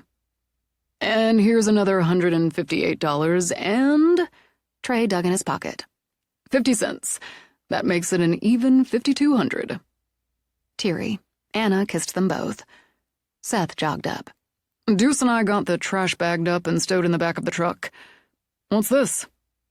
With these last contributions, $5,200 goes to Marlo. Let's make it 55. Solid number. He took out a money clip, peeled off bills. Show off? Grinning at Owen, he passed the bills to his mother-in-law. You're very good boys, Corinne said. I'm proud of you, and of my very good girl. Proud enough I'll spring for pizza and a bottle of Chianti. Baby girl says pizza, yum. When Anna put a hand on her baby mound, Seth laid his over it. So do Mom and Dad. Gotta rain check that, Mom, Trey said. Owen and I have an earlier invite to dinner at the manor. What are they making? Because... Owen said. Pizza? Don't know. We need to get the dogs from Mom's. I should probably clean up a little. Clean up later. It's past have a beer time. Because he couldn't disagree, Trey didn't argue. When they arrived at the manor, both women rose from where they sat in the main parlor drinking wine. They've got adult beverages. I want an adult beverage. We'll get you that. Sonia stopped Owen before he could head straight back to the kitchen. We want to show you something first. She led the way to the music room. Another one. Studying the portrait, Owen slipped his hands into his pockets. Bride number 4, Trey said. Agatha Winward Poole. Owen Poole's, son of Marianne Poole, first wife, died of anaphylactic shock via poisoned petits-fours on her wedding day. When did you find it? Sonia glanced over at Trey. Right before we left for the village. The yard sale didn't seem like the time or place to mention it. No. He moved closer. That's your father's signature. The same as on Clover's. Yes, my father's work. Cleo and I hung it there when we got back from the village. She's a looker.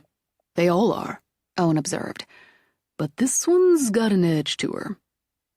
So, 4 down, 3 to go. Maybe just 2? We already have the portrait of Astrid. He shot Sonia a sidelong glance. You're a graphic designer. You know space better than that. Taking the width of these 4, the spacing between, 3 more. I did notice that and thought about it. They have to paint them. Your dad, Colin, 1 each so far, Cleo pointed out.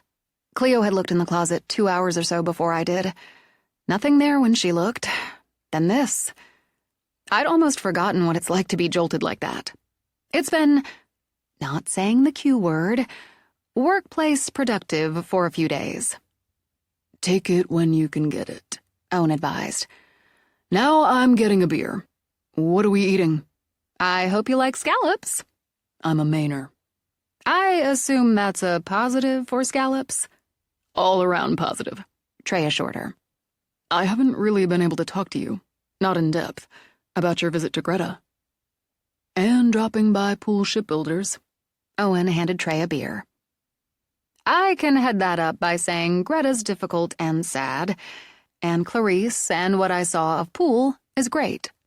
Can't argue with either. Why is nothing cooking? Here. Cleo pulled a tray out of the refrigerator. I did a charcuterie. Fancy word. Despite the fancy, he popped a slice of summer sausage. Good. Between bites and sips, Owen set the table while Sonia began the process of cooking while having conversations. She muttered Bree's recipe's warning as she sautéed the scallops. Do not overcook, do not overcook. So Greta recognized the makeup case? Mm-hmm. She nodded at Trey. And I think that's how I was able to get her to say more about what happened with my father and Colin. A lot of pent-up rage there, which came out in the nasty drawing, and a lot of F-bombs. Who wouldn't have rage? Pressured to give up what she wanted? To pretend she'd given birth? To raise a child she didn't want? Owen shrugged at Trey. She could have said no. And yeah, nobody's saying it was easy to say no to Patricia Poole. But she was an adult. And Jesus had the advantage of money her mother couldn't take away from her. If she'd had a spine and half a heart, she'd have taken both those kids and told the goddamn truth. I'm going to agree with Owen. Cleo gave Sonia's back a quick rub. It seemed to me she was blaming everyone but herself. Charlie, Clover, her mother. But she doesn't take any of the responsibility. She has dementia, Trey began. True, but did she ever take responsibility? No, not that I've ever heard, Owen added. But she is and was who she is and was. It's too bad. There would have been plenty of Poole relations who'd have taken both kids. And fuck, sorry, Sonia. That sounds like I'm tossing your father's parents aside. No, it doesn't. I understand what you meant, and it's true. But we've said it before. My father got the happy end of that situation. Greta played Colin's mother out of duty, and under duty was that pent-up rage and resentment. And as far as I know, she never let that rage or resentment out. Never took it out in an abusive way on Colin. No. Trey shook his head. I'd have heard from my father if she had. Flat, Owen said. That's how I remember her. No real ups, no real downs, just flat. Because she gave up. Cleo put a platter by the stove. When she gave in to her mother, she didn't just give up New York, she gave up everything. When they sat down to eat, Trey sampled a bite, then grinned at Sonia. Hiding your talents. More of a limited skill, but I've got this one down. It's good. It's damn good. A damn good reward for a couple of long days. Owen toasted her with his beer. Clover chimed in with Bowie's Heroes. All in all, Sonia considered it one of the best weeks at the manor. And though she woke at 3, she didn't walk. Instead, she stood with Trey at the glass doors and watched Hester Dobbs take her fall. Part 3. The Living and the Dead. I can call spirits from the vasty deep. William Shakespeare. Chapter 21. May arrived and brought tulips and fat buds on the twisty branches of the weeping tree, and May meant another Saturday in the village at Bay Art's May Day event. She loved seeing Anna's work displayed, and her friend cheerfully talking to customers and other artists. Maybe it was barely more than another week before Boston and the promised shopping trip, and maybe it was only May, but there was so much right here, so many interesting, unique things. She started her Christmas shopping. Oh, those are beautiful wine glasses. Cleo took one, studied it. I know. Hand-blown, and I love that pale green in the stem. I'm getting them for my Aunt Summer for Christmas. And this dragonfly bowl? My grandmother, Dad's mom, loves dragonflies. And see that adorable birdhouse with the copper roof? My grandfather's big into birds, so... Christmas. Cleo pushed the wine glass back at her. Why didn't I think of that? I'm going to get busy. By the time they drove home, with the back seat full of shopping bags and boxes, they'd decided to reimagine one of the third-floor rooms into a gift-wrapping room. I think the sitting room that faces the back, still a terrific view, woods, gardens, but not as distracting as the water. Cleo hunched her shoulders in a happy sigh. Great minds. It's just big enough, has a small but decent closet. We should have shelves in there, though. And we need a good table for wrapping. Sonia tossed her hair, shot Cleo a grin. Let's go find one. An hour later, they stood in the sitting room with Trey and Owen. The sofa and the little side tables stay, but we'll move them over there. Sonia gestured as she talked. Those 2 chairs would go into storage. We'll switch out the art later. Put some of our own up, we think.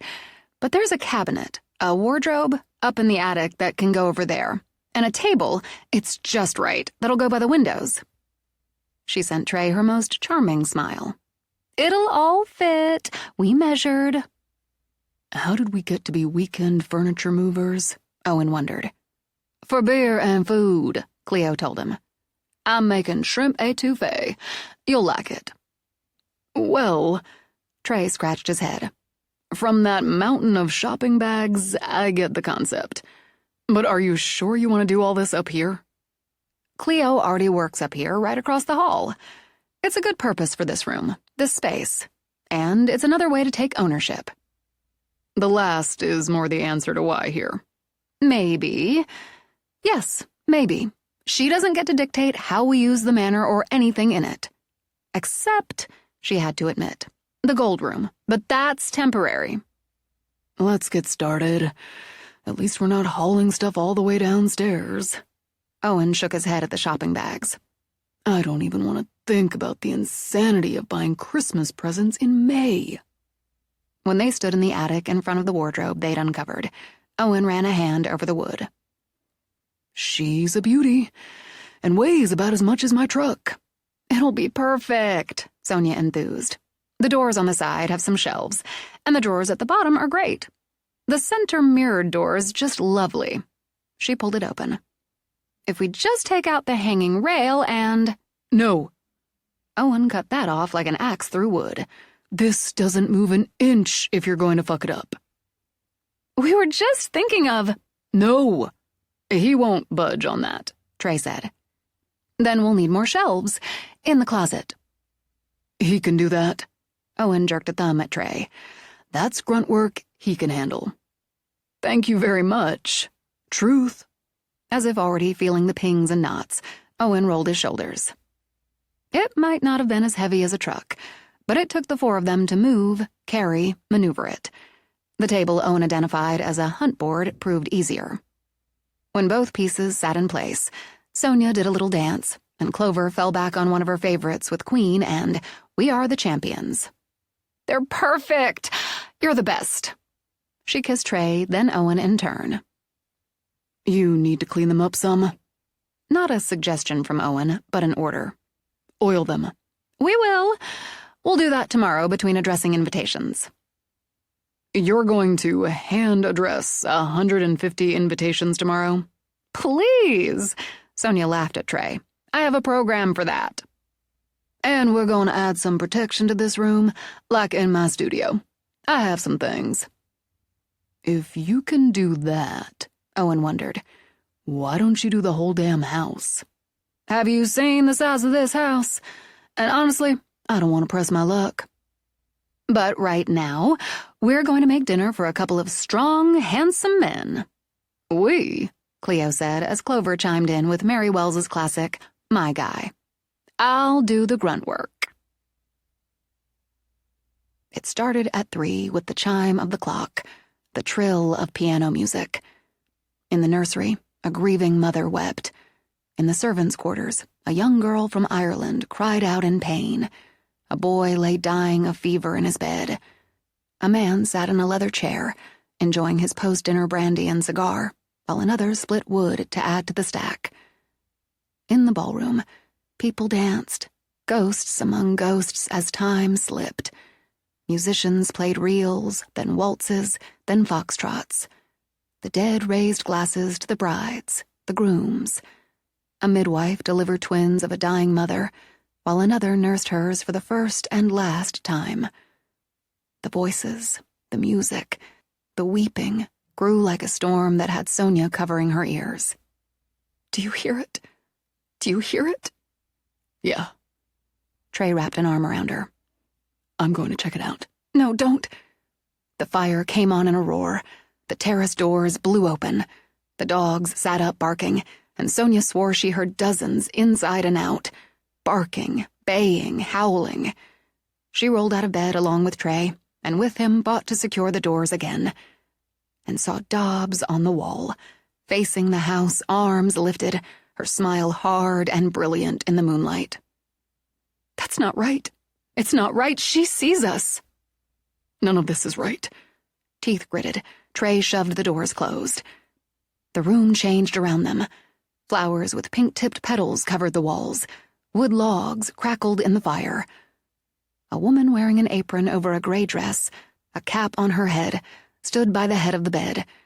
A woman, her dark hair matted with sweat, labored in it while others knelt on the bed between her legs. "Trey. God, Trey, do you see?" Yeah, I see. We need to get the others. Her heart broke as she gripped Trey's hand, as the midwife said, "The babe's coming." Then even as they rushed out, unseen, the room changed yet again. She saw Clover, pale as the ghost she was, racked with the pains of labor. "I have to help her." Sonia broke away, and though her hands simply passed through the woman on the bed, she felt a jolt like an electric shock. "Someone's here, Charlie." Breathless, Clover tossed her head from side to side. "Someone's here." No one here but us, babe. It's just you and me. I'm here, don't worry. Sonia? Trey gripped her hand again, pulled her back. Sonia, stay with me. In the hall, people scurried along or strolled. A couple shared a kiss outside a bedroom door before the woman giggled and drew the man inside. A man in a stiff black suit carried a tray with 2 brandy snifters out of the library and turned toward the stairs. Owen already stood outside his room with a growling Jones. Looks like we've got a lot of company.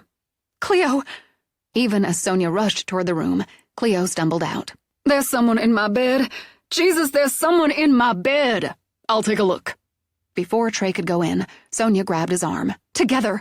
Stay together!" Not someone, but a couple, naked, lost in the throes. Sonia couldn't stop the laugh that bubbled up. "No! Just no!" She turned to go out, and the doorbell bonged, and kept bonging even as something beat against the front doors. As they went back into a hall, a maid carrying a stack of linens walked straight through them. She stopped a moment, shuddered as she looked behind her, then continued on. A woman in a green velvet riding outfit with a tall hat cocked on her head came out of another room and strode toward the stairs. A man in a white suit, red bow tie, and spats jogged up them. It's not now, Cleo murmured, but not really then. From the looks and sounds of it, it's whenever. She was out there, Trey said to Owen. Dobbs, on the wall, and facing the house. She saw us. She waited to see us. Let's go see if she still is. The dogs raced ahead of them to bark at the door. The cat arched her back and hissed. Screams and racing feet sounded from the ballroom. "They're dying," Sonia said quietly. "The brides, they're all dying." As they started down, Astrid Poole limped through them, her hand pressed to her bloody white gown. Sonia's heart shuddered as she fell.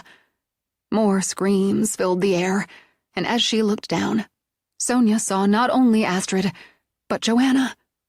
And it all stopped. It all vanished. Trey pulled open the front door to cool, clear air. She's not there. She finished. Sonia stared out at the seawall as the animals raced outside. She ended with the first and last bride. She killed them, showed us, and she finished. Trey's right about the whenever. Let them run around a while, Owen added as he closed the door. The guy in my room was smoking Camels, and there was one of those phones, candlestick deals. And when I first came out, there was a girl wearing bell-bottoms. It wasn't Clover. She's blonde, and this one had dark hair. Not just people who died here. Whenever, Sonia repeated. All the music and voices from the ballroom, servants and the rest. Not all of them died here. Illusions. Trey kissed the top of her head. Most of it illusions, or memories. The Manor's memories. Yes! Sonia turned to Cleo. Yes, that's it! Cleo rubbed her chilled arms. Barely a peep out of her for 2 weeks so she could do this. Then we pissed her off, Son, taking another room on the 3rd floor. Good, good. Let her waste her energy on bullshit like this. She can keep right at it because it doesn't change what fucking is. This is my house. Okay, then, Owen began, and she rounded on him.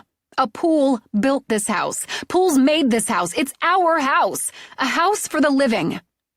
From the tablet in the library came Simple Minds and Don't You Forget About Me. Not now, not ever. This house is ours, Sonia repeated, fury under every word. And anyone who lived here and loved it. I don't care if 1,000 ghosts make their home here now, then, or goddamn whenever. There's only one who's not welcome. Reclaiming another room pisses her off? Just wait until we're finished, and she can piss herself back to hell. Shoving at her hair, Sonia let out a long breath. Now I'm going back to bed. As she strode toward the stairs, Trey grinned after her. I get why you're gone over her, Owen commented. Way gone.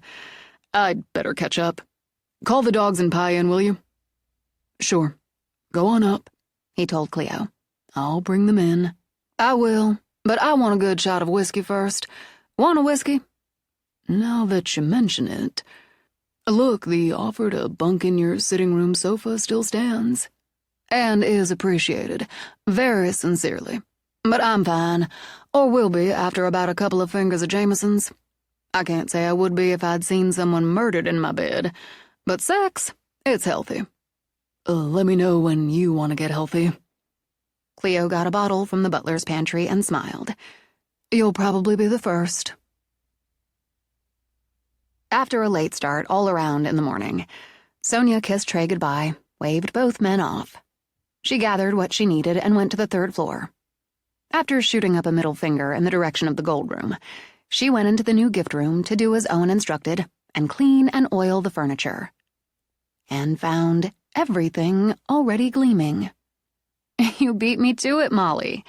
A very big thank you. Hands on hips, she turned a circle.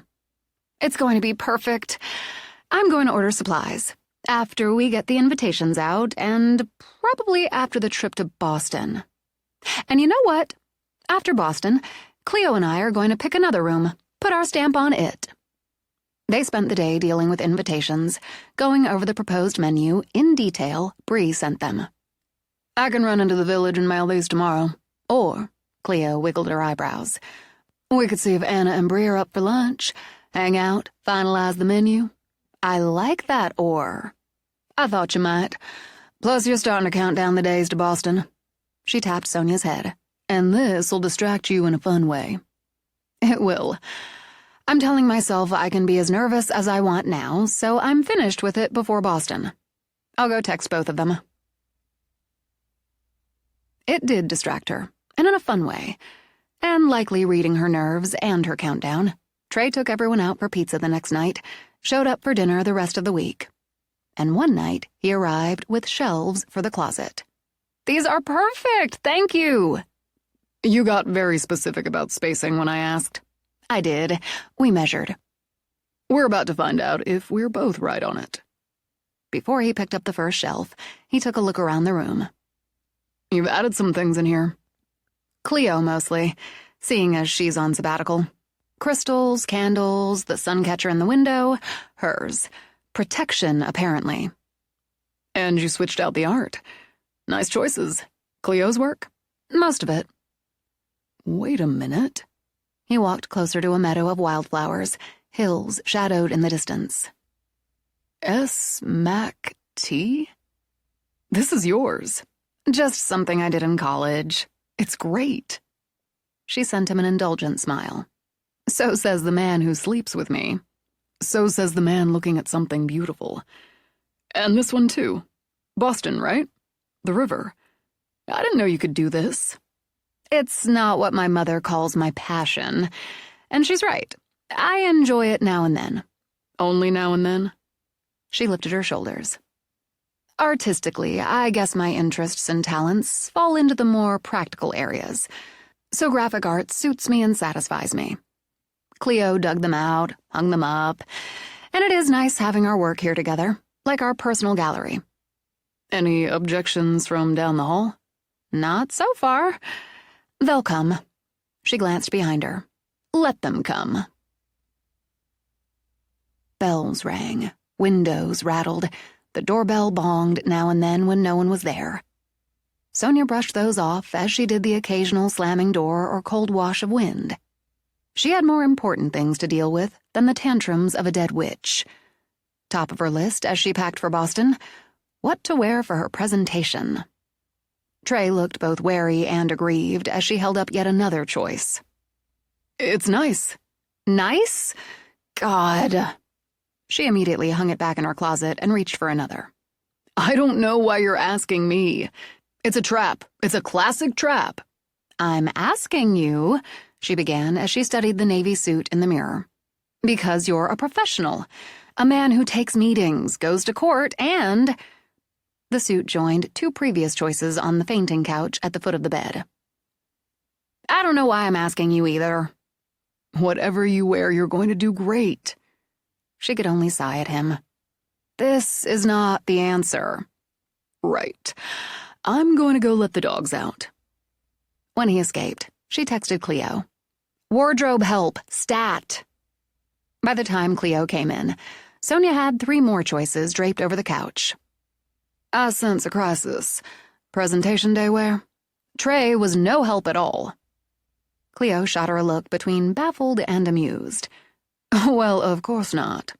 Of course not, Sonia agreed, which shows how screwed up I am at this moment to have even asked him in the first place. He ran away. Because he's nobody's fool. You've got to respect the tactical retreat. Cleo, dressed in rainy day painting gear, of an oversized shirt and leggings, perused the pile on the couch. She picked up 3 suits, the navy, the black, and a gray. No, and no. Put them back. But too expected. Great cuts, excellent fabric. You've always had exceptional taste in clothes.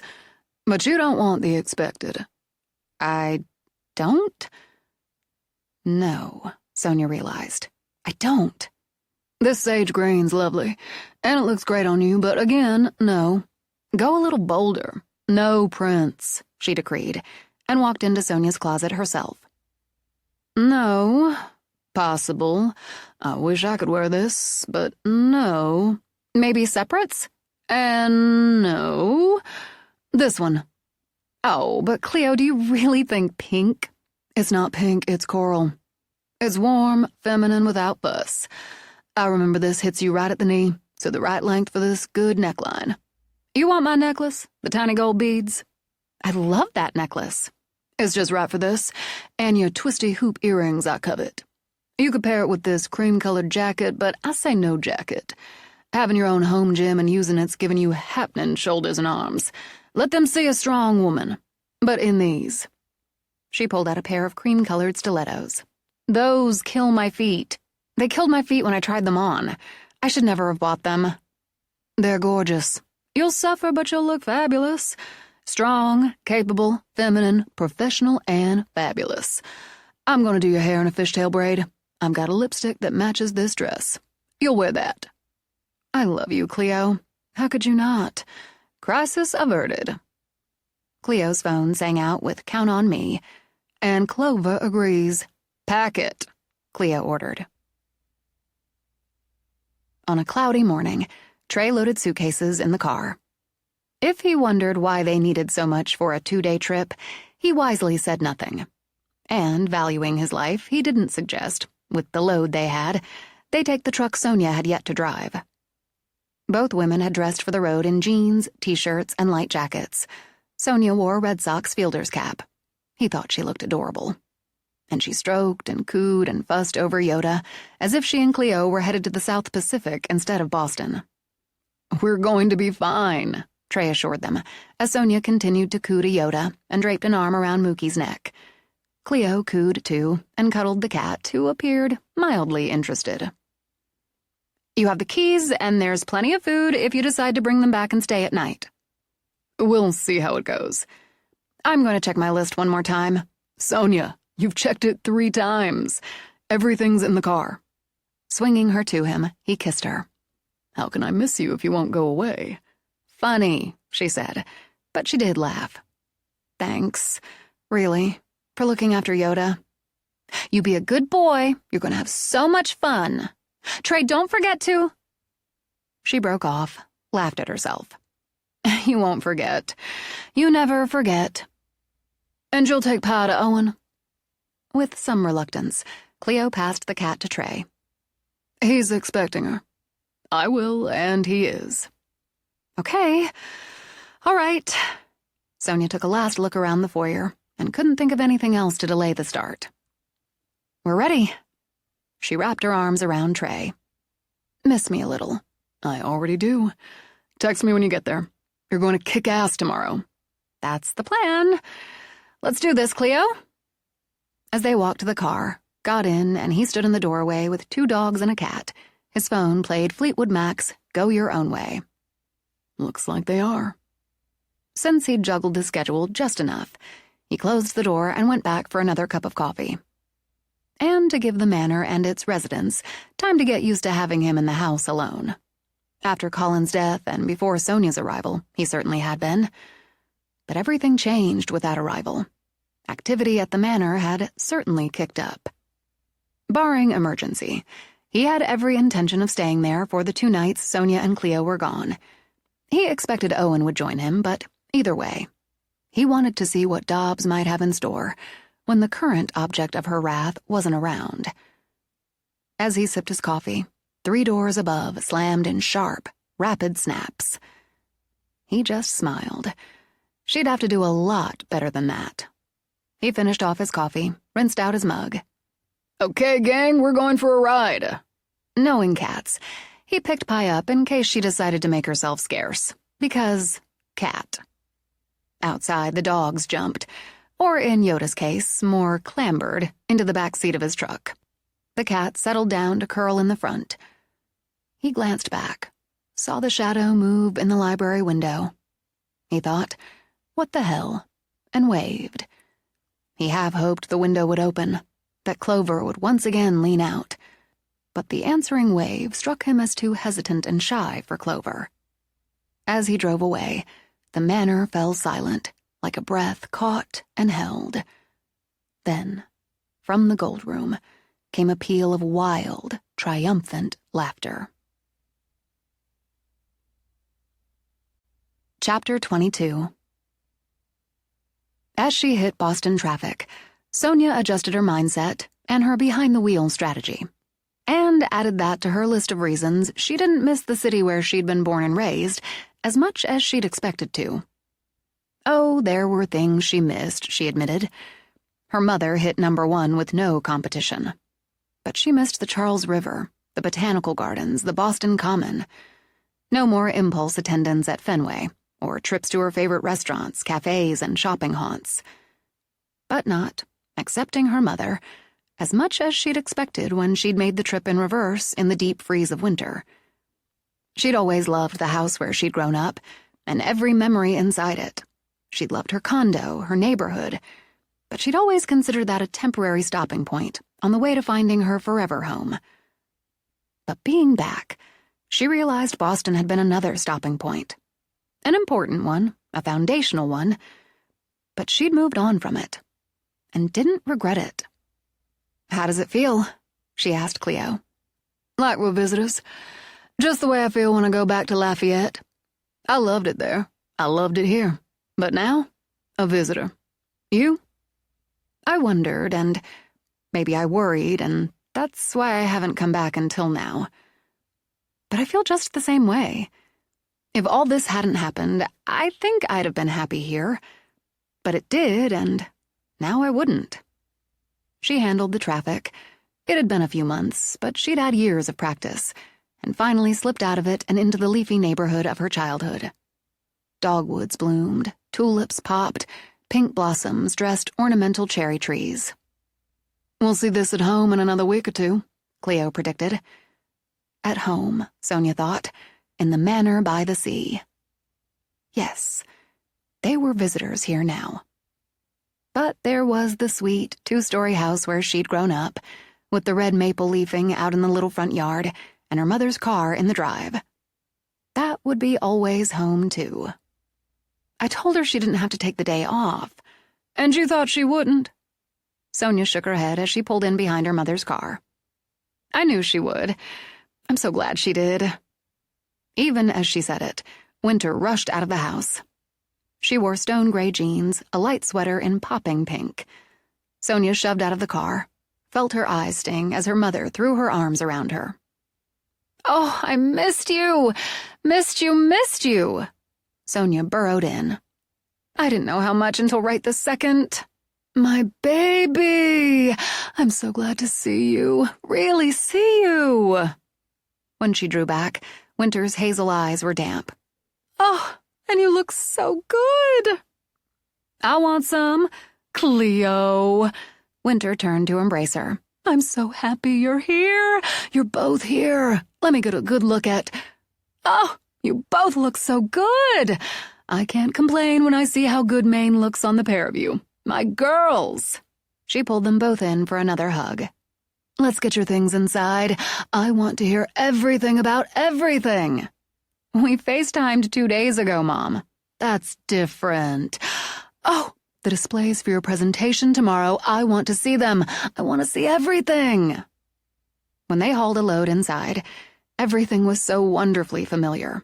The cozy living room where her mother had cleaned out the fireplace for warm weather and placed candles, her father's painting over the mantel, the path through the misty woods, spring flowers bright and happy in a vase, and she sniffed the air. "Something smells amazing, but I told you not to cook."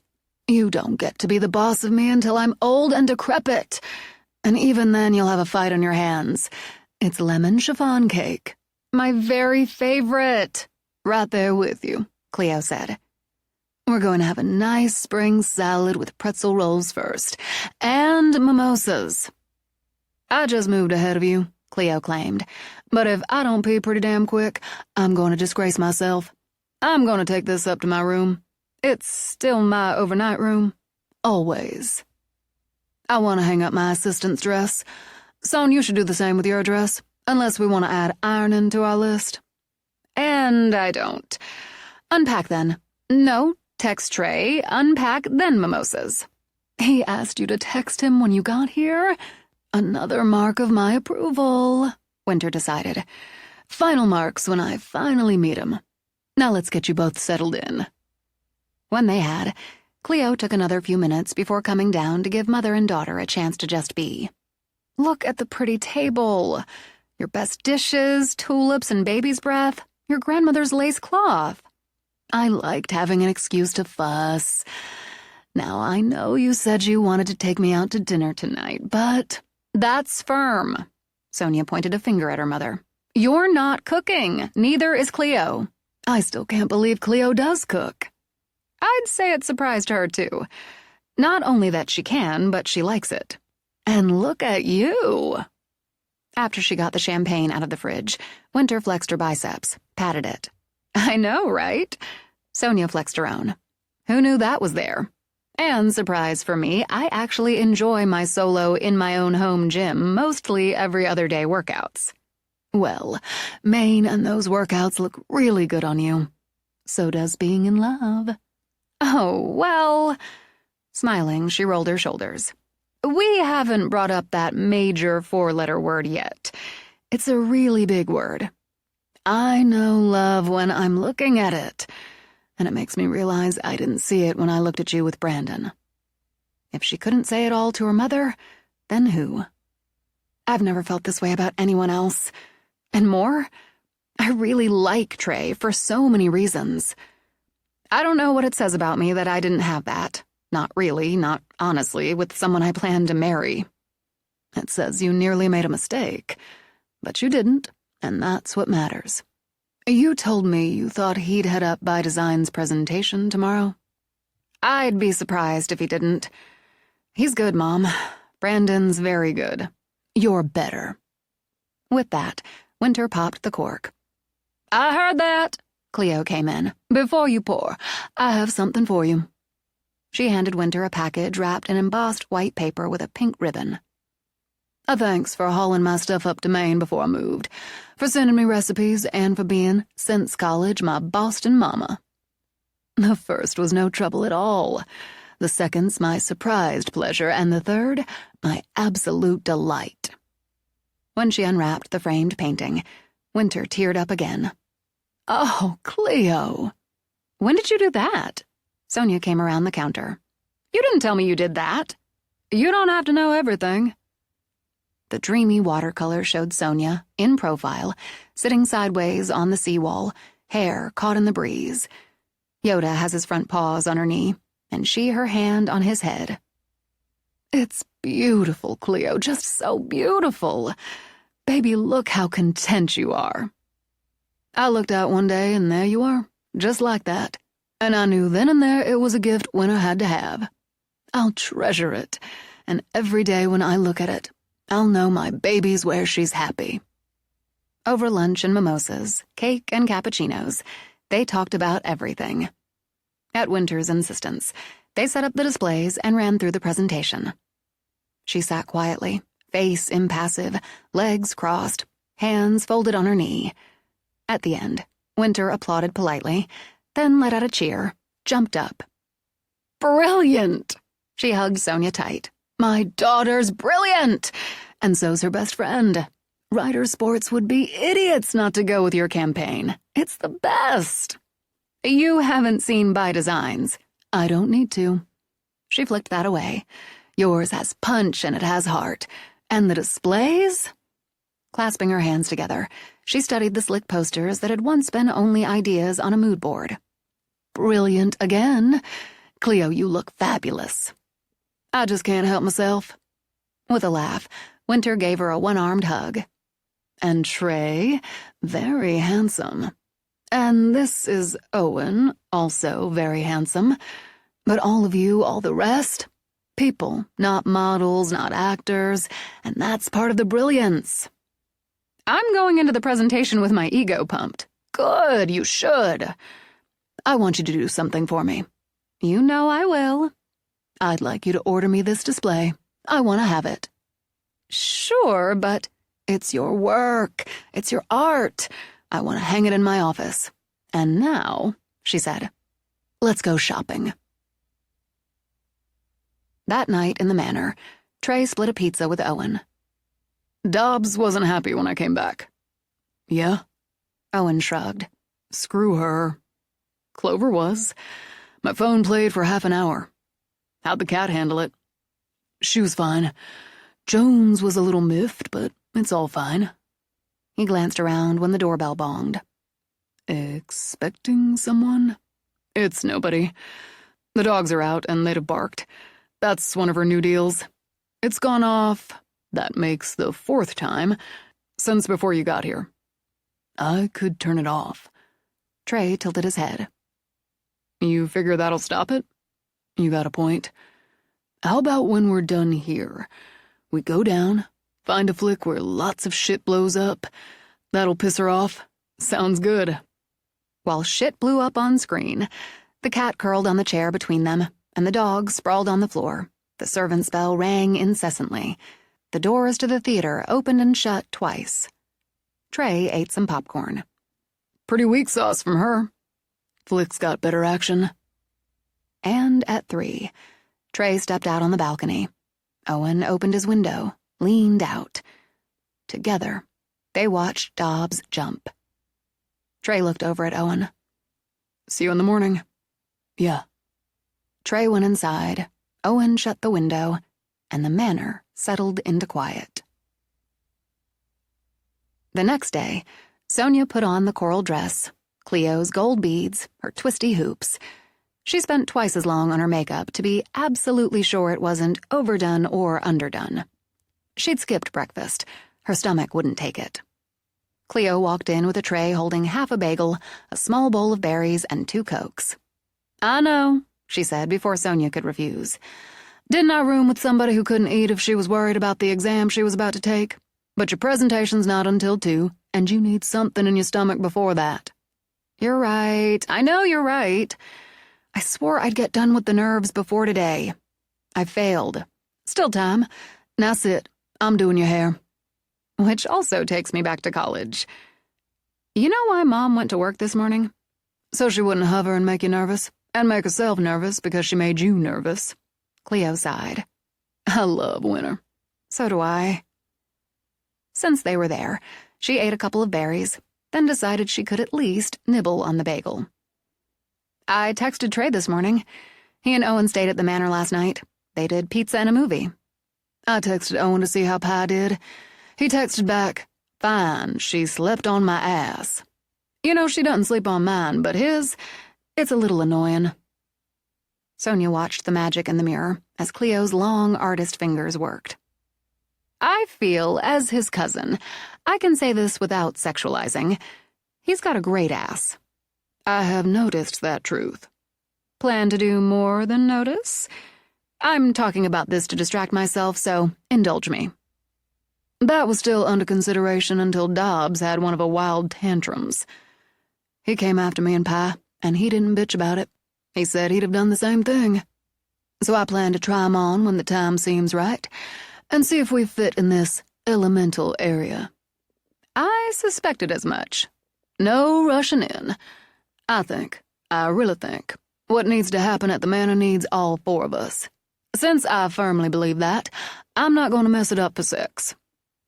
I think you're right about the 4 of us, and I don't think you'll mess things up. After another bite of bagel, Sonia reached for her Coke. He doesn't strike me as the type, any more than you are, to let sex interfere with friendship and family. The 4 of us are both. In the mirror, Cleo smiled at Sonia. We are, aren't we? And that's what's going to beat her. And this hair, if I do say so myself, is perfect, and is going to add another reason they'll want to hire you. The hair's great, and you were right about eating something. Also, you're on a streak. Right about the outfit, even though I now have to put these murder-my-feet shoes on. Cleo patted her shoulder. Suck it up. Sucking it up, Sonia put on the shoes and rose to study them both side by side in the mirror. Cleo had gone with a mustardy yellow that brought out not only the varied tones of her hair, but her eyes, and worked like magic again with Sonia's coral. I see the genius in your plan. Female, but not soft. We look like spring done in strong colors. Nothing stuffy or expected. Smart women who know how to take the time to put themselves together well. And now I'm not as nervous. Look confident, be confident, Cleo declared. Let's get this party started. What nerves remained, Sonia knew she'd handle. The drive to the Ryder Building gave her time to settle into herself. She knew what to do and how to do it, so she would. The rest, out of her control. She parked in the underground garage of the many-storied brick and glass building, shouldered her laptop case as Cleo shouldered hers. Between them, they carted the displays, the box of folders for the attendees, to the elevator. What song do you think Clover would play now? Sonia wondered. Let's go with Kesha and Woman. That's it! That's the perfect one. We're motherfucking women. Baby, that's right. Buoyed, they rode up to the lobby. Sonia remembered it from her previous work for Ryder, as steeped in tradition.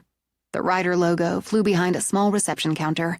The tile floors in a soft, smoky gray worked well with pale blue walls. 2 navy chairs flanked a table, and over it hung a portrait of the founder.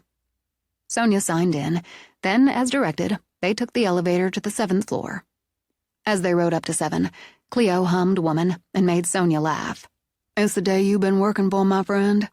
It is, and I want it, Cleo. But I realize it's not the alpha and omega for me.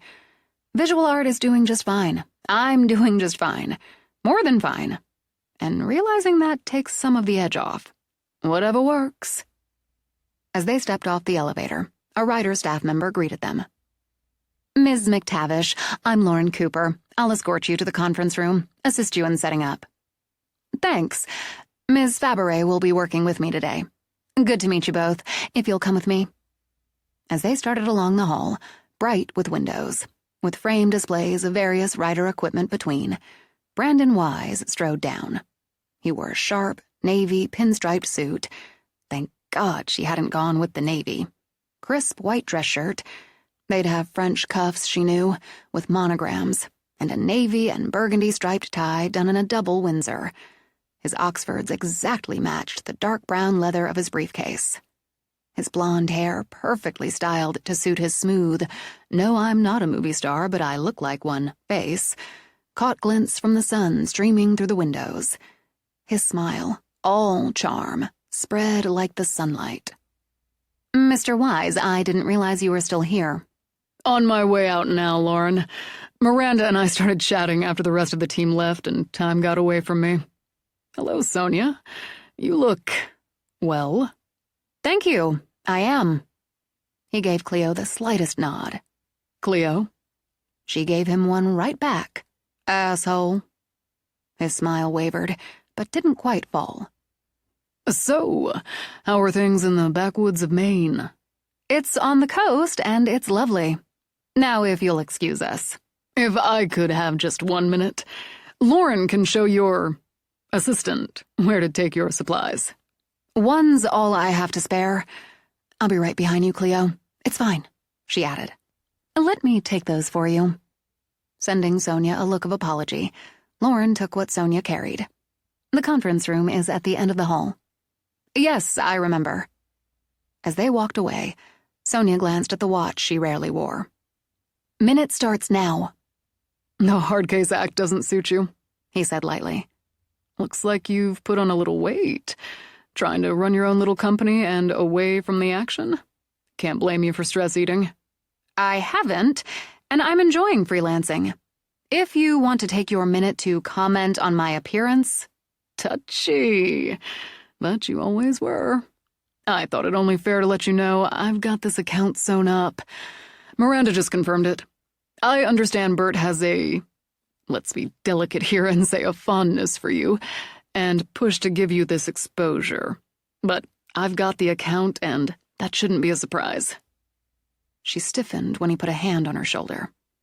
"You're going to want to move that hand." He moved it and sighed. I wanted to spare you some embarrassment.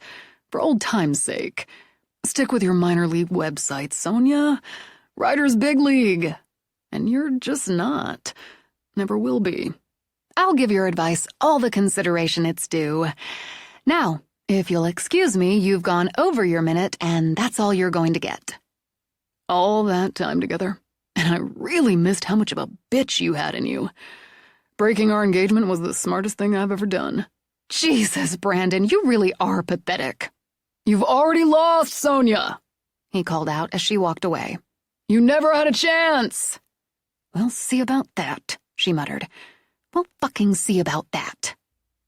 When she reached the conference room, the displays were up, the packets laid out on the long table. Yet another staff member filled water glasses. "Ms. McTavish, Sonia." "Sonia," Lauren corrected. "I want to apologize. By Design's presentation completed nearly 40 minutes ago. I had no idea Mr. Wise remained behind." "It's fine. He wanted to give me some advice." "Asshole," Cleo muttered. "Ambush." "It doesn't matter," Sonia repeated. "In any case, I apologize. Miranda Ryder and the rest you'll present to are in the executive dining room. Obviously, Mr. Wise wasn't. They're due back in about 10 minutes. Is there anything I can get you?" "Just water's fine. Cleo?" "That'll do." They set up the slideshow for the big wall screen, ran a quick test. When Lauren went out, Cleo turned to give Sonia a hug. "I'd ask if you're okay, but you look more than okay." "It's not my alpha and omega, but I want it. He made me want it more." "You've still got a couple minutes. Want a quick trip to the ladies to kick something in those fabulous shoes?" "Don't need it. His ambush fits, energized me, and I'll use it." Bert Springer came in first. a tall, robust man with threads of gray through dark hair and deep-set brown eyes. He strode straight to Sonia and took her hand in both of his. Sonia, I wanted a second just to say I'm glad you're here, and I'm looking forward to seeing your ideas. I can't tell you how much I appreciate you giving me the opportunity. You earned it. He turned to Cleo. Bert Springer. Cleo Faberé, it's lovely to meet you. Sonia's told me how much she enjoyed working with you. It's mutual. Then he frowned. Why is that name so familiar? Now, I know we haven't met before. How could I forget? Wait! Could you be the Cleo Faberé who illustrated my granddaughter's favorite book, Jessie's Best Day? I am. On a look of delight, he snapped his fingers. I knew that name. Small wonder. Eva's 4, and she loves that book. I bought a second copy for Grandma and Pop's house. I can't count how many times we've read it to her. Though at this point, she reads it to us. She loves the pictures, especially the one of Jessie jumping in the ball pit. If I had a copy with me, I'd have you sign it for her. I'll see you get one, signed by me and the author. That would rank me as best pop ever. He took out a card. Wait until I tell my wife. Are you and Sonia working together at Visual Art? Sonia and I have been friends since college. And currently we're housemates, Sonia added. Cleo's helping me out today. I don't have to tell you I wish you the best of luck, but I'll tell you anyway. And here come the rest. Knock our socks off. She knew some of the 15 who took their seats at the table from her previous work for Ryder, and others by reputation and research for her presentation. Wyndon Ryder served as CFO, Lowell Ryder as VP of Marketing, and Miranda Ryder, head of the table, as Sonia knew, head of everything. She had 3 generations of writers in the room to impress, and 12 others who'd weigh in. She was ready. Good afternoon. I'm Sonia McTavish of Visual Art, and this is Cleo Faberé, who will assist me today. I want to thank you for this opportunity to... I understood you were a one-woman operation, Miranda interrupted. Have you expanded your company? I haven't, no. Sonia met the steel-gray eyes directly. Ms. Faberé is a friend, and today a volunteer. Before you begin, you understand, by design, a company you once worked for has already presented. I do, yes. And no doubt, as By Design is an exceptional and creative organization, their presentation met those standards. I believe mine will as well. Why did you leave their employ? Lane Cohen and Matt Berry have, as you said yourself, built an exceptional and creative organization. And I owe Lane and Matt a great deal. They were wonderful to work for. The decision to leave By Design and build my own business was neither easy nor impulsive, but was the right decision for me. Only more so as I relocated to Maine. As a one-woman operation. Yes, which I could never have done without the foundation I was given at By Design. In your packets, as requested, I have samples of work I've done since starting Visual Art. I've found freelancing both challenging and fulfilling, and I appreciate the opportunity to present my vision for Ryder Sports, a business rooted as I am in family and community. She glanced at Cleo, who queued up the slideshow and began. She stayed in the moment, though afterward, all the moments blurred. She fielded questions. Those tech questions did come up. And when it was done, forgot her answers. What she remembered, and always would, was Bert coming out into the hallway to take her hand again and whispering in her ear, "Socks knocked off." Sonia didn't speak until the elevator doors shut. Was she as tough as I think? Miranda Ryder? Tougher. Cleo blew out a breath, rolled her eyes. Scary tough. I liked her. I sort of want to be her in 30 or 40 years. Now let me say this, not as your friend, not as your temporary assistant. Ready? Yeah? You were awesome. I can't remember it. Because they felt cold, she rubbed her hands together. It's like a big blur now. Maybe later I'll remember. I was watching, looking at faces when I could. They liked it, Son. They really did. I'm putting it away. I have to put it away. You're going to tell me what that asshole said to you. In detail. But I'm going to change out of these shoes so I can feel my feet again, take several long breaths, and I'm going to take you and Mom out to dinner. I'm going to tell you now your mom has other ideas. She's home now and she's making her famous garlic and sage roast chicken. She wanted you home tonight, Son. Wanted you to relax. For us all to relax. You know what? I want that too. We did a good job, and I'm letting it go. Doing a good job's enough. Chapter 23. She enjoyed every minute in the home of her childhood with her two favorite women. Some of the presentation blur faded, and what didn't, Cleo filled in. After dinner, now cozy in pajamas, they sat in the living room with wine and lemon chiffon cake. I can't believe that son of a bitch came after you right before your presentation. Winter McTavish, Cleo snorted. Do you kiss your daughter with that mouth? I do. Winter leaned over, kissed Sonia to prove it. And he actually claimed he'd broken the engagement. It's easy to rewrite history and make yourself the hero of the piece, Sonia shrugged. Seeing him like that, so slick and smug and patronizing, it just made me more determined to show off my stuff. And it made me appreciate Trey even more. They're there again tonight, she added. Trey and Owen at the manor. I called him when I went up to change. They didn't have to do that. I think he feels, and Owen too, they're not just taking care of Yoda and Pi, but the manor and what's in it.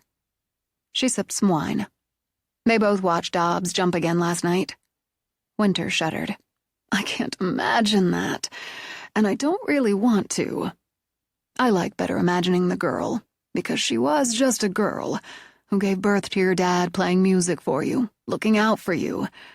I like knowing you have 4 pieces of your father's art in the manor.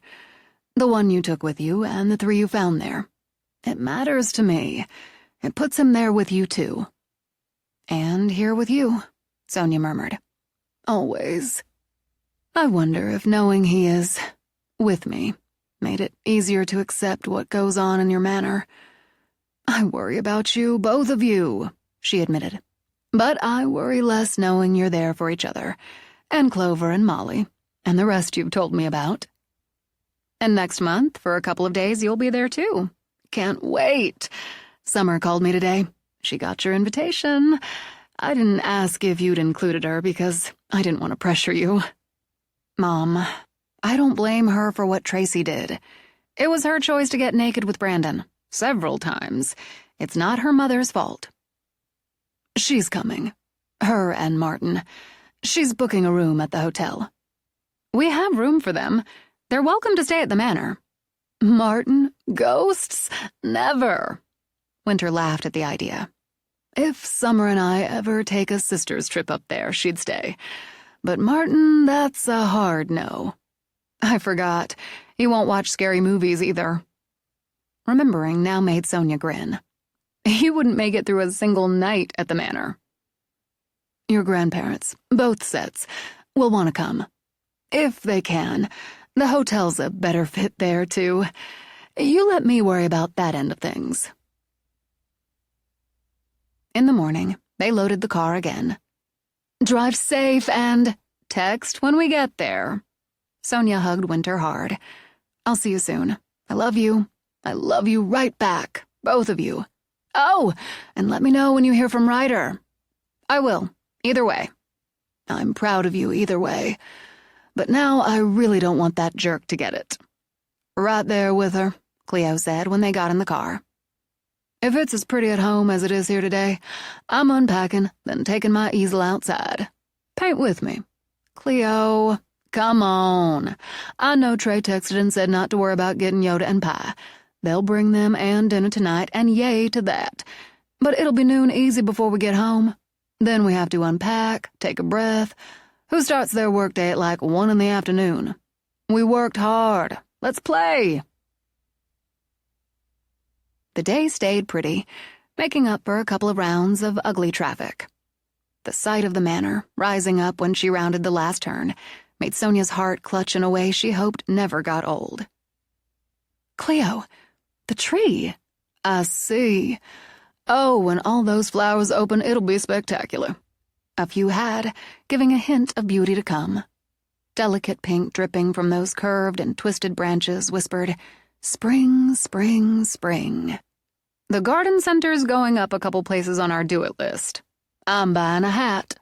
Cleo got out of the car, stretched. Next trip to town, I'm getting a cute gardening hat. You have your adorable painting outside hat. And your point?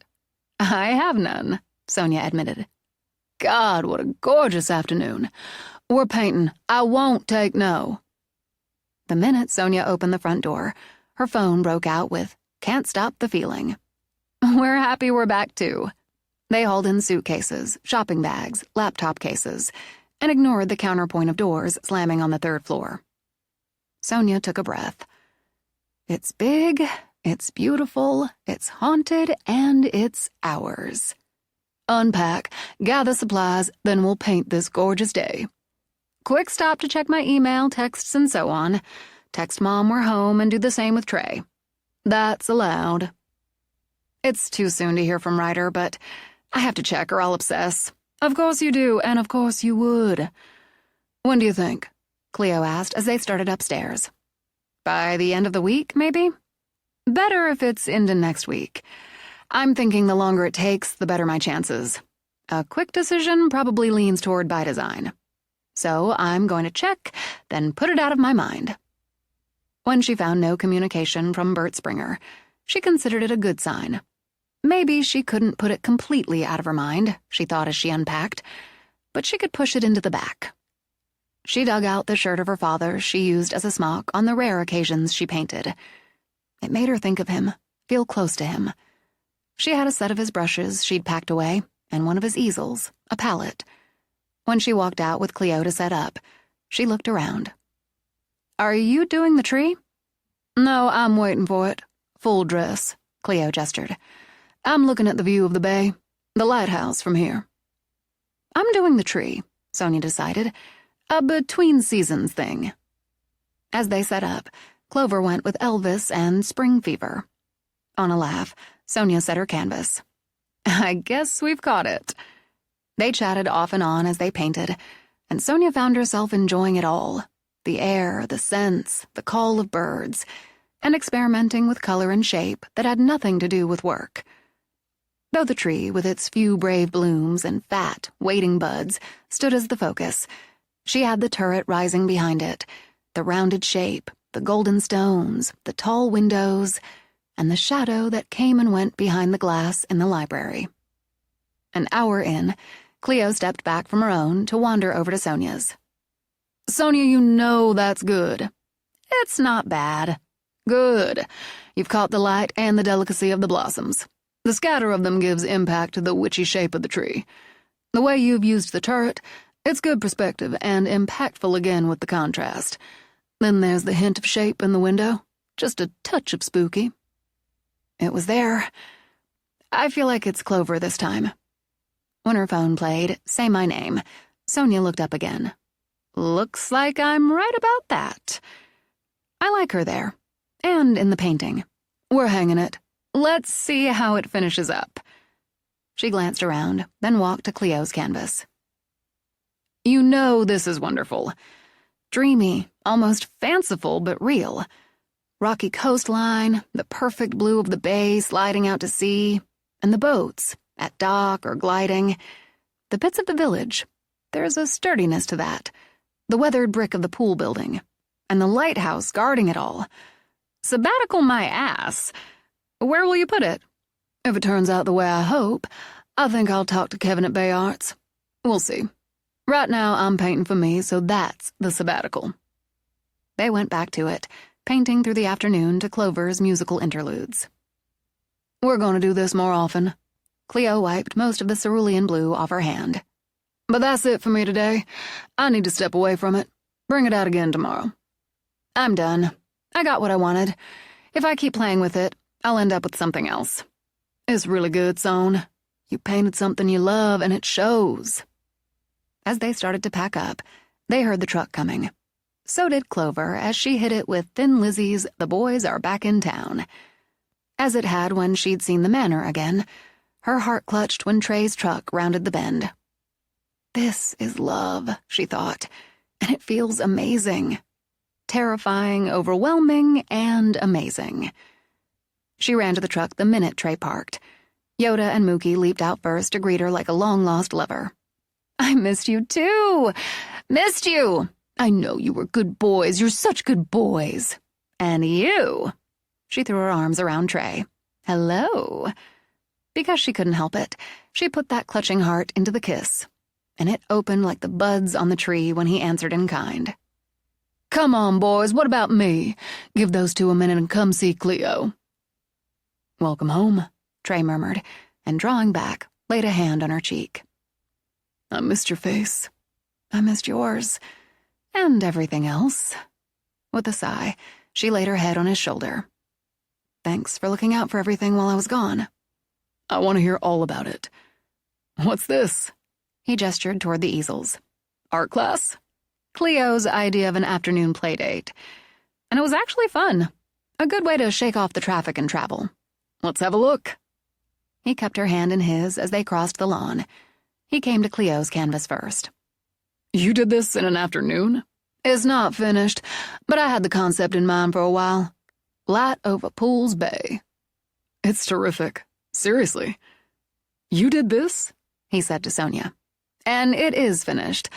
Cleo's going to do the full bloom, so I decided to do between seasons."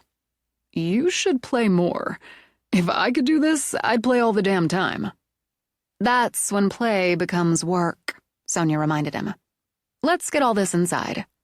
"Owen's bringing pie?" Trey nodded as he helped them break down.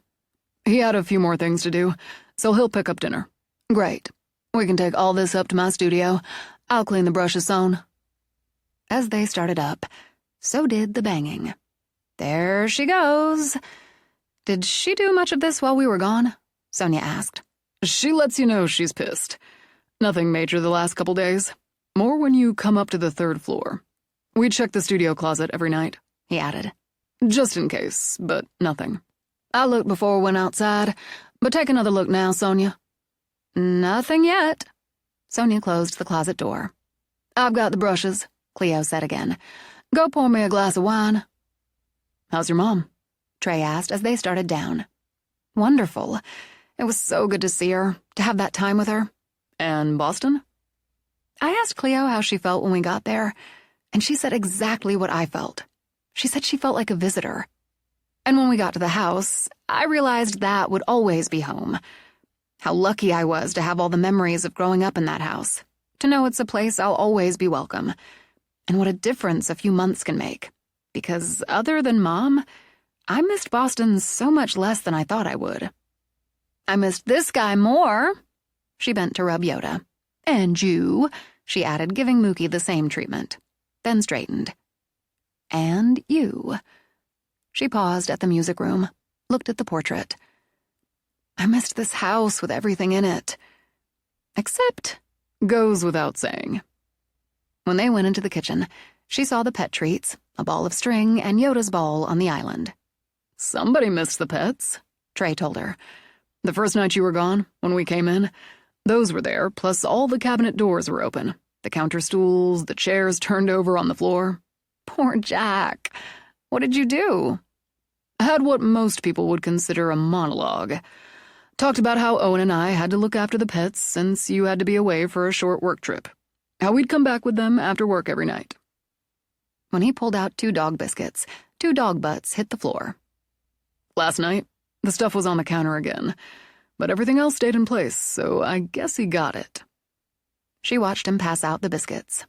"You're a sweet man, Trey." "And that's usually the kiss of death." "No, just the opposite for me. You took my dog to work with you." "He won Sadie over. That's not a snap." "And you brought him back after work. You and Owen brought Yoda and Pi back, stayed here because you didn't want to leave the house empty after all that's happened. You talked to the ghost of a little boy who missed having the pets around to play with." She ran a hand down the sleeve of her shirt. "My father was a sweet man. Not a pushover. Not... What's the word for it? Treacly. That's a good word. It is. So I know and value a sweet man when I see one. The dogs leaped up, raced toward the front of the house seconds before the doorbell bonged. That's Owen. Pour that wine. I'll go for that, too. Trey kissed the top of her head. I'll get the door. While he did, Clover played the Pretenders' I'll Stand By You. It's true. I will. And knowing he will, it changes everything. She poured the wine, then smiled at Owen, reached for another biscuit and the cat treats when Pie and Jones came in on either side of him. There's beer, she told him. I don't mind that. He nodded at the wine, so she got out another glass. So, welcome back. What's this about the asshole ambushing you before the deal? What? What ambush? Trey demanded. Sonia poured the fourth glass. How did you know about that? Telepathy? That'd be cool, but no. Cleo texted me right after you got home. I guess to make sure I hadn't lost one of her cat's 9 lives. She mentioned it. There she is. Cleo all but purred herself as she came in and scooped up the cat for a snuggle. Thank you. She gave Owen a chaste kiss on the cheek that had him eyeing Trey. I bet you got better than that. I can't lie. What ambush? Brandon decided to needle me before the presentation. He should have been gone, Cleo added as she set the cat back down. He was lying in wait, and that's an ambush, asshole. Which Cleo called him, to his face, my favorite part. He gives her one of these. Sonia put on a superior look, added a slight nod. Cleo, and she gives him the same nod with an asshole. Both women broke into laughter as Owen grinned at Cleo. Well played. Major points. You didn't tell me about any of this. I wasn't going to text you about his bullshit, Sonia began, then stopped. You're mad. It barely shows, but you're mad. I wasn't holding something back, I swear. I just didn't want to get into that stupidity in a text. Then let's hear it now. All right, yes. He should have been gone, so he did lie in wait. Our escort was surprised and embarrassed when he came strutting down the hall. He looked like a mannequin.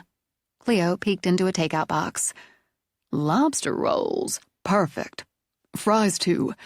Better put them in the oven on warm, Owen warned. If this is going to take a while. It won't. It didn't.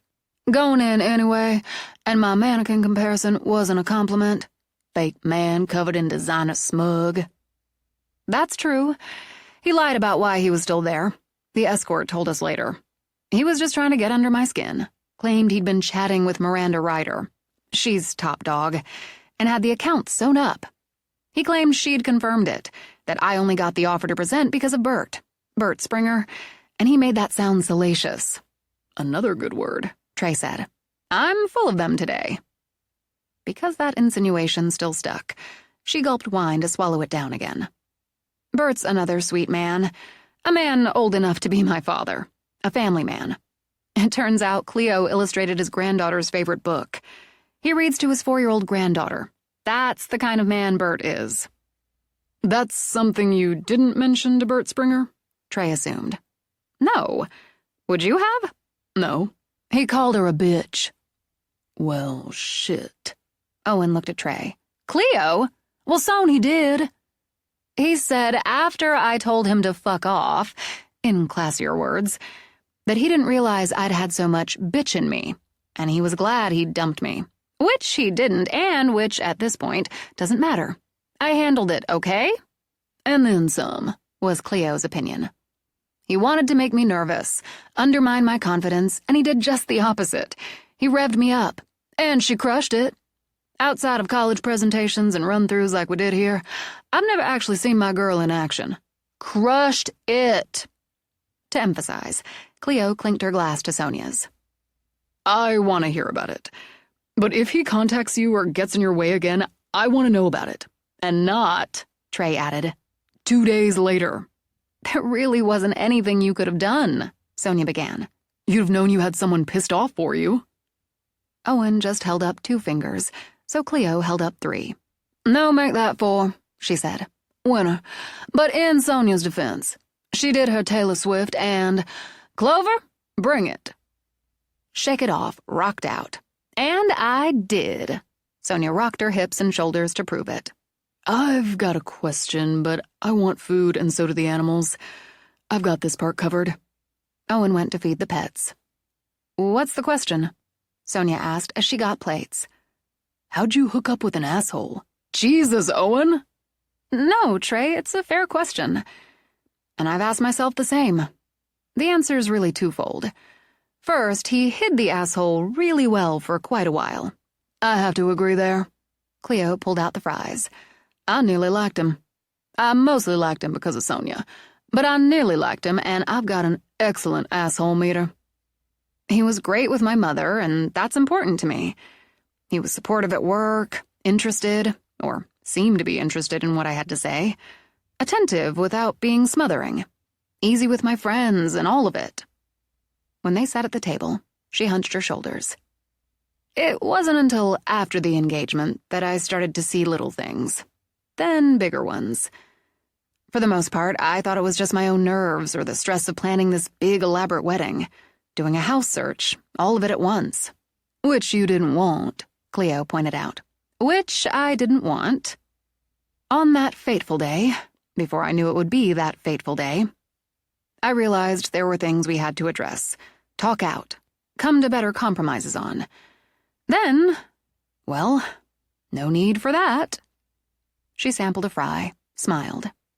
The second part, and it's really the first, I really wanted to start to build what my parents had. The problem with that, other than him being a lying, cheating asshole, we didn't want the same things at all. I just started to understand that when... Fateful day. I'm grateful for that fateful day because, and I've done a lot of soul-searching on it, I wouldn't have gone through with it. The wedding. I'd probably have sent the invitations out, gotten that close, which would have been horrible. But the closer we got, the more he showed me and the more unhappy and just unsettled I felt. So, there you have it. Legit, Owen decided and pointed at Trey. Howie Queller. Yeah. Trey shook his head. Friend of ours. High school and beyond. A few years ago, the three of us are having a beer. What, about a week before his wedding? About that. And he all of a sudden pops up how he doesn't want to do it, doesn't want to get married, how he's stuck now. Trey's soothing him some. Got the jitters, you love her, right? And Howie's saying how he thought he did, but he doesn't. He's not ready, and she wants this and that, and he doesn't. Trey's, man, you gotta talk to her. Figure this out. How you don't want to make promises you can't keep. And you? Cleo asked. Owen said, you don't put a ring on someone's finger unless you want it to stay there. If you don't, don't.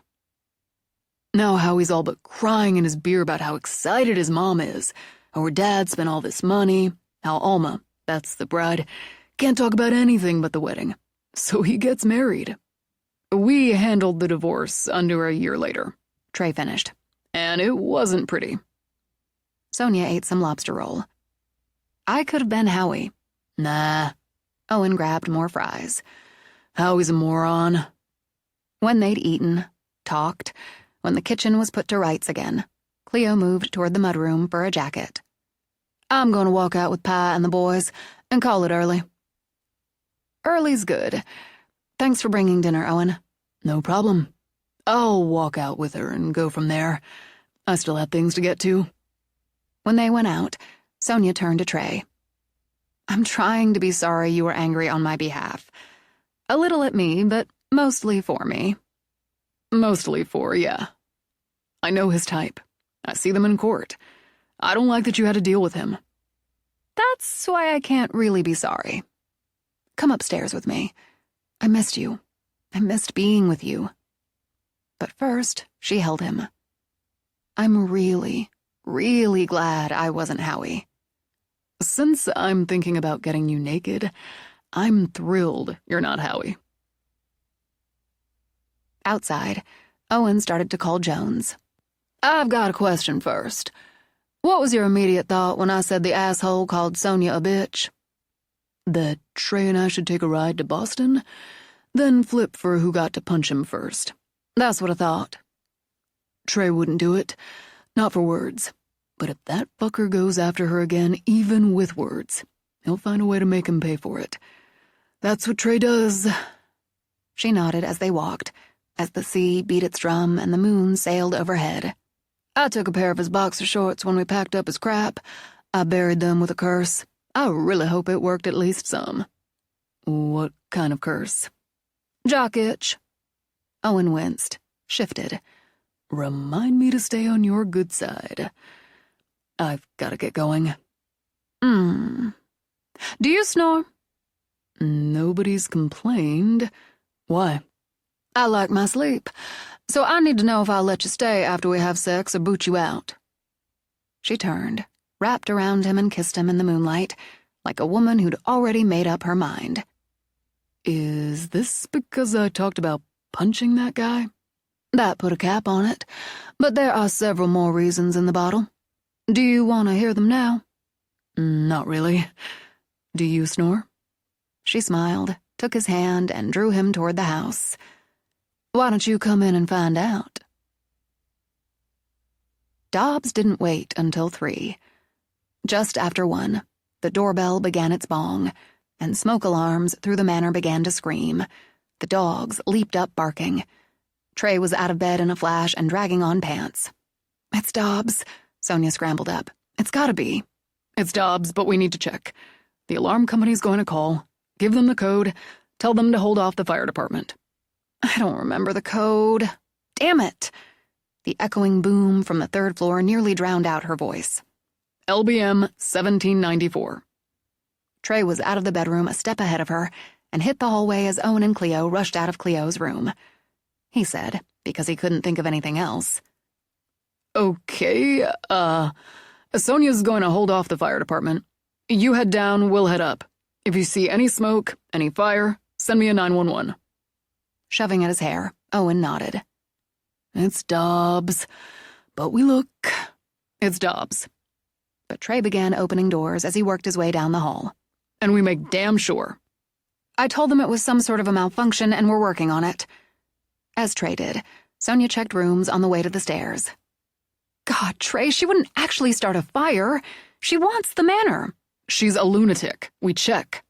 There's no smoke, not even her kind. But Sonia's heart hammered as they hurried to the 3rd floor. Her phone played Tom Petty's Making Some Noise. That's right, Clover, she's just making some noise. Enough that Sonia wanted to cover her ears. But she worked her way down the hall with Trey, opening doors, checking rooms. The door to the gold room's already open. Yeah, I see it. She grabbed his hand. Don't even think about it. Too late not to think about it. Stay, she snapped at the dogs. And that means you too. I got it. Maybe it grated, but he got it. We decline the invitation. But he shined his flashlight into the thick, deep dark of the room. He expected to see her, floating above the floor, arms outstretched, hair blowing, eyes lit. But except for furniture, the room stood empty. She's not in there. Sonia tightened her grip on Trey's hand. She's somewhere else in the manor. Cleo, Owen. They're fine. So are we. We finished this floor, then the ballroom, the rest. But when they started toward the ballroom, the cold washed over the hallway in an ice flow of air. The lights they'd turned on snapped off. Sonia felt it, actually felt it move by her, like breath on the back of her neck. The dogs let out a growl that turned to a whine as it passed. In the dark, a shadow darker still flowed down the hall. A whisper came. Death lives here. And a scream followed it. The gold room door slammed, the lights flashed back on. Silence fell so fast, so complete, Sonia's ears rang with it. Back in her cave, Trey muttered. I felt her right behind me. Did she touch you? Trey shoved the flashlight back in his pocket to run his hands over Sonia. No, at least, no. But I felt like someone breathing down the back of my neck. He spun her around, pushed up her hair. Nothing. Does anything hurt? No, it was just a sensation. And I saw her, or the shadow of her, Did you see that? Yeah, I saw it. I want to check the rest. We want to be sure, but I think it's over for tonight. He took her hand again. Okay? She went with him room by room. I'm texting Cleo to let them know we're nearly done. You must have noticed Owen didn't go home after all, and came out of Cleo's bedroom. I was a little distracted at the time, but it was hard to miss. Thoughts? I'll go with Joe Pesci, and there's a fucking surprise. After an hour of stress, she laughed, and with considerable relief as they started back down, she leaned her head toward his shoulder. You're okay with it? Why wouldn't I be? They're both all grown up. You? Cleo's my person. Owen's my favorite cousin, so I'm absolutely fine with it. And I'll ditto your My Cousin Vinny quote. They reached the bedroom level as Cleo, Owen, Jones, and the cat came out of the servants' passage. All clear, Owen said. Same. A lot of noise and disruption, which was her point. She left the gold room, Trey added. Wandered around some. Sonia suppressed a shudder. We saw her go back in. That's when the noise stopped. She did what she set out to, Cleo pointed out. Got us all up and searching the house like the Scooby Gang. I'd say she's not happy you and I came back from Boston, Cleo. Oh, there's that, Cleo agreed as they started down the hall as a group. And I think she got bitchy because there were 4 people sleeping in the house. That's happened plenty before. It has, she smiled at Owen. But this time, 4 people were sleeping after, let's say they'd enjoyed the pleasures of the flesh. Jesus. As Sonia snickered, Owen scrubbed his hands over his face. That's the way to put it. She's not flesh, and she can enjoy its pleasures. Cleo shot a look at the ceiling. I'm saying the old witch is jealous. I'm going back to bed. Cleo turned to her room, gave Owen a look over her shoulder.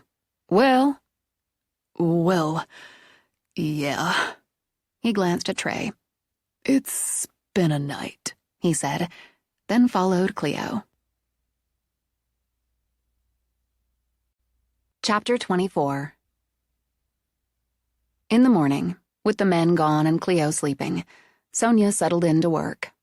She expected her first order of non-business business would come in a conversation with Cleo about the change in sleeping arrangements. The idea made her smile. Since she'd already dealt with her emails and texts, she opened her first file. Dobbs might have disrupted her night, but she damn well wouldn't screw with her workday. And a bunch of pissy noises wouldn't drive her out of her own home. Banging on the wrong door, she thought, and started another test of the Gigi's job. At exactly 9:01, she heard the ping of an incoming email. She nearly ignored it, but paused her work.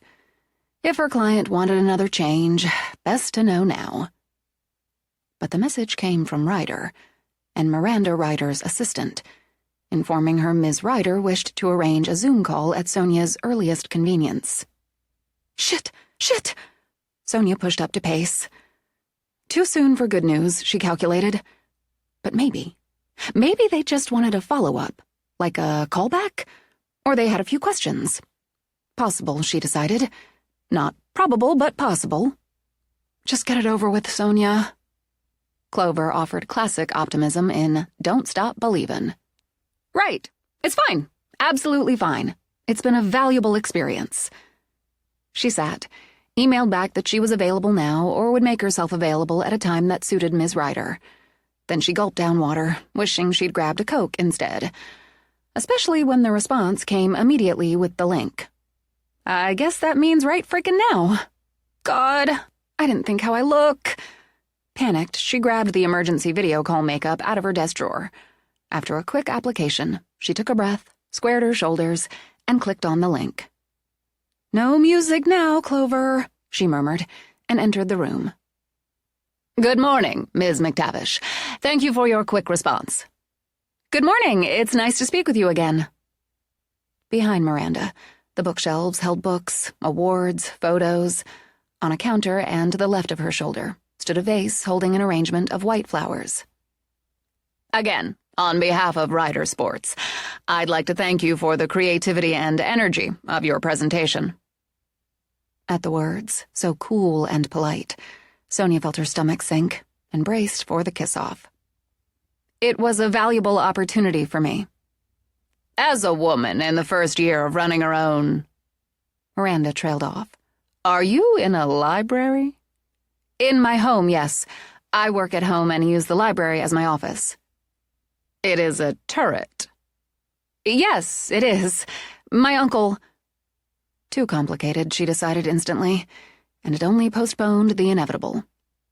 I inherited the family home in Maine last winter. It's very impressive. In any case, we've given your presentation and direction serious consideration, as we have by designs. I will say those directions are divergent. You did an excellent job with yours, Ms. McTavish. Thank you. I can say sincerely I appreciate the opportunity and enjoyed stretching into a creative challenge of this scope. I understand a company with writers' longevity and reputation requires a more established team. Do you? Miranda offered the barest hint of a smile. There are some who agree with that. I'm not one of them, and I'm not alone in my opinion, or in the decision to go with visual art and in your direction. Congratulations. For 2 slow beats, Sonia's mind went and stayed blank. You're giving me the account? That's correct. Bert Springer wanted to make this call, but I overruled him. He will, however, be in touch later this morning to discuss the terms. He feels confident you'll come to an agreement. Yes, I'm sure we'll come to an agreement. Her brain felt numb, her body felt numb, but she knew her mouth moved as she heard her own voice. Thank you for your confidence. I won't let you down. I trust you won't. Would you like to know why we decided to go with a freelance one-woman company in her first year of business? I would, for a variety of reasons. You respected the history of this company and the family behind it while looking forward. Without the history and the family, there would be no rider sports and no looking forward. In addition, rider sports isn't just for professional athletes, but for everyone. Your vision embraced exactly that. My father taught me how to ride a 2-wheeler. It was a rider. Now Miranda smiled fully. Was it? Yes, and I still remember that wild thrill when he let go. I think I'm about to feel it again. It's going to be a pleasure working with you. Bert will be in touch. Oh, one more thing. There are offices very near where Mr. Wise spoke with you before your presentation, and some with doors open. Oh. You won this account through your own merits and because we believe your vision aligns with ours. If we had opted to go with by design, it would have been contingent on Mr. Wise being removed from the campaign. We don't tolerate dishonesty and bullying at Ryder. We'll speak again, she concluded and signed out. Instantly, Tina Turner banged out with the best. Still numb, Sonia just sat, staring at nothing, counting her own breaths. When the numbness broke, she curled up in her chair and wept. Cleo started her morning shuffle down the hall, and when she saw Sonia, it turned into a run. What happened? What's wrong? Ryder, Sonia managed as Cleo wrapped around her.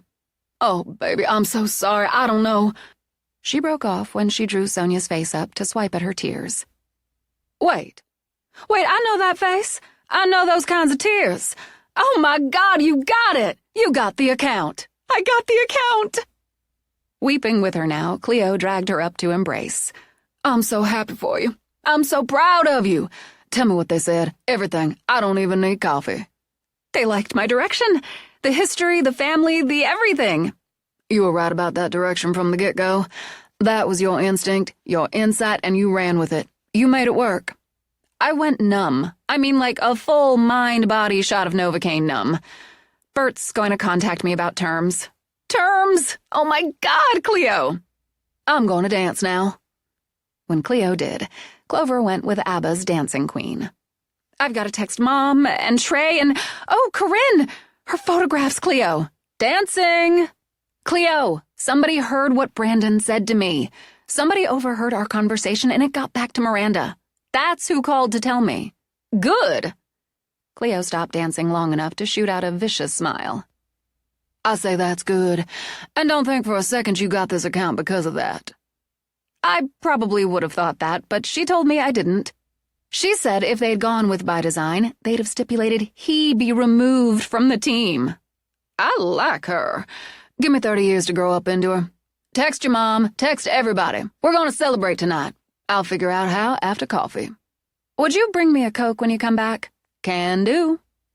When she did, Sonia paced her office. I can't seem to sit yet. Mom's over the moon, maybe 3 times over it. Trey said they're picking us up at 7.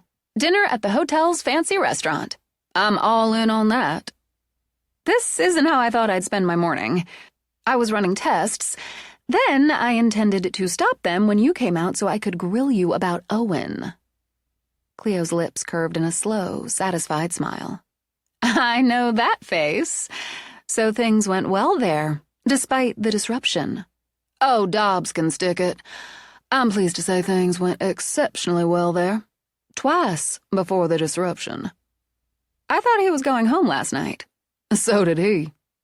With a laugh, Cleo smoothed a hand over her hair. I changed his plans. You're okay with this, aren't you, Son? I love you both. I've loved you a lot longer, but I love you both. Still, if he hurts you, I'll... Eyes narrowed. Sonia punched her right fist into her left open palm. You know, Son, you and Owen have a lot of similar traits.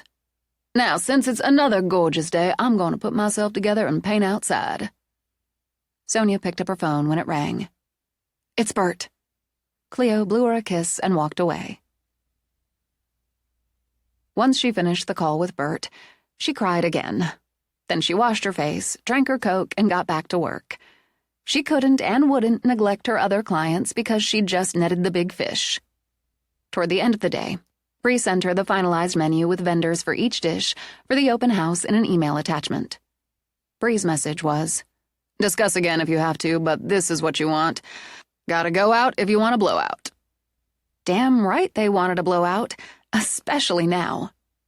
She printed 2 copies, carried one into Cleo's room to lay it on the bed beside what she assumed was Molly's choice of a short, sexy lipstick red number. On her own bed, she found the flirty periwinkle with its low back that Cleo and her mother had talked her into buying in Boston. If not now, when, she decided, and further decided the dress, and the night, called for her curling iron. When she went back to Cleo's room, her friend sat and slipped on her shoes. Winter and I had it right with that dress. You did, and Molly picked a winner for you. Did you have a chance to look at the menu? I did, and it gets a big wow. We could probably have done it in at least twice the time and with considerable headaches and anxiety. Agree. So that's the discussion. I'll let her know it's a full-out go. How's the painting going? I think it's finished. Letting it sit now, and I started another. I'll be down in 2 minutes. Sonia heard the front door open, then Trey and Owen walked in. Both men wore suits. She couldn't say why she found that so endearing. Trey took one look at her. Wow. If we didn't have a reason to celebrate, I do now. You look amazing. I feel the same. Owen's gaze lifted as Cleo came down the stairs. Tilting her head, she crossed to him. Don't I look amazing? You always do. Clever man, she murmured. Man in a suit. Only under duress. Duress looks good on you. She ran a finger down his tie and laughed when Clover played Sharp-Dressed Man. As celebrations went, Sonia decided this one topped her current list. A couple of sharp-dressed men, a restaurant with a stunning view of the water, crystals sparkling in candlelight, and the delight of a bottle of champagne. This is beautiful. Really beautiful. She tore her gaze from the view long enough to glance around. The white linen, the quietly flickering tea lights, servers in formal black, the whisper of music, all combined in elegance. Trey figured pizza and beer didn't hit the mark. Not this time. Trey lifted his glass. To a job well done. A victory well earned. Thank you. And here's to all of you for playing a part in it. Tell them about the bonus round, Cleo insisted. Son's not petty enough to consider it a bonus, but I am. The asshole overplayed his hand. I actually am petty enough. Someone overheard his hallway bullshit, and it made the rounds, I guess. After she'd told them, Owen added another toast. Almost as good as a punch in the face. I want to know if he tries to come back at you. Trey reminded her. I will, but I see him in a hot air balloon, and the wind is taking it farther and farther away. I can barely see it now. She narrowed her eyes. You know, I think it's sprung a leak. And look at those clouds. Oops, now it's gone. She sipped champagne. He will not be missed. They drank champagne, ate perfectly prepared food. I can see why Bree wants these crab cakes at the event. Sonia offered Trey a bite. I've never had better. They do a mini version, so that's what we're having. And they're mini beef tortillas. What the hell is that? Owen asked. I admit I had to look it up. It's like a little pastry. Fancy stuff, Trey commented. We're also having pizza bites, jalapeno hush puppies. Now you're talking. Owen gave her another toast. RSVP started coming in. Cleo smiled, pure satisfaction. We're gonna have a packed house. Word's going around. Trey offered Sonia some of his salmon. You've got the hot ticket of the summer. And we're going to do it upright. Cleo and I are hitting the garden center, and we're going to meet with the florist. We ordered the party lights, but we need a couple of handsome handymen to help with that.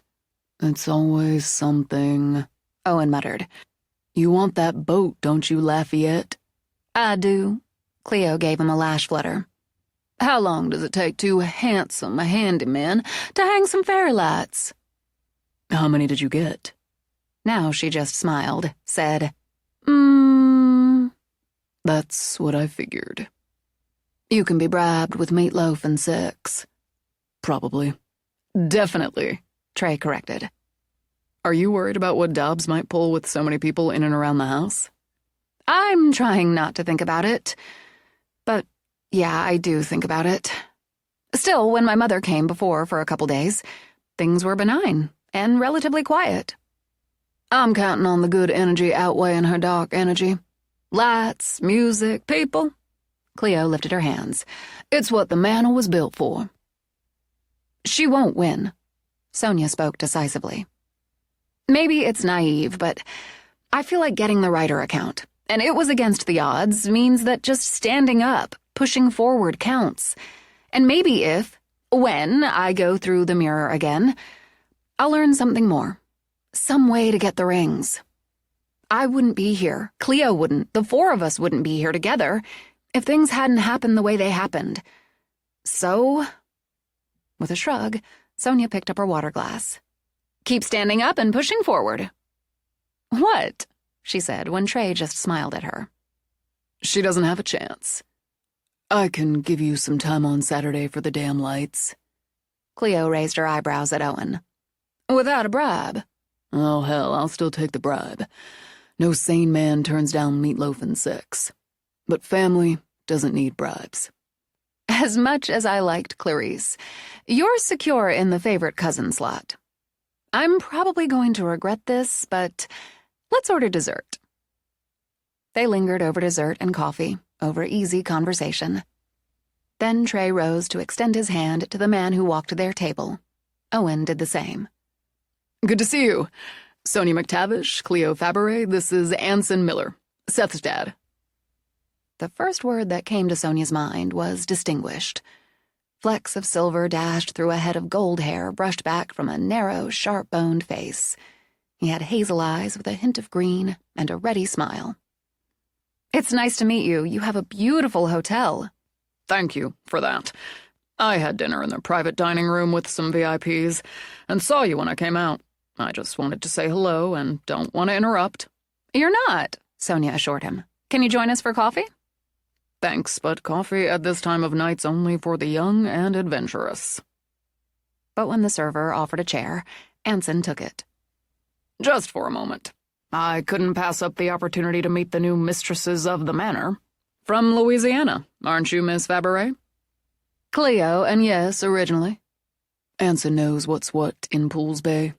Owen put in. Got a little pool in me from way back. Of course!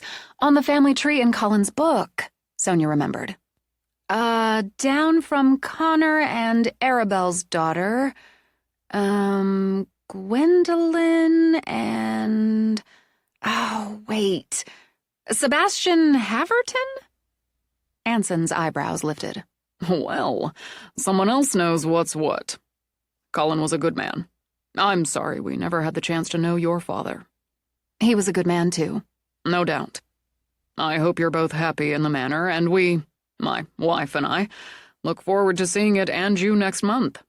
Hospitality's been my business since I was younger than any of you, and I appreciate when someone offers it. My best to your family, Trey. Owen, he said as he rose. Enjoy the rest of your evening. Another cousin, Sonia said when Anson left, and smiled at Owen. You're still my favorite. On the drive home, she looked back and thought, yes, a perfect way to celebrate what was, for her, no small victory. An elegant evening out, a respite from the routine she fell into, and admittedly embraced, a chance to dress up and share that celebration with people she loved. It didn't get much better. And tomorrow, she thought, she'd dive right back into routine, happily. But when she looked up, caught a glimpse of the manor, she laid a hand over Trey's. All the lights are on. I swear every light's on. I see it.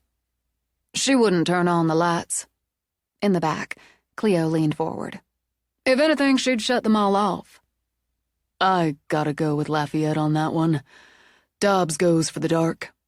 That may be true, but they're still on. Sonia craned her neck as they came around the last turn. Except the gold room. God, we left all the animals inside. If she's... Owen and I'll check it out. Trey pulled up. You and Cleo wait here. My house, Sonia said, pushing her door open even as Cleo did the same. Pig's eye, was Cleo's answer. They heard it before they reached the door. Barking. Music. Laughter. What the actual fuck? Owen said, as Trey opened the door. They caught a glimpse, quick but clear, of a boy as he tossed the red ball, of people dancing as music, Lady Gaga's Bad Romance, blasted. They vanished, smoke in the wind. For an instant longer, one remained. The pretty young blonde with her fall of shining hair, her bright blue eyes. She flashed a happy smile before she, too, was gone. The three dogs panted, and Yoda let out a sad little whine. The cat stretched on the newel post as if a hand stroked her, then leaped down. Bon Dieu de merde, Cleo said and laughed. Say what? She flicked a glance at Owen. Holy shit. When I'm that surprised the French comes out. They had a party. They had a party, Sonia murmured. There were so many, but it was all so fast I couldn't... The kid throwing the ball.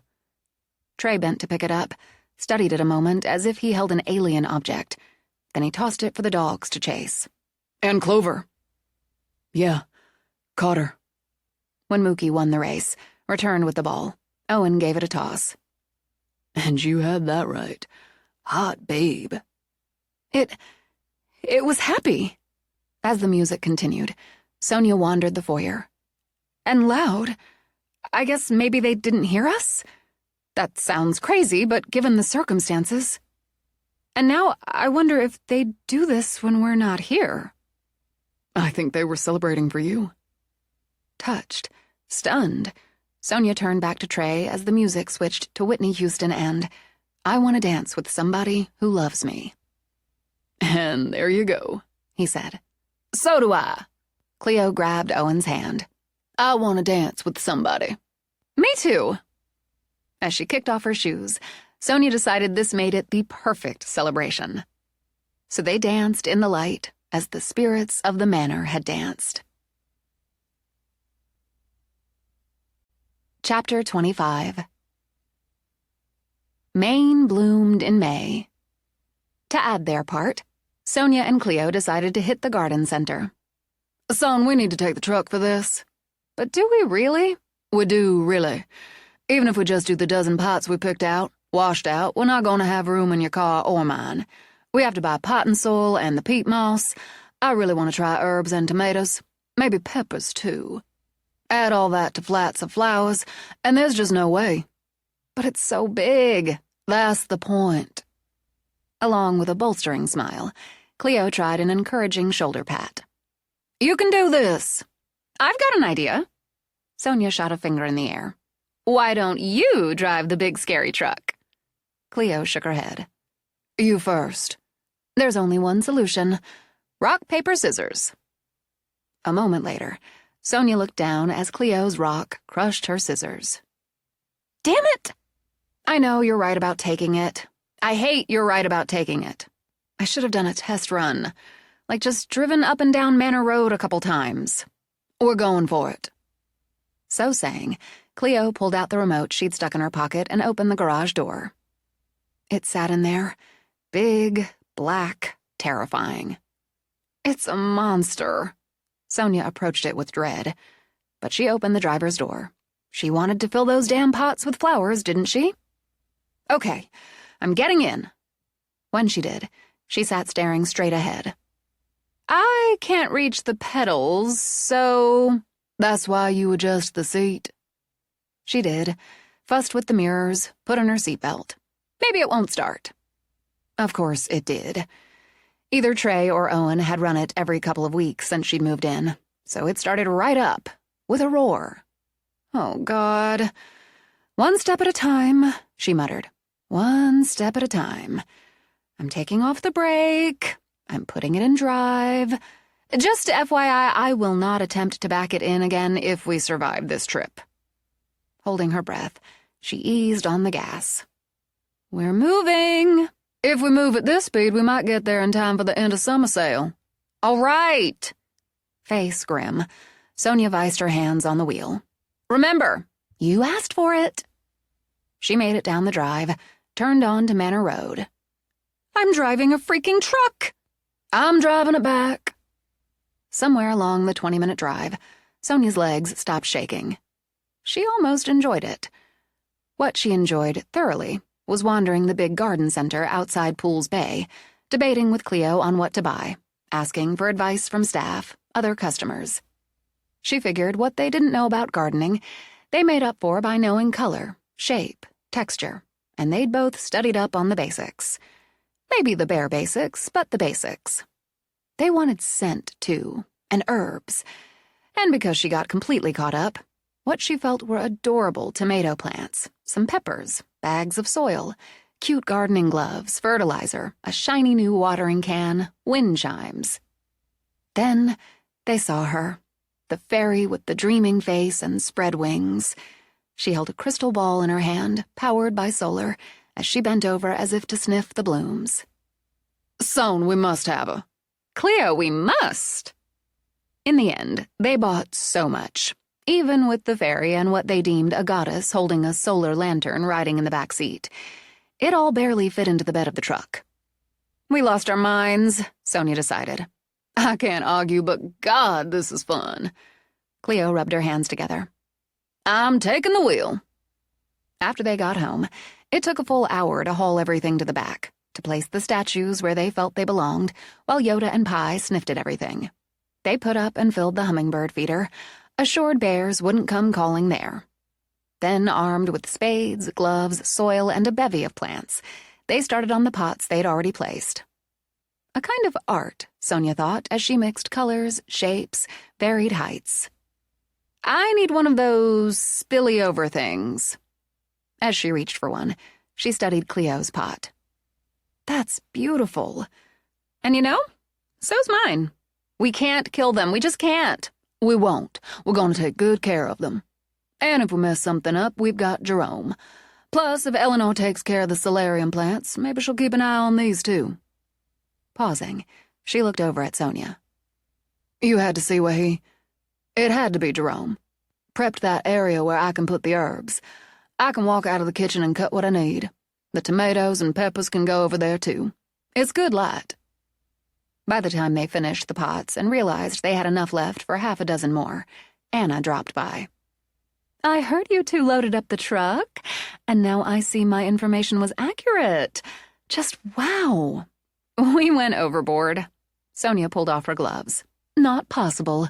You can use what's left to fill in the beds, and still go back for more. Really? Oh, absolutely. As she gave Sonia a nod, Anna gestured. You could mask that half flat of impatience over there, and pop some of that heliotrope there. Wait. Sonia held up a hand. You know what you're doing. If we haul, will you point? Got ginger ale? All you can drink. They hauled, Anna pointed, they placed. Digging in could wait until after a break. But it didn't take long to realize Anna was right. They could actually buy more. I love your new statues. I love what you're doing here. These chairs? She sat in one Cleo had painted on her sabbatical.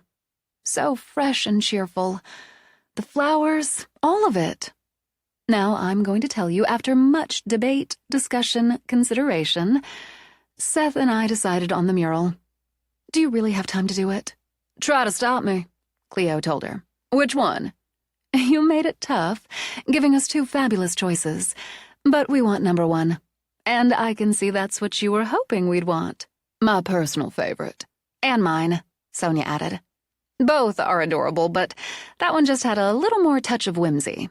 Tell me when you're ready for me to start on it.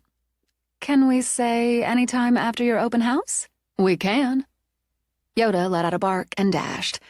I think our handsome handymen have arrived. We talked Trey and Owen into hanging some lights, Sonia explained. Mookie and Yoda raced around the side of the house, body bumping each other in insane joy. Jones swaggered behind them, giving them his one-eyed look of disdain. When the men came around, Trey took a study of pots and beds. Been busy. And you drove the truck. He came up on the porch, bent down to kiss his sister's cheek. How's my niece? Active, very. We're considering starting up an infant soccer league. She'll be captain. We'll cheer her on, he promised as he pulled Sonia up, kissed her. You drove the truck, he repeated. Like Owen wears a suit, under duress. But we needed it for this. Obviously, Owen replied. I like the new girls. Anything left at the plant place? We left a few things, Cleo told him. And since Anna's given us some pointers, we may go back for more. And I've got my own selection still in the car. Anna levered herself up. So, fill in the blank, Kate Miller and I are going home to plant. Should you be doing that? I'm pregnant, Trey, not disabled. And we're going to go enjoy this gorgeous day. Talk soon.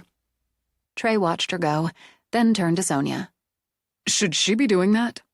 I have no idea, but she's a smart woman, so I'd say she does. And our break's over. We'll show you the lights and where we want them, thanking you in advance before we start digging again. Shortly, the men, hands in pockets, stood studying the weeping tree with its thick, curved branches and delicate pink blossoms, and exchanged a look. I'll get the ladder. When Owen trudged off to the garage, Sonia and Cleo went back to planting. She had helped her mother, a little, planting things in the spring, Sonia remembered, and she'd done a little more at her condo. But nothing, she thought as she dug, to this extent.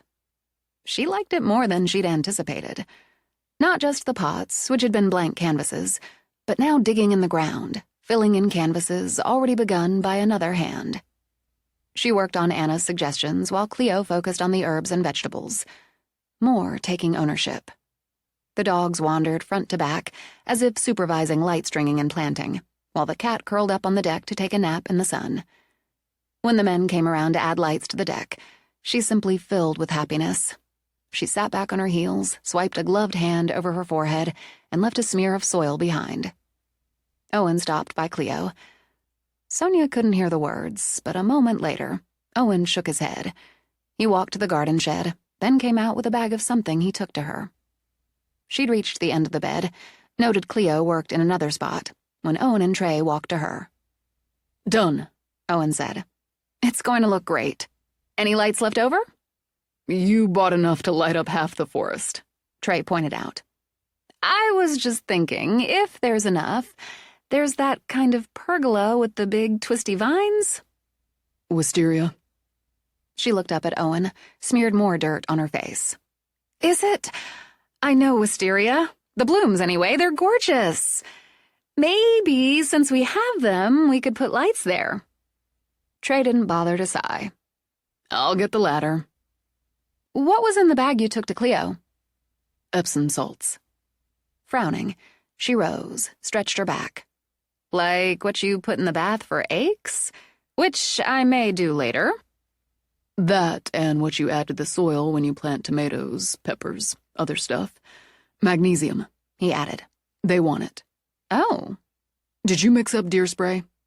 Not yet. If you don't want to look out here tomorrow and see stumps, mix it, spray it. All right, but some of what we got is deer-resistant. Owen said, and walked over to study the pergola. Sonia walked over to Cleo. Owen says to mix up the deer spray and use it. He gets bossy, but he's probably right. The last thing we want is those pretty deer coming in and nibbling on all this. Go look at my herb bed and the rest. It smells so good already. I will. And if you've got the rest of this, I'll go make sandwiches. I've got it, and I'm hungry. Cleo glanced up. You've got dirt all over your face, Son. I do? She swiped at it. They could have told me. Annoyed, she went around to see the herb bed. So pretty, she thought. And hadn't they been smart to get those sweet little plaques to stick in the ground that identified the herbs? Since she'd gone that far, she continued around the front to admire the tiny lights running along the branches and the blossoms dripping from them. She drew in the warm spring air, the scent of it carried on the steady sea breeze. A good day's work, she thought. Lights, flowers to dress her home. When she went inside, Clover greeted her with Ella Fitzgerald and "A flower is a lovesome thing." Sounds like an old one, but a new one for me. You're expanding my musical vocabulary. After she washed up, she just had to look out the windows. Flowers on the deck, flowers in the beds, Cleo in her adorable garden hat, men hanging lights among the wisteria she imagined dripping color and scent before much longer. Still brimming with happiness, she got out the sandwich rolls, the deli meats, cheeses, ice-cold Cokes, unless the men wanted a Saturday afternoon beer. Good sandwiches, plenty of chips. A kind of inaugural garden picnic. As she worked, she heard the dumbwaiter hum its way up to the butler's pantry. It made her smile and wonder what Molly sent up. Maybe another pretty platter for the sandwiches, or picnic plates. She stopped to go into the butler's pantry and open the dumbwaiter. The rat, big and black, stared back at her with feral red eyes. Its long, skinny tail swished. It bared its teeth. She couldn't stop the scream or the second that ripped out of her as she slammed the door shut again and stumbled back. She heard it scrabbling inside, even as she heard the laugh, the long, terrible laugh echo from above. Cleo burst in, rushed to her. What is it? Shut the fuck up! She shouted when the laugh came again. Don't open it! Don't open it! Trey ran in, and Owen and the dogs, even the cat as Cleo wrapped around Sonia. She's shaken, Cleo said, and wrapped tighter. I don't know what happened. In there. As she pointed, smoke leaked out of the dumbwaiter. God, oh God, a rat! There's a rat! Immediately, Cleo hauled Sonia several feet away. I don't think so, Trey murmured, and even as Sonia shouted, Don't! He opened it. A trail of smoke billowed out. Then nothing. It wasn't real. For whatever reason, the realization made Sonia shake harder. It wasn't real. You sit down now. Come on, you sit. Cleo pulled her to a counter stool. I heard her laughing. This was one of her nasty tricks. It looked so real. I slammed the door and I heard it inside. It looked so real. Nothing there now. Trey took over for Cleo, drew Sonia against him, stroked her hair. You don't have any rats or rodents in the house. No sign of them anywhere. We've been all through it, remember? I know, but... God! Then she pushed away, color flooding back into her face. God damn it! I screamed. She made me scream, and she laughed. I fell for it. If I open a door and see a rat, I'll probably make some noise. Owen's comment got a look of approval from Cleo. You shut the door, Trey pointed out. You didn't run. More from being frozen in place than anything else. It was big, really big, and solid black. Red eyes, pointy little teeth. When I slammed the door on it, I could hear it, like it was trying to claw its way out. I'll get you some water. No, Cleo, I'm okay now. I really am. I'm just pissed she made me scream. Then I'll give that dumbwaiter a good scrubbing out. I got it. No, I've got it, Owen insisted. Maybe somebody could finish making those sandwiches. We'll take one to go if everything's settled back down. If Cleo wants her boat before next season, I've got to work. And Trey's working with me. Sensing Trey about to object, Sonia squeezed his hand. That's fine. I'm fine. Nothing's going to screw up this very good day. If you come back about 7, I'm going to grill some chicken. As he filled a bucket with hot, soapy water, Owen glanced back. You know how to grill. I can figure it out. Sit, Son. I'll finish these sandwiches. We'll be back by 7, Trey promised. Sooner, if you need. We're fine, Sonia said again. Cleo and I are going to take our sandwiches out to the deck and admire our work and yours. She hates that, so she sent me a rat. She hates we've added color and light and scent. Hates we're putting our mark on the manor. We're going to keep doing just that, and she can send a swarm of her fake rats. Let's not go there, Cleo said, and finished making sandwiches. They ate on the deck with the cat and all 3 dogs. Then, vowing to be wise gardeners, mixed up the deer spray. When the animals deserted them, they agreed the smell would keep anything with a nose from munching on the garden. Cleo spent the rest of the afternoon painting, while Sonia worked on the cards for the open house dishes. When the men came back, Cleo proved she could grill. They ate on the deck and lingered to watch the sun go red behind the trees. And to Sonia's delight, watched the solar lights twinkle on. You were right. Trey stretched out his long legs.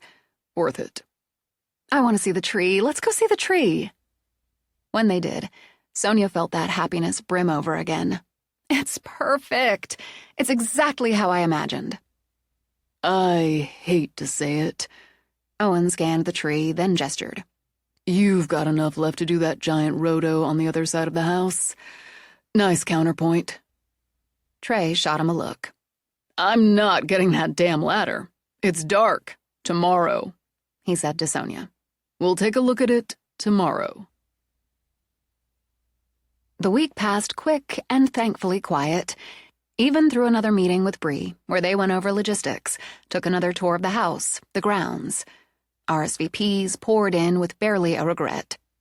They ordered flowers for delivery the day before, rented stanchions to block off the 3rd floor. Flowers bloomed in the sun, lights twinkled in the dark. Cleo painted, sometimes at home, sometimes in the village. Sonia filled her days with work, with breaks for walks with Yoda in the garden or by the seawall. If she kept an eye on the gold room windows, it wasn't a fearful one, but one of defiance. In the evenings, when Cleo cooked, she sat at the counter going over the checklist for the open house. We're really set. I'm obsessing, Sonia admitted. But we're really set, with a big cheer for Bree. Cheer! We'd better be set at this point. Family's gonna start pouring in, so we'd better be. And I'm thinking we have a kind of buffet for the ones who come in on Friday. I think I can do a ham. Slowly, Sonia repeated, You think you can do a ham? I talked to Corinne about it, and I think I can do it.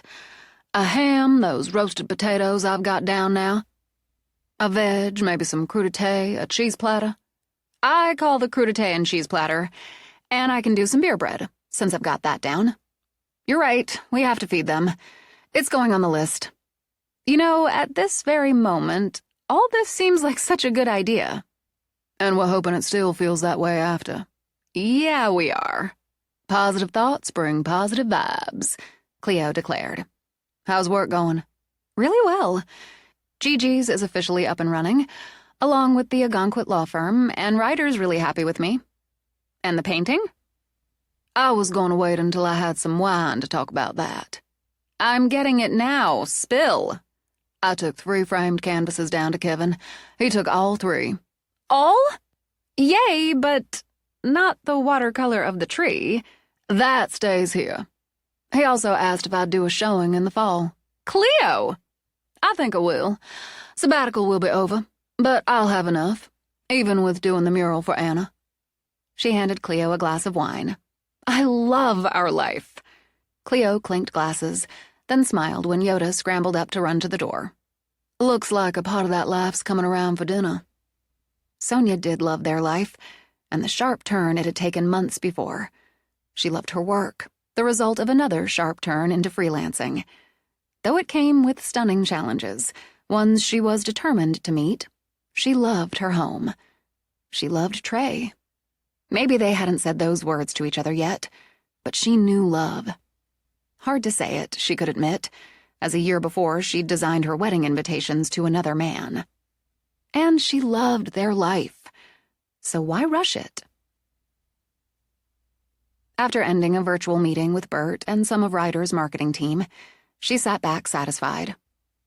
Her work, she thought, her art, her vision, would soon come to life on a big-ass billboard in Portland. It's a hell of a thing, Yoda. She rubbed his back idly with her foot. Consider this a quick victory lap before I start the mood board for a new client. As she worked, Clover's music played and the breeze wafted in the open windows. A pretty perfect way, she decided, to end one month and start another. She hoped Cleo enjoyed the same, painting down in the village at the marina. If part of her stayed braced, always braced for whatever Dobbs would try next, she wouldn't let it interfere with what she loved. When her phone rang, she stepped back from the beginnings of her new board. Sonia picked up the phone, and her heart dropped a little when she saw the display. By design. No, she wouldn't let the fact it might be Brandon stop her from answering her own phone. This is Sonia. Sonia Lane Cohen. Can I put you on speaker? Matt's here, too. Yes, of course. Hi, Matt. She pictured them both in Lane's office, the view of the Boston Common behind her. Lane with her sharp wedge of hair the color of Sonia's formal dining room table. She'd have a pair of readers, some bold color, on a chain around her neck. And her partner, Matt, sitting on the L of Lane's desk, his glossy blonde hair catching the light through the big window. They'd been good for her, good to her from her start as an intern right through her resignation. "How are you doing?" Matt asked. "How's Maine?" "I'm doing really well, and I love Maine. Wait just a second."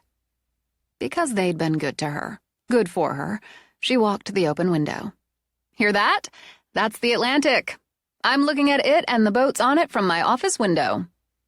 "You sound happy," Lane commented. "I am, very. How are both of you?" "Busy, which makes us both happy. Sonia, Matt and I wanted to call you and congratulate you on the Ryder account." "Thank you, that's so you." "We've spoken with Miranda Ryder and with Bert," Matt put in. "Both speak highly of you and your work. I hope you know Lane and I feel the same." "I do. I wouldn't be where I am, professionally, without the foundation you gave me." "That's not to say we're not disappointed to lose that account, but," Lane added, "you earned it. Now, after considerable discussion, Matt and I agreed we needed to speak with you on another matter. We were informed about Brandon's behavior and actions at Ryder." Sonia walked away from the window, began to pace. "That door's closed for me." "I hope it is. Matt and I met with Brandon before his presentation, one that was scheduled so as to avoid any overlap with yours. At that time, we directed him clearly, firmly, that if for any reason the two of you crossed paths, he would remain professional, polite, refrain from discussing your past history. He was there to represent by design, and we expected him to meet those standards. He failed. Lane and I want you to know we're sorry for it." "It's not your fault. Not what happened at Ryder, not the past history." "Regardless, he represented us. Matt and I were very clear. Brandon chose to ignore our directive." "Childish," Matt muttered. "Petty. We met with Brandon regarding this incident. He claims you deliberately waylaid him, insulted him, Matt, me. That fired her up. I did no such thing. I promise you, We're aware of that, Lane interrupted. Even if this business hadn't been overheard, we know better, Sonia. We know you, Matt said. Miranda thought Lane and I should know. He also did his best to undermine you and your work during his presentation. She found it very... what was her word for it? Unbecoming, Lane supplied. As a result of our meeting with Brandon and by mutual agreement, he is no longer with By Design. Oh. Sonia's mind went temporarily blank. Under normal circumstances, we'd keep this as internal company business. Matt was very persuasive otherwise, and frankly, I really couldn't disagree with him. However fond we are of you, Sonia. And we are. Lane gave a light laugh. And we are. We didn't come to this decision for you, but for the company we've built. For its standards. We're telling you these details in case Brandon attempts in any way to malign your personal or professional reputation. Forewarned is forearmed, Matt tossed in. Yes, thank you. I don't take blame for any of it, but I'm sorry. As we all are. We wish you nothing but the best, Sonia. While we're disappointed about the account, Matt and I take some pride in your accomplishments. I'll add Miranda also mentioned that, when asked, and in contrast to Brandon, you spoke with respect and affection for By Design. We appreciate it. You've earned the respect and affection. If you ever decide to come back to Boston, our door's open, Matt told her. Thanks. This is home now. When she hung up, Clover tried Billy Joel's A Matter of Trust. I guess it was. He broke it with me, now he broke it with them. And I can't figure out how I feel about it. Taking a break. Come on, Yoda. Let's go for a walk. Chapter 26. She opted for the gardens. While the sea always enthralled, she decided she needed the peace of the gardens, the simple joy of knowing she'd played a part in adding to them. She tested the soil on the deck pots, found it as always moist. What she and Cleo had planted had already begun to fill and spill. While Yoda wandered and sniffed, she noted that irises had begun to bloom. Some purple, some butter yellow, some tender peach. And the wisteria dripped from the pergola. A dwarf tree spread an umbrella of snowy white blossoms. She'd yet to spot a single weed, and found none now as she, like Yoda, wandered and sniffed. When she couldn't identify a plant, which was often, even if she'd planted it herself, she used her app. One of these days, she promised herself, she'd know them all. But now it calmed her, settled her to just walk as the wind chimes they'd hung tinkled or gave their low, muted bong. She decided to circle around, check Cleo's herb bed, see if any blossoms, a daily hope, had opened on the tomatoes or peppers. But when she called to Yoda, who'd wandered closer to the woods than she'd realized, he just kept going. Yoda, come back here! She started jogging in his direction as his stubby legs picked up speed. Yoda! Damn it, don't go in there today! I don't have the bear spray! But he ran straight in, and muttering curses she had no choice but to follow. Trees had leafed out, so the sun shimmered its way through them. Though she felt the charm of it all, almost like her father's painting over the fireplace back in Boston, she wasn't prepared for a walk in the woods. She heard him barking now as she continued to call, probably after a squirrel, a chipmunk, a rabbit, whatever. Come on, Yoda, this isn't like you. You're such a good boy. Come on, and we'll get you a treat. Wildflowers reached up where they could catch the sun, and the deeper shadows showed hints of green. If she heard rustling, she imagined squirrel, chipmunk, rabbit, and refused to let her mind drift to bear. She prayed her adventurous dog stuck to the path and didn't end up getting them both lost.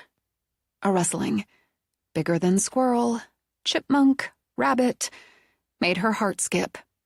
Then a deer leaped across the path and vanished in those green-hued shadows. Birds sang out, the pines whispered, and she felt it, that pull. Just a tug at first, but irresistible. Oh, God. Here? Now? Why? Though she slowed her pace, it pulled her forward, a thread she simply couldn't break. So she went deeper into the shadows and light, deeper yet until all she heard was her own heart pounding. It stood on the path, dappled in that light and shadow. And here in the deep woods, the predators framing the glass seemed at home. Yoda sat at its feet, his head ticking back and forth. Did he see himself, she wondered. She didn't. She saw a blur of light and shadow, the green of trees, the brown of the path, but not a reflection, a continuance. How is this even possible? How could it be out here? When Yoda wagged at her, she crouched down. You have to stay, because I have to go. I have to. She straightened, stared at the mirror as she heard, distantly, the sound of hooves. If anything hurts my dog, I swear I'll make them pay for it. She went through the mirror, and into the woods, on the path, the same path she knew it, but different, the air so much cooler. And if she hadn't felt fall in that air, she saw it in the trees flaming with it. 1805.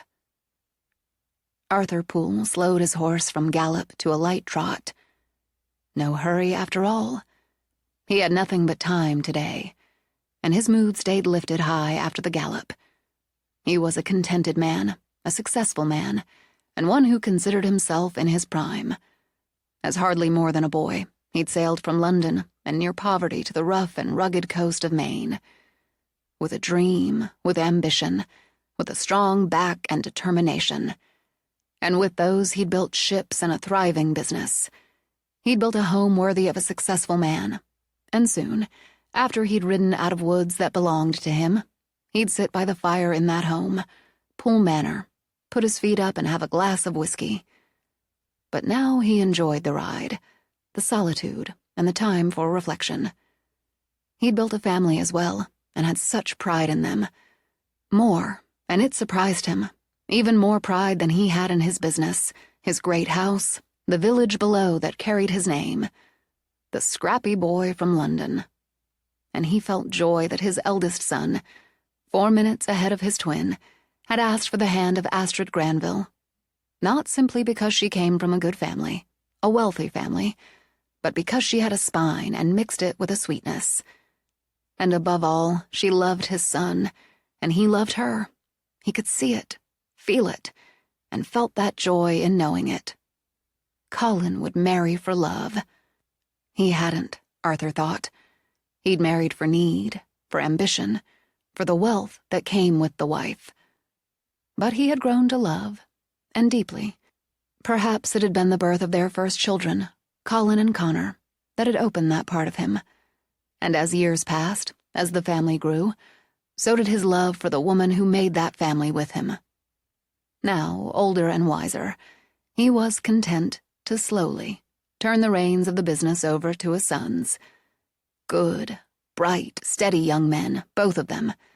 And he could and did trust his eldest to tend to his siblings when the time came for it, to make a home, as he had in Poole Manor. But today wasn't about a far-flung future. He had more ships to build, plans to expand the manor again. After all, he'd have grandchildren coming before too much longer. The thought made him laugh at himself. Wedding first. He gave his mount a pat on her long neck. And we'll see to it the manor shines like a jewel for it. The most important wedding Poole's Bay has ever seen. The woman stepped onto the path, so he had to pull up his horse. The woman dressed in black, her black hair a tumble rather than modestly restrained, and her dark eyes full of uncanny light. He knew her, Hester Dobbs. He knew her for a witch. A chill ran through him as she smiled. Woman, you have no place here. I will have my place here, in these woods, in the grand grounds before them, in the manor that rises over the sea. I will have all. Go back to your cottage, woman, and stir your witch's brew." "Oh, I have, Arthur Poole. I have. And your son drank that brew, thinking it was no more than a cup of water after a long ride. And when he did, I bedded him in my cottage in the deep woods." Rage rose up. "I can have you hanged for it." "But you won't." She stepped closer to him, laid a light hand on the horse's neck. "I tell you now, Colin Poole, your firstborn, your heir, is mine. As these woods will be mine, and I will be mistress of the manor for all time." "And I tell you, you will have nothing. You will not touch my son again, and I will make certain of it. I will see you dragged from your cottage, banished from Poole's Bay. You will have nothing of mine, and never will you step foot in my home as long as I live." "This is true. This I know. I have seen it, and so." She lifted her hands. "In this place I call the wind, and as it blows, your life I end." The horse shied as the wind swirled, as it moaned like a wounded man and sent leaves spinning. With a curse, Arthur controlled it. "Be damned to you, witch!" Arthur shouted it, but Dobbs continued. "Father to son, the manor will pass, and under my spell he will do all I ask. With my power your life I take. Now turn and bend and break." His head turned at an odd angle on his neck. For an instant, his eyes, pool green, bulged, and his mouth opened as if to gasp for air. Then something cracked, a hideous sound, and he fell, limp and lifeless, to the ground. With a laugh, she gave the horse a swat to send the mare running down the path. Stepping over, Dobbs looked down at Arthur. "You thought you could stand against me. Keep me from what I desire. Your death only brings me closer to what is mine, what will always be mine." She lifted her arms again, turned in the swirling wind. "I am and will be mistress of the manor. All who stand against me will meet death." She started to slip back into the woods, then turned her head sharply. Her eyes looked mad, wild and mad, as they stared down the path where Sonia stood by the mirror. No one there. No one. And yet, as if in pain, Dobbs lifted a hand to her temple, pressed. 7. 7? A number of power. 7. What does it matter? She looked back at Arthur's body and smiled.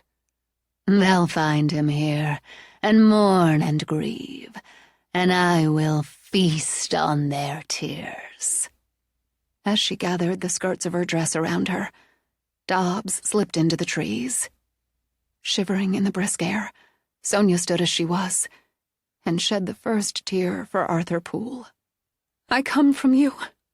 You are standing up for your son, your family, your home. So will I." She stepped back through the mirror, into the warm where her faithful dog waited. She crouched down, gathered him to her for comfort, and to wait until the dizziness passed. It would, she thought. It would pass, just as the mirror no longer stood on the path. Still holding Yoda, she rose, walked back to where Arthur Poole's body had fallen. "They found you here. Worried. Had to be worried when your horse came back without you. So they looked for you, and found you here, and thought it was an accident. They never knew what she'd done. But I know now. It matters, I know now." She walked back out of the woods, while her head cleared and the leading edge of the horror dulled. She went inside, splashed cold water on her face. Clover tried bad company's all right now. Yeah, mostly all right now. Need a few more minutes. She gave Yoda a treat, and because Pie came out as if to say, "Where the hell have you been?" she gave the cat a couple. Then she sat, texted Trey. I know you and Owen plan to work on Cleo's boat tonight, but can you both come? I'm fine. I'm okay, but I went through the mirror again and saw something. I need to tell you in person. I'm fine, I promise, but I need to tell you. We'll be there. Is Cleo with you? Not right now, but she will be. I'm going back to work. I wouldn't if I wasn't okay. And I promise I wouldn't tell you I was if I wasn't. I just need to tell you. We'll be there. Tell Cleo not to cook. We'll bring something. Work if it helps, otherwise take a break. I took one. That's how it started. Don't worry. Bring pizza. She added that in hopes it would help ease the worry she knew he felt. Done. By 6, earlier if you need. 6. She added a pizza emoji, then a heart. Back at her desk, Sonia wrote it all out while the details stayed fresh. It seemed to her they'd stay fresh forever, but she documented. Maybe someday she'd put everything she'd documented since moving into the manor into a book, like Deuce Doyle had done for Colin on the family genealogy. A kind of legacy, she thought, for those who came after her. For now, she filed what she'd written, then pushed her mind into work. Work could stand as sanctuary as well as purpose. Later, when Yoda scrambled out from under her desk to run downstairs, she shut down. She started down the steps as Cleo came in carting her gorilla box she used for supplies and carrying wet canvases. What a day! I nearly finished one painting, then had to stop to sketch this kid. 3, maybe 4. Sailing in a little sloop with it had to be his mom. I swear he looked like he'd woken up on a day that melded Christmas, his birthday, and Halloween together. I haven't forgotten about dinner, she continued. I'll throw us something together. I lost track of time, which is when you know it's really going well. Trey and Owen are bringing pizza. About 6. Oh. Cleo pulled the band out of her hair, shook out her curls. I thought it was just you and me tonight, but pizza sounds... Shit. Something happened. It did. Not Dobbs. Or not one of her tantrums. The mirror. I went through it again. Damn it, Sonia, why didn't you call me or text? I'd have come right back. Exactly, and I promise no need for that. Go on, put your things away. I'm going to pour us both some wine. This can wait. I need time to get my head out of work mode and into this anyway. It's nearly 6, so by the time you finish, they should be here. And you only have to go through it once, Cleo concluded. Okay, I won't be long. Case in hand, Cleo jogged up the steps, and Sonia turned to the portrait of Astrid Poole. You didn't know? You, your Colin, his twin, his sisters, Arthur's widow? You didn't know he'd been murdered? Just an obstacle for Dobbs to remove. If you had, somehow you might have lived. She started back, pausing at the music room to study the portraits. It would all have been different, she thought. But the first domino fell with Arthur Poole. In the kitchen, she opened a bottle of wine and stood looking back at the woods. So peaceful just now, and so welcoming in the green of spring. She'd walk there again, she promised herself that. She wouldn't let Hester Dobbs block her from any part of what was hers. When she heard dogs barking, she turned back to pour the wine. Trey came straight back, and after setting pizza boxes on the island, took her face in his hands. He gave her a long, careful study, then nodded. Okay? Yes, okay. There's beer in the butler's pantry, she told Owen. He took 2 out of a 6-pack, then took the rest to the pantry fridge. Now there's more. I can go through the mirror, he pointed out. I could be here inside 15 minutes. I couldn't wait. I mean that literally. Let's get started on this pizza. Now that you're here, I realize I'm starved. And here's Cleo. When she came in, Owen tapped a finger to her hand. Missed a spot. Cleo glanced down at a smear of red paint. I'll get it later. Now, Son, you can tell us what happened without interruption.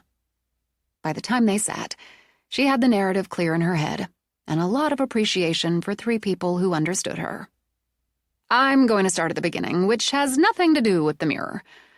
Lane and Matt, they own By Design where I used to work, called. They wanted to congratulate me on the writer account, and to let me know word had gotten back to them on the crap Brandon pulled before my presentation, and that he no longer works for By Design. Well, I absolutely drink to that.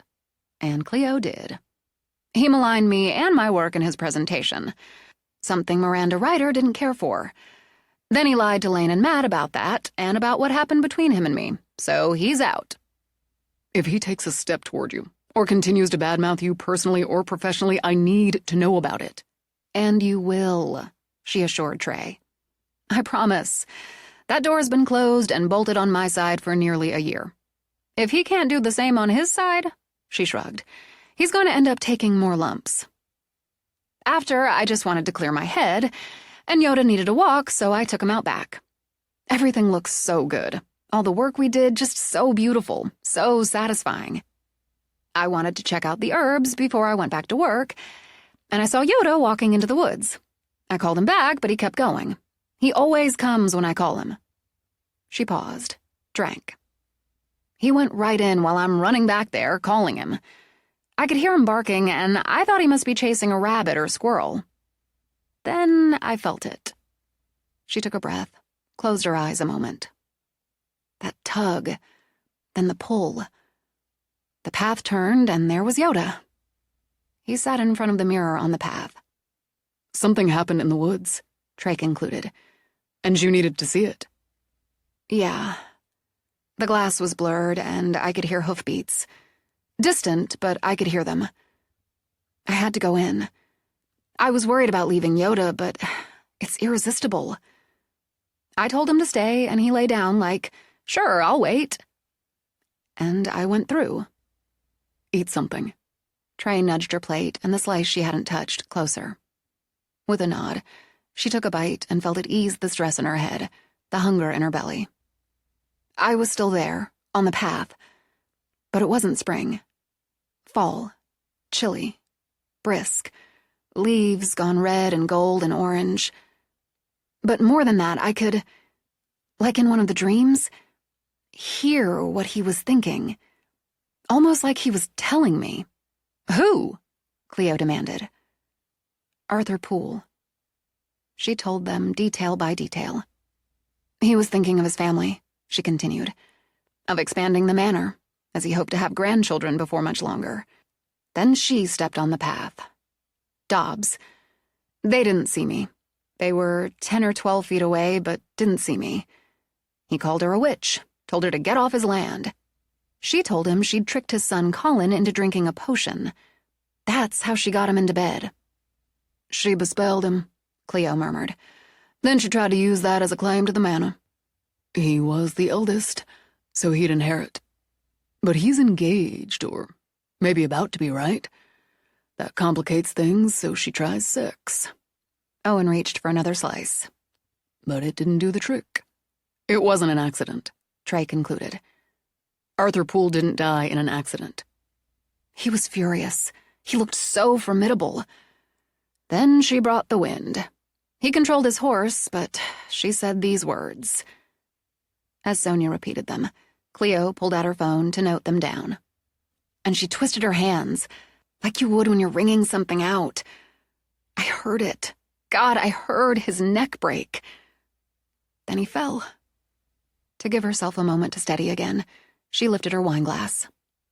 She slapped the horse, and the mare ran down the path toward the manor. She ran right by me like I wasn't there. Dobbs looked crazy. She had all along, but now she looked jubilant and crazy. He'd been in her way. Now he was dead, and she'd be mistress of the manor forever. She started to go back into the woods, but she stopped, looked over where I was standing. She didn't see me. She said like a question, 7? She said it again and again, said it was a number of power, but I could see she didn't understand. And it was like she had a sudden headache. Sonia pressed her hand to her temple. She looked confused and just stark raving mad. She went back in the woods and looked at him, at Arthur Poole. I realized his family would never know she'd murdered him. Later, I realized Colin probably never knew she'd used witchcraft to get him into bed. So guilt on top of grief played a part in his suicide, Trey concluded. I really think so. I came back through. It was spring.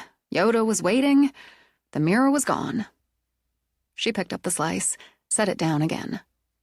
I know it's important to understand what really happened, but it feels so damn useless when there's nothing we can do to change it. Stop it. It's always better to know than not, Trey told her. I can wish you weren't the conduit, but that's the reality of it. You accumulate knowledge. Owen got up to get himself and Trey another beer. And knowledge is power. So, accumulated knowledge from this latest adventure. Cleo ticked off fingers. Colin Poole didn't roll around with Dobbs of his own free will. Dobbs murdered Arthur Poole. For Dobbs, it was always about the manor, not the people. They were just obstacles or stepping stones. Like the day in the library. I was awake, aware. It felt dreamlike on the other side, but I was awake and aware. After Poole was dead, Trey continued, and she wasn't focused on him, she sensed something. Sensed you without knowing what or who. I hadn't been born yet, but I was there in that time and place, and awake, aware. Exactly. Despite what she'd done, Colin Poole married Astrid Granville. But that day on the path, she didn't know she'd kill Astrid, take her ring, create the curse. I can only think she believed she could force or seduce Colin into marrying her, so she could have the manor. It was and is what she wants, to be mistress of the manor. Forever. You told us she said forever, Trey added. Yes, but she always intended to have it, to hold it. If it took her death, her blood to do that, forever, clearly she'd do whatever she needed to do. I imagine she didn't see it happening so soon, but nobody lives forever. She's batshit. Owen took another pull of his beer. No one can argue that one, but... Cleo held up a hand. Could she have foreseen that Astrid, and all the ones who came after her, would stay? I don't think so. This house, it has a power of its own, and it doesn't want her. It doesn't, Sonia murmured. It doesn't want her. It must burn for her to know that, Cleo continued. To know people, the spirits of them, go on day and night, tending to it, while she's trapped in a hell of her own making. She can't break the spell, Sonia said slowly. Or she's gone. She tied herself with her own words, her own blood magic. Every generation, and a bride. She sealed that with Astrid's blood, then her own. She's as caught in that cycle as the brides she killed. She hopes to scare you out, push you out, Trey said. You're a threat. It may be a hell of her own making, a cycle she's trapped in, but it's what she has. 7. She repeated it. Maybe she got it from me. Maybe I thought of the rings, the women, the brides, and how it started with the murder of Arthur Poole. She sensed me or something. Maybe she sensed that too. It confused her, and I swear it hurt her. Looks like we have to find a way to hurt her again. And harder. Cleo smiled at Owen. I like the way you think. Clover weighed in with Aerosmith and Don't Get Mad, Get Even. Words to live by. Sonia picked up the pizza she'd barely touched and ate. Chapter 27. The day before the event, they had a foyer full of flowers. Cleo had a ham in the oven and her fingers crossed. They'd put together a simple buffet menu for family in what they hoped would serve as a prelude to the feast the next day. Every inch of the manor shined. They arranged and rearranged tables and chairs outside, and lit countless candles, and hoped that the forecast for the next day, sunny, low 70s, held. Sonia hauled flowers upstairs to place arrangements. Hours of debate on those, where they'd selected. When the doorbell bonged, she nearly ignored it. Dobbs's rumblings had been few the last couple of days, but that remained one of her favorites. Then she remembered Yoda had gone down to the apartment with Cleo, so she couldn't count on his bark to tell her. She opened it, found Winter. "Mom! I came a little early to help, whether you need it or not." Scanning the foyer, Winter laughed. "Are you sure you got enough flowers?" "Mom," Sonia said again and threw her arms around her mother. "You're by yourself? I thought—" "I convoyed with your grandparents, and they headed straight to the hotel. They wanted to unpack, settle in a bit. She wheeled her weekender aside. Summer and Martin are driving with your other set. They're all coming. Now put me to work. I absolutely will, but let's get your bag upstairs first. Cleo took Flowers to the apartment. Her parents and grandmother are staying there tonight and tomorrow night before they head back on their road trip. She started to pick up Winter's suitcase, was brushed aside, so grabbed more flowers. I can't believe they're driving all the way from Louisiana and back. Melly, Cleo's mom, told me they wanted to see some sights. And according to the texts and photos they've sent to Cleo, they're having a hell of a good time. That's the word, Winter agreed. Everything looks fabulous, Sonia. The tree in full bloom out front, that enormous rhododendron, they're just spectacular. As they passed the library, Sonia's tablet played 3 Dog Nights, Joy to the World. Winter sent a look back over her shoulder.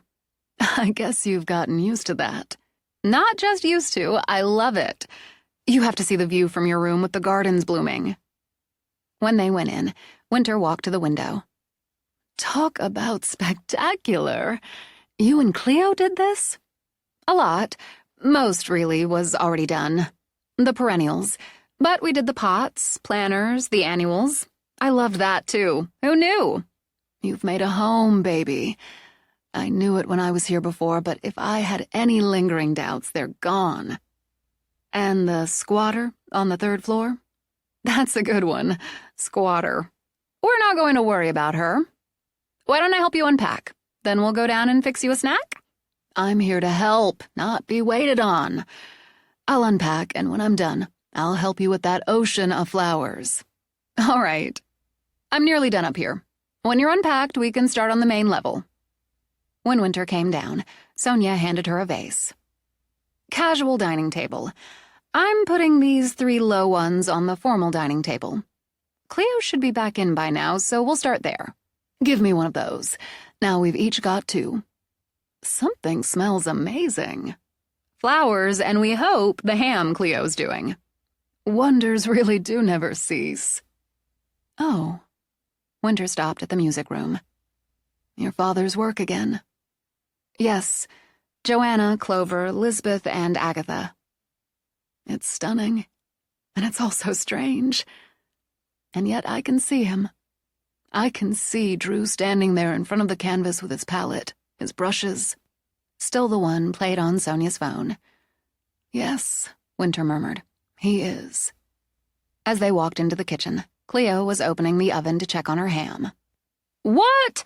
Nobody tells me put those flowers down and give me my hug. We've got a gallon of iced tea if you want, Cleo said as she got and gave the hug. Or we can get you some wine. I'll start with that iced tea. You're making a ham. A whole big-ass ham. Cleo said it with glee. Bree said if I don't screw it up and there's any left over, she can make it work for tomorrow. The size of that ham? Sonia poured iced tea. There'll be leftovers. I already made a card for it. Cleo's honey-glazed ham from the manor. Then I really better not screw it up. They placed flowers, then helped Cleo quarter potatoes for roasting. Cleo pulled the enormous glazed ham out of the oven, set it aside to rest. They arranged a bar in the butler's pantry and worked on a colorful platter of crudité. I have to say, it's nice seeing you girls work together in the kitchen. I won't worry about you going hungry. Yoda raced to the front door before Sonia heard it open, then raced back with Mookie. Oh, look at this dog, aren't you something?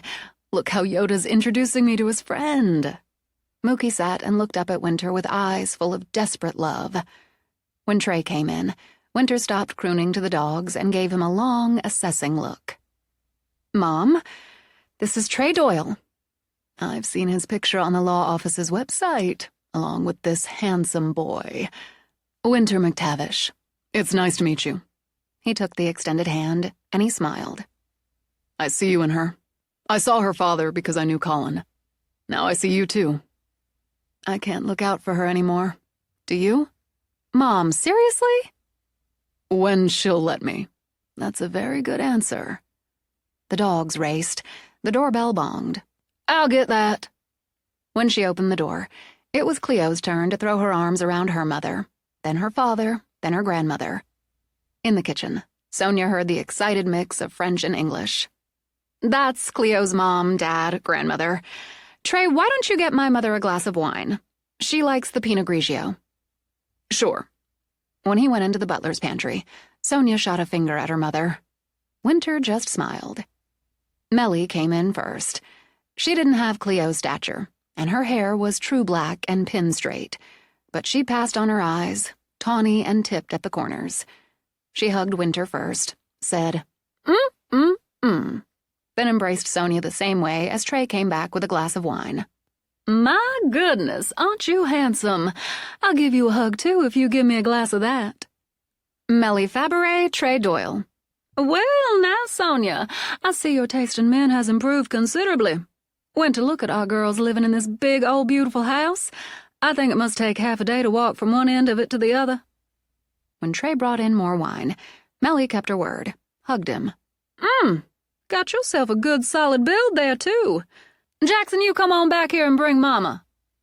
She's taking a time with Cleo. Jackson, a tall beanpole of a man, came in, offered his slow, shy smile. He kissed Winter's cheek, then Sonia's before shaking hands with Trey. Jackson Faberé, Cleo's daddy. Trey Doyle, it's nice meeting you. Can I get you a drink? Wouldn't say no to a beer if you got one handy. Something sure smells good in here. Cleo baked a ham, Winter told him. She did what now? He asked while Melly let out a bark of laughter. She makes a damn good meatloaf, Trey added, and handed Jackson a beer. I might just have to sit down. This sure is some place you got here, Sonia. Some place. Imogene B. LaRue Tamora, long-legged and lanky on the cusp of 70, stood inside the music room with her granddaughter. She had a mane of wild butterscotch curls that time had liberally streaked with white. She credited her remarkably smooth, dusky skin to the melting pot of her genetics and a life well lived. Her eyes, caught somewhere between brown and gold, studied the room. She wore her traveling jeans and a red t-shirt with low-top Converse sneakers of the same bold color. Half a dozen chains bearing crystals and ankh, symbols of sun and moon, hung around her neck. On her right hand, she wore a wide silver band carved with the astrological sign for Libra, and a moonstone cabochon on her middle finger. A widow for 12 years, she wore her wedding ring, a hammered gold band on her left. Her left biceps bore a tattoo of the fivefold symbol. They look out for you, these and more, and look to you, you and Sonia, these and more. This house is full, Cher, sorrow and joy, blood and sweat, tears and laughter, as a house so long in years must be. Her voice, fluid and rich, carried the easy flow of her native New Orleans. This is a good house, a good, strong house, my fee. I know it and feel it, but it makes it better and stronger to hear you say it. Still, it holds a powerful dark force. Imogene glanced up as she spoke. Greedy and mad with that greed. It wants your fear. Doing my best not to accommodate. Imogene smiled. You got a head on your shoulders, my boo, and always did. I got some things for you. Your daddy, and I credit my girl for picking such a man as Jackson, didn't complain not one time along this way about the weight of what I had him haul down. He loves you, my G. Imogene smiled at Cleo's childhood endearment. I love him back with cake and ice cream. Now you take this. Imogene lifted one of the chains from around her neck. Oh, but that's your special tourmaline, the one Paul gave you. Now we're giving it to you. It's protection, chérie, and powerful strong as it comes with love. She hung the chain with its 3 thick black stones around Cleo's neck. Love's a circle, when true never ends. A circle protects against what wants to bring harm. Hold your circle, Cleo. Imogene glanced back as Owen paused in the doorway, and her smile lit like the sun. Why, there you are. I wondered when you'd come along. You're a looker, aren't you, boy? You sure are, he said, and made her laugh. You must be Cleo's mom.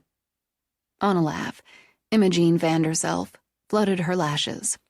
I do believe I'm in love. As Owen grinned back, Cleo shook her head. This is my grandma, Imogene Tamora, Owen Poole. Get out, was Owen's sincere response. Now I know it's love. So this is Owen Poole who builds boats and ships. Building one for my bebe, I hear. Yes, ma'am. Oh, there's no mammon between us. It's Imogene or my grandbaby's turn that to Magie. You pick one of those and come over here and give me a kiss. Once he did, she slipped an arm through his. Now, I believe I'm ready for a cocktail. Do you know how to mix up a whiskey sour? I can learn. Then I'll show you how it's done. Sonia had imagined it and hoped for it, seeing and feeling the manor filling up with family. Her mother chatted away with Melly, and now that her aunt and uncle had arrived with her maternal grandparents, Summer joined that chat fest. Jackson and her uncle had wandered outside with the dogs. With a glass of wine, her grandfather, an avid gardener, did the same. At her grandmother's request, Sonia gave her a tour of the house, or some of it, before dinner. Louisa Bain Riley, a formidable woman, had let her hair go silver and kept it short, sharp as a blade. She wore glasses with frames of searing blue, discreet diamond studs, a straight-lined navy dress with white piping and low-heeled Pradas. As they toured the first floor, she made non-committal noises, gave a few approving nods. If Sonia knew anything, she knew her grandmother was a hard nut to crack. But when they reached the library, Louisa stopped, held up a hand as she studied the room. Well, the single word held her straight-laced Boston roots. well, She repeated and turned to Sonia. You found your place, haven't you? And the tension in Sonia's shoulders dissolved. Yes, I have. I had my doubts, as I'm sure you know. You're nothing if not honest in your opinions, Grammy. I am, and I had my doubts about the choices you've made in the last few months. You're a talented young woman, Sonia, with an exceptional work ethic. I worried you'd made these choices due to your unfortunate experience. Was it unfortunate? Louisa's lips curved very slightly. I have to forgive Tracy. She's my grandchild. I don't excuse her abhorrent behavior, but I have to forgive her. One day you may as well. Without excusing her, she did you a monumental favor. I dislike more than I can say that I was duped by that person, whom I refuse to call a man. But seeing this, seeing you here, takes a bit of the sting away. Clover added her opinion by playing Beyoncé's Ring the Alarm on the tablet. That's unusual. Not around here. So I've heard. I've never believed in that business. She brushed a hand over the desk. Still, your home is full of character and history, and beautiful things well cared for. By all appearances, you're happy in both the work you've chosen and the direction you've taken with it. You're my grandchild, and I love you, so what more could I want for you? That means a lot to me, Grammy. You can show me the rest later, as it's clear that will take some time. I've barely said 2 words to the rest of your guests. The doorbell sounded as they started down. That must be Nan and Grandpa. Everyone else is here. Sonia answered and went straight into hugs. Her grandfather, big and broad-shouldered. Her grandmother, delicate and petite. She felt her grandmother tremble, just a little, and understood this visit was bittersweet.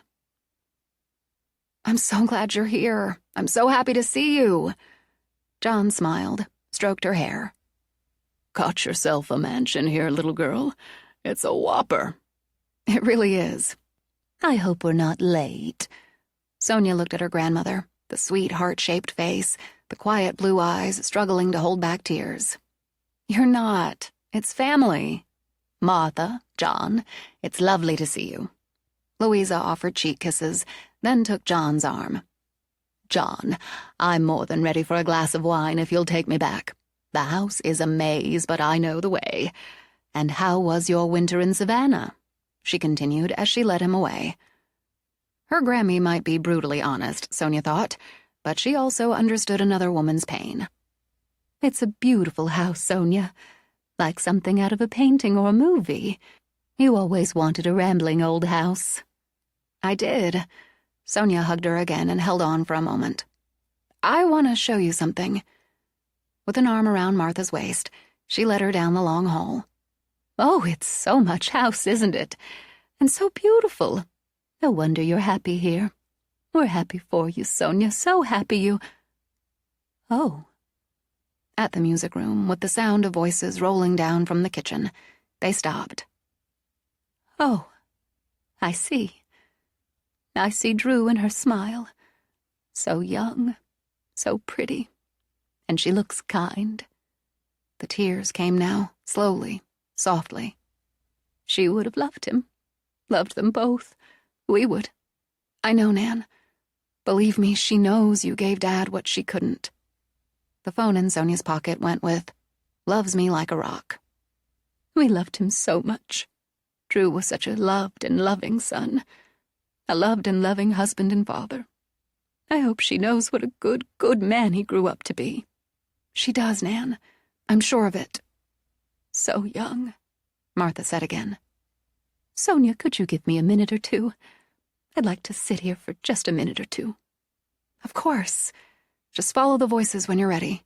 Take all the time you need. Alone, Martha sat, dried her eyes, then looked into the eyes of the portrait. I wish we'd known about you and Charlie. If we'd known, we would have told him about you. If we'd known, we would have loved his brother just as much. As she struggled for composure again, the phone in her purse played, "Martha, my dear." She jolted, then pressed her lips together. I see him in you. Thank you for the greatest gift, the most precious gift. Pausing, Martha folded her hands. Drew was always a bright boy. Not always a good boy, but who wants that? He took his first steps at 10 months. Then there was no stopping him. He liked grape popsicles and matchbox cars. And drawing. He always loved to draw and color. She cleared her throat. Once, he was only 3. He got the crayons. Those big, thick ones. I'd put them up where I didn't think he could reach. But I should have known better. He could climb like a monkey. She had to stop another moment, fight back more tears. He drew pictures all over the wall in his bedroom. I thought he was napping. Again, I should have known better. Drew was so proud I couldn't get mad at him. John and I didn't paint over it for years. And when we did, John cut out a section and patched the drywall. And we framed the piece we saved. I still have it.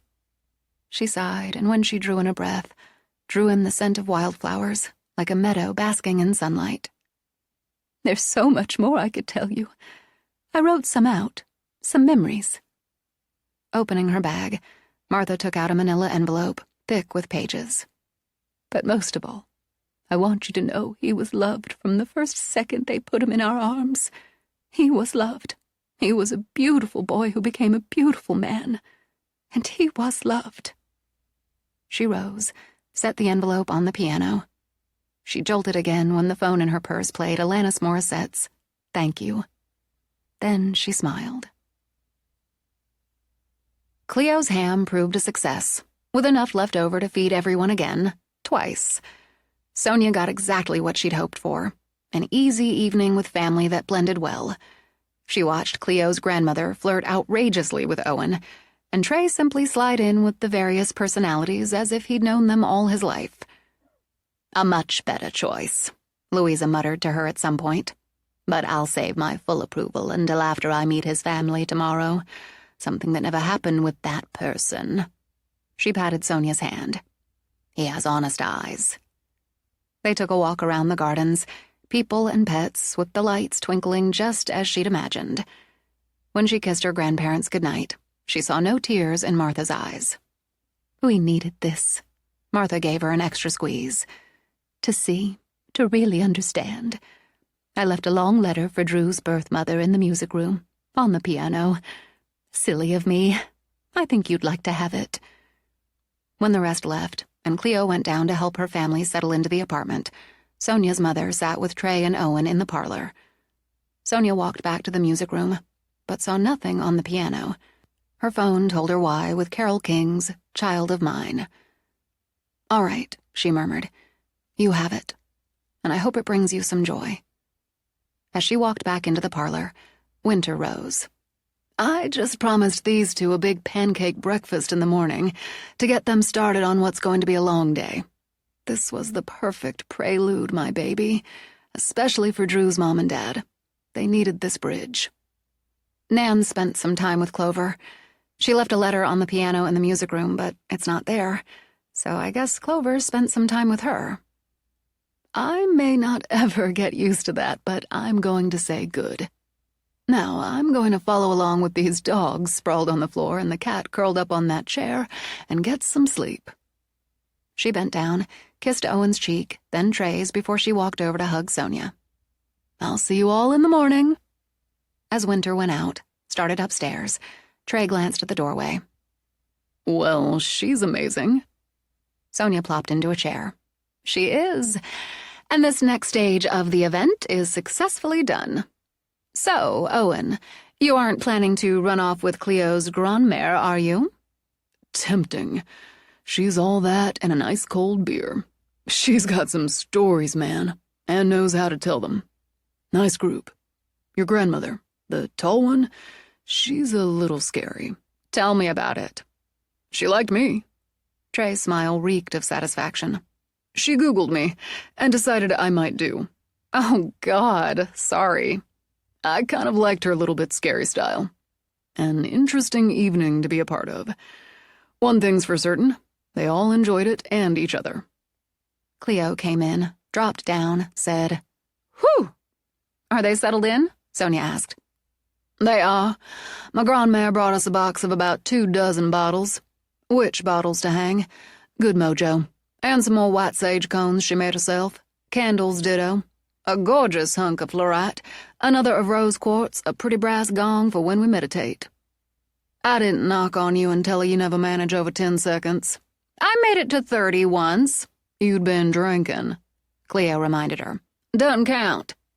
She put crystals and candles around the apartment before she unpacked her clothes, and my father gave me a list of more plants he tells me we need. My mama just oohed and awed over everything. She said to tell your mama she'd help with breakfast in the morning. She's gone up to bed. That's a damn good idea. I'm going to do the same." She pushed up, tossed her hair, then gave Owen her arched eyebrow look. "Interested? Am I alive?"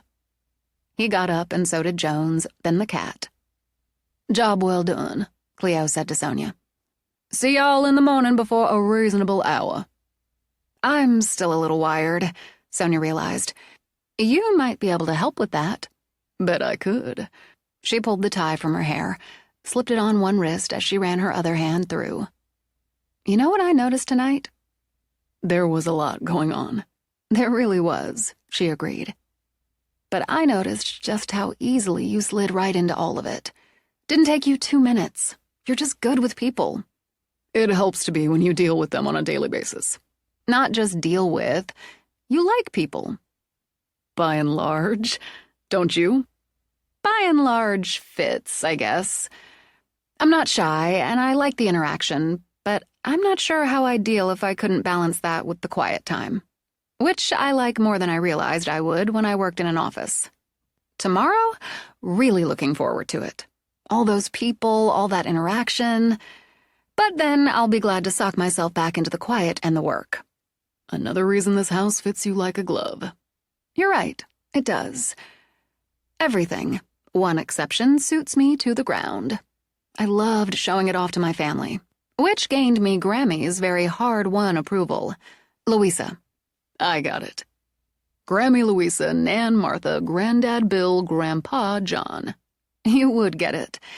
And I expect after meeting your family tomorrow, you'll also get Grammy's very hard-won approval. If that matters." "It always matters." He trailed his fingers through her loosened hair. "She loves you.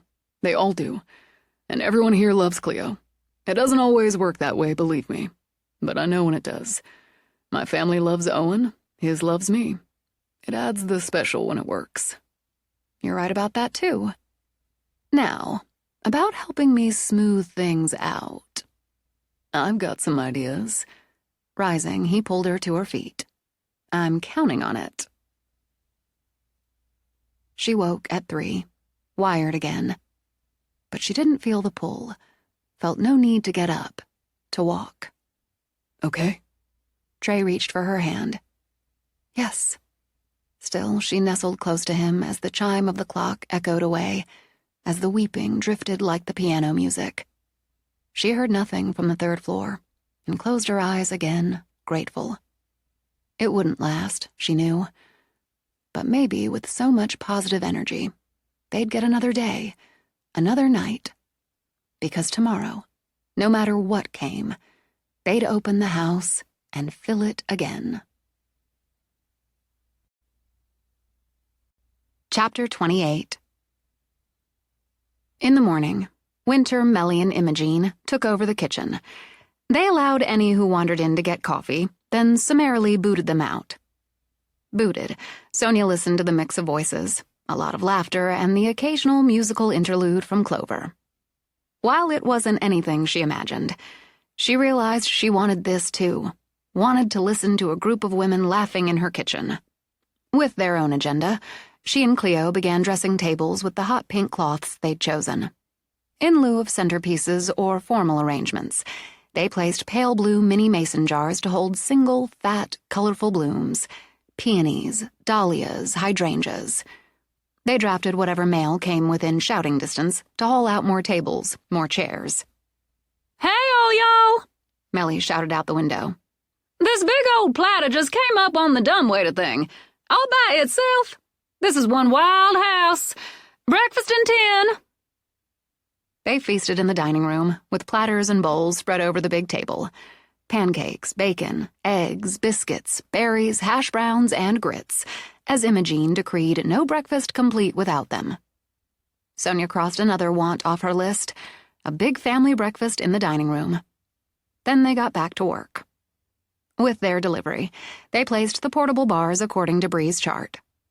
Sonia found the flurry of activity, the busy hands, the mix of ideas exhilarating. When she saw Imogene and her gangly son-in-law hanging witch bottles from tree branches, or her mother and Melly designing a tablescape for the dining room, she wondered how she and Cleo had ever imagined they could do all of it alone. A last-minute decision to add some conversation areas to the front had Trey and Owen searching through storage. Then Bree arrived with 2 servers and the rented dishes and glassware. I got my outfit and all in my car. You got a place I can change after we're set up? Absolutely, She cut Sonia off with a wave. Later for that. I need the bar stocked. Misty and Wayne, get cracking. Follow the chart. You've got enough hands around here to cart out and set up the plates, the flatware. You've got that chart. We have all your charts, Cleo told her. Good. I want to see what you've got out there. So, tall guy. Jackson, he said and offered a hand. She shook it. Bree, how about hauling some of these plates out there? I'll show you where once I see. She grabbed a carton of dessert plates and led the way. Okay, this is good. Looks good. Jackson, that table there. Under it for now. We're going to do 4 stacks of 25 dinner plates, same with dessert plates. When they get low, servers will bring up more. Kitchen crew will take care of washing and sending more out as needed. Flatware. We found these cute lined baskets. Bree frowned at Sonia. Let me see them. While Sonia scrambled back for them, Bree worked her way along. Hot dishes here, replenished as needed. Salads and whatnot. Breads, rolls, your condiments. Desserts over there. This is good. You did good. This'll work. Obviously satisfied with the arrangements, she paused. So, who is everybody? The tall guy bringing out more dishes is my father. The woman right behind him with, I guess it's dessert plates, is my mother Melly. She's got to be a foot shorter than him. 14 inches, as I recall. And there, the woman coming out with Sonia's her mother, Winter. Got it. Who's the smoking chick coming out of the apartment? My grandma. Like grandmother? Hot grandma. You got some lucky DNA in there. She took one of the baskets from Sonia, studied it, nodded. Okay, all right. These are nice. They'll work fine. Hi, Sonia's mom. Bree. Winter. I've heard you're an amazing chef and organizer. I am all that. She's got your hair. More lucky DNA. Okay, Wait, where are Trey and Owen? They're getting some chairs or benches or whatever works to set out front. A couple conversation areas, Sonia explained. I'll take a look when they've got it set up. So, here's the schedule. Since she had it down to the minute, Sonia wasn't sure whether to be relieved or terrified. Bree approved the conversation areas, and Owen decreed all of it went back inside when the day ended. They hauled, set up, hauled some more, and as intimidated as impressed with Bree's efficiency, Sonia showed her coordinator a guest room, then dashed to her own to change for the party. She's terrifying, Sonia said when Trey came in. I love her. Given that, you must mean Bree. Nice dress, cutie. Really nice. Is it not too much? She studied the look of the pale green dress in the mirror. Sleeveless, it had a square neckline she thought suited her, and an easy, fluid skirt that would dance around her knees. It's just right. You'd say that even if it wasn't. Which is just as well, because by Bree's clock, I've only got 10 minutes left. You've only got 10 minutes to change. Okay. I hate that. With genuine feeling, she pushed at her hair. Just hate that you can get ready in 10 minutes. I was thinking about wearing my hair down, but I like it down. Fine, settled. But now I need different earrings. What are you wearing? Clothes? Oh, shut up. Laughing, she changed her earrings. He went with dark gray jeans, a pale blue shirt, and managed to get ready 3 full minutes before her. I really hate that. But you look amazing. He laid his hands on her shoulders from behind, kissed the top of her head. She turned, started to lift her mouth to his, then nudged him back. No time. I don't know what she'll do if we get off schedule, and I don't want to find out. Grabbing his hand, she pulled him into the hall, just as Owen stepped out of Cleo's room. She's still in there, fooling around. No, she can't. Schedule. When Sonia dashed into the room, Owen just shrugged. She asked me which dress. She had 2 and went with the one I didn't pick. Trey only nodded. Don't be insulted. Trust me, I've got a sister. Let's head down where we can probably be useful. Bree, the general to the army she'd amassed, had everything under control. The vision Sonia and Cleo had imagined for the first opening of the manor came to vivid life, with flowers, music, the glint of silver and copper and glass under clear blue skies. Family came early as requested, because family, as Sonia saw it, was the heartbeat of the manor. Guests arrived in a trickle, then a flood, and as she'd wanted, wished for, the manor filled. She enjoyed seeing her mother laughing with the Doyles, and her aunt in deep conversation with Anna. She split tour guide duty with Cleo and Trey, and while the 3rd floor stayed quiet, the servant's bell for the gold room rang insistently. She met more pool cousins and felt gratified they'd come. Though she'd been assured more than once they held no resentment over her inheritance, it relieved her to see and feel the lack of it herself. Connor Poole Ogleby, head of sales, a big man on the cusp of 50, with a big laugh and deep brown eyes, drew her aside into the music room. An impressive gallery. Sad and beautiful at the same time. He stepped closer to Agatha's portrait. My branch of the family tree comes through Jane Poole, Owen's twin, and the child she had shortly after Agatha's death. Seeing this, the lost brides together this way, it makes me wonder what might have happened if Jane had been married in the manor. I'm here because she wasn't. He turned to Sonia. We're both here due to choices made along the way. I'm sorry Patricia Poole made the choices she made, and glad, very glad, Colin did what he could to rectify those choices. My father had a good life. Too short, but a good life. A happy one. Yes, I believe that. I met his parents and your mother. And you. He took her hand. Colin would like what you've done here. What you're doing. He never took his eye off the business, even though in the last few years he rarely came in. But he guarded that legacy.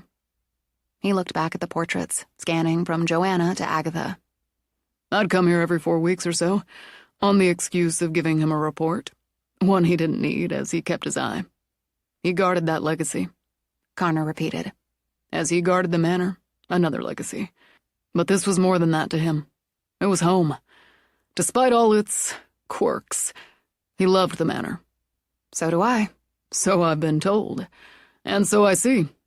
You look after this part of things, and you can trust me, Clarice, and all the rest to look after the business that helped build it.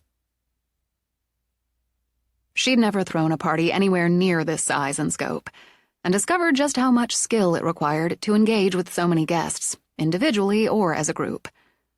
There, Cleo's talents outpaced hers by a mile, but she did her best, chatting with the mayor, the historical society, merchants, restaurateurs, teachers, servers, the police chief, the fire chief. Anne took time to sit a few minutes with Lucy Cabot, who'd fostered Yoda and Pyewacket. "You have a very happy dog," Lucy commented. "He makes me a very happy human. I see Owen built him a dog palace." Sonia glanced over to where Pye sat on its roof, the queen of all she surveyed. Out near the tree line, a young boy, around Jack's forever age, threw the ball for Yoda and Mookie to chase. Jones, too dignified for such public displays, sat and watched with mild disdain. "He likes it, but I think he likes it better when he has company. He's a sociable dog. He sure has plenty of company today. It's a terrific party, Sonia. You and Cleo made an impact here. We couldn't have done it, and boy do I realize that now without Bree. She's a wonder. I'm still coming to grips with how perfect she and Manny seem together. Who knew?" Rockhard's drummer with his flop of hair and Buddy Holly glasses kept the beat, and the chef with her flaming cap of hair and tattoos danced. Danced, Sonia noted, with Sonia's Uncle Martin. Well, yeah, she's a wonder. She rounded more tables, stopped by more groups.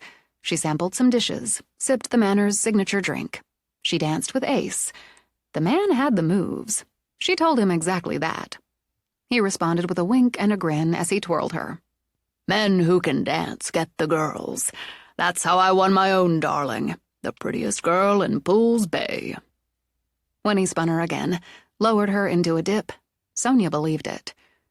She remembered her mother telling her about one of her father's dreams of the manor, of people strolling the grounds, standing on the terraces. Like this, she thought. But this was the now. She danced with Trey, held close, just swaying. She thought he had the moves, too. "Got yourself a hit here, cutie?" Smiling, she looked up at him. "It feels good, and right, and real. It may take me days to recover, but so worth it." Resting her head on his shoulder, she looked over at the manor and saw shadows. Shadows at the windows. They were part of it, too. The good, the right, the real. Those who walked the halls, who built the fires and polished the wood, who'd lived and died inside those great walls. They weren't alone in the house facing the sea, and neither was she. People came and went. Some came and lingered long after the lights twinkled on in the trees, along the pergola, the deck. She said goodbye to her grandparents, her aunt, her uncle. When the last straggler drove away, Bree plopped down, kicked off her shoes. "Somebody get me a drink." "I've got you," Owen said. "And don't be stingy on the pour. Manny lost the toss, so he's DD and driving me home. Band's breaking down. Kitchen crew's finishing cleanup." "I saw that myself," Sonia put in. "And wow, they're on top of it. Everyone's been on top of it." "Biggest bash around here, and God knows. They're hoping you'll do it again and sign them up." "Done." Cleo sat back with her own drink. "If you head the team." "I can do that. Thanks." She took the glass from Owen, drank deep. "I worried we'd have some..." Bree sent a sidelong look toward the manor. "Incidents. But other than some of the crew's phones playing when the band took a break, or somebody going to clear, finding it already cleared, that kind of thing, nothing much. And nothing too spooky, I guess." Imogene sipped her drink. "It won't hold for long, but for now." With interest, Bree studied her. "You're pretty spooky, but in a cool way." "Best party I've ever been to," Melly declared. "And I've been to plenty. I lost count of the number of jaws I saw drop when people got a load of this place. The spread, the sparkle, you girls did yourselves proud." "There was one thing," Winter lifted her hands. A man wearing a tux, sitting in a big leather chair, smoking a cigar. I passed by and stopped. He said he'd missed parties at the manor and was glad my daughter and her friend knew how to throw one. I said I'd bet it wouldn't be the last time they did. Somebody passed by, asked me if I knew where to find the powder room. I told them, then turned back, and the man wasn't there. I swear I could still smell the cigar smoke, just a hint of it, but he wasn't there. Okay, that's seriously spooky. Bree downed the rest of her drink. And I'm heading out. No, sit, stay. I've got Manny. We'll talk. Imogene leaned over to pat Winter's hand. He wanted you to know he appreciated the party. There were more who felt the same. Some watched from the windows. You saw them, Cleo? Sonia? Yes. A young girl in a maid's uniform. So busy, Imogene said. helping where she could. Happy to. A little boy, such big eyes, watching the other children. The pretty thing from the portrait, Clover, with all that shining blonde hair, so full of joy. And more, so many. Imogene sighed. She watched, too, the dark one. So much rage. But the protection held, and held strengthened by all the joy, the energy, the life. But be ready. It won't hold long. Now I'm going to put my old bones to bed. The energy won't fade tonight, so sleep easy. She rose. You need to. Sonia slept like a stone, gratefully. The morning brought more goodbyes as Cleo's family loaded up right after breakfast. Imogene drew her aside, gripped both of Sonia's hands. I left you something on your big fancy desk. It's an amethyst obelisk. Thank you, Now, I know you don't set much store in such things. More than I used to, maybe. Don't matter a bit. The stone, the shape, it'll help push out that dark energy and bring some calm into the place you work and create. You've got a big job to do, babe, but you won't be alone. It's a good house, else I'd never leave my precious girl or you in it. But you gonna fight for it. She gave Sonia's hand a last squeeze. You fight for it. She stepped away, shook her head. Let that girl go, Melly. I need my hug, too. Just one more. Melly squeezed Cleo tight. Be as good as you can. Sometimes I'll be better. Y'all text when you stop for the night, so I know where you are. She embraced her grandmother in turn. And travel safe. I got that covered. We're having an adventure.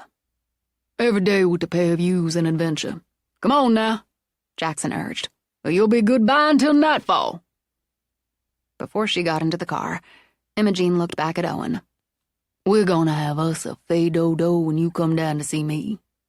I don't know what that is, but I'm already looking forward to it. On a laugh, she slid into the car. What's a fay-do-do? Owen asked as they drove away. It's a party. Are you planning a trip to Louisiana? He shrugged at Cleo. I guess I must be.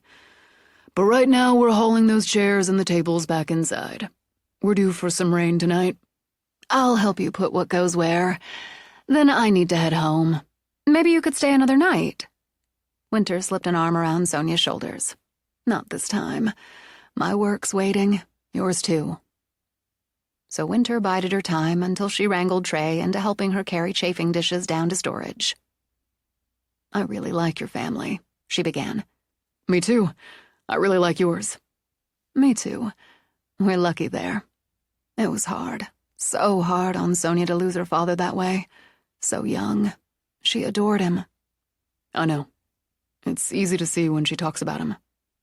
I won't say that loss defined her life, but it did influence her direction, her choice of career. Her talent and interest led the way there, but the early influence played a part. This house, her father was born in this house, and that matters. She always wanted an old rambling house, and I wonder if, somehow like Drew, she just knew. Winter jolted when the servant's bell rang furiously. You don't even flinch when that happens, she murmured. I can't tell you how much that reassures me. You're a steady sort, Trey, and she needs that steadiness. This past year turned her life upside down, so she needs the steady. She's got plenty of that herself. She does. She really does. Looking back, I can see so clearly what I didn't. Her relationship with Brandon, her gradually letting him run more and more of the show. She wanted family, to make her own, so she ceded little pieces of herself. Then he betrayed her and she was done. I won't. If you're worried about her and me, where we're going? No, that's between the two of you. What I'm asking is for you to keep looking out for her. When she lets you. You have a way of doing that, and it doesn't ask or demand she give up little pieces of herself. This beautiful old house. She wondered as she spoke. So much hers. I can feel it. And part of me wants to drag her out, and Cleo with her, lock the doors behind them. She turned back.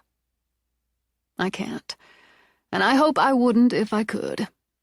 I worry less because Cleo's with her, and together they're downright awesome. She smiled. Downright awesome. I worry less now that I've met you, met Owen, your families. You don't need my approval, but you have it. I might not need it, but I can value it. I do. The bell rang and rang. The lid on one of the chafing dishes began to rattle and shake. Trey simply put a hand on the lid to still it. Didn't even flinch. I can head back to Boston with some peace of mind. After Winter left, and all the pets sprawled out in a post-party coma, Sonia dropped into a chair in the parlor. It's so quiet. I almost forgot what quiet's like. It's going to get quieter. I'm taking Trey and working on the sunfish. Cleo straightened in her own chair. When can I see it? A week. 10 days tops. Or next month if I don't put some time into it. Go away. Trey pulled Sonia from the chair. Dinner tomorrow? Anywhere you want. Right here. My social battery needs some serious recharging. Thank you, both of you. It was a hell of a good party. Maybe the next thing to a fay-do-do. Because that amused her, Cleo rose, walked to Owen, gave him a long, smoldering kiss. My grandma throws the best fay-do-dos in Louisiana. Now go build my boat. Let's go, Jones. If you need me, Trey began. I'll call. When they left, Sonia dropped into the chair again. It was a hell of a party. They did a lot to help make that happen. They did. Job well done all around. Now I've got the urge to work. Studio work. What about you? I've got some work I could get done. How about we do that, then cocktail time on the Widow's Walk? I'm there. Cleo rose again.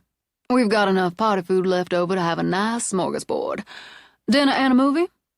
And I'm there. Cleo? I know it can't last, but the house feels settled, like everybody's taking a nice long breath. I feel that too. So if we've got some of that quiet time, we'll use it. See you around 5. Sonia went up to her office. She sat and smiled as she ran her fingers down the smooth sides of the obelisk.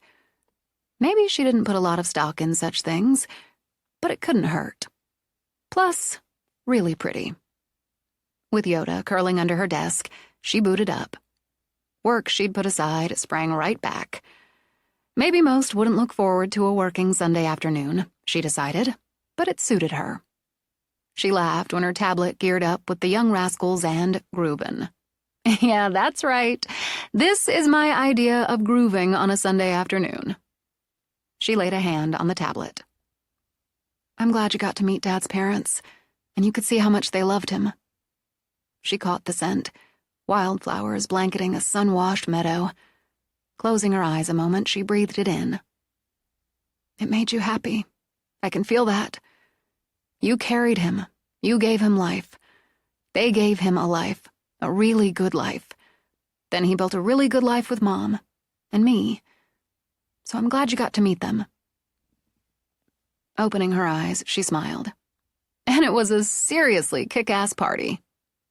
Clover went with Party in the USA. Good choice.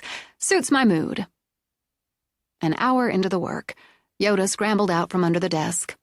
She started to pause her work to let him out, then heard the bounce of the ball down the hall below. And that, she thought, suited her too. Chapter 29. The quiet didn't hold long, but it held for most of a week while the gardens grew lush and the air warmed like a kiss. A door might slam, a window might rattle, the clock chimed at 3 and spirits walked, but life and work in the manor went on. Twice that week, Sonia took an hour or two away from her own to help Cleo work on the mural for Anna's nursery. In an old tee and jeans, her hair bundled under a well-worn Red Sox cap, Sonia worked on the petals of a fanciful rainbow flower, while on a stepladder, Cleo finished detailing a dragon sleeping on a cloud. Pleased with her petals, Sonia stepped back to take stock. More dragons, and a baby dragon just peeking out of its egg. A pair of winged horses, unicorns, a purple griffin, inhabited the forest with Cleo's colorfully striped moncoons. A trio of butterhounds fluttered. Trees dripped with jewel-colored fruit where bright birds nested. In the midst of a waterfall, fairies danced, and in the impossibly blue pool, mermaids swam. It's a dream, Cleo. There's not a kid in the world who won't love waking up to this. It's coming along. I want 2 or 3 more elves, and I think a Titania-like fairy in a bower. I'm coming in! Forewarned, Sonia looked over as Anna stepped into the nursery, and watched as the mother-to-be pressed her hand to her lips, watched her eyes fill. Oh, it's amazing. I can't believe. Every time I come in, there's more wonderful. Cleo, Sonia, honestly, it's just magical.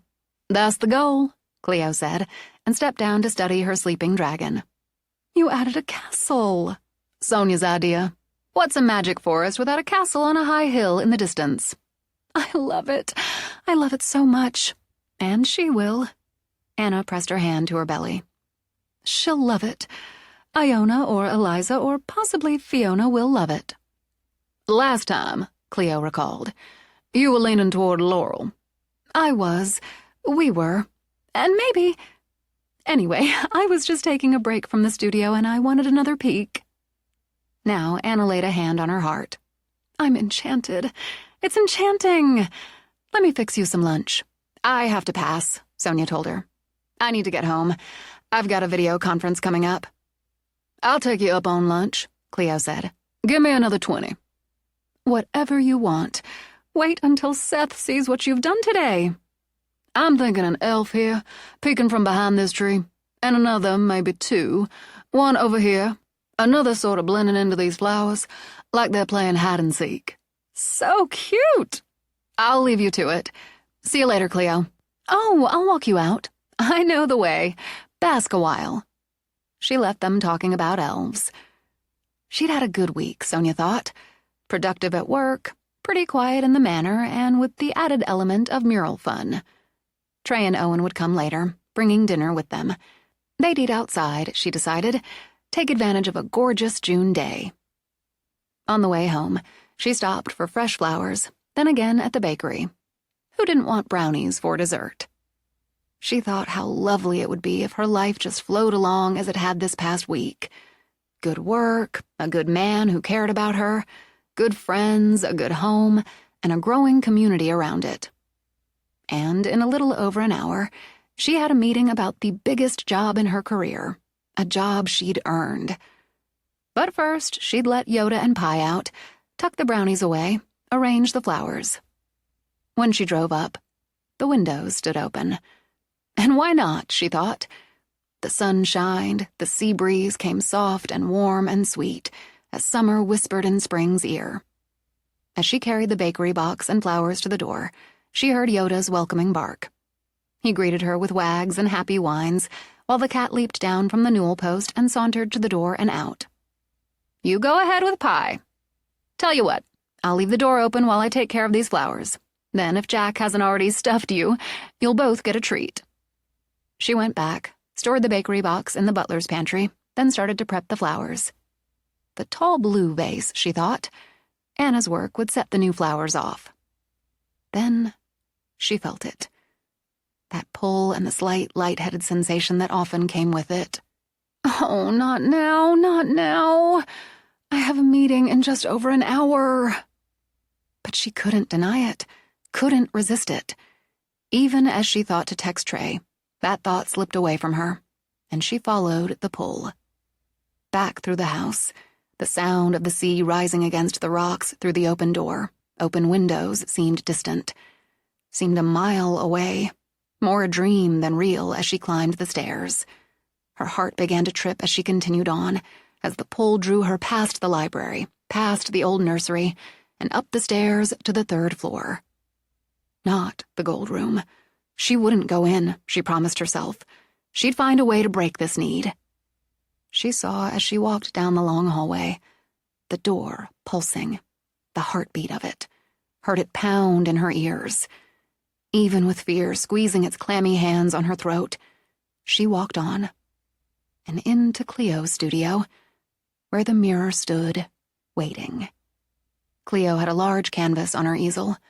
Her studio work, Sonia knew. Some figures, some color. It all barely registered as the mirror drew her. "You've got a big job to do," Imogene had said. All right, Sonia repeated, and stepped through the glass. The studio smelled of paint and brush cleaner, and a hint, just a hint, of Calvin Klein's eternity. Not Cleo's studio now, she realized. Not with the pair of old chairs shoved against the far wall and canvases stacked against the back wall. The light streaming in was almost silver. A storm rolled outside the windows, lashed at the sea so its waves whipped up, white-tipped. The storm echoed on the canvas, just as fierce and full of wild movement. The man at the easel painted the storm at sea, a brush in one hand, a palette knife in the other. He wore jeans, a faded denim shirt rolled up at the elbows, both splattered with paint. His hair, the sun against the storm, fell messily over his collar. How many times, she wondered as her heart wept, had she watched her father just like this? Legs spread, hair tumbled, his whole being focused on what he created.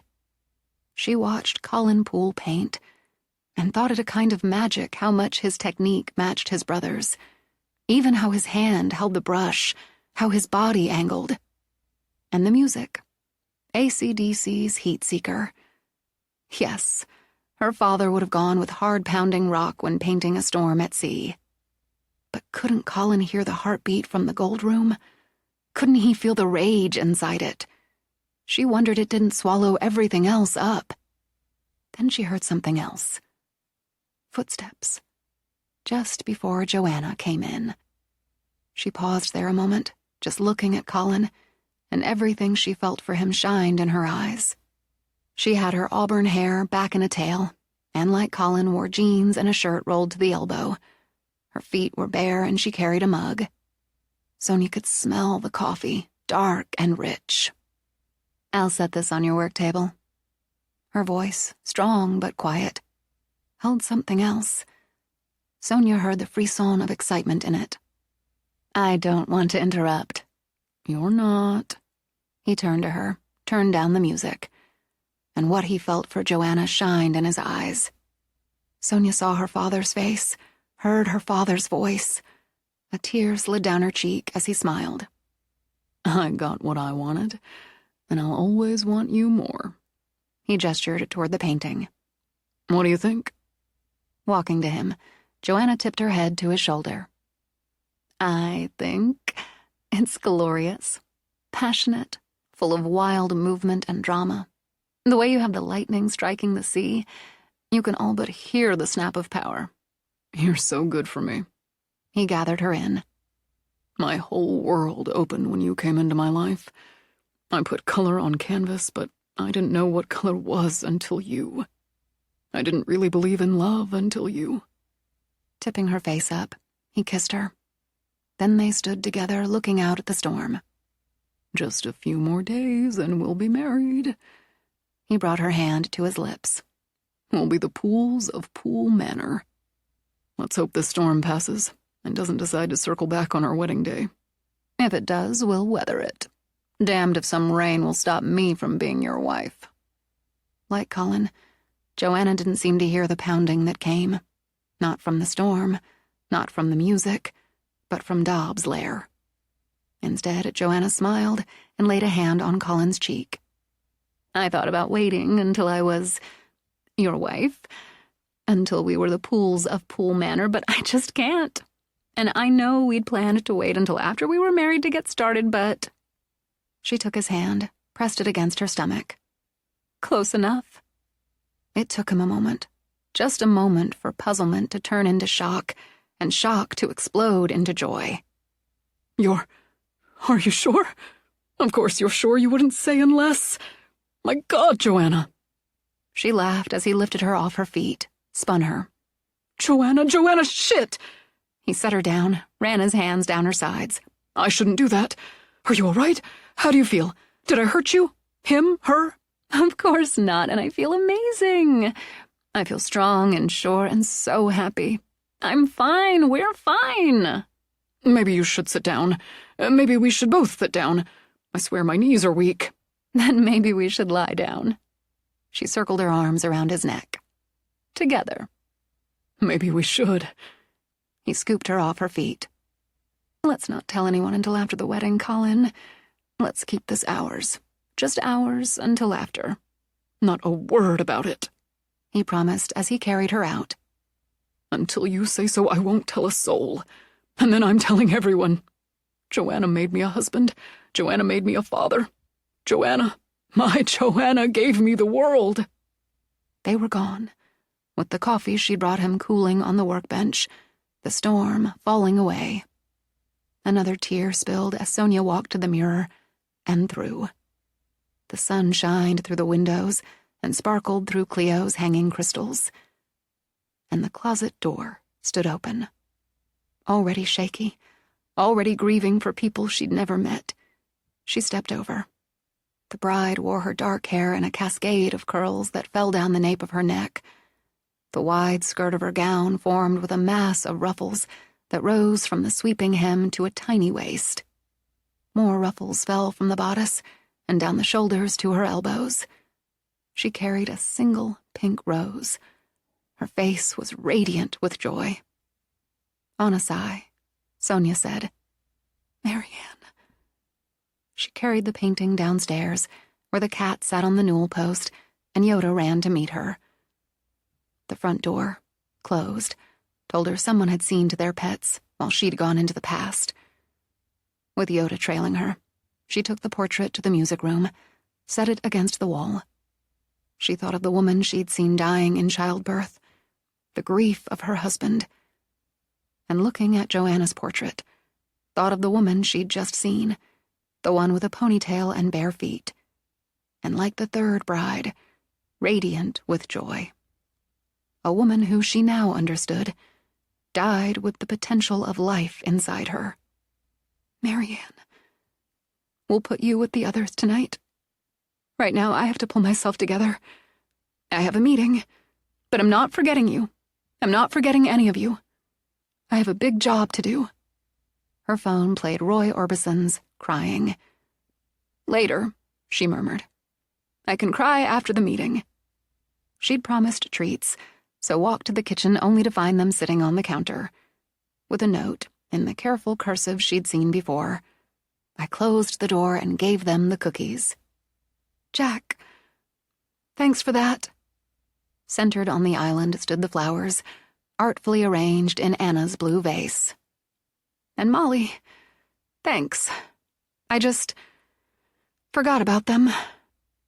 She got out a Coke, drank some of it standing by the window, and waited for the boost. But her heart stayed heavy, her head light. She got through it, and though Clover stayed silent, the scent of wildflowers drifted throughout the meeting. Not alone, Sonia reminded herself. After the meeting, she worked another hour, incorporating her careful notes before checking her email. She found 2 local inquiries for website designs. She couldn't find the joy in them, not yet, but responded before putting them aside. Tomorrow, she decided. She'd find the joy in them tomorrow. Instead, she worked on changes requested for a book cover. After her checks on and posts to various social media, she admitted she needed to shut down for the day. No amount of work, no amount of focus could block that portrait, that luminous face out of her head. She'd hang the portrait. Like a faithful guard, Yoda stuck with her when she went downstairs again.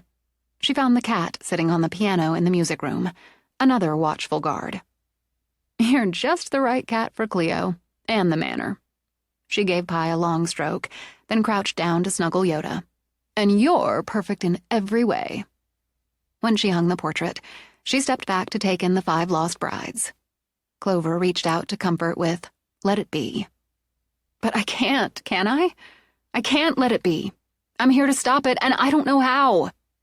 And God, I look at this beautiful bride in her lovely ruffled dress, and I see her dying in blood and pain. I hear the babies she fought to bring into the world crying. I see Hugh Poole grieving. And I see that bitch slinking in to take her ring. The doorbell began to bong, and Sonia swore she heard laughter, wild and crazed along with it. Oh, go to hell! Disgusted, she shoved at her hair. I need air. With her 4-legged guards flanking her, she strode to the front door, threw it open. She walked to the seawall, where the waves crashed, where the water stretched, shimmering blue in an endless roll. The perfect June day, as spring eased its way to summer, brought out the pleasure boats. She watched them glide, over the ocean, down in the bay, sails full, motors racing. Then a school of dolphins, bulleting along, leaping up, diving down. It calmed her, and still she couldn't find the joy. Windows banged shut in the house behind her. She ignored them.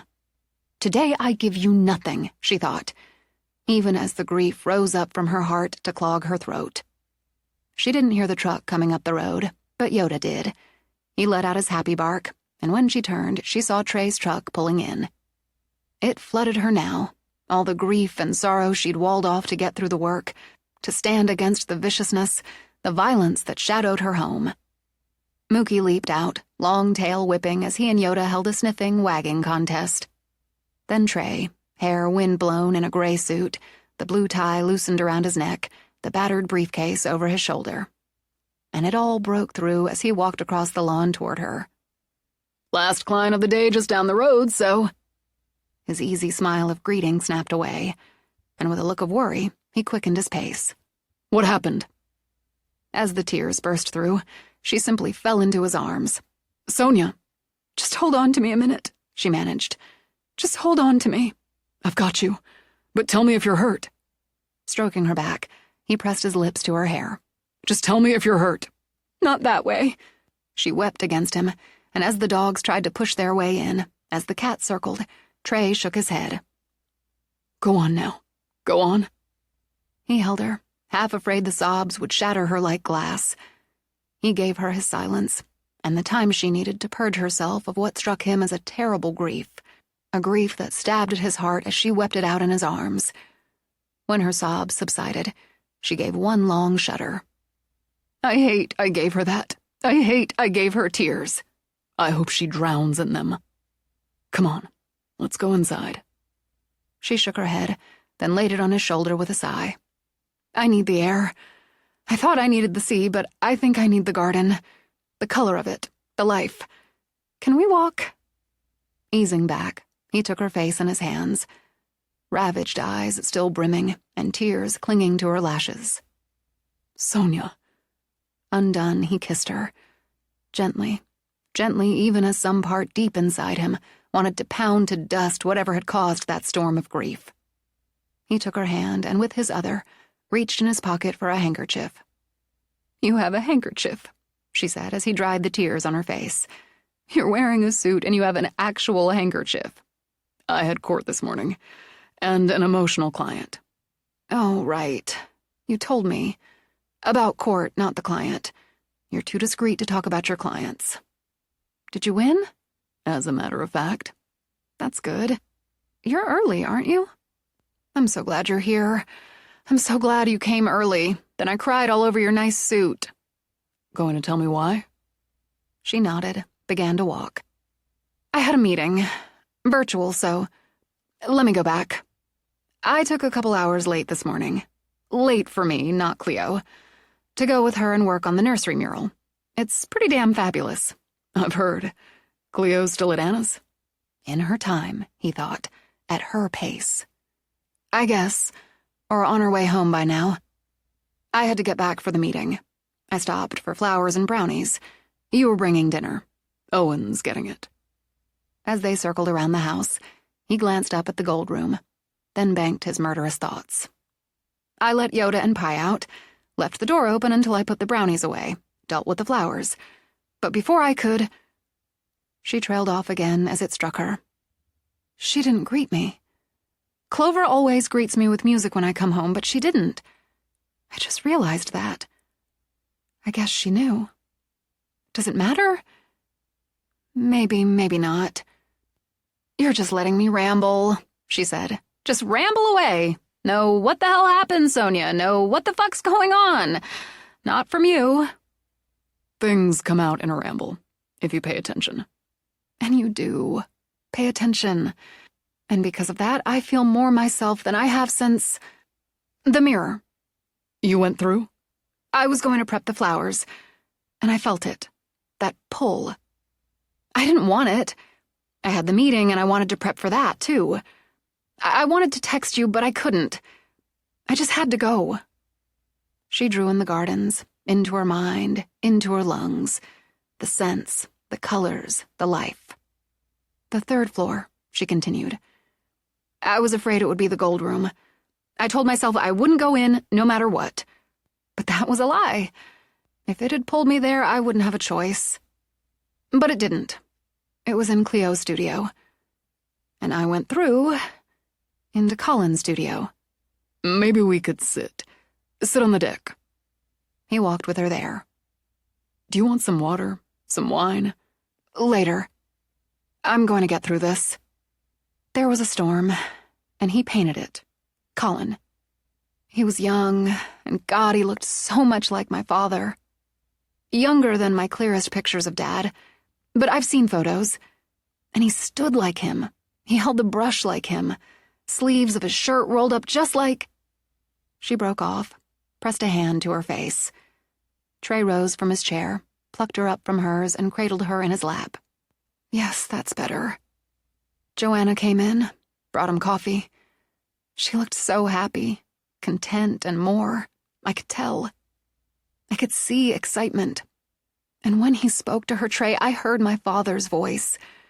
And the tone of it, just the way Dad would talk to Mom sometimes. That love.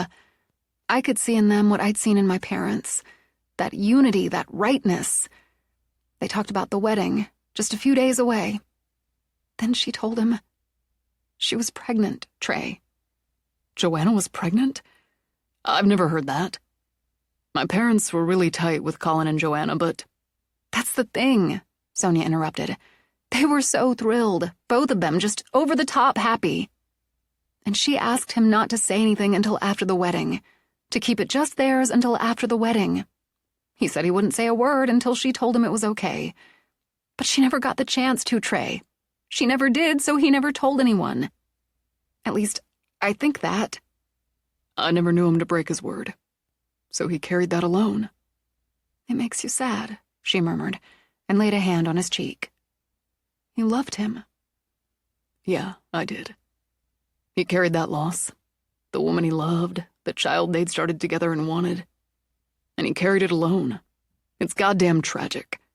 But they had that, Sonia. For a few days, they had that absolute happiness. Not everyone gets that, even for a few days. Trey, if she'd lived, if they'd had the baby, we'd be the same age. My parents would have been expecting me at the same time. And that hits hard. She closed her eyes, rested her forehead to his. They met in the mirror. I know that. From the time they were boys. And I really believe somehow my father came through. He painted the manor. He had dreams about it. What he thought were dreams. It makes me wonder what would have happened if... And it broke my heart to know there's no if at all. She laid her head on his shoulder. Then I came back to Cleo's studio and found Marianne Poole. Her portrait. Cutie, you've had a hell of a day. He surprised a laugh out of her. Oh, God, yes. I brought it down. Yoda and Pi were back in, the door closed, and I had a note from Jack.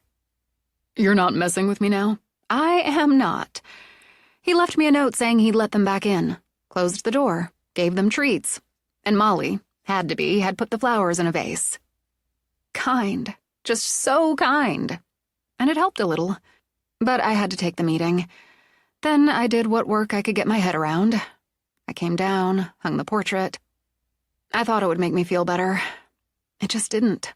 It was all right here. She put a hand to her throat. And she started on the doorbell, and worse, I heard her. I heard her laughing. So I went outside, for the air, for the water. It didn't help either.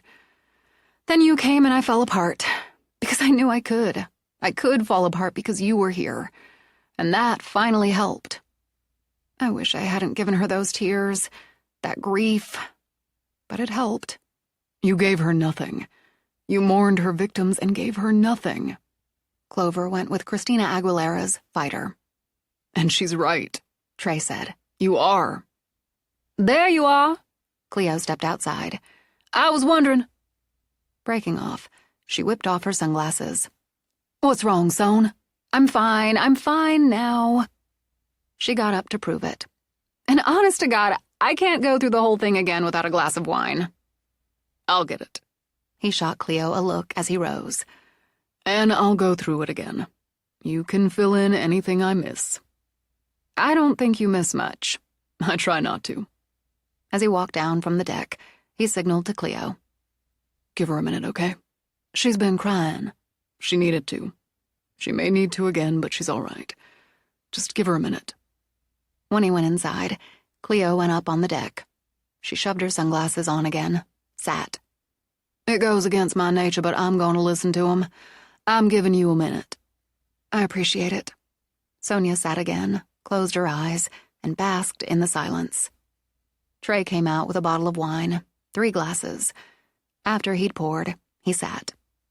He went through it all, and Sonia marveled at his recollection of details. Some she barely remembered recounting herself. Part of being a good lawyer, she decided. As he spoke, Cleo reached over, took Sonia's hand. Solidarity. I'm so sorry I wasn't here, Soan. Don't be. I wasn't alone, and I knew that all through it.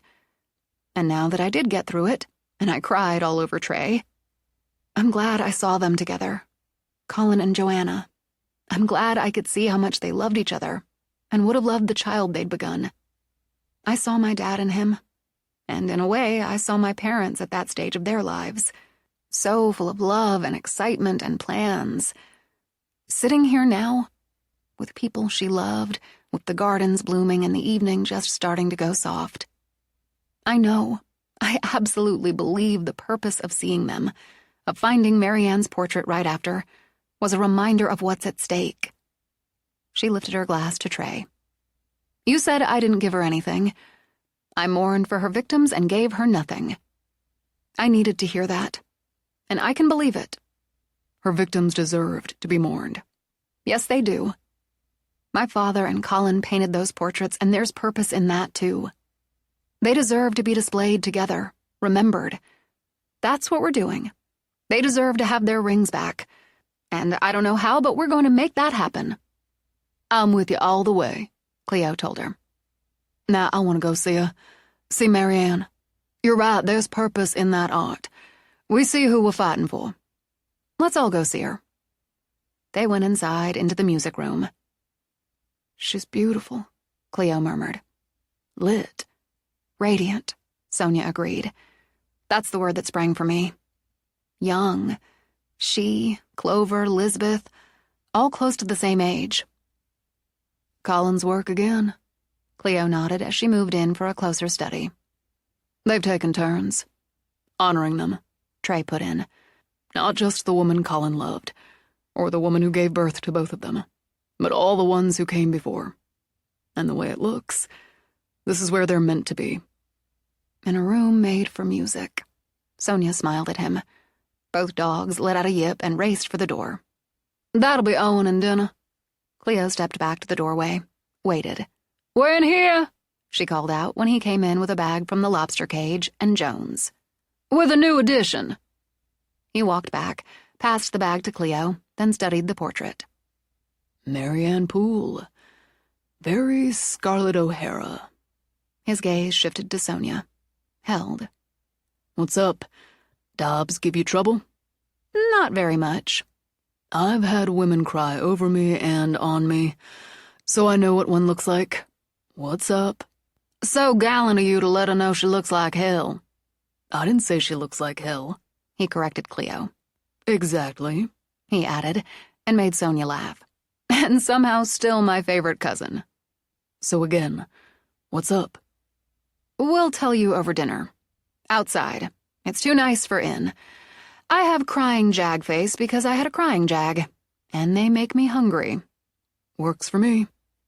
While they ate and the dogs roamed and the cat watched, Owen listened, and said little until the end of it. You okay now? He asked Sonia. Yes. It had to be a jolt, seeing him like that, like your father. They were so alike. I've seen pictures of both of them now, but this was more. He said something to me, after Hugh moved to New York. I was lucky I had a brother I was close to. Even though we wouldn't be in the same place, we'd always have that bond, growing up together, sharing memories and all that.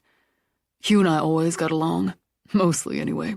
He said how odds were we'd make each other uncles one day, how being an uncle was close to being a father. Owen winced as Sonia's eyes filled. Oh man, don't start up again. Just a little. It's a good thing to know. They couldn't be close, but they knew each other. Through the mirror. I think that mattered to both of them. It's a good thing to know. Chapter 30. On a bright, breezy Saturday morning, Cleo launched the Siren.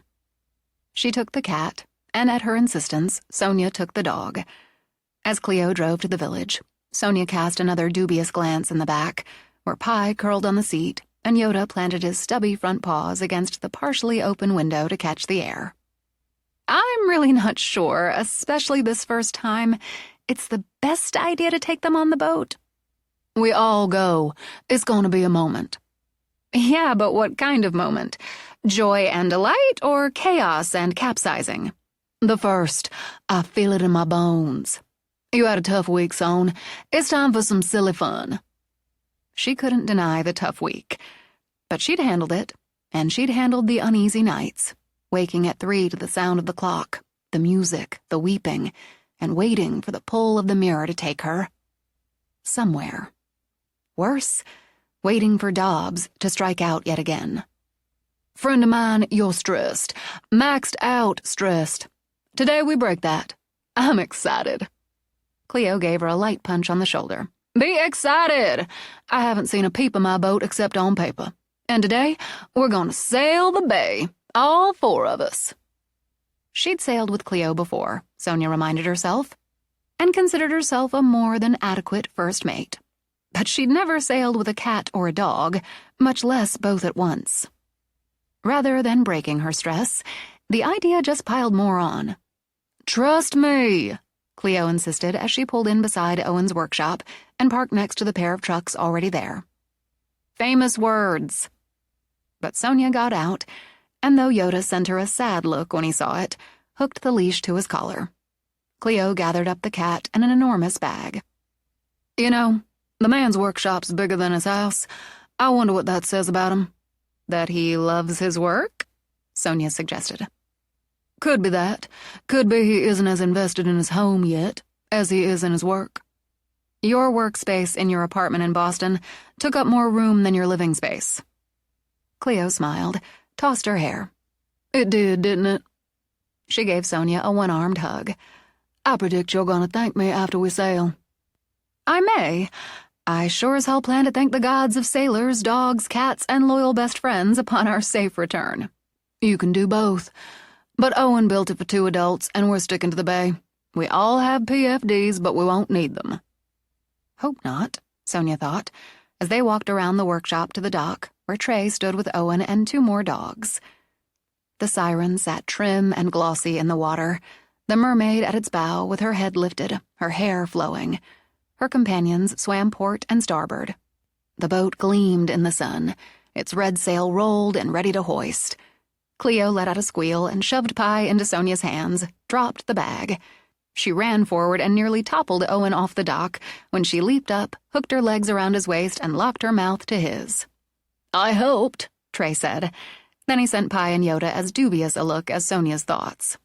Really? Apparently. Wow, it really is beautiful. Owen, the carving. Busy here. He went in for another kiss, but Cleo jumped down, pushed him back, and moved closer to the boat. Oh, she's just gorgeous. She's so me. Kneeling, she reached down to run her fingers over the carved figures. It's beautiful work, Owen. Seriously beautiful work. She turned out pretty good. And she's stable. Built for up to 350 pounds, so she'll hold both of you no problem. Plus, she's got the hiking strap you wanted. Now he looked at Pie and Yoda. Looks like you were serious about them. That cat's wearing a hot pink PFD. Naturally, it matches mine. I got Yoda the more masculine but still stylish purple.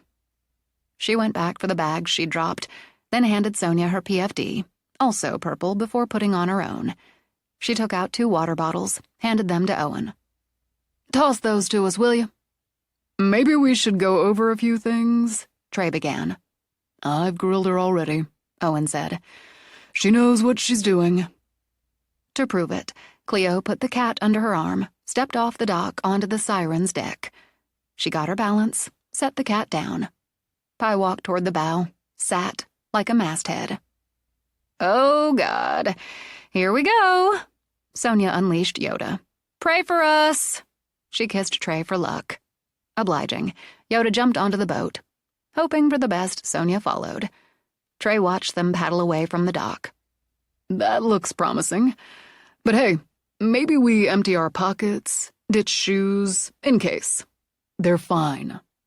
And they watched Cleo move to the windward side, stepping over the cockpit where Yoda planted himself. She took the tiller with one hand and hoisted sail. Her shout of triumph echoed back as the siren glided over the waters of Pools Bay. Sonia's laugh flowed back with it.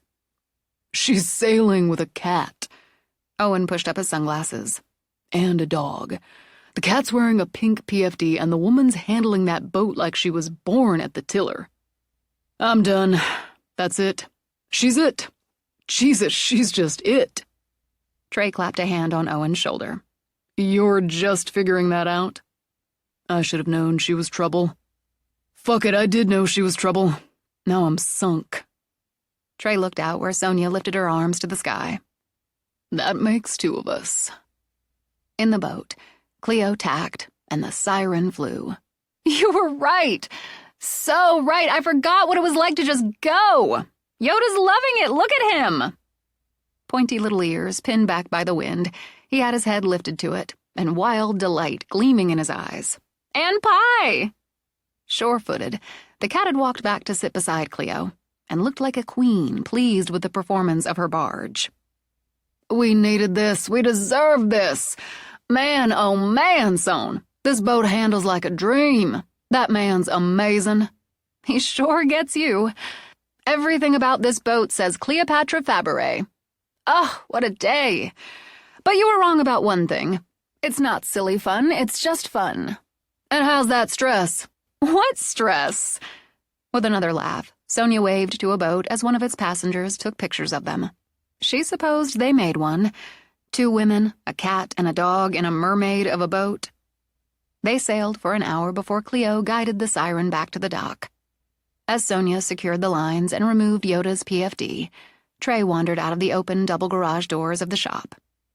Yoda leaped out, shook the spray from his brindled fur, then pranced into the shop. Trey took the cat, then offered Cleo a hand. How'd she handle? She's perfect. I've never sailed anything like her. Small but mighty. She took the cat, nuzzled it. We love her. Owen in there? Yeah, cold drinks too. Right now, I want both. When she walked away, Trey ran a hand over Sonia's windblown hair. It looks good on you. What does? Everything, but right now, happy and relaxed. I'm both. And I don't know half of what Cleo does about boats and sailing, but from my perspective, she's right. That one's perfect. She took his hand as they walked toward the shop. We had other boats come abreast, some taking pictures of us. That's no surprise. And a couple called out asking where we got the boat. If Owen ever wants to take on more solo custom work, I could build him a hell of a website. They stepped inside the cavernous space, and Sonia goggled. It's even bigger than it looks from outside. She'd never seen so many tools. Hand tools hanging on a wall, bigger ones sitting on shelves, others that looked powerful, and more than a little scary to her eye, standing on their own. Massive standing chests with drawers she supposed held more. Workbenches, stacks and more stacks of lumber, another shelf holding what she thought were antique tools, including the sander he'd taken from the manor. More holding cans of resin, paint, sealer. And tucked back, a battered old couch and what looked like someone's grandfather's recliner from the 60s, a dog bed, an ancient refrigerator, and the desk. That's the roll top you found in storage. Marveling, she walked to it, ran a finger over its now silky surface. How did you manage to let it look old wonderfully and shiny new? Elbow grease, mostly. I got Cokes. I got beer. A Coke, thanks. Cleo, already sipping one, lifted it to the wall above the desk. You're putting her there, aren't you? The mermaid? That's the plan. Nodding slowly, she sipped again. It's a good plan. It's the right place for her.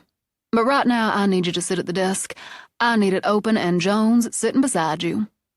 Because... She reached in her enormous bag, pulled out a sketch pad. You have a sketch pad. I always have a sketch pad. Go sit. It's an interesting setup. Then I'll trade you for a sale. You and Jones in the siren. I don't see why. You will. You see it, don't you, Sonia? I have to say yes. And if Trey will give me a ride home, I'll take Yoda, since I see Pie sitting on top of the desk. Cleo smiled. See why we've been best friends forever? Then I want one with you using one of these tools. Maybe just a sander or a chisel. Maybe that bandsaw. You know what a bandsaw is? Cleo gave him a roll of her eyes. Of course I know what a bandsaw is. Owen looked a little helplessly at Trey. Damn it. We'll get out of your way. Come on, Mooks. I got a couple of ideas for you, Cleo told Trey. Definitely getting out of your way. He grabbed Sonia's hand, pulled her out of the shop. When she's ready for you, you won't escape. I can run pretty fast. How about a stroll on High Street instead? I'll buy you an ice cream cone. I'll take that deal. An easy day, Sonia thought. One with no work and all fun. She'd needed it, and considered her balance fully restored as they walked the dogs along High Street. They stopped often to have a word with friends and neighbors, and that reminded her what she'd made herself a part of. It pleased her to see some of Anna's pottery in the window display at Bay Arts. As they paused there, Kevin stepped out. He had a mile-wide grin, gold wire-framed glasses, and sported a bow tie. Caught a glimpse of you. First again, Sonia. Amazing party. John D. and I had an absolute blast. We did too. Always good to see you, Trey. I just saw your grandmother yesterday. She gets around. How's your mom? Doing good. Just a sprain. Pickleball injury, he said to Sonia, before he bent down to scrub at both dogs. Hello, puppies. Hello there. I wanted to tell you I just this morning sold the last painting Cleo brought in. A couple from Cambridge taking a long weekend, staying at the hotel. She'll be delighted. Please tell her. If I don't talk to her first, I'd be delighted if she has anything else ready. And I want to tell you I'm ready to go with your proposal for the website, the signage, the works. Now I'm delighted. I'll start building the website next week. Great. We'll talk. I have to get back to it. Enjoy this spectacular day. She did. From the sail to the walk, the feeling of belonging to margaritas on the deck with the men handling steaks on the grill. Clover kept things upbeat with the music.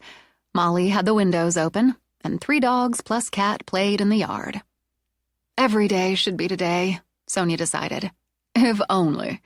Then Cleo smiled. We'd get bored. I hate knowing that's true. Sonia paged through Cleo's sketchbook. These are terrific. You already know that. You want oils for the one at the desk. And I want to play with shadows and light. Man working late, that sort of thing. Right now I'm feeling lazy, like a movie after dinner.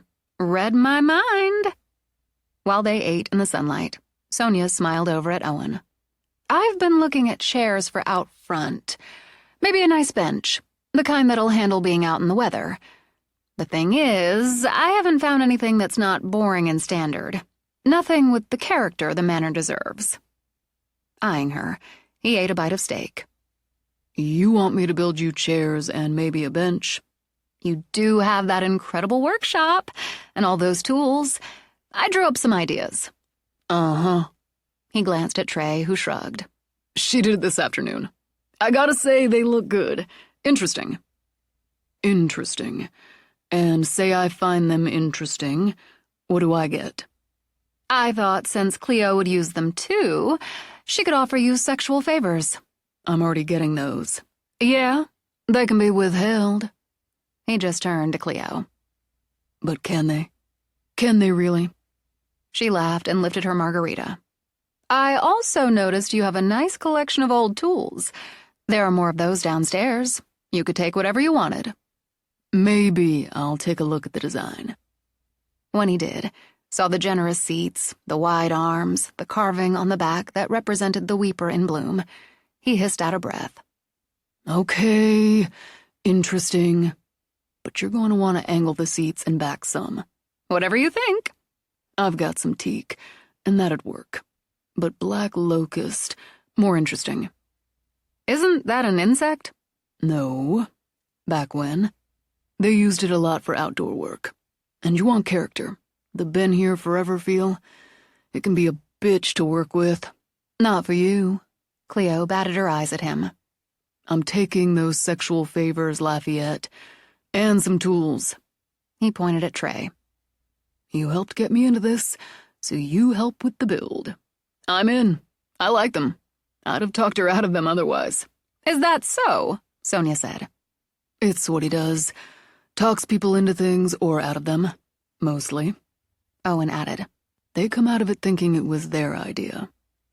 Let the record show this was Sonia's idea, issuing the challenge and yours to accept it. So, Trey smiled. How about that movie? At 3, the clock sounded. On the drift of piano music, Sonia rose. Trey got up quickly. I'm awake, she told him. I'm awake, but I have to. I need to go. I'm right here with you, but I'm going to get Owen. You don't have to go through alone. I have to go. When she walked into the hall, Trey started to go down ahead, get Owen, but both Owen and Cleo stepped out of the bedroom. Somebody woke me up, Owen told him. It wasn't Cleo. I heard it too, like before. Someone saying, Sonia, a hand on my shoulder. I'm awake, but do you feel it too? Not really. Something, maybe. Owen shook his head. But not really. I have to go. I have to. She continued to the end of the hall with that pull growing stronger and stronger. Then she stopped at the top of the stairs, pointed down. It's there. Do you see it? It's down there. I see it. His eyes on the mirror. Trey took her hand. You can say no, Sonia. I'll help you say no if that's what you want. No, I need to. I'm with her. You need to stay with Cleo. It's not reflecting. Movement in it. And I can hear music. Trey kept Sonia's hand. He saw them reflected in the glass as they walked toward the mirror. He heard nothing. At the base of the stairs, he put Sonia's hand in Owen's, and all his trust with it. Look out for her. I got it. Cleo grabbed Owen's face, kissed him, Look out for you two. That's the plan. Ready? It doesn't matter. I have to. Together, they stepped through and stood in the grand foyer with the portrait of Astrid Granville Poole. The music, the voices, came from outside the open windows. Louie, Louie. Owen identified the song, the heavy bass coming through. So 60s or beyond. I don't understand. Even as Sonia spoke, the front door flew open. The woman rushed in, long auburn hair in tumbling waves to her shoulders. She wore a crown of rosebuds over it, with ribbons trailing behind. She hiked up the frothy skirts of her white dress as she hurried toward the stairs. In high, sparkling heels, Joanna Poole started up. Her feet are killing her, Sonia murmured. I can hear her thoughts, like with Arthur Poole. Gripping Owen's hand, she followed the seventh bride. 1995. I'm married. I'm a married woman. A woman married to the best man I've ever known. The only man I've ever truly loved. From today, we're Colin and Joanna Poole.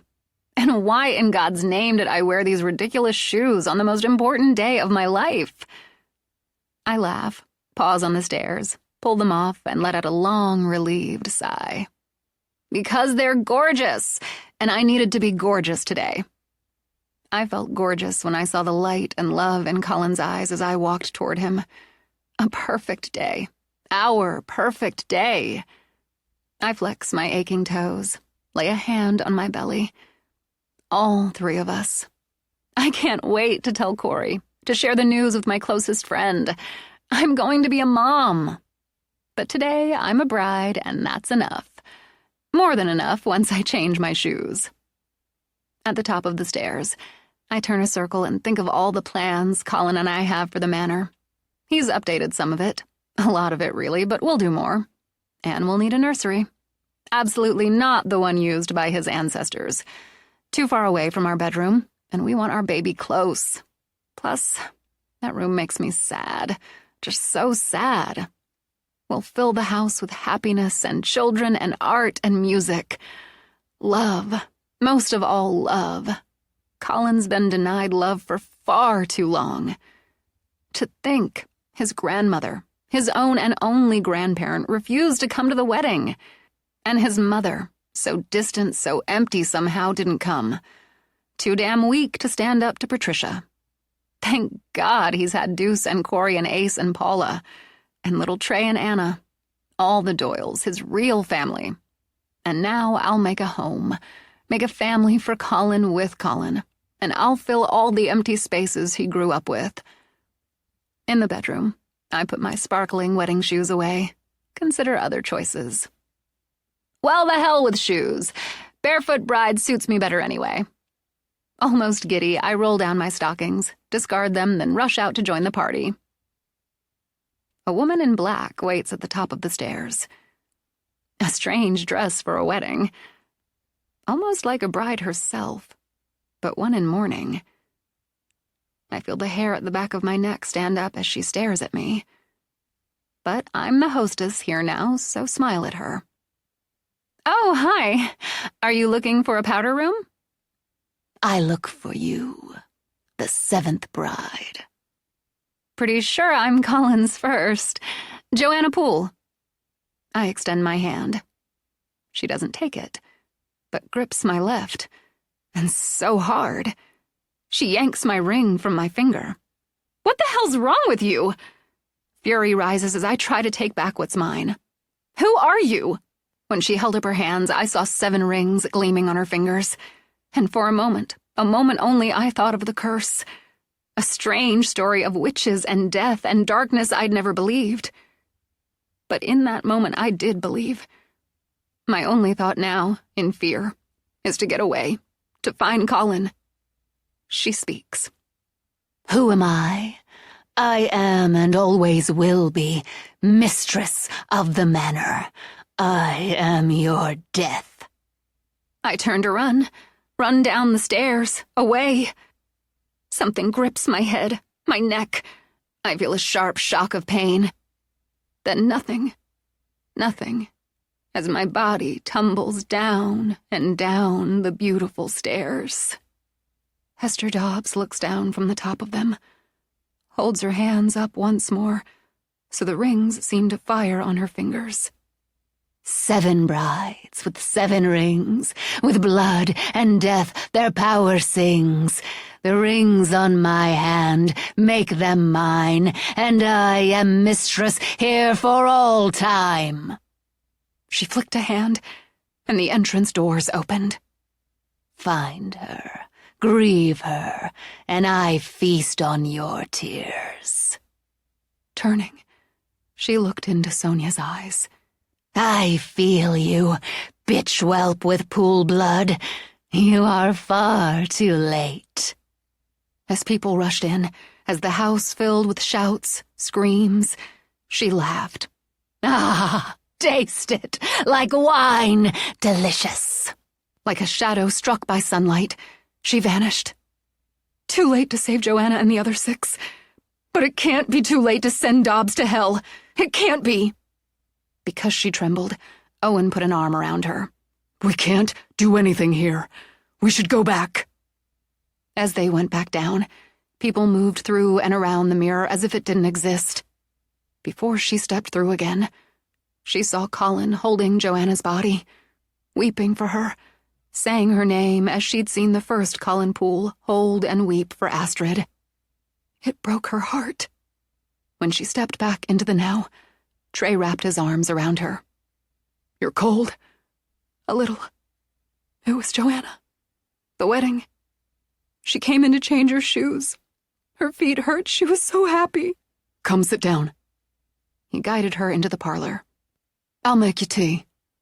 Sonia shook her head at Cleo. Just water. Just some water. I always feel so off after. Owen? Water's fine. I couldn't do anything. Not a fucking thing. I thought I'd get to Dobbs first, but I couldn't. It's like watching a play, but you're trapped in your seat.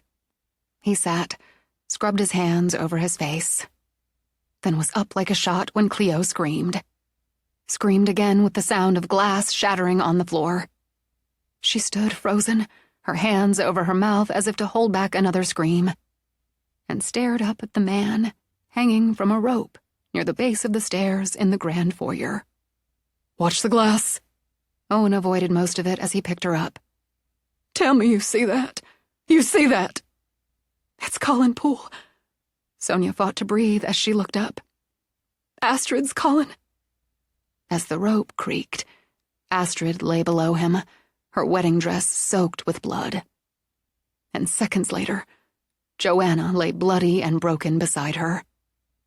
They all came, all the dead of the manor, in their moment of pain and fear and despair. While the house filled with their cries, their sobs, their pleas as despair clogged the air. Laughter, wild, free, mad, rolled over them like thunder.